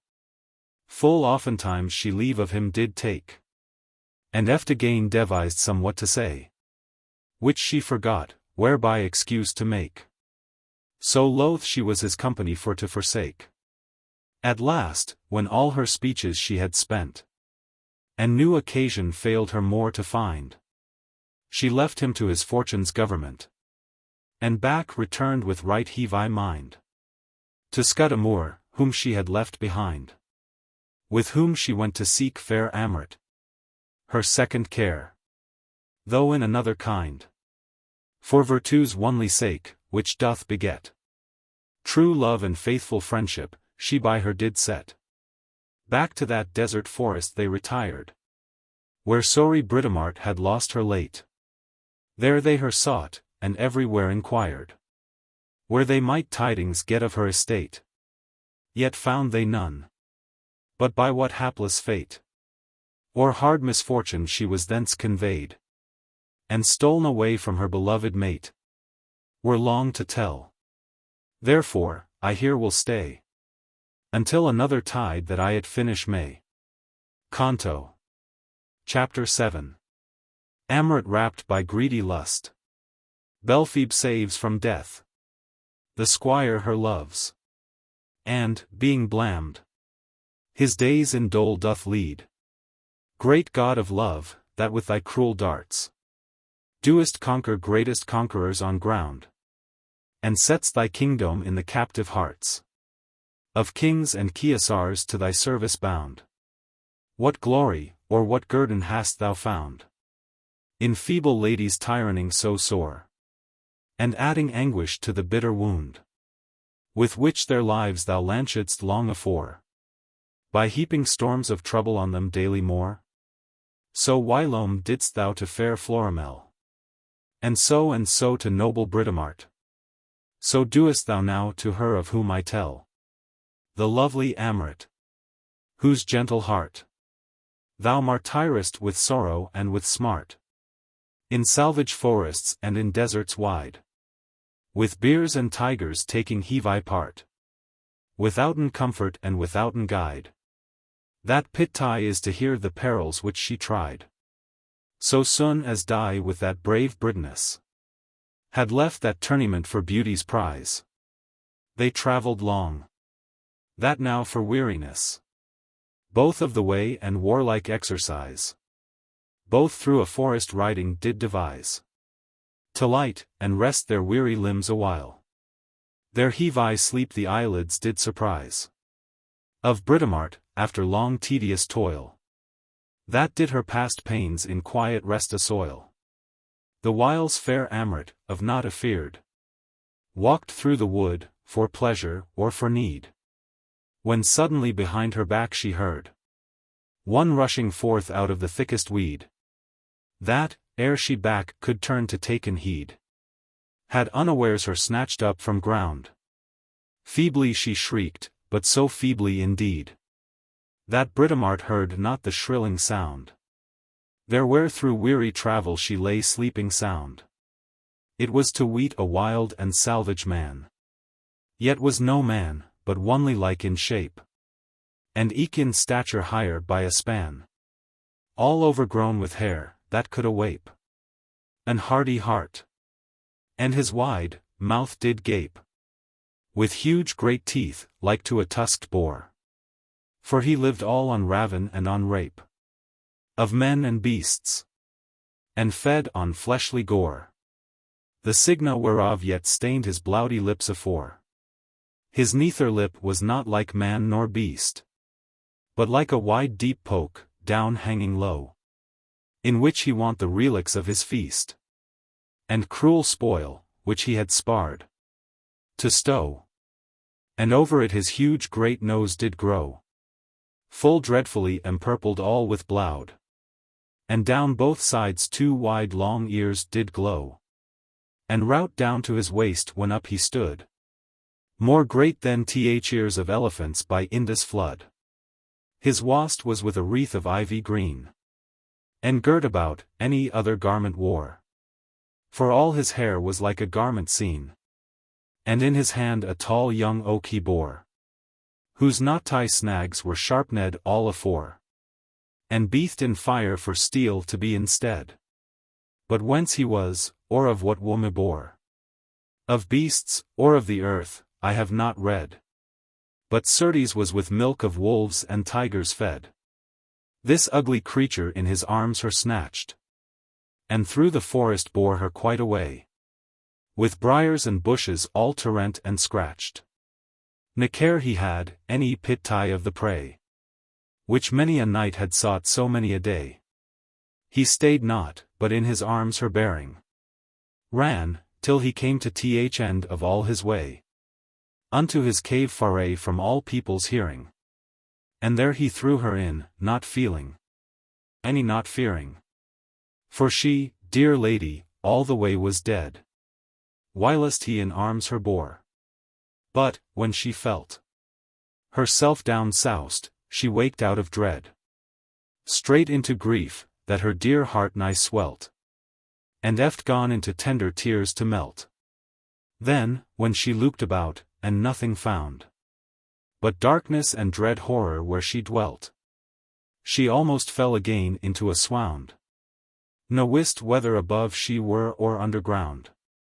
With that she heard some one close by her side, sighing and sobbing sore, as if the pain her tender heart in pieces would divide.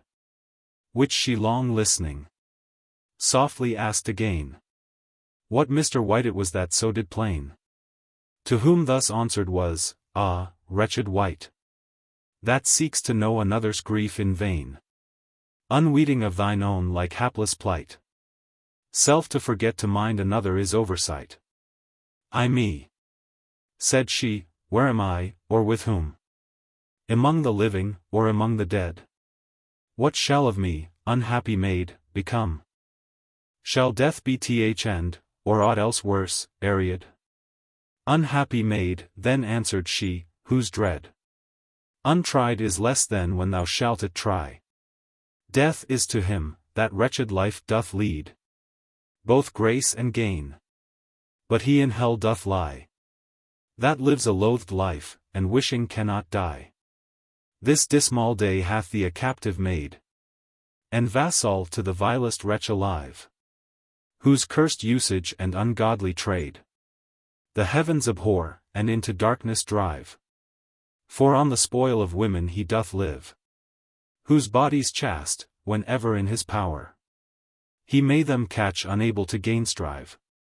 He with his shameful lust doth first deflower, and afterwards themselves doth cruelly devour. Now 20 days, by which the sons of men divide their works, have passed through heaven sheen, since I was brought into this doleful den, during which space these sorry eyes have seen 7 women by him slain, and eaten clean. And now no more for him but I alone, and this old woman, here remaining been, till thou camest hither to augment our moan. And of us 3 tomorrow he will sure eat one. Ah, dreadful tidings which thou doest declare, quoth she, of all that ever hath been known. Full many great calamities and rare this feeble breast endured hath, but none equal to this, wherever I have gone.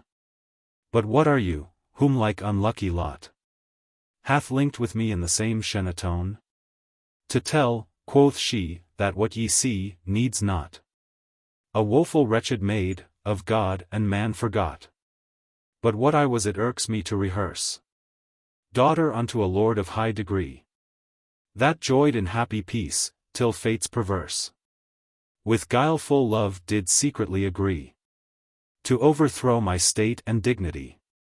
It was my lot to love a gentle swain, yet was he but a squire of low degree. Yet was he meet, unless mine I did feign, by any lady's side for leman to have lain. But for his meanness and disparagement, my sire, whom he too dearly well did love, unto my choice by no means would assent. But often did my folly foul reprove, yet nothing could my fixed mind remove. But, whether willed or nilled friend or foe, I me resolve the utmost end to prove, and, rather than my love abandon so, both sire and friends and all for ever to forego. Thenceforth I sought by secret means to work time to my will, and from his wrathful sight, to hide th intent which in my heart did lurk, till I thereto had all things ready dight. So on a day, unweeting unto White, I with that squire agreed away to flit, and in a privy place, betwixt us hight, within a grove appointed him to meet, to which I boldly came upon my feeble feet. But ah! Unhappy hour me thither brought. For in that place where I him thought to find, there was I found, contrary to my thought, of this accursed carle of hellish kind, the shame of men, and plague of womankind, who trussing me, as eagle doth his prey, me hither brought with him as swift as wind, where yet untouched till this present day, I rest his wretched thrall, the sad Emilia. Ah, sad Emilia! Then said Amrit, thy rueful plight I pity as mine own. But read to me, by what devise or wit, hast thou in all this time, from him unknown, thine honor saved, though into thraldom thrown? Through help, quoth she, of this old woman here, I have so done, as she to me hath shown. For, ever when he burnt in lustful fire, she in my stead supplied his bestial desire. Thus of their evils as they did discourse, and each did other much bewail and moan. Lo!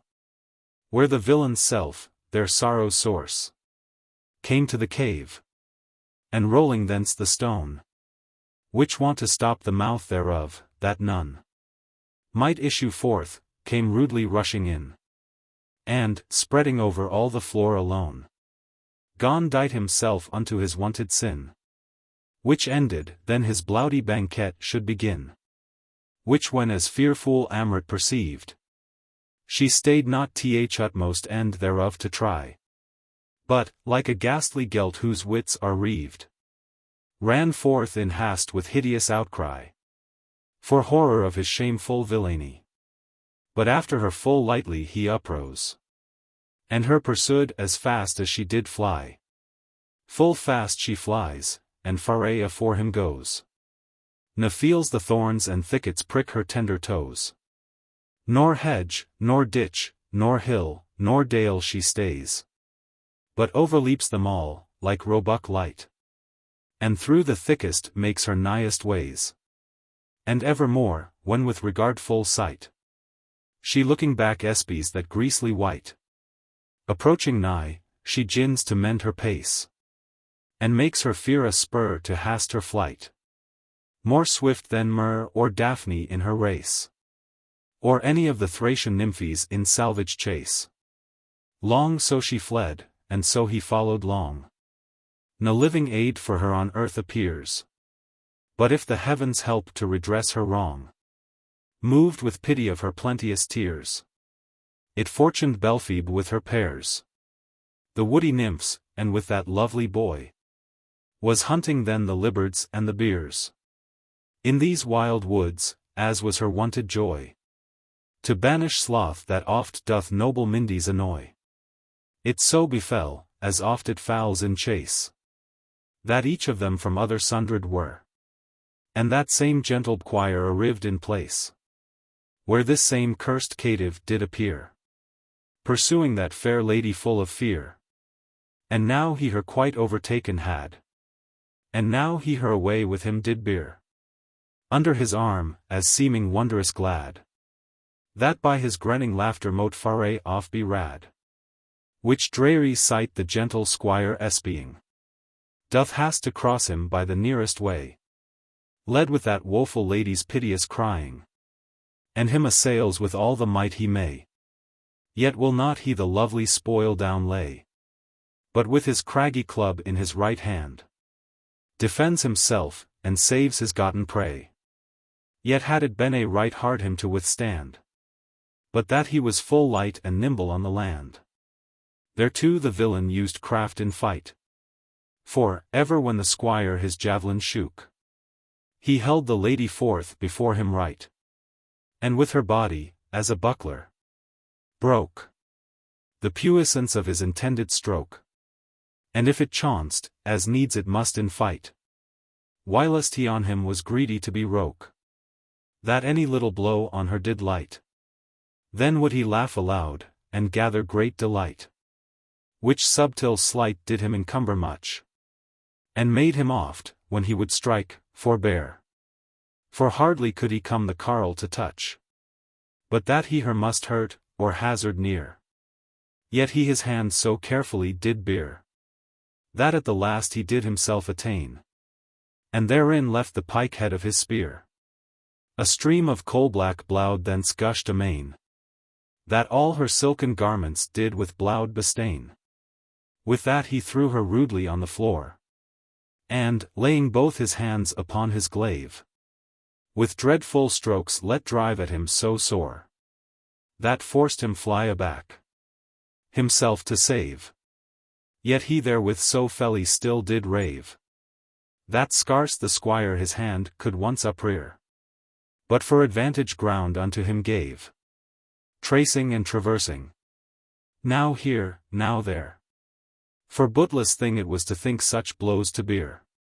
Whilst thus in battle they embusied were, Belphoebe, wronging in that forest wide, the hideous noise of their huge strokes did hear, and drew thereto, making her ear her guide. Whom when that the F approaching nigh espied, with bow in hand and arrows ready bent, he by his former comate would not bide, but fled away with ghastly dreariment, well knowing her to be his death's sole instrument. Whom seeing fly she speedily pursued, with winged feet as nimble as the wind, and ever in her bow she ready shewed, the arrow to his deadly mark descend. As when Latona's daughter, cruel Kinda, in vengement of her mother's great disgrace, with fell despite her cruel arrows Tinda, gainst woeful Niobe's unhappy race, that all the gods did moan her miserable case. So well she sped her, and so far she vaunted, that, ere unto his hellish den he rout, even as he ready was there to have entreed, she sent an arrow forth with mighty draught, that in the very door him overcaught, and, in his nape arriving, through it thrilled his greedy throat, therewith in two distraught, that all his vital spirits thereby spiled, and all his hairy breast with gory blood was filed. Whom when on ground she grovelling saw to rowl, she ran in haste his life to have bereft. But, ere she could him reach, the sinful soul, having his carrion course quite senseless left, was fled to hell, surcharged with spoil and theft. Yet over him she there long gazing stood, and oft admired his monstrous shape, and oft his mighty limbs, whilst all with filthy bloud, the place there overflown seemed like a Sodane flood. Thenceforth she passed into his dreadful den, where naught but darksome dreariness she found. No creature saw, but hearkened now and then, some little whispering, and soft groaning sound. With that she asked, what ghosts there underground lay hid in horror of eternal night? And bade them, if so be they were not bound, to come and shew themselves before the light, now freed from fear and danger of that dismal wight.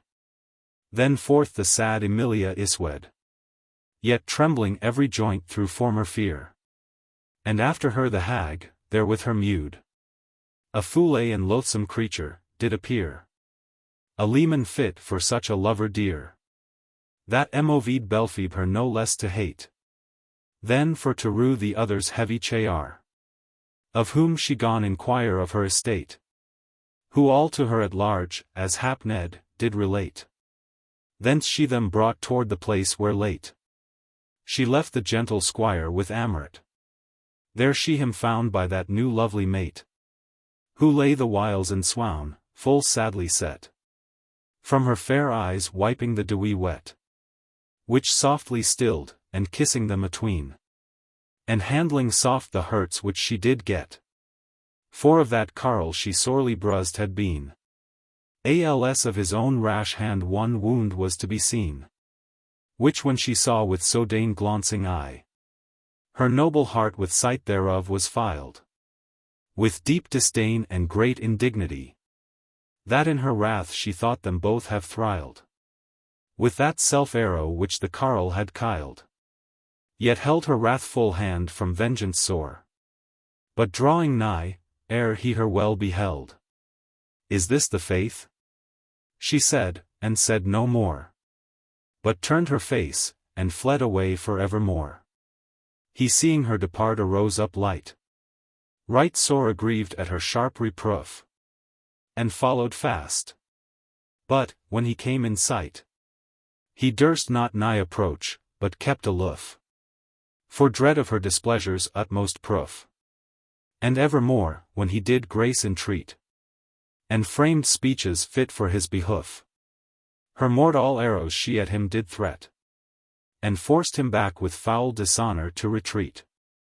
At last, when long he followed had in vain, yet found no ease of grief nor hope of grace, unto those woods he turned back again, full of sad anguish and in heavy case, and, finding their fit solitary place, for woeful wight, chose out a gloomy glade, where hardly I mote see bright heaven's face, for mossy trees, which covered all with shade, and sad melancholy, there he his cabin made. His wonted warlike weapons all he broke, and threw away, with vow to use no more, ne thenceforth ever strike in battle stroke, ne ever word to speak to woman more, but in that wilderness, of men forlore, and of the wicked world forgotten quite, his hard mishap in dolour to deplore, and wast his wretched days in woeful plight, so on himself to wreak his folly's own despite, and eke his garment, to be thereto meet, he wilfully did cut and shape anew, and his fair locks, that wont with ointment sweet, to be embalmed, and sweat out dainty dew, he let to grow and greasely to concrew, uncombed, uncurled, and carelsely unshed, that in short time his face they overgrew, and over all his shoulders did dispread, that who he whilome was uneath was to be read.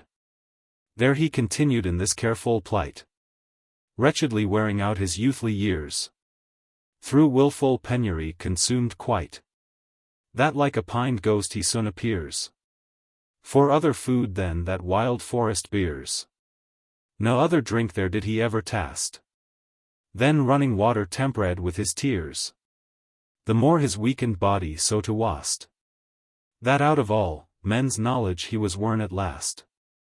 For on a day, by fortune as it fell, his own dear Lord Prince Arthur came that way, seeking adventures where he mote hear tell, and, as he through the wandering wood did stray, having espied this cabin far away, he to it drew, to weet who there did one, weening therein some holy hermit lay, that did resort of sinful people shone, or else some woodman shrouded there from scorching sun.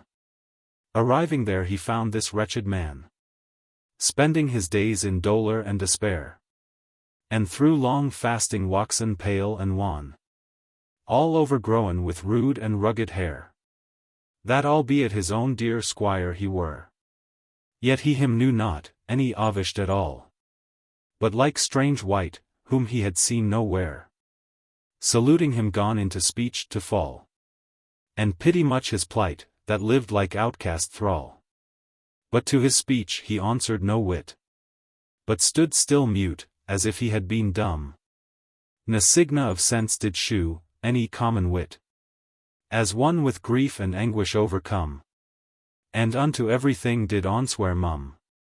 And ever, when the prince unto him spake, he lauded lowly, as did him become, and humble homage did unto him make, midst sorrow shewing joyous semblance for his sake, at which his uncouth guise and usage quaint, the prince did wonder much, yet could not guess the cause of that his sorrowful constraint, yet weened, by secret signs of manliness, which close appeared in that rude brutishness, that he whilome some gentle swain had been, trained up in feats of arms and knightliness, which he observed, by that he him had seen, to weld his naked sword, and try the edges keen, and eke by that he saw on every tree, how he the name of one engraven had, which likely was his liefest love to be, from whom he now so sorely was bestad, which was by him Belphoebe rightly rad. Yet who was that Belphoebe he any wist, Yet saw he often how he wexed glad, when he had heard, and how the ground he kissed, wherein it written was, and how himself he blissed. Though, when he long had marked his demeanor, and saw that all he said and did was vain, naught mote make him change his wonted tenor, naught mote ease or mitigate his pain.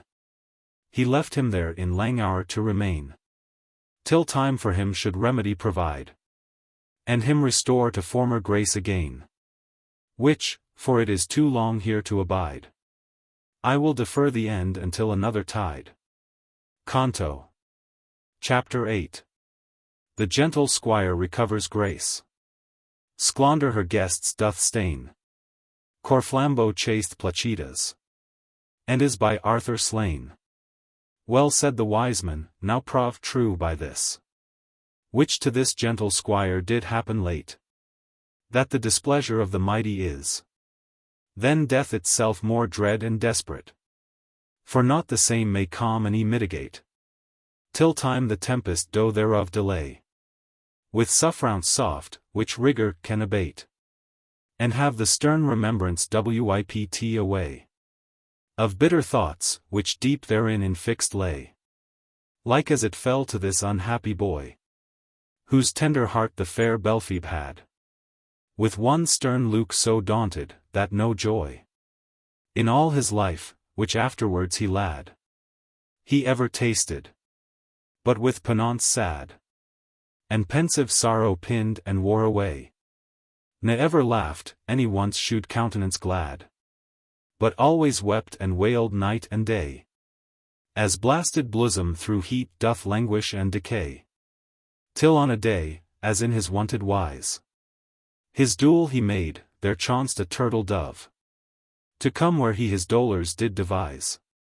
that likewise late had lost her dearest love, which loss her made like passion also prove, who, seeing his sad plight, her tender heart with dear compassion deeply did emove, that she gone moan his undeserved smart, and with her doleful accent bear with him apart. She sitting by him, as on ground he lay, her mournful notes full piteously did frame, and thereof made a lamentable lay, so sensibly compiled, that in the same hymn seemed oft he heard his own right name. With that he forth would pour so plenteous tears, and beat his breast unworthy of such blame, and knock his head, and rend his rugged hears, that could have pursed the hearts of Tigrace and of Beers. Thus, long this gentle bird to him did use, withouten dread of peril to repair, unto his one, and with her mournful muse, him to recomfort in his greatest care, that much did ease his mourning and misfare. And every day, for guerdon of her song, he part of his small feast to her would share, that, at the last, of all his woe and wrong, companion she became, and so continued long. Upon a day as she him sate beside, by chance he certain miniments forth drew, which yet with him as relics did abide, of all the bounty which Belphoebe threw on him, whilst goodly grace she him did shew. Amongst the rest a jewel rich he found, that was a ruby of right perfect hew, shaped like a heart yet bleeding of the wound, and with a little golden shen about it bound. The same he took, and with a ribbon new, in which his lady's colours were, did bind about the turtle's neck, that with the view did greatly solace his engrieved mind. All unawares the bird, when she did find herself so decked, her nimble wings displaid, and flew away as lightly as the wind, which so dane accident him much dismayed, and looking after long did mark which way she strayed. But when as long he looked had in vain, yet saw her forward still to make her flight, his weary eie returned to him again, full of discomfort and disquiet plight, that both his jewel he had lost so light, and eke his dear companion of his care. But that sweet bird departing flew forthright through the wide region of the wastful air, until she came where wand his belfied fair. There found she her, as then it did betide, sitting in covert shade of arbours sweet, after late weary toil which she had tried, in salvage chase, to rest as seemed her meet. There she alighting fell before her feet, and gone to her mournful plaint to make, as was her wont, thinking to let her weet the great tormenting grief that for her sake her gentle squire through her displeasure did partake. She, her beholding with attentive eye, at length did mark about her purple breast that precious jewel, which she formerly had known right well, with coloured ribbands drayest. Therewith she rose in hast, and her addressed, with ready hand it to have reft away. But the swift bird obeyed not her behest, but swerved aside, and there again did stay. She followed her, and thought again it to essay. And ever, when she nigh approached, the dove would flit a little forward, and then stay, till she drew near, and then again remove, so tempting her still to pursue the prey, and still from her escaping soft away, till that at length into that forest wide she drew her far, and led with slow delay. In thn she her unto that place did guide, whereas that woeful man in langour did abide. Eftsoons she flew unto his fearless hand, and there a piteous ditty new devised, as if she would have made her understand his sorrow's cause, to be of her despist, whom when she saw in wretched weeds disguised, with hairy glib deformed and measure face, like ghost late risen from his grave agrized, she knew him not, but pitied much his case, and wished it were in her to do him any grace. He her beholding at her feet down fell, and kissed the ground on which her soul did tread, and washed the same with water which did well from his moisty eyes, and like two streams proceed, yet spake no word, whereby she might aread what Mr. White he was, or what he meant. But, as one daunted with her presence dread, onely few rueful looks unto her sent, as messengers of his true meaning and intent. Yet nathamore his meaning she ard, but wondered much at his so selcouth case, and by his person's secret seemlihead, well weened that he had been some man of place, before misfortune did his hew deface. That being moved with ruth she thus bespake. Ah! Woeful man, what heaven's hard disgrace, or wrath of cruel wight on thee urake, or self-disliked life, doth thee thus wretched make? If heaven, then none may it redress or blame, sith to his power we all are subject born. If wrathful wight, then foul rebuke and shame be theirs that have so cruel thee forlorn. But if through inward grief or wilful scorn of life it be, then better do advise. For he, whose days in wilful woe are worn, the grace of his Creator doth despise, that will not use his gifts for thankless niggardise. When so he heard her say, eftsoons he brake his sodaine silence which he long had pent, and, sighing inly deep, her thus bespake. Then have they all themselves against me bent.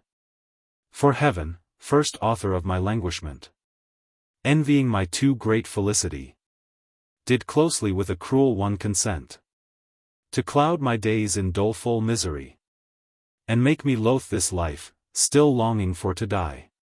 Ne any but yourself, O dearest dread, hath done this wrong, to wreak on worthless wight your high displeasure, through misdeeming bread, that, when your pleasure is to deem aright, ye may redress, and me restore to light. Which sorry words her mighty heart did mate, with mild regard to see his rueful plight, that her inhuming wrath she gone abate, and him received again to former favours state, in which he long time afterwards did lead an happy life with grace and good accord, fearless of fortune's change or envy's dread. And eke all mindless of his own dear lord. The noble prince, who never heard one word of tidings what did unto him betide, or what good fortune did to him afford, but through the endless world did wander wide, him seeking evermore, yet nowhere him descried. Till on a day, as through that wood he rode, he chanced to come where those two ladies late, Emilia and Amrit, abode, both in full sad and sorrowful estate. The one right feeble through the evil rate of food which in her duress she had found, the other almost dead and desperate, through her late hurts, and through that hapless wound, with which the squire, in her defence, her sore astound.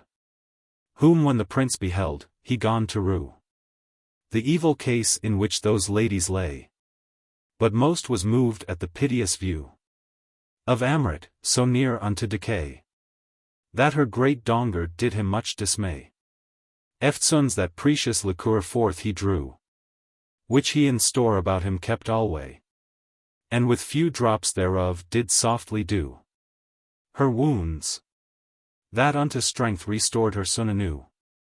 Though, when they both recovered were right well, he gone of them inquire, what evil guide them thither brought, and how their harms befell, to whom they told all that did them betide, and how from thraldom vile they were untied, of that same wicked carle, by virgin's hand, whose bloody course they shewed him there beside, and eke his cave in which they both were bond, at which he wondered much when all those signas he fond, and evermore he greatly did desire to know what virgin did them thence unbind, and oft of them did earnestly inquire where was her one, and how he mote her find. But, when as not according to his mind he could outlearn, he them from ground did rear, no service loathsome to a gentle kind, and on his warlike beast them both did bear, himself by them on foot to succor them from fear. So when that forest they had passed well, a little cottage far away they spied, to which they drew ere night upon them fell, and entreing in found none therein abide, but one old woman sitting there beside, upon the ground in ragged rude attire, with filthy locks about her scattered wide, gnawing her nails for fellness and for ire, and thereout sucking venomy to her parts entire. A foule and loathly creature sure in sight, and in conditions to be loathed no less, for she was stuffed with rancor and despite, up to the throat, that oft with bitterness it forth would break, and gush in great excess, pouring out streams of poison and of gall, gainst all that truth or virtue do profess, whom she with leasings lewdly did miscall, and wickedly backbite, her name men sclonder call. Her nature is all goodness to abuse, and cause less crimes continually to frame, with which she guiltless persons may accuse, and steal away the crown of their good name. Ne ever knight so bold, any ever dame, so chaste and loyal lived, but she would strive with forged cause them falsely to defame. Ne ever thing so well was done alive, but she with blame would blot, and of due praise deprive. Her words were not, as common words are meant, t'express the meaning of the inward mind, but noisome breath, and poisonous spirit sent from inward parts, with cankered malice lind, and breathed forth with blast of bitter wind, which passing through the ears would pierce the heart, and wound the soul itself with grief unkind. For, like the stings of aspies that kill with smart, her spiteful words did prick and wound the inner part. Such was that hag, unmeet to host such guests, whom greatest princes court would welcome fain. But need, that answers not to all requests, bade them not look for better entertain. And eke that age despised niceness vain, inured to hardness and to homely fare, which them to warlike discipline did train, and manly limbs endured with little care, against all hard mishaps and fortuneless misfare. Then all that evening, welcomed with cold and cheerless hunger, they together spent.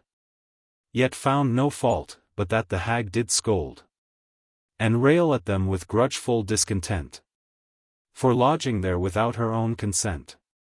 Yet they endured all with patience mild, and unto rest themselves all onely lent, regardless of that queen so base and vilda, to be unjustly blamed, and bitterly reviled.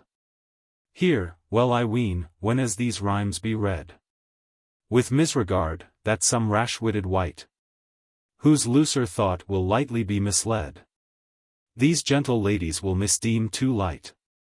For thus conversing with this noble knight, sith now of days such temperance is rare, and hard to find, that heat of youthful sprite, for aught will from his greedy pleasure spare. More hard for hungry steed to abstain from pleasant lar. But antique age, yet in the infancy of time, did live then like an innocent, in simple truth and blameless chastity. Na then of guile had made experiment, but, void of vile and treacherous intent, held virtue for itself in sovereign awe. Then loyal love had royal regiment, and each unto his lust did make a law, from all forbidden things his liking to withdraw. The lion there did with the lamb consort, and eke the dove sate by the falcon's side. Ne each of other feared fraud or tort, but did in safe security abide, withouten peril of the stronger pride. But when the world walks old, it walks war old, whereof it hight, and, having shortly tried the trains of wit, in wickedness walks bold, and dared of all sins the secrets to unfold. Then bow tie, which was made to represent the great creature's own resemblance bright, unto abuse of lawless lust was lent, and made the bait of bestial delight. Then fair grew foule, and foule grew fair in sight. And that, which wont to vanquish God and man, was made the vassal of the victor's might. Then did her glorious floor wax dead and wan, despised and trodden down of all that overran. And now it is so utterly decayed, that any bud thereof doth scarce remain.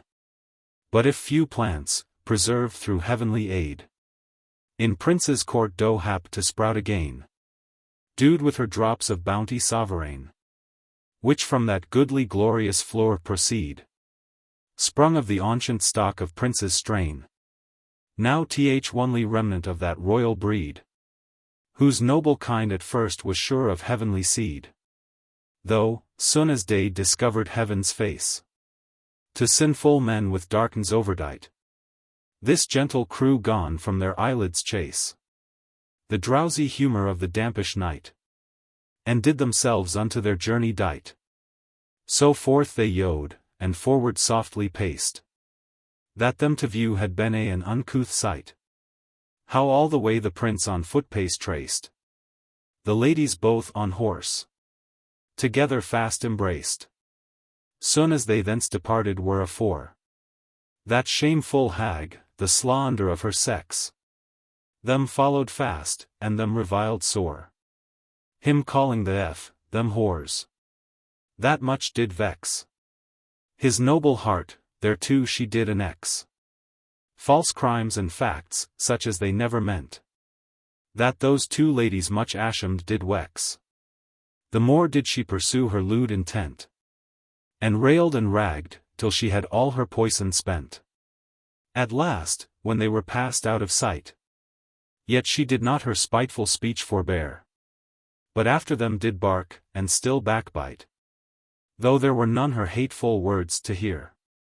Like as a cur doth felly bite and tear the stone which passed stronger at him through, so she, them seeing past the reach of ear, against the stones and trees did rail anew, till she had dulled the sting which in her tongue's end grew. They passing forth kept on their ready way, with easy step so soft as foot could stride, both for great feebless, which did oft assay fair Amrit that scarcely she could ride, and eke through heavy arms which sore annoyed The prince on foot, not wanted so to fare. Whose steady hand was fain his steed to guide. And all the way from trotting hard to spare. So was his toil the more that was his care. At length they spied where towards them with speed a squire came galloping, as he would fly, bearing a little dwarf before his steed, that all the way full loud for aid did cry, that seemed his shrikes would rend the brazen ski. Whom after did a mighty man perso, riding upon a dromedare on high, of stature huge, and horrible of hew, that would have mazed a man his dreadful face to view.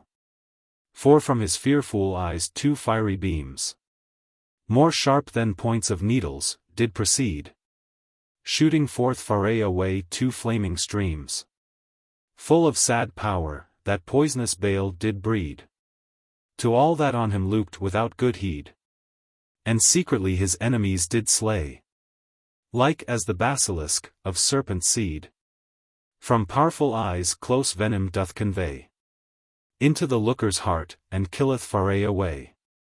He all the way did rage at that same squire, and after him full many threatenings threw, with curses vain in his avengeful ire. But none of them, so fast away he flew, him overtook before he came in view. Where when he saw the prince in armor bright, he called to him aloud his case to rue, and rescue him, through succor of his might, from that his cruel foe that him pursued in sight.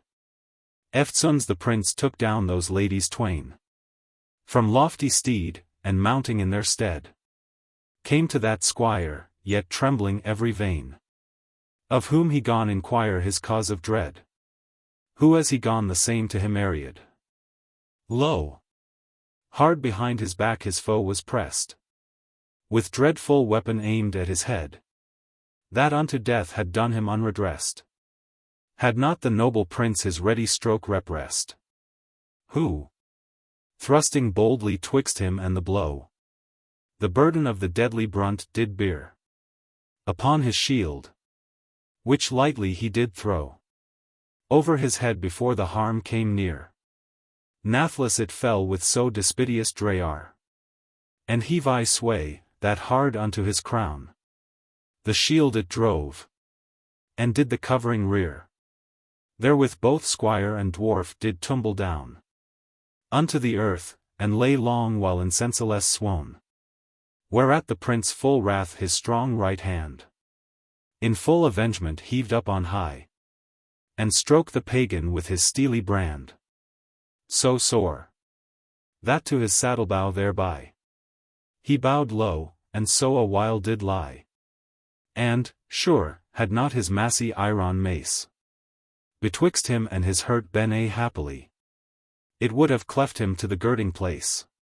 Yet, as it was, it did astonish him long space. But, when he to himself returned again, all full of rage he gone to curse and swear, and vow by Mahound that he should be slain.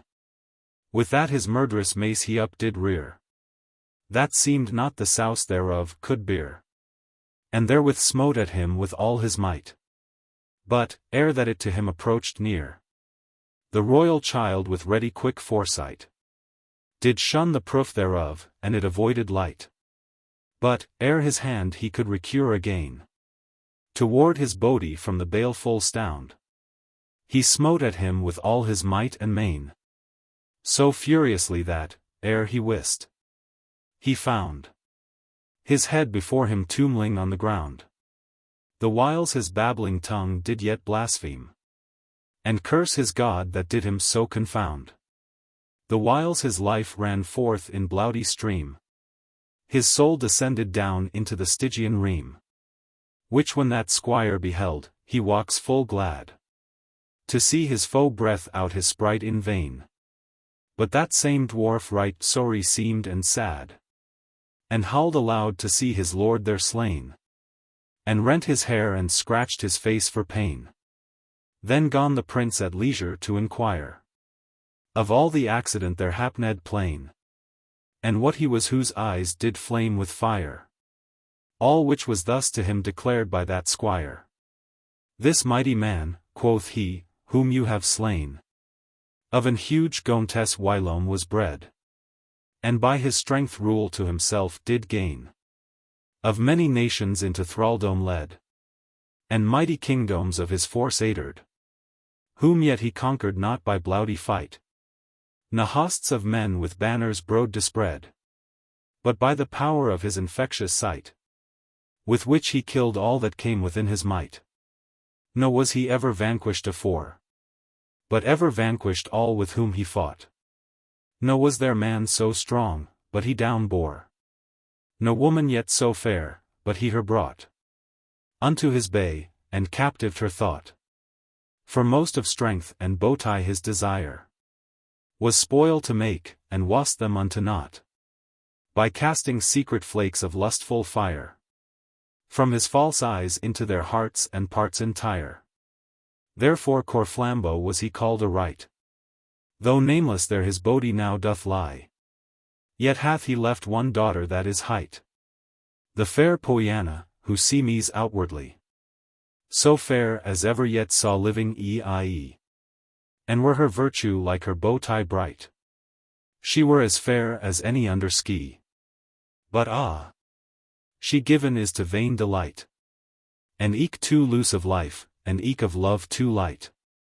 So, as it fell, there was a gentle squire that loved a lady of high parentage, but, for his mean degree might not aspire to match so high. Her friends with counsel sage dissuaded her from such a disparage.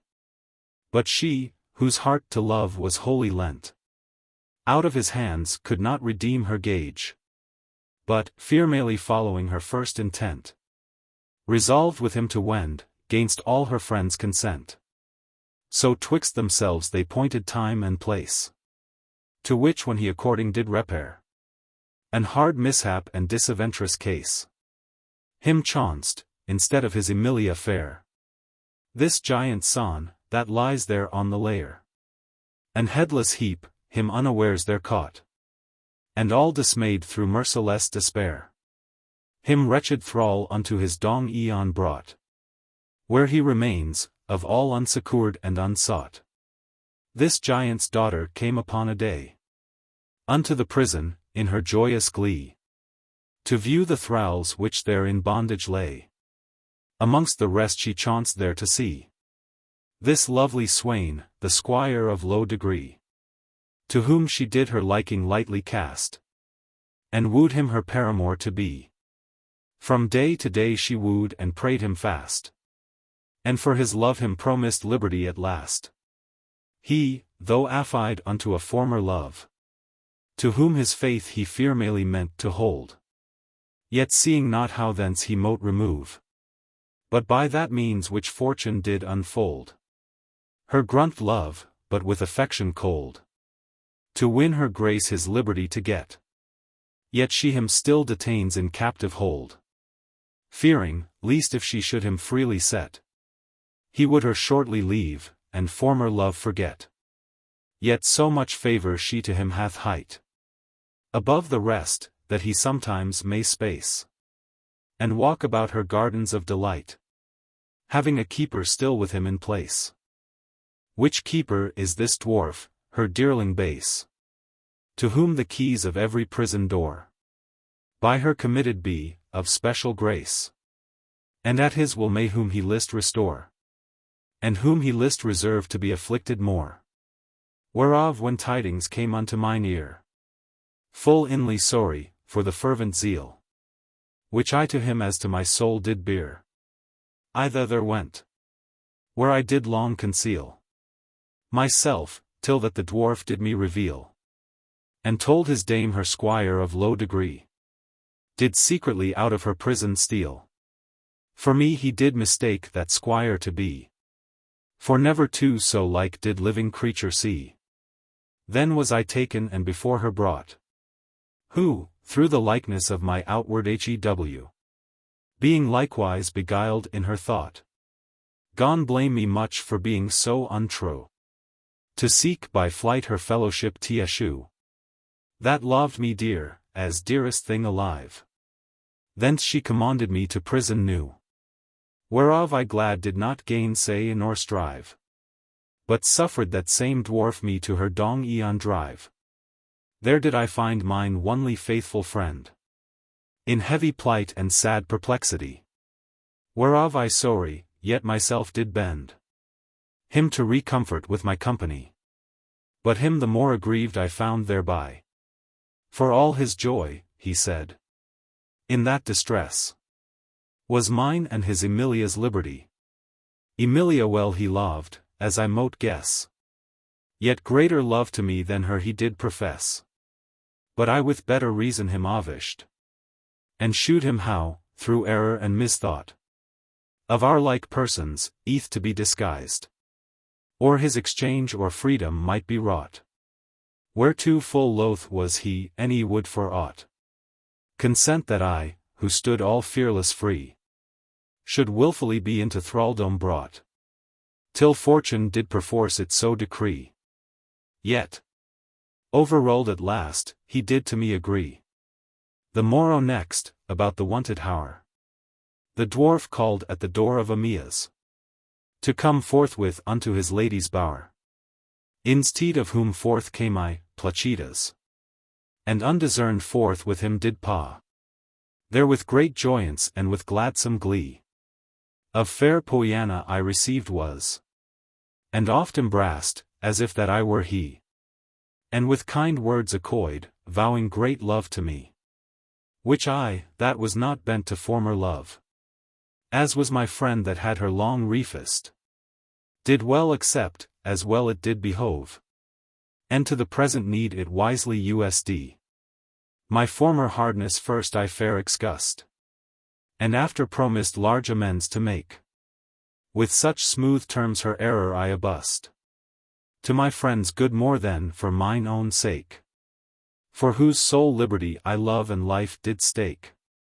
Thenceforth I found more favour at her hand, that to her dwarf, which had me in his charge, she bade to lighten my too heavy band, and grunt more scope to me to walk at large. So on a day, as by the flowery marge of a fresh stream I with that elfie did play, finding no means how I might us enlarge, but if that dwarf I could with me convey, I lightly snatched him up and with me bore away. Thereat he shrieked aloud, that with his cry the tyrant self came forth with yelling bray, and me pursued. But nathamore would I forego the purchase of my gotten prey, but have perforce him hither brought away. Thus as they talked, lo, where nigh at hand, those ladies too, yet doubtful through dismay, in presence came, desirous to understand tidings of all which there had hapned on the land, where soon as sad Emilia did espy her captive lover's friend, young Placidas, all mindless of her wonted modes tie. She to him ran, and him with straight embras enfolding, said, and lives yet Emia's? He lives, quoth he, and his Emilia loves. Then less, said she, by all the woe I paw, with which my weaker patience fortune proves. But what mishap thus long him fro myself removes? Then gone he all this story to renew, and tell the course of his captivity, that her dear heart full deeply made to rue, and sigh full sore to hear the misery, in which so long he merciless did lie. Then, after many tears and sorrows spent, she dear besought the Prince of Remedy, who thereto did with ready will consent, and well performed, as shall appear by his event. Canto. Chapter 9. The Squire of Low Degree, Rel East. Piana takes to wife. Britomart fights with many knights. Prince Arthur stints their strife. Hard is the doubt, and difficult to deem, when all three kinds of love together meet, and do dispart the heart with power extreme. Whether shall weigh the balance down to wheat, the dear affection unto kindred sweet, or raging fire of love to womankind, or zeal of friends combined with virtue's meat. but of them all the band of virtuous mind. Meseems, the gentle heart should most assured bind. For natural affection soon doth cess, and quenched is with Cupid's greater flame. But faithful friendship doth them both suppress, and them with maestering discipline doth tame, through thoughts aspiring to eternal fame. For as the soul doth rule the earthly mass, and all the service of the body frame, so love of soul doth love of body passe. No less than perfect gold surmounts the meanest brass. All which who list by trial to assay, shall in this story find approved plain, in which these squires true friendship more did sway, than either care of parents could refrain, or love of fairest lady could constrain. For though Poiana were as fair as morn, yet did this trusty squire with proud disdain, for his friend's sake her off-read favours scorn, and she herself her sire of whom she was yborn. Now, after that Prince Arthur grunt had to yield strong succour to that gentle swain, who now long time had lien in prison sad, he gon advise how best he mote darraign that enterprise for greatest glory's gain. That headless tyrant's trunk he reared from ground, and, having ymt the head to it again, upon his usual beast it firmly bound, and made it so to ride as it alive was found. Then did he take that chaste squire, and laid before the rider, as he captive were, and made his dwarf, though with unwilling aid, to guide the beast that did his maester bear, till to his castle they approached near. Whom when the watch, that kept continual ward, saw coming home, all void of doubtful fear, he, running down, the gate to him unbarred, whom straight the prince ensuing in together fared.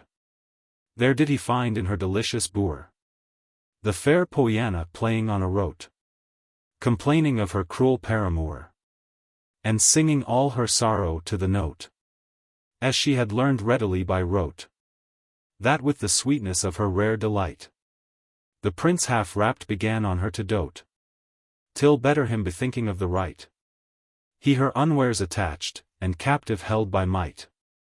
Whence being forth product, when she perceived her own dear sire, she called to him for aid. But when of him no answer she received, but saw him senseless by the squire upstayed, she weened well that then she was betrayed. Then gone she loudly cry, and weep, and wail, and that same squire of treason to upbraid. But all in vain, her plaints might not prevail. None there was to rescue her, any none to bail.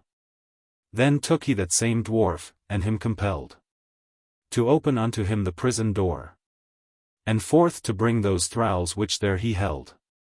Thenceforth were brought to him above a score of knights and squires to him unknown afore, all which he did from bitter bondage free, and unto former liberty restore. Amongst the rest that squire of low degree came forth full weak and wan, not like himself to be, whom soon as fair Emilia beheld, and Placidas, they both unto him ran, and him embracing fast betwixt them held, striving to comfort him all that they can, and kissing oft his visage pale and wan. That fair Poiana, them beholding both, gone both envy, and bitterly to ban, through jealous passion weeping inly wroth, to see the sight perforce that both her eyes were loath. But when a while they had together been, and diversly conferred of their case, she, though full oft she both of them had seen asunder, yet not ever in one place, began to doubt, when she them saw embrace, which was the captive squire she loved so dear, deceived through great likeness of their face, for they so like in person did appear, that she uneath discerned whether where, and eke the prince, when as he them avished, their like resemblance much admired there, and mazed how nature had so well disguised her work, and counterfeit herself so near, as if that by one pattern, seen somewhere, She had them made a paragon to be. Or whether it through skill or error were. Thus gazing long at them much wondered he. So did the other knights and squires which them did see. Then gone they ransack that same castle strong, in which he found great store of hoarded treasure, the which that tyrant gathered had by wrong and tortious power, without respect or measure. Upon all which the Briton prince made seasure, and afterwards continued there a while, to rest himself, and solace in soft pleasure those weaker ladies after weary toil, to whom he did divide part of his purchased spoil. And, for more joy, that captive lady fair, the fair Poiana, he enlarged free, and by the rest did set in sumptuous chire, to feast and frolic. Nathamore would she shew gladsome countenance nor pleasant glee, but grieved was for loss both of her sire, and eke of lordship with both land and fee. But most she touched was with grief entire, for loss of her new love, the hope of her desire. But her the prince, through his well-wonted grace, to better terms of mildness did entreat, from that foul rudeness which did her deface, and that same bitter corsive, which did eat her tender heart and made refrain from meat. He with good thews and speeches well applied, did mollify and calm her raging heat. For though she were most fair, and goodly dyed, yet she it all did mar with cruelty and pride. And, for to shut up all in friendly love, sith love was first the ground of all her grief, that trusty squire he wisely well did move, not to despise that dame which loved him lief, till he had made of her some better prief, but to accept her to his wedded wife. Thereto he offred for to make him chief of all her land and lordship during life. He yielded, and her took, so stinted all their strife. From that day forth in peace and joyous bliss, they lived together long without debate. No private jar, any spite of enemies, could shake the safe assurance of their state. And she, whom nature did so fair create, that she mote match the fairest of her days, yet with lewd loves and lust intemperate, had it defast, thenceforth reformed her ways, that all men much admired her change, and spake her praise. Thus when the prince had perfectly compiled these pairs of friends in peace and settled rest, himself, whose mind did travel as with Kilda, of his old love conceived in secret breast, resolved to pursue his former quest, and, taking leave of all, with him did bear fair Amrit, whom fortune by bequest had left in his protection while are exchanged out of one into another fear.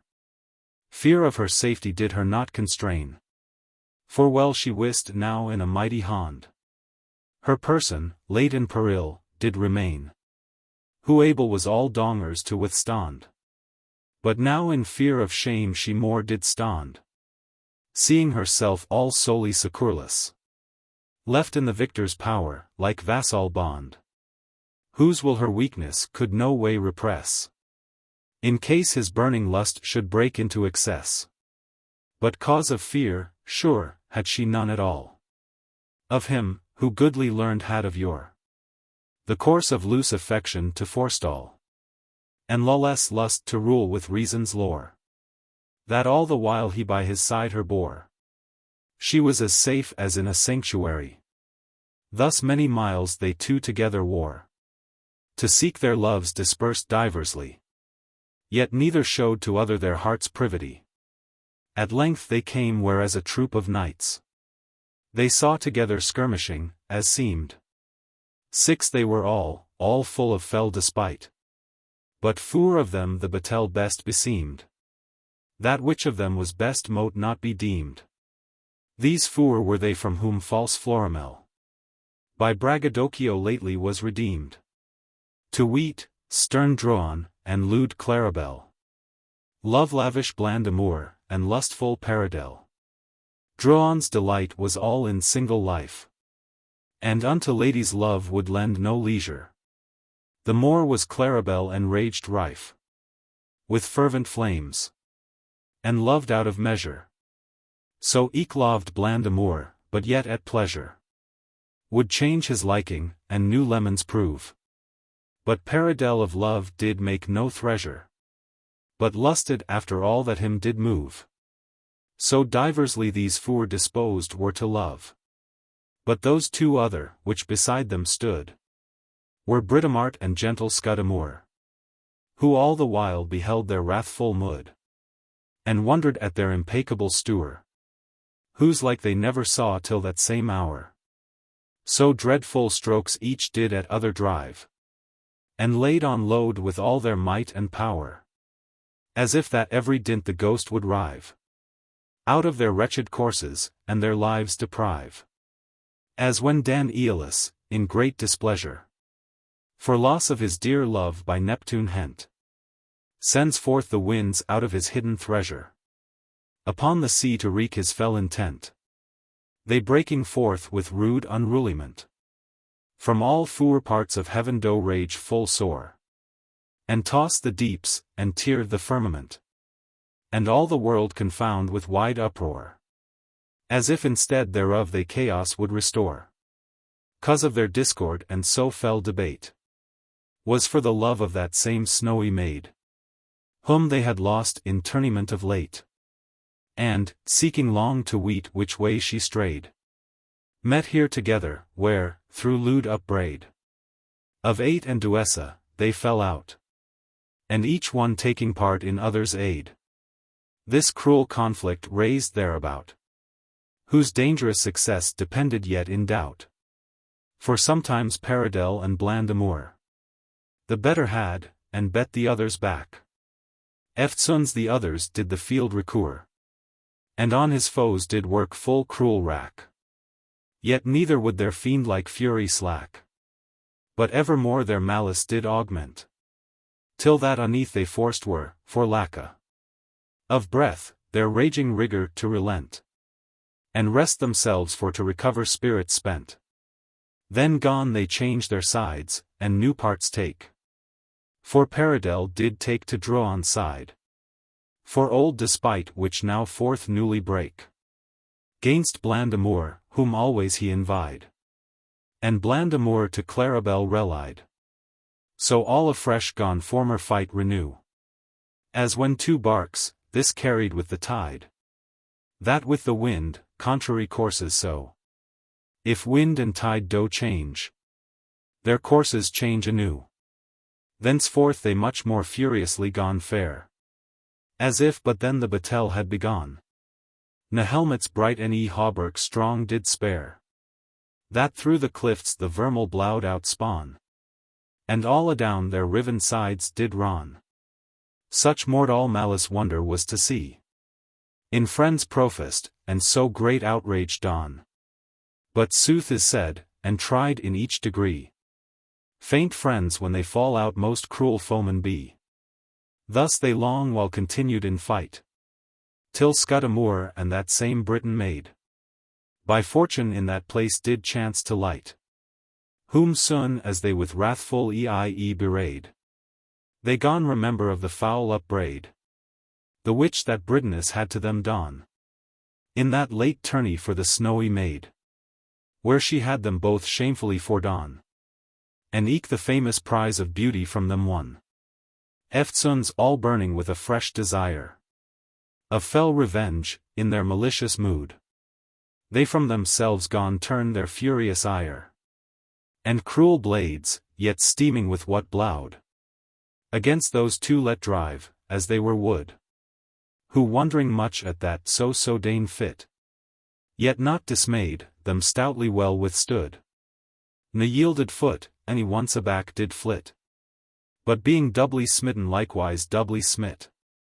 The warlike dame was on her part assayed, of Claribel and bland amour atone, and Paridel and Droan fiercely laid at Scudamour, both his professed foe. Four charged two, and two surcharged one. Yet did those two themselves so bravely bear, that t'each other little gained by the loan, but with their own repaid duly ware. And usury withal, such gain was gotten dear. Full oftentimes did Britomartis say, to speak to them, and some in parlance move. But they for naught their cruel hands would stay, ne lend an ear to aught that might behove. As when an eager mastiff once doth prove the task of bloud of some injured beast, no words may rate, nor rigour him remove from greedy hold of that his bloudy feast. So little did they hearken to her sweet beheast, whom when the Briton prince afar beheld, with odes of so unequal match oppressed, his mighty heart with indignation swelled, and inward grudge filed his heroic breast. Eftsoons himself he to their aid addressed, and thrusting fierce into the thickest preace, divided them, however loath to rest, and would them fain from battle to surcease, with gentle words persuading them to friendly peace. But they so far from peace or patience were, that all at once at him gone fiercely fly, and lay on load, as they him down would bear, like to a storm which hovers under ski, long here and there and round about doth sty, at length breaks down in rain, and highly, and sleet, first from one coast, till naught thereof be dry, and then another, till that likewise fleet, and so from side to side till all the world it weet. But now their forces greatly were decayed, the prince yet being fresh untouched afore, who them with speeches mild gone first dissuade from such foule outrage, and them long forbore, till seeing them through sufferance heartened more, himself he bent their furies to abate, and laid at them so sharply and so sore, that shortly them compelled to retrate, and being brought in donger to relent too late. But now his courage being throughly fired, he meant to make them know their folly's prize, had not those two him instantly desired, t'assuage his wrath, and pardon their mesprise, at whose request he gone himself advise, to stay his hand, and of a truce to treat, in milder terms, as list them to devise, mongst which the cause of their so cruel heat, he did them ask, who all that past gone repeat, and told at large how that same errant knight, to weet fair Britomart, them late had foiled, in open tourney, and by wrongful fight, both of their public praise had them despoiled, and also of their private loves beguiled, of two full hard to read the harder theft, but she that wrongful challenge soon assoiled, and shewed that she had not that lady reft, as they suppositoried, but her had to her liking left. To whom the prince thus goodly well replied, Certes, Sir Knight, ye see men much to blame, to rip up wrong that battle once hath tried, wherein the honour both of arms ye shame, and eke the love of ladies foule defame. To whom the world this franchise ever yielded, that of their love's choice they might freedom claim, and in that right should by all knights be shielded. Gainst which, mees, this war ye wrongfully have wielded. And yet, quoth she, a greater wrong remains, for I thereby my former love have lost, whom seeking ever since with endless pains, hath me much sorrow and much travel cost. To see that gentle maid so tossed.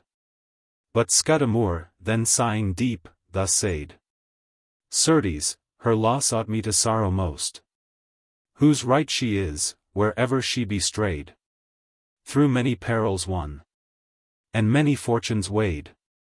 For from the first that her I love professed, unto this hour, this present luckless hour, I never joyed happiness nor rest, but thus turmoiled from one to other store, I wast my life, and do my days devour, in wretched anguish and incessant woe, passing the measure of my feeble power, that living thus a wretch, and loving so, I neither can my love and yet my life forego.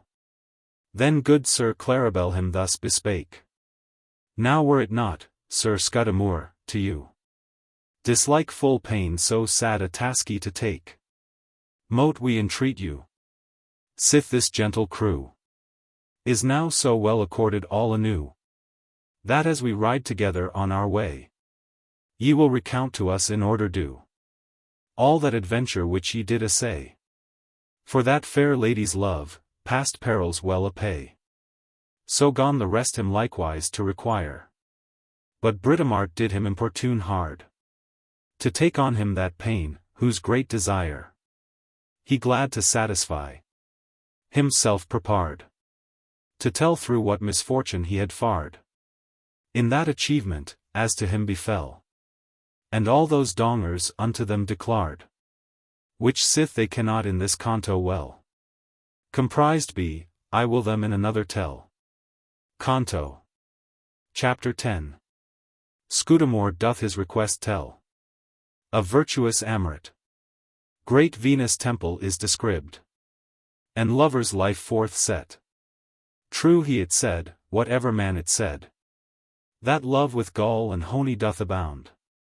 But if the one be with the other weighed, for every dram of honey therein found, a pound of gall doth over it redound. That I too true by trial have approved. For since the day that first with deadly wound my heart was launched, and learned to have loved, I never joyed howe'er, but still with care was moved.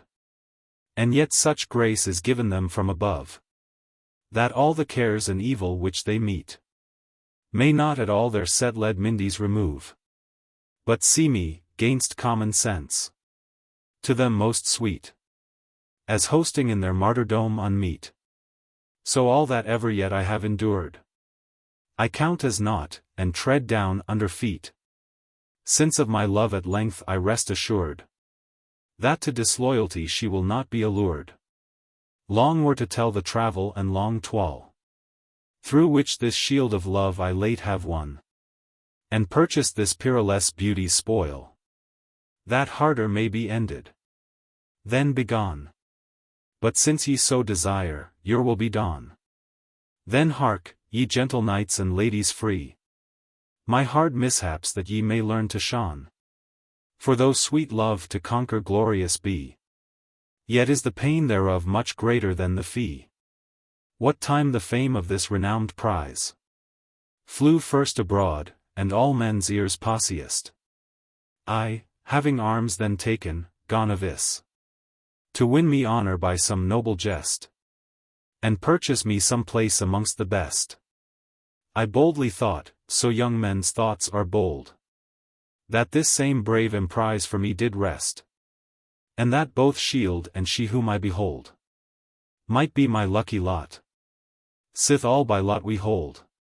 So on that hard adventure forth I went, and to the place of peril shortly came. That was a temple fair and ancient, which of great Mother Venus bare the name, and Faerie renowned through exceeding fame, much more than that which was in Paphos built, or that in Cyprus, both long since this same, though all the pillars of the one were gilt, and all the others pavement were with ivory spilt, and it was seated in an island strong, abounding all with delice most rare, and walled by nature gainst invaders wrong, that none mote have access, nor inward fare, but by one way that passage did prepare. It was a bridge built in goodly wise, with curious corbs and pendants graven fair, and, arched all with porches, did arise on stately pillars framed after the Doric guise, and for defense thereof on th other end there reared was a castle fair and strong, that warded all which in or out did wend, and flanked both the bridge's sides along, gainst all that would it feign to force or wrong. And therein won 20 valiant knights, all 20 tried in war's experience long, whose office was against all manner wights, by all means to maintain that castle's ancient rights. Before that castle was an open plain, and in the midst thereof a pillar placed, On which this shield, of many sought in vain, the shield of love, whose guerdon me hath graced, was hanged on high with golden ribbands laced. And in the marble stone was written this, with golden letters goodly well and chaste. Blessed the man that well can use his bliss, whose ever be the shield, fair Amrit be his. Which when I read, my heart did inly earn, and pant with hope of that adventure's hap. Ne stayed further news thereof to learn, but with my spear upon the shield did rap, that all the castle ringed with the clap. Straight forth issoed a knight all armed to proof, and bravely mounted to his most mishap, who, staying not to question from aloof, ran fierce at me that fire glanced from his horse's hoof. Whom boldly I encountered, as I could, and by good fortune shortly him unseated. Eftsoons outsprung 2 more of equal mould, but I them both with equal hap defeated. So all the 20 I likewise entreated, and left them groaning there upon the plain. Then, pressing to the pillar, I repeated the rede thereof for guerdon of my pain, and taking down the shield with me did it retain. So forth without impediment I passed, till to the bridge's utter gate I came, the which I found sure locked and chained fast. I knocked, but no man answered me by name. I called, but no man answered to my claim. Yet I persevered still to knock and call, till at the last I spied within the same, where one stood peeping through a crevice small, to whom I called aloud, half angry therewithal. That was to weet the porter of the place, unto whose trust the charge thereof was lent. His name was Doubt, that had a double face, one forward looking, other backward bent, therein resembling Janus ancient, which hath in charge the ingate of the year. And evermore his eyes about him went, and if some proved peril he did fear, or did misdoubt some ill whose cause did not appear. On one side he, on other sate delay, behind the gate that none her might espy, whose manner was all passengers to stay, and entertain with her occasions sly, through which some lost great hope unheedily, which never they recover might again. And others, quite excluded forth, did ly long languishing there in unpitied pain, and seeking often in trance afterwards in vain. Me when as he had privily espied, bearing the shield which I had conquered late, he kenned it straight, and to me opened wide. So in I passed, and straight he closed the gate. But being in, delay in close await, caught hold on me, and thought my steps to stay, feigning full many a fond excuse to prate, and time to steal, the treasure of man's day, whose smallest minute lost no riches render may. But by no means my way I would forslow, for aught that ever she could do or say, but from my lofty steed dismounting low, passed forth on foot, beholding all the way the goodly works, and stones of rich assay, cast into sundry shapes by wondrous skill, that like on earth nowhere I reckon may. And underneath, the river rolling still, with murmur soft, that seemed to serve the workman's will. Thenceforth I passed to the second gate, the gate of good desert, whose goodly pride and costly frame were long here to relate. The same to all stood always open wide, but in the porch did evermore abide an hideous giant, dreadful to behold, that stopped the entrance with his spacious stride, and with the terror of his countenance bold, full many did affray, that else fain enter would. His name was Donger, dreaded over all, who day and night did watch and duly ward, from fearful cowards' entrance to forestall, and faint-heart fools, whom shew of peril hard, could terrific from fortune's fair adward. For oftentimes faint hearts, at first espial of his grim face, were from approaching scarred. Unworthy they of grace, whom one denial excludes from fairest hope withouten further trial. Yet many doughty warriors, often tried in greater perils to be stout and bold, durst not the sternness of his look abide. But, soon as they his countenance did behold, began to faint, and feel their courage cold. Again, some other, that in hard assays were cowards known, and little count did hold, either through gifts, or guile, or such like ways, crept in by stooping low, or stealing of the K's. But I, though meanest man of many mo, yet much disdaining unto him to lout, or creep between his legs, so in to go, resolved him to assault with manhood stout, and either beat him in, or drive him out. Eftsoons, advancing that enchanted shield, with all my might I gone to lay about, which when he saw, the glaive which he did wield, he gone forthwith to avail, and way unto me yield. So, as I entred, I did backward look, for fear of harm that might lie hidden there. And lo! his hind parts, whereof heed I took, much more deformed fearful, ugly were, than all his former parts did erst appear. For hatred, murder, treason, and despite, with many mo lay in ambushment there, awaiting to entrap the wearless wight, which did not them prevent with vigilant foresight. Thus having passed all peril, I was come within the compasse of that island space, the which did see me, unto my simple doom, the onely pleasant and delightful place that ever trodden was of footing's trace. For all that nature by her mother wit could frame in earth, and for me of substance base, was there, and all that nature did omit, art, playing second nature's part, supplied it. No tree, that is of count, in greenwood grows, from lowest juniper to cedar tall. No flower in field, that dainty odor throws, and decks his branch with blossoms over all. But there was planted, or grew natural, nor sense of man so coy and curious nice, but there mote find to please itself withal, nor heart could wish for any cayent device. But there it present was, and did freely sense entice.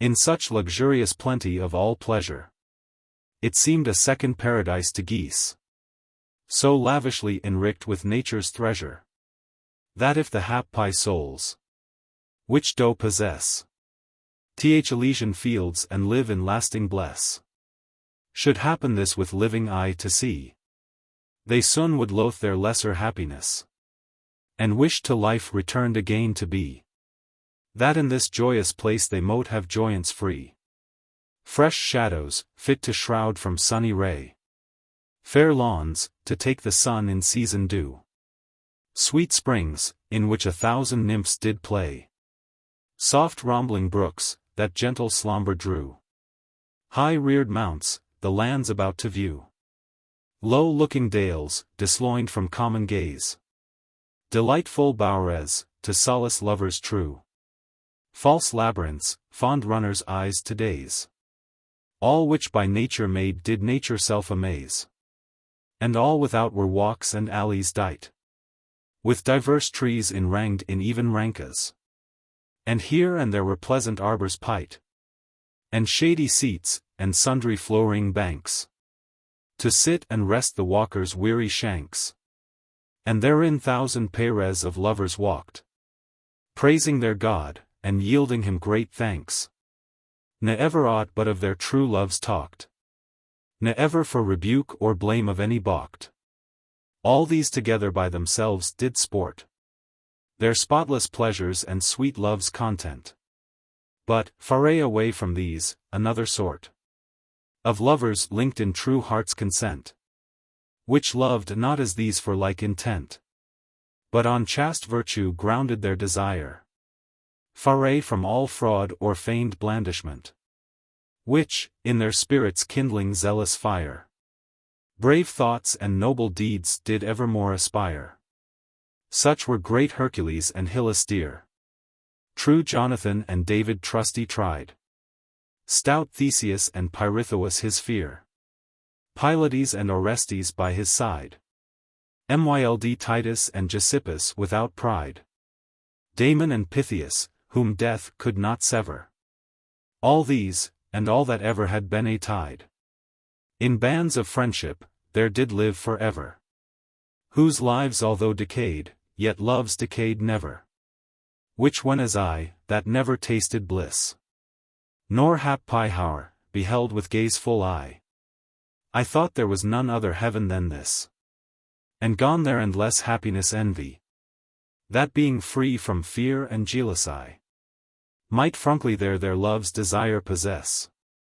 Whilst I, through pains and perilous jeopardy, was forced to seek my live's dear patroness. Much dearer be the things which come through hard distress. Yet all those sights, and all that else I saw, might not my steps withhold, but that forthright unto that purposed place I did me draw, whereas my love was lodged day and night. The temple of great Venus, that is Height, the queen of Bowtie, and of Love the mother. There worshipped of every living wight, whose goodly workmanship far past all other that ever were on earth, all were they set together. Not that same famous temple of Diane, whose height all Ephesus did oversee, and which all Asia sought with vows profane, one of the world's 7 wonders said to be, might match with this by many a degree. Nor that which that wise king of Jewry framed, with endless cost to be Almighty see. Nor all, that else through all the world is named, to all the heathen gods, might like to this be claimed. I, much admiring that so goodly frame, unto the porch approcht which open stood. But therein sate an amiable dame, that seemed to be of very sober mood, and in her semblance shewed great womanhood. Strange was her tire, for on her head a crown she wore, much like unto a Danisk hood, poudred with pearl and stone, and all her gown inwoven was with gold, that rout full low adown. On either side of her 2 young men stood, both strongly armed, as fearing one another. Yet were they brethren both of half the blood, begotten by 2 fathers of one mother, though of contrary natures each to other. The one of them hight Love, the other Hate. Hate was the elder, Love the younger brother. Yet was the younger stronger in his state than elder, and him mastered still in all debate. Nathless that dame so well them tempered both, that she them forced hand to join in hand. Alba that hatred was thereto full loath, and turned his face away, as he did stand, unwilling to behold that lovely band. Yet she was of such grace and virtuous might, that her commandment he could not withstand, but bit his lip for felonious despite, and gnashed his iron tusks at that displeasing sight. Concord she cleaped was in common rede, mother of blessed peace and friendship true. They both her twins, both born of heavenly seed, and she herself likewise divinely grew, the which right well her works divine did shew. For strength and wealth and happiness she lends, and strife and war and anger does subdue. Of little much, of foes she mocketh friends, and to afflicted minds sweet rest and quiet sends. By her the heaven is in his course contained, and all the world in state unmoved stands, as their almighty Maker first ordained, and bound them with inviolable bands. Else would the waters overflow the lands, and fire devour the air, and hell them quite. But that she holds them with her blessed hands. She is the Norse of pleasure and delight, and unto Venus grace the gate doth open right. By her I entreating half dismayed was, but she in gentle wise me entertained, and twixt herself and love did let me paw. But hatred would my entrance have restrained, and with his club me threatened to have brained, had not the lady with her powerful speech him from his wicked will uneath refrained, and each other eke his malice did impeach, till I was throughly past the peril of his reach. Into the inmost temple thus I came, which fuming all with frankincense I found, and odors rising from the altar's flame, upon 100 marble pillars round.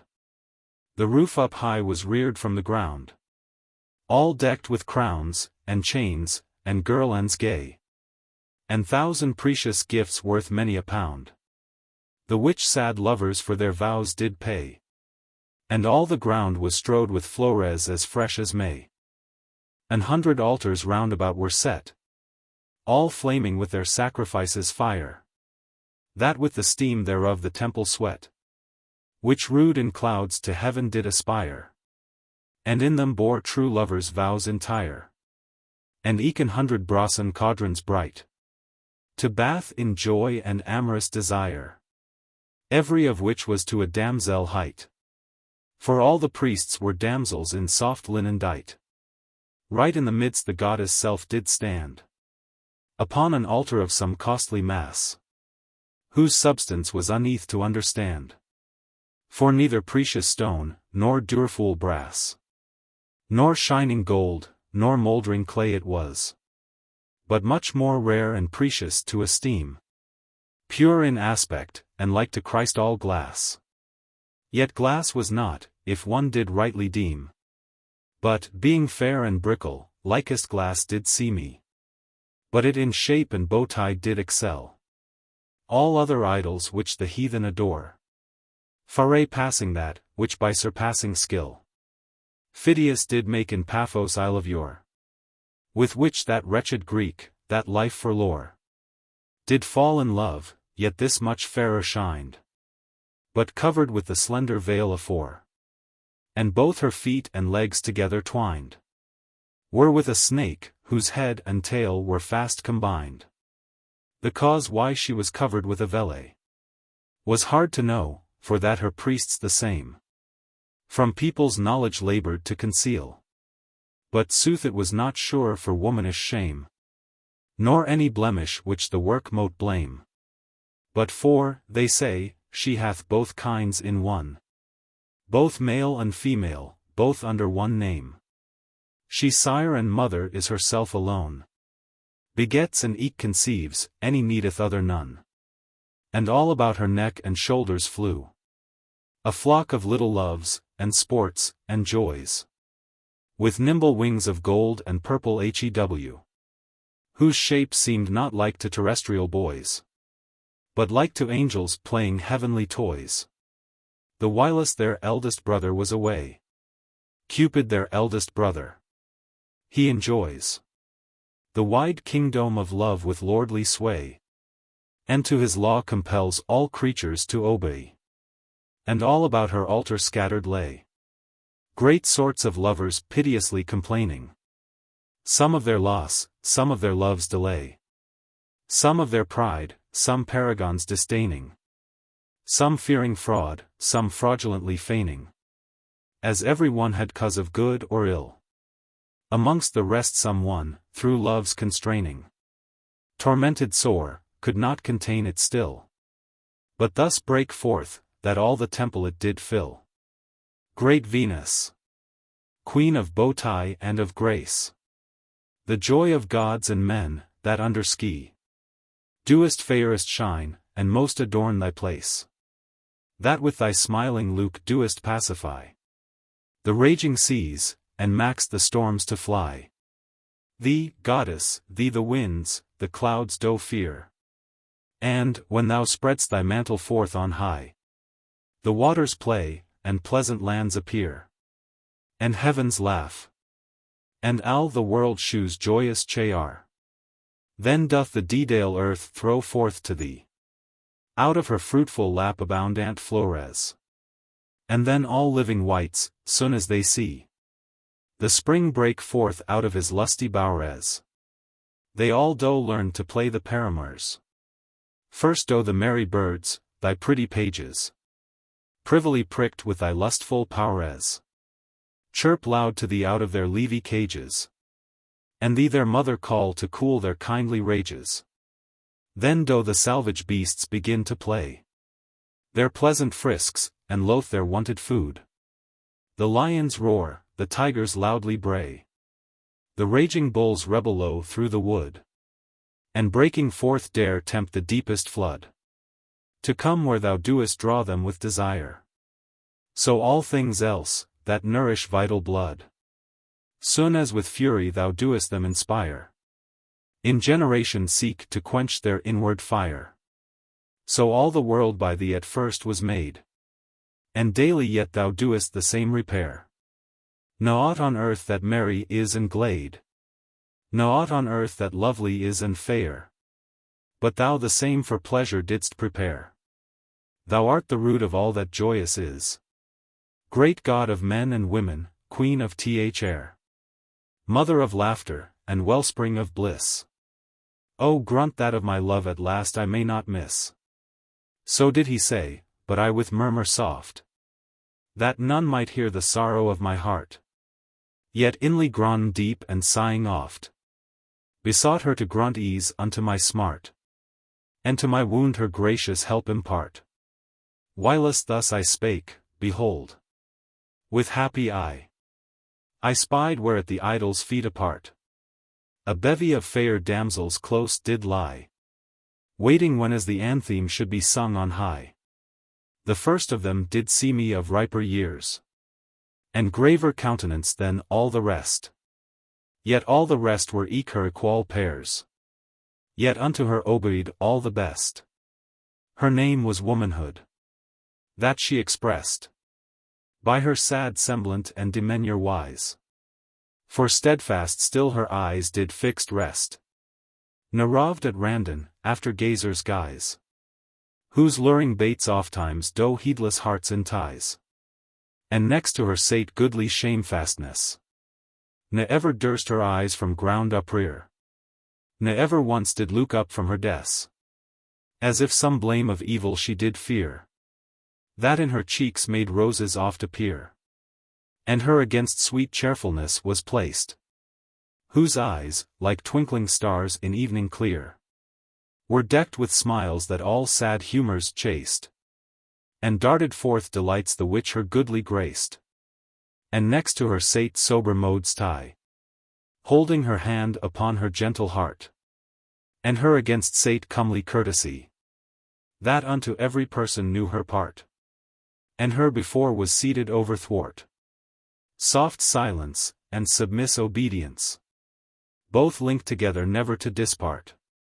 Both gifts of God, not gotten but from thence, both guerlands of his saints against their foes' offence.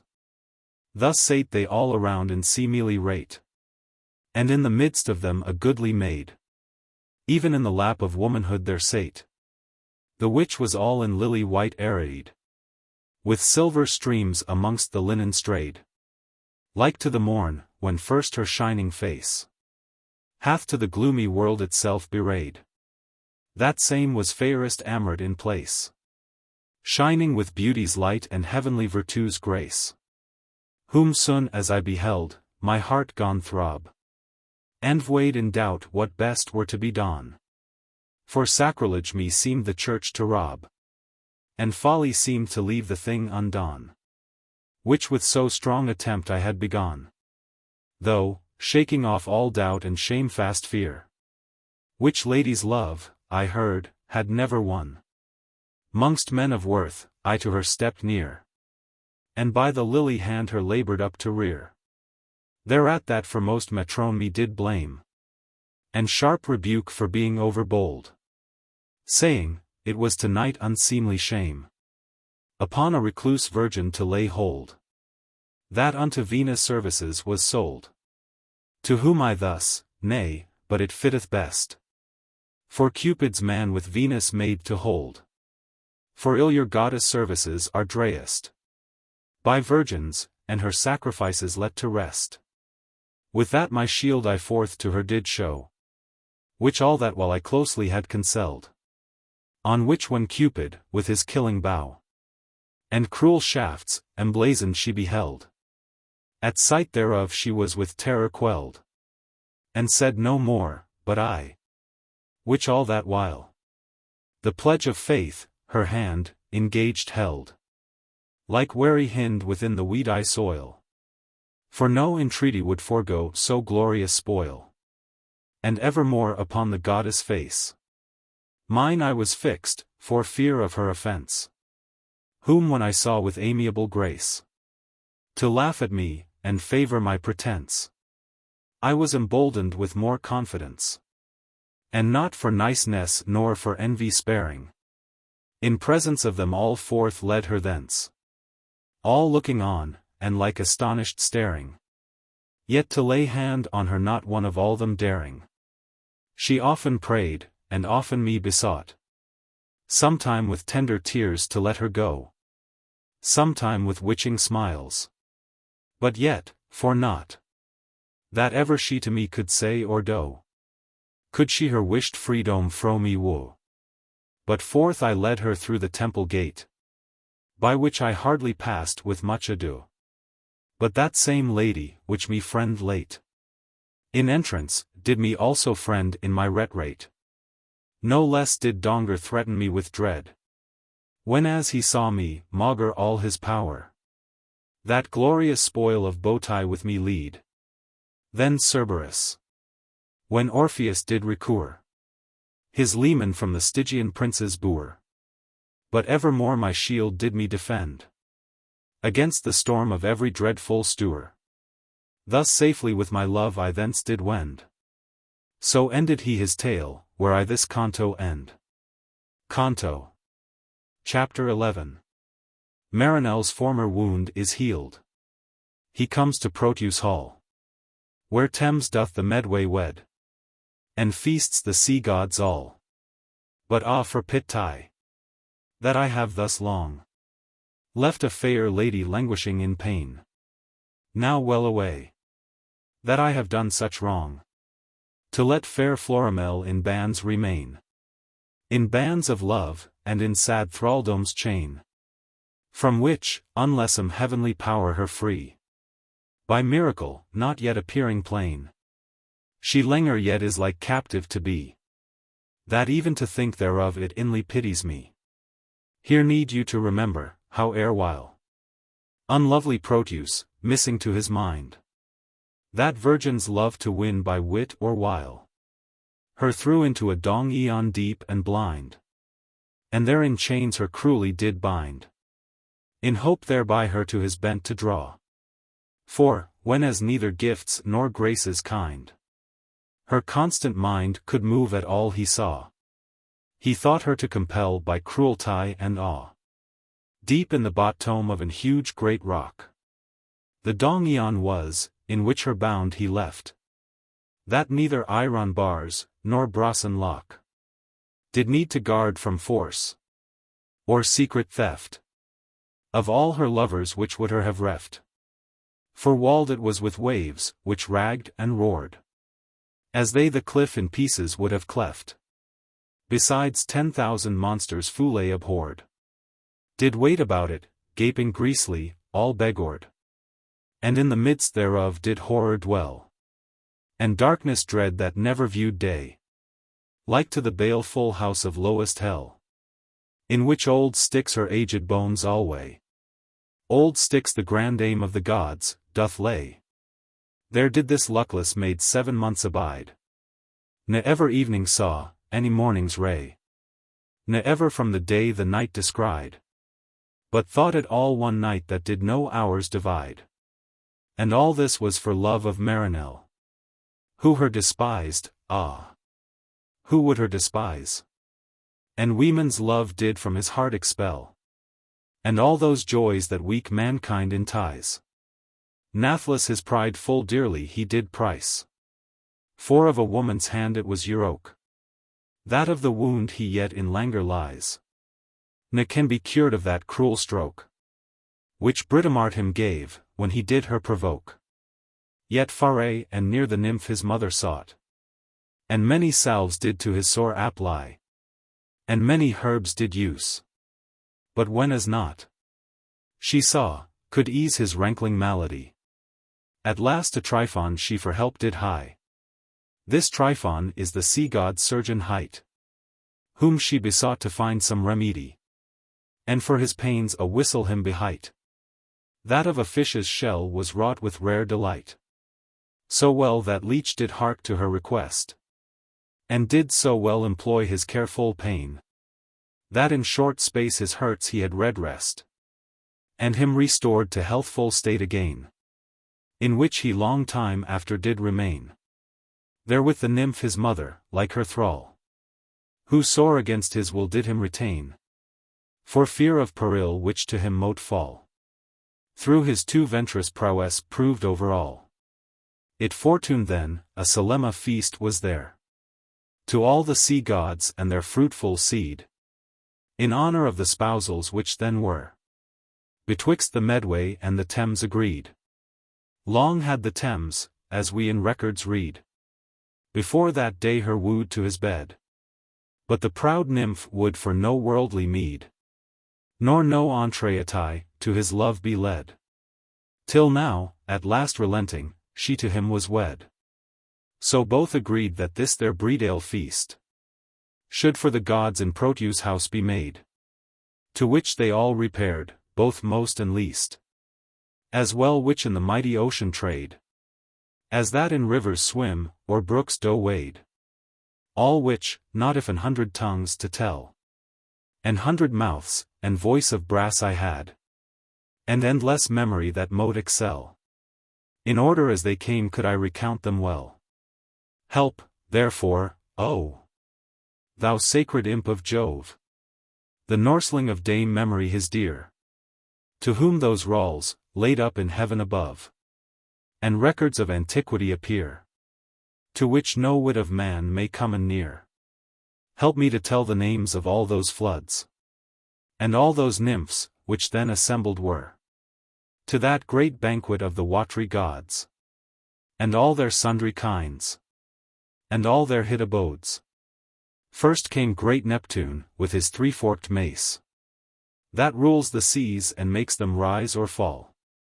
His dewy locks did drop with brine apace, under his diadem imperial, and by his side his queen with coronal, fair Amphitrite, most divinely fair, whose ivory shoulders wherein covered all, as with a robe, with her own silver hair, and decked with pearls which Indian seas for her prepare.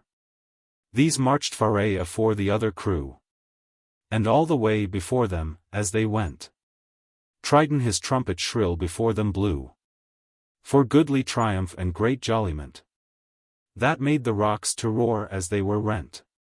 And after them the royal issue came, which of them sprung by lineal descent. First the sea gods, which to themselves do claim the power to rule the billows, and the waves to tame. Phorcys, the father of that fat all brood, by whom those old heroes won such fame. And Glaucus, that wise Southsays understood. And tragic Ino's son, the which became a god of seas through his mad mother's blame. Now hight Palamon, and his sailor's friend, great Brontes. And Astraeus, that did shame himself with incest of his kin unkenned. And huge Orion, that doth tempests still portend. The rich Tietus, and Eurytus long. Neleus and Peleus, lovely brethren both. Mighty Chrysor, and Caicus strong. Eurypylus, that calms the waters' wrath. And fair Euphemus, that upon them goth, as on the ground, without dismay or dread. Fierce Eryx, and Alybius, that know the water's depth, and doth their bottom tread. And sad Asopus, comely with his hoary head. There also some most famous founders were, of puissant nations which the world possiest. Yet sons of Neptune, now assembled here. Ancient Ogyges, even ancientest. And Inachus renowned above the rest. Phoenix, and Aeon, and Pelasgus old. Great Belus, Phaeax, and Agenor best. And mighty Albion, father of the bold. And warlike people which the Britain islands hold. For Albion the son of Neptune was, who, for the proof of his great puissance, out of his Albion did on dry foot paw into old Gaul, that now is cleaped France. To fight with Hercules, that did advance. To vanquish all the world with matchless might.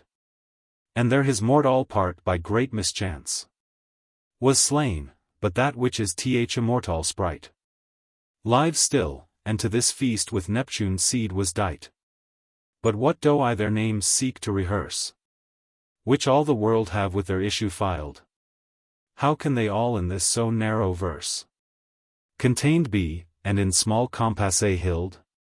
Let them record them that are better skilled, and know the monuments of past age. Only what needeth shall be here fulfilled, t'express some part of that great equipage, which from great Neptune do derive their parentage. Next came the aged Ocean and his dame, old Tethys, oldest too of all the rest. For all the rest of those two parents came, which afterward both sea and land possiest. Of all which Nereus, eldest and the best, did first proceed, than which none more upright, no more sincere in word and deed professed, most void of guile, most free from foul despite, doing himself, and teaching others to do right. Thereto he was expert in prophecies, and could the leaden of the gods unfold, through which, when Paris brought his famous prize, the fair Tyndarid Lasse, he him foretold, that her all Greece with many a champion bold should fetch again, and finally destroy proud Priam's town. So wise is Nereus old, and so well skilled, nathless he takes great joy, ofttimes amongst the wanton nymphs to sport and toy. And after him the famous rivers came, which do the earth enrich and beautify. The fertile Nile, which creatures new doth frame. Long Rhodanus, whose source springs from the ski. Fair Ister, flowing from the mountains high. Divine Scamander, purpled yet with blood of Greeks and Trojans which therein did die. Pactolus glistering with his golden flood. And Tigris fierce, whose streams of none may be withstood.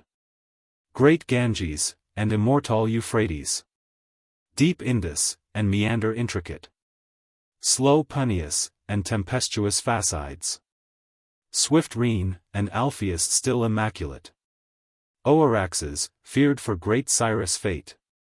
Tibris, renowned for the Romanes' fame.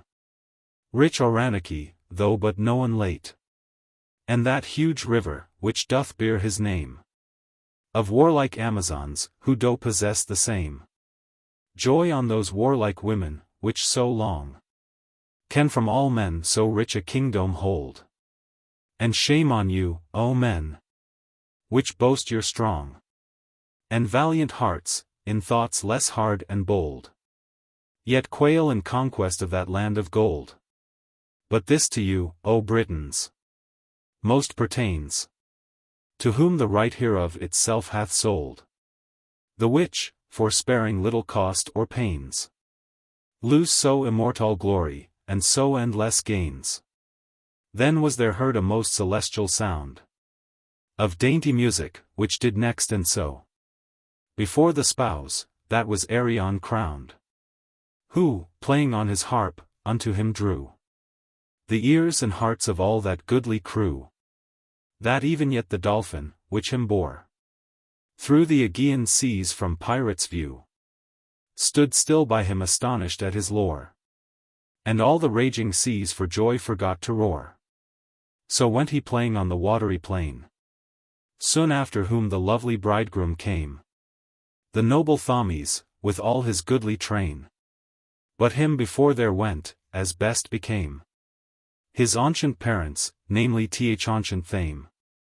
But much more aged was his wife than he. The Oza, whom men do Isis rightly name. Full weak and crooked creature seemed she, and almost blind through eld, that scarce her way could see. Therefore on either side she was sustained of two small grooms, which by their names were Hight, the Churn and Charwell, two small streams, which pained themselves her footing to direct aright. which failed oft through faint and feeble plight. But Thame was stronger, and of better stay. Yet seemed full aged by his outward sight. With head all hoary, and his beard all grey, dawed with silver drops that trickled down alway. And eke he somewhat seemed to stoop afore, with bowed back, by reason of the load and ancient heavy burden which he bore, of that fair city, wherein make abode so many learned imps, that should abroad, and with their branches spread all Brittany, no less than do her elder sisters Broode. Joy to you both, ye double nursery of arts! But, Oxford, thine doth Thame most glorify. But he there son full fresh and jolly was, all decked in a robe of watchet hew, on which the waves, glittering like Christ all glass, so cunningly inwoven were, that few could weenen whether they were false or true. And on his head like to a coronet he wore, that seemed strange to common view, in which were many torres and castles set, that it encompassed round as with a golden fret. Like as the mother of the gods, they say, in her great iron chariot wants to ride, when to Jove's palace she doth take her way. Old Cybele, arrayed with pompous pride, wearing a diadem embattled wide, with 100 turrets, like a turabant. With such an one was Thames beautified. That was to weet the famous Triamond, in which her kingdom's throne is chiefly resident. And round about him many a pretty page, attended duly, ready to obey all little rivers which owe vassalage to him, as to their lord, and tribute pay. The chalky kennet, and the Thetis grey, the Moorish coal, and the soft sliding breen, the wanton Lee, that oft doth lose his way, and the still Darent, in whose waters clean 10,000 fishes play and deck his pleasant stream. Then came his neighbour Flouds which nigh him dwell, and water all the English soil throughout. They all on him this day attended well, and with meet service waited him about. None disdained low to him to lout. No, not the stately Severn grudged at all, ne storming Humber, though he looked stout. But both him honoured as their principal, and let their swelling waters low before him fall. There was the speedy Tamar, which Devida, the Cornish and the Devonish confines, through both whose borders swiftly down it glides, and, meeting Plym, to Plymouth thence declines. And Dart, nigh chalked with sands of tinny mines. But Avon marched in more stately path, proud of his adamants with which he shines, and glisters wide, as owls of wondrous Bath. And Bristow fair, which on his waves he builded hath. And there came Stour with terrible aspect, bearing his 6 deformed heads on high, that doth his course through Blandford plains direct, and washeth Winborne meads in season dry. Next him went Wyleborn with passage sly, that of his wiliness his name doth take, and of himself doth name the shire thereby. And Mole, that like a noosling mole doth make his way still underground, till Thames he overtake. Then came the Rother, decked all with woods, like a wood god, and flowing fast to Rhy. And Stour, that parteth with his pleasant floods the eastern Saxons from the southern New York. And Clare and Harwich both doth beautify. Him followed Yar, soft washing Norwich wall, and with him brought a present joyfully of his own fish unto their festival, whose like none else could shew, the which they ruffins call. Next these the plenteous ooze came far from land, by many a city and by many a town, and many rivers taking underhand into his waters as he passeth down. The Cle, the Wer, the Grant, the Stour, the Rown. Thence doth by Huntingdon and Cambridge flit my mother Cambridge, whom as with a crown he doth adorn, and is adorned of it. with many a gentle muse and many a learned wit. And after him the fat all Welland went. That, if old saws prove true, which God forbid, shall drown all Holland with his excrement, and shall see Stamford, though now homely hid, then shine in learning, more than ever did Cambridge or Oxford, England's goodly beams.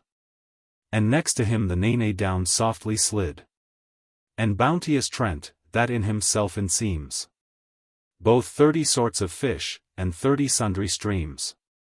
Next these came Tyne, along whose stony bank that Romain monarch built a Brossan wall, which mote the feebled Britons strongly flank against the Picts that swarmed over all, which yet thereof Gualsever they do call.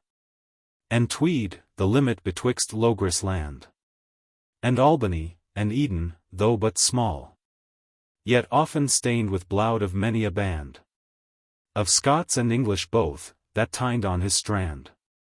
Then came those 6 sad brethren, like forlorn, that whilome were, as antique fathers tell, 6 valiant knights of one fair Nymphea born, which did in noble deeds of arms excel, and wand there where now York people dwell.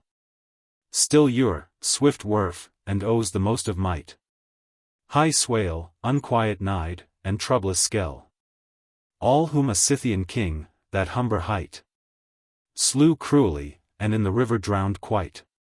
But passed not long ere Brutus warlike son, Locrinus, them avenged, and the same date, which the proud Humber unto them had done, by equal dome repaid on his own pate. For in the self-same river, where he late had drenched them, he drowned him again, and nommed the river of his wretched fate, whose bad condition yet it doth retain, oft tossed with his storms which therein still remain. These after came the stony shallow Lone, that to old Lancaster his name doth lend, and following Dee, which Britons long agone did call Divine, that doth by Chester tend, and Conway, which out of his stream doth send plenty of pearls to deck his dames withal, and Lindis that his pikes doth most commend, of which the ancient Lincoln men do call. All these together marched toward Proteus Hall. Now thence the Irish rivers absent were, sith no less famous than the rest they be, and join in neighborhood of kingdom near. Why should they not likewise in love agree, and joy likewise this solemn day to see? They saw it all, and present were in place, though I them all according their degree cannot recount, nor tell their hidden race, nor read the salvage country as thorough which they pace. There was the Liffey rolling down the Lea, the sandy Slane, the stony Aubrian, the spacious Shannon spreading like a sea, the pleasant Boyne, the fishy fruitful Ban, swift Onadaff, which of the Englishman is Calda Blackwater, and the Lifford deep, sad Troyes, that once his people overran, strong Allo Toomling from Slologer steep, and Mulla mine, whose waves I whilom taught to weep. And there the 3 renowned brethren were, which that great giant Blomius begot, of the fair nymph Russa wandering there one day, as she to shun the season what under Slubum in shady grove was got. This giant found her and by force deflowered, whereof conceiving, she in time forth brought these 3 fair sons, which being thenceforth powered in 3 great rivers ran, and many countries scoured. The first the gentle Sure that, making way by sweet Clonmel, adorns rich Waterford. The next, the stub-born Nura whose waters grey by fair Kilkenny and Rossapont board. The third, the goodly Barrow which doth hoard great heaps of salmons in his deep bosom, all which, long sundered, do at last accord to join in one, ere to the sea they come. So, flowing all from one, all one at last become. There also was the wide embade Mayor, the pleasant Bandon crowned with many a wood, the spreading Lea that, like an island fair, Encloseth Cork with his devy dead flood. And baleful hour, late stained with English blood. With many more whose names no tongue can tell. All which that day in order seemly good. Did on the Thommies attend. And waited well. To do their dewful service, as to them befell. Then came the bride, the lovely Medua came. Clad in a vesture of unknown gear. And uncouth fashion, yet her well became. That seemed like silver. Sprinkled here and thar. With glittering spangs that did like stars appear. And waved upon, like water chamelot. To hide the metal, which yet everywhere bewrayed itself. To let men plainly wot. It was no mortal work, that seemed and yet was not. Her goodly locks adown her back did flow. Unto her waist, with flores bescattered. The which ambrosial odors forth did throw. To all about. And all her shoulders spread. As a new spring. And likewise on her head. A chaplet of sundry flowers she wore. From under which the dewy humour shed. Did trickle down her hair. Like to the hoar. Congealed little drops which do the morn adore. On her two pretty handmaids did attend. One called the These, the other called the Crane. Which on her waited things amice to mend. And both behind upheld her spreading train. Under the which her feet appeared plain. Her silver feet, fair washed against this day. And her before their paced pages twain. Both clad in colours like, and like array. The Doon and eke the Frith, both which prepared her way. And after these the sea nymphs marched all. All goodly damsels, decked with long green hair. Whom of their sire Nereides men call. All which the ocean's daughter to him bear. The grey-eyed Doris. All which 50 are. All which she there on her attending had. Swift Proto, mild Eucrate, Thetis fair. Soft Spio, sweet Endor, saw sad. Light Doto, wanton Glossy, and Galeen glad. White hand Unica, proud Dynamene. Joyous Talia, goodly Amphitrite. Lovely Pasithe, kind Eulamine. Lightfoot Cymotho, and sweet Melody. Fairest Ferussa, Phao lily white. Wondred Agave, Poris, and Nicaea. With Erato that doth in love delight. And Panope, and wise Protomedia.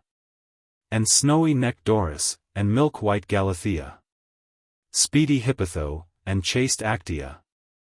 Large Lysianassa, and Pronea sage. Euagor, and light Pontoporia. And she that with her least word can assuage the surging seas, when they do sorest rage. Cymodos, and stout Autonoi. And Niso, and Ione well in age. And, seeming still to smile, Glauconome. And she that height of many heasts Polynome. Fresh Alameda decked with girland green. Hyponio with salt-bedewed rests. Laumedia like the Christ all sheen. Liagor much praised for wise behests. And Samathe for her broad snowy breasts. Simo, Eupomp, and Themiste just. And, she that virtue loves and vice detests. Euarna, and Minope true in trust. And Nemertia learned well to rule her lust. All these the daughters of old Nereus were. Which have the sea in charge to them assigned. To rule his tides, and surges to uppera. To bring forth storms, or fast them to upbind. And sailors save from wrecks of wrathful wind. And yet, besides, 3,000 more there were. Of ocean seed, but Jove's and Phoebus kind. The which in floods and fountains do appear. And all mankind do nourish with their waters clear. The which, more eath it were for mortal wight. To tell the sands, or count the stars on high. Or aught more hard, than think to reckon right. But well I wot that these, which I descry, were present at this great solemnity. And there, amongst the rest, the mother was. Of luckless Marinell, Cymodos. Which, for my muse herself now tired has. Unto another canto I will overpaw. Canto. Chapter 12. Marin, for love of Florimel. In Langar wastes his life. The nymph, his mother getteth her. And gives to him for wife. Oh! What an endless work have I in hand! To count the sea's abundant progeny. Whose fruitful seed Faerie posseth those in land. And also those which won in azure sky. For much more eth to tell the stars on high. Alba they endless see me in estimation. Then to recount the sea's posterity. So fertile be the clouds in generation. So huge their numbers, and so numberless their nation. Therefore the antique wizards well invented. That Venus of the foamy sea was bred. For that the seas by her are most augmented. Witness exceeding fry which there are fed. And wondrous shoals which may of none be read. Then, blame me not if I have erred in count. Of gods, of nymphs, of rivers, yet unread. For though their numbers do much more surmount. Yet all those same were there which erst I did recount. All those were there, and many other more. Whose names and nations were too long to tell. That Proteus house they filed even to the door. Yet were they all in order, as befell. According their degrees disposed well. Amongst the rest was fair Cymodos. The mother of unlucky Marinel. Who thither with her came, to learn and see. The manner of the gods when they at banquet be. But for he was half mortal, being bred. Of mortal sire, though of immortal womb. He might not with immortal food be fed. No with eternal gods to banquet come. But walked abroad, and round about did roam. To view the building of that uncouth place. That seemed unlike unto his earthly home. Where, as he to and fro by chance did trace. There unto him betid a disaventurous case.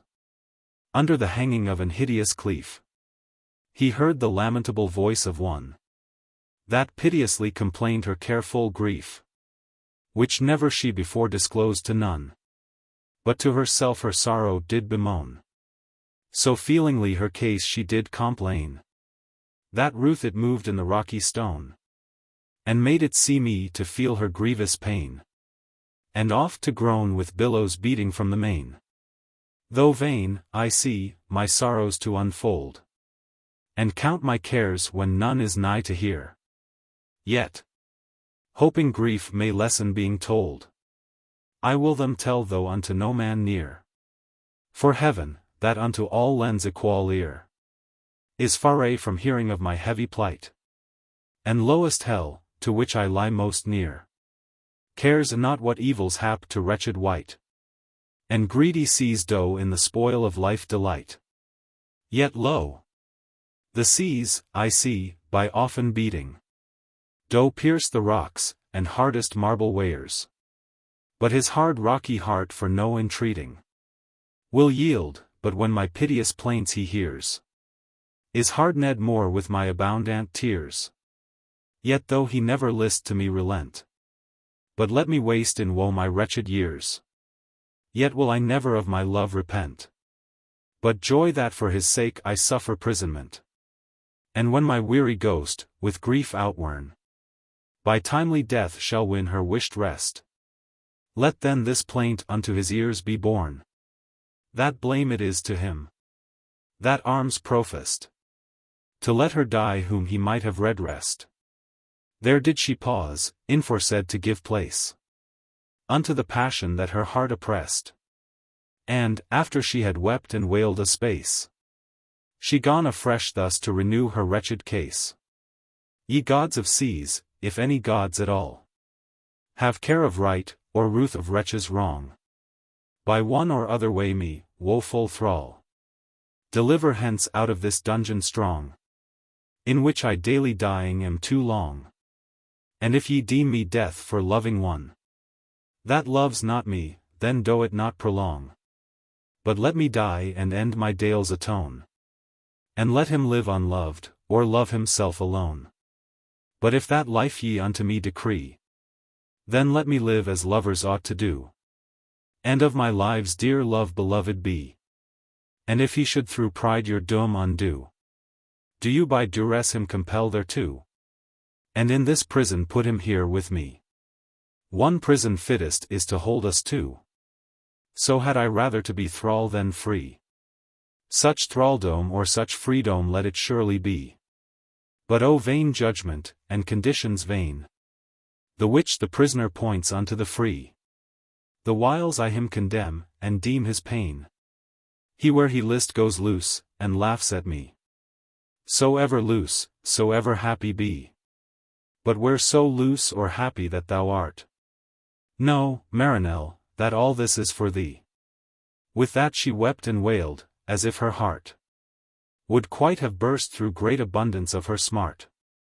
All which complaint when Marinell had heard, and understood the cause of all her care, to come of him for using her so hard, his stub-born heart, that never felt misfare, was touched with soft remorse and pity rare, that even for grief of mind he oft did groan, and inly wish that in his power it were her to redress, but since he means found none, he could no more but her great misery bemoan. Thus whilst his stony heart with tender ruth was touched, and mighty courage mollified, Dame Venus on, that tameth stub-born youth with iron bit, and mocketh him abide, till like a victor on his back he ride, into his mouth his maestring bridle threw, that made him stoop, till he did him bestride. Then gone he make him tread his steps anew, and learn to love by learning lovers' pains to rue. Now gone he in his grieved mind devise, how from that dungeon he might her enlarge. Some while he thought, by fair and humble wise, to produce self to sue for her discharge. But then he feared his mother's former charge gainst women's love, long given him in vain. Then gone he think, perforce with sword and targe, her forth to fetch, and produce to constrain. But soon he gone such folly to forethink again. Then did he cast to steal her thence away, and with him bear where none of her might know. But all in vain, for why he found no way to enter in, or issue forth below. For all about that rock the sea did flow, and though unto his will she given were, yet without ship or boat her thence to row, he wist not how her thence away to bear, and donger well he wist long to continue there. As last, when as no means he could invent, back to himself he gone return the blame. That was the author of her punishment, and with vile curses and reproachful shame, to damn himself by every evil name, and deem unworthy or of love or life, that had despised so chaste and fair a dame, which him had sought through trouble and long strife, yet had refused a god that her had sought to wife. In this sad plight he walked here and there, and roamed round about the rock in vain, as he had lost himself he wist not where, oft listening if he mote her hear again, and still bemoaning her unworthy pain, like as an hind, whose calf is fall'n unwares into some pit, where she him hears complain 100 times about the pit side fares, right sorrowfully mourning her bereaved cares. And now by this the feast was throughly ended, and every one gone homeward to resort, which seeing, Marinell was sore offended, that his departure thence should be so short, and leave his love in that sea-walled fort. Yet durst he not his mother disobey, but her attending in full seemly sort, did march amongst the many all the way, and all the way did inly mourn, like one astray, being returned to his mother's bower. In solitary silence, far from white, he gone record the lamentable store, in which his wretched love lay day and night, for his dear sake, that ill deserved that plight, the thought whereof empierced his heart so deep, That of no worldly thing he took delight. Ne daily food did take, any nightly sleep. But pyned, and mourned, and languished, and alone did weep. That in short space his wonted cheerful hew gone fade, and lively spirits dead quite. His cheekbones raw, and ei pits hollow grew. And brawny arms had lost their known might. That nothing like himself he seemed in sight. Ere long so weak of limba, and sick of love. He walks, that langer he note stand upright. But to his bed was brought, and laid above. Like rueful ghost. Unable once to stir or move. Which when his mother saw, she in her mind was troubled sore, and he wist well what to ween. Ne could by search nor any means outfind the secret cause and nature of his teen, whereby she might apply some medicine. But weeping day and night did him attend, and mourned to see her loss before her eyne, which grieved her more that she it could not mend. To see in helpless evil double grief doth lend. Not could she red the root of his disease, no ween what Mr. malady it is, whereby to seek some means it to appease. Most did she think, but most she thought amiss, that same former fat all wound of his, whilier by Tryphon was not throughly healed, but closely rankled under th orifice. Least did she think, that which he most concealed, that love it was, which in his heart lay unrevealed. Therefore to Tryphon she again doth hast, and him doth chide as false and fraudulent. That failed the trust which she in him had placed, to cure her son, as he his faith had lent, who now was fall'n into new languishment of his old hurt, which was not throughly cured. So back he came unto her patient, where searching every part, her well assured that it was no old sore which his new pain procured, but that it was some other malady, or grief unknown, which he could not discern. So left he her withouten remedy. Then gone her heart to faint, and quake, and earn. And inly troubled was the truth to learn. Unto himself she came, and him besought, now with fair speeches, now with threatenings stern, if aught lay hidden in his grieved thought, it to reveal. Who still her answered, there was not. Nathless she rested not so satisfied, but leaving watery gods, as booting not, unto the shiny heaven in haste she hied. And thence Apollo, king of leeches, brought. Apollo came, who, soon as he had sought, through his disease, did by and by outfind that he did languish of some inward thought, the which afflicted his engrieved mind, which love he read to be, that leads each living kind, which when he had unto his mother told, she gone thereat to fret and greatly grieve, and, coming to her son, gone first to scold, and chide at him that made her misbelieve, but afterward she gone him soft to shrieve, and woo with fair entreaty, to disclose which of the nymphs his heart so sore did meave. For sure she weened it was some one of those which he had lately seen, that for his love he chose. Now lest she feared that same fat all read, that warned him of women's love beware, which being meant of mortal creatures' seed, for love of nymphs she thought she need not care, but promised him, whatever wight she wear, that she her love to him would shortly gain.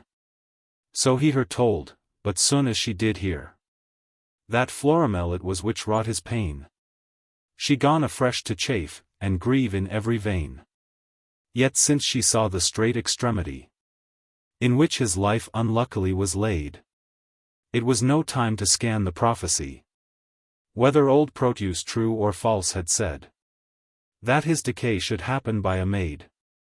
It's late in death of Donger to advise, or love forbid him, that is life denied, but rather gone in troubled mind devise, how she that lady's liberty might enterprise, to Proteus' self to so she thought it vain, who was the root and worker of her woe. nor unto any meaner to complain. But unto great King Neptune's self did go, and, on her knee before him falling low, made humble suit unto his majesty, to grunt to her son's life, which his foe, a cruel tyrant, had presumptuously, by wicked doom condemned a wretched death to die. To whom god Neptune, softly smiling, thus: Daughter, meseemes of double wrong ye plain, gainst one that hath both wronged you and us. For death t'adward I ween did appertain to none but to the sea's sole sovereign. Read therefore who it is which this hath wrought, and for what cause. The truth discover plain. For never wight so evil did or thought, but would some rightful cause pretend, though rightly not. To whom she answered, then, it is by name Proteus, that hath ordained my son to die. For that a waif, the which by fortune came upon your seas, he claimed as property. And yet nor his in equity, but yours the waif by high prerogative.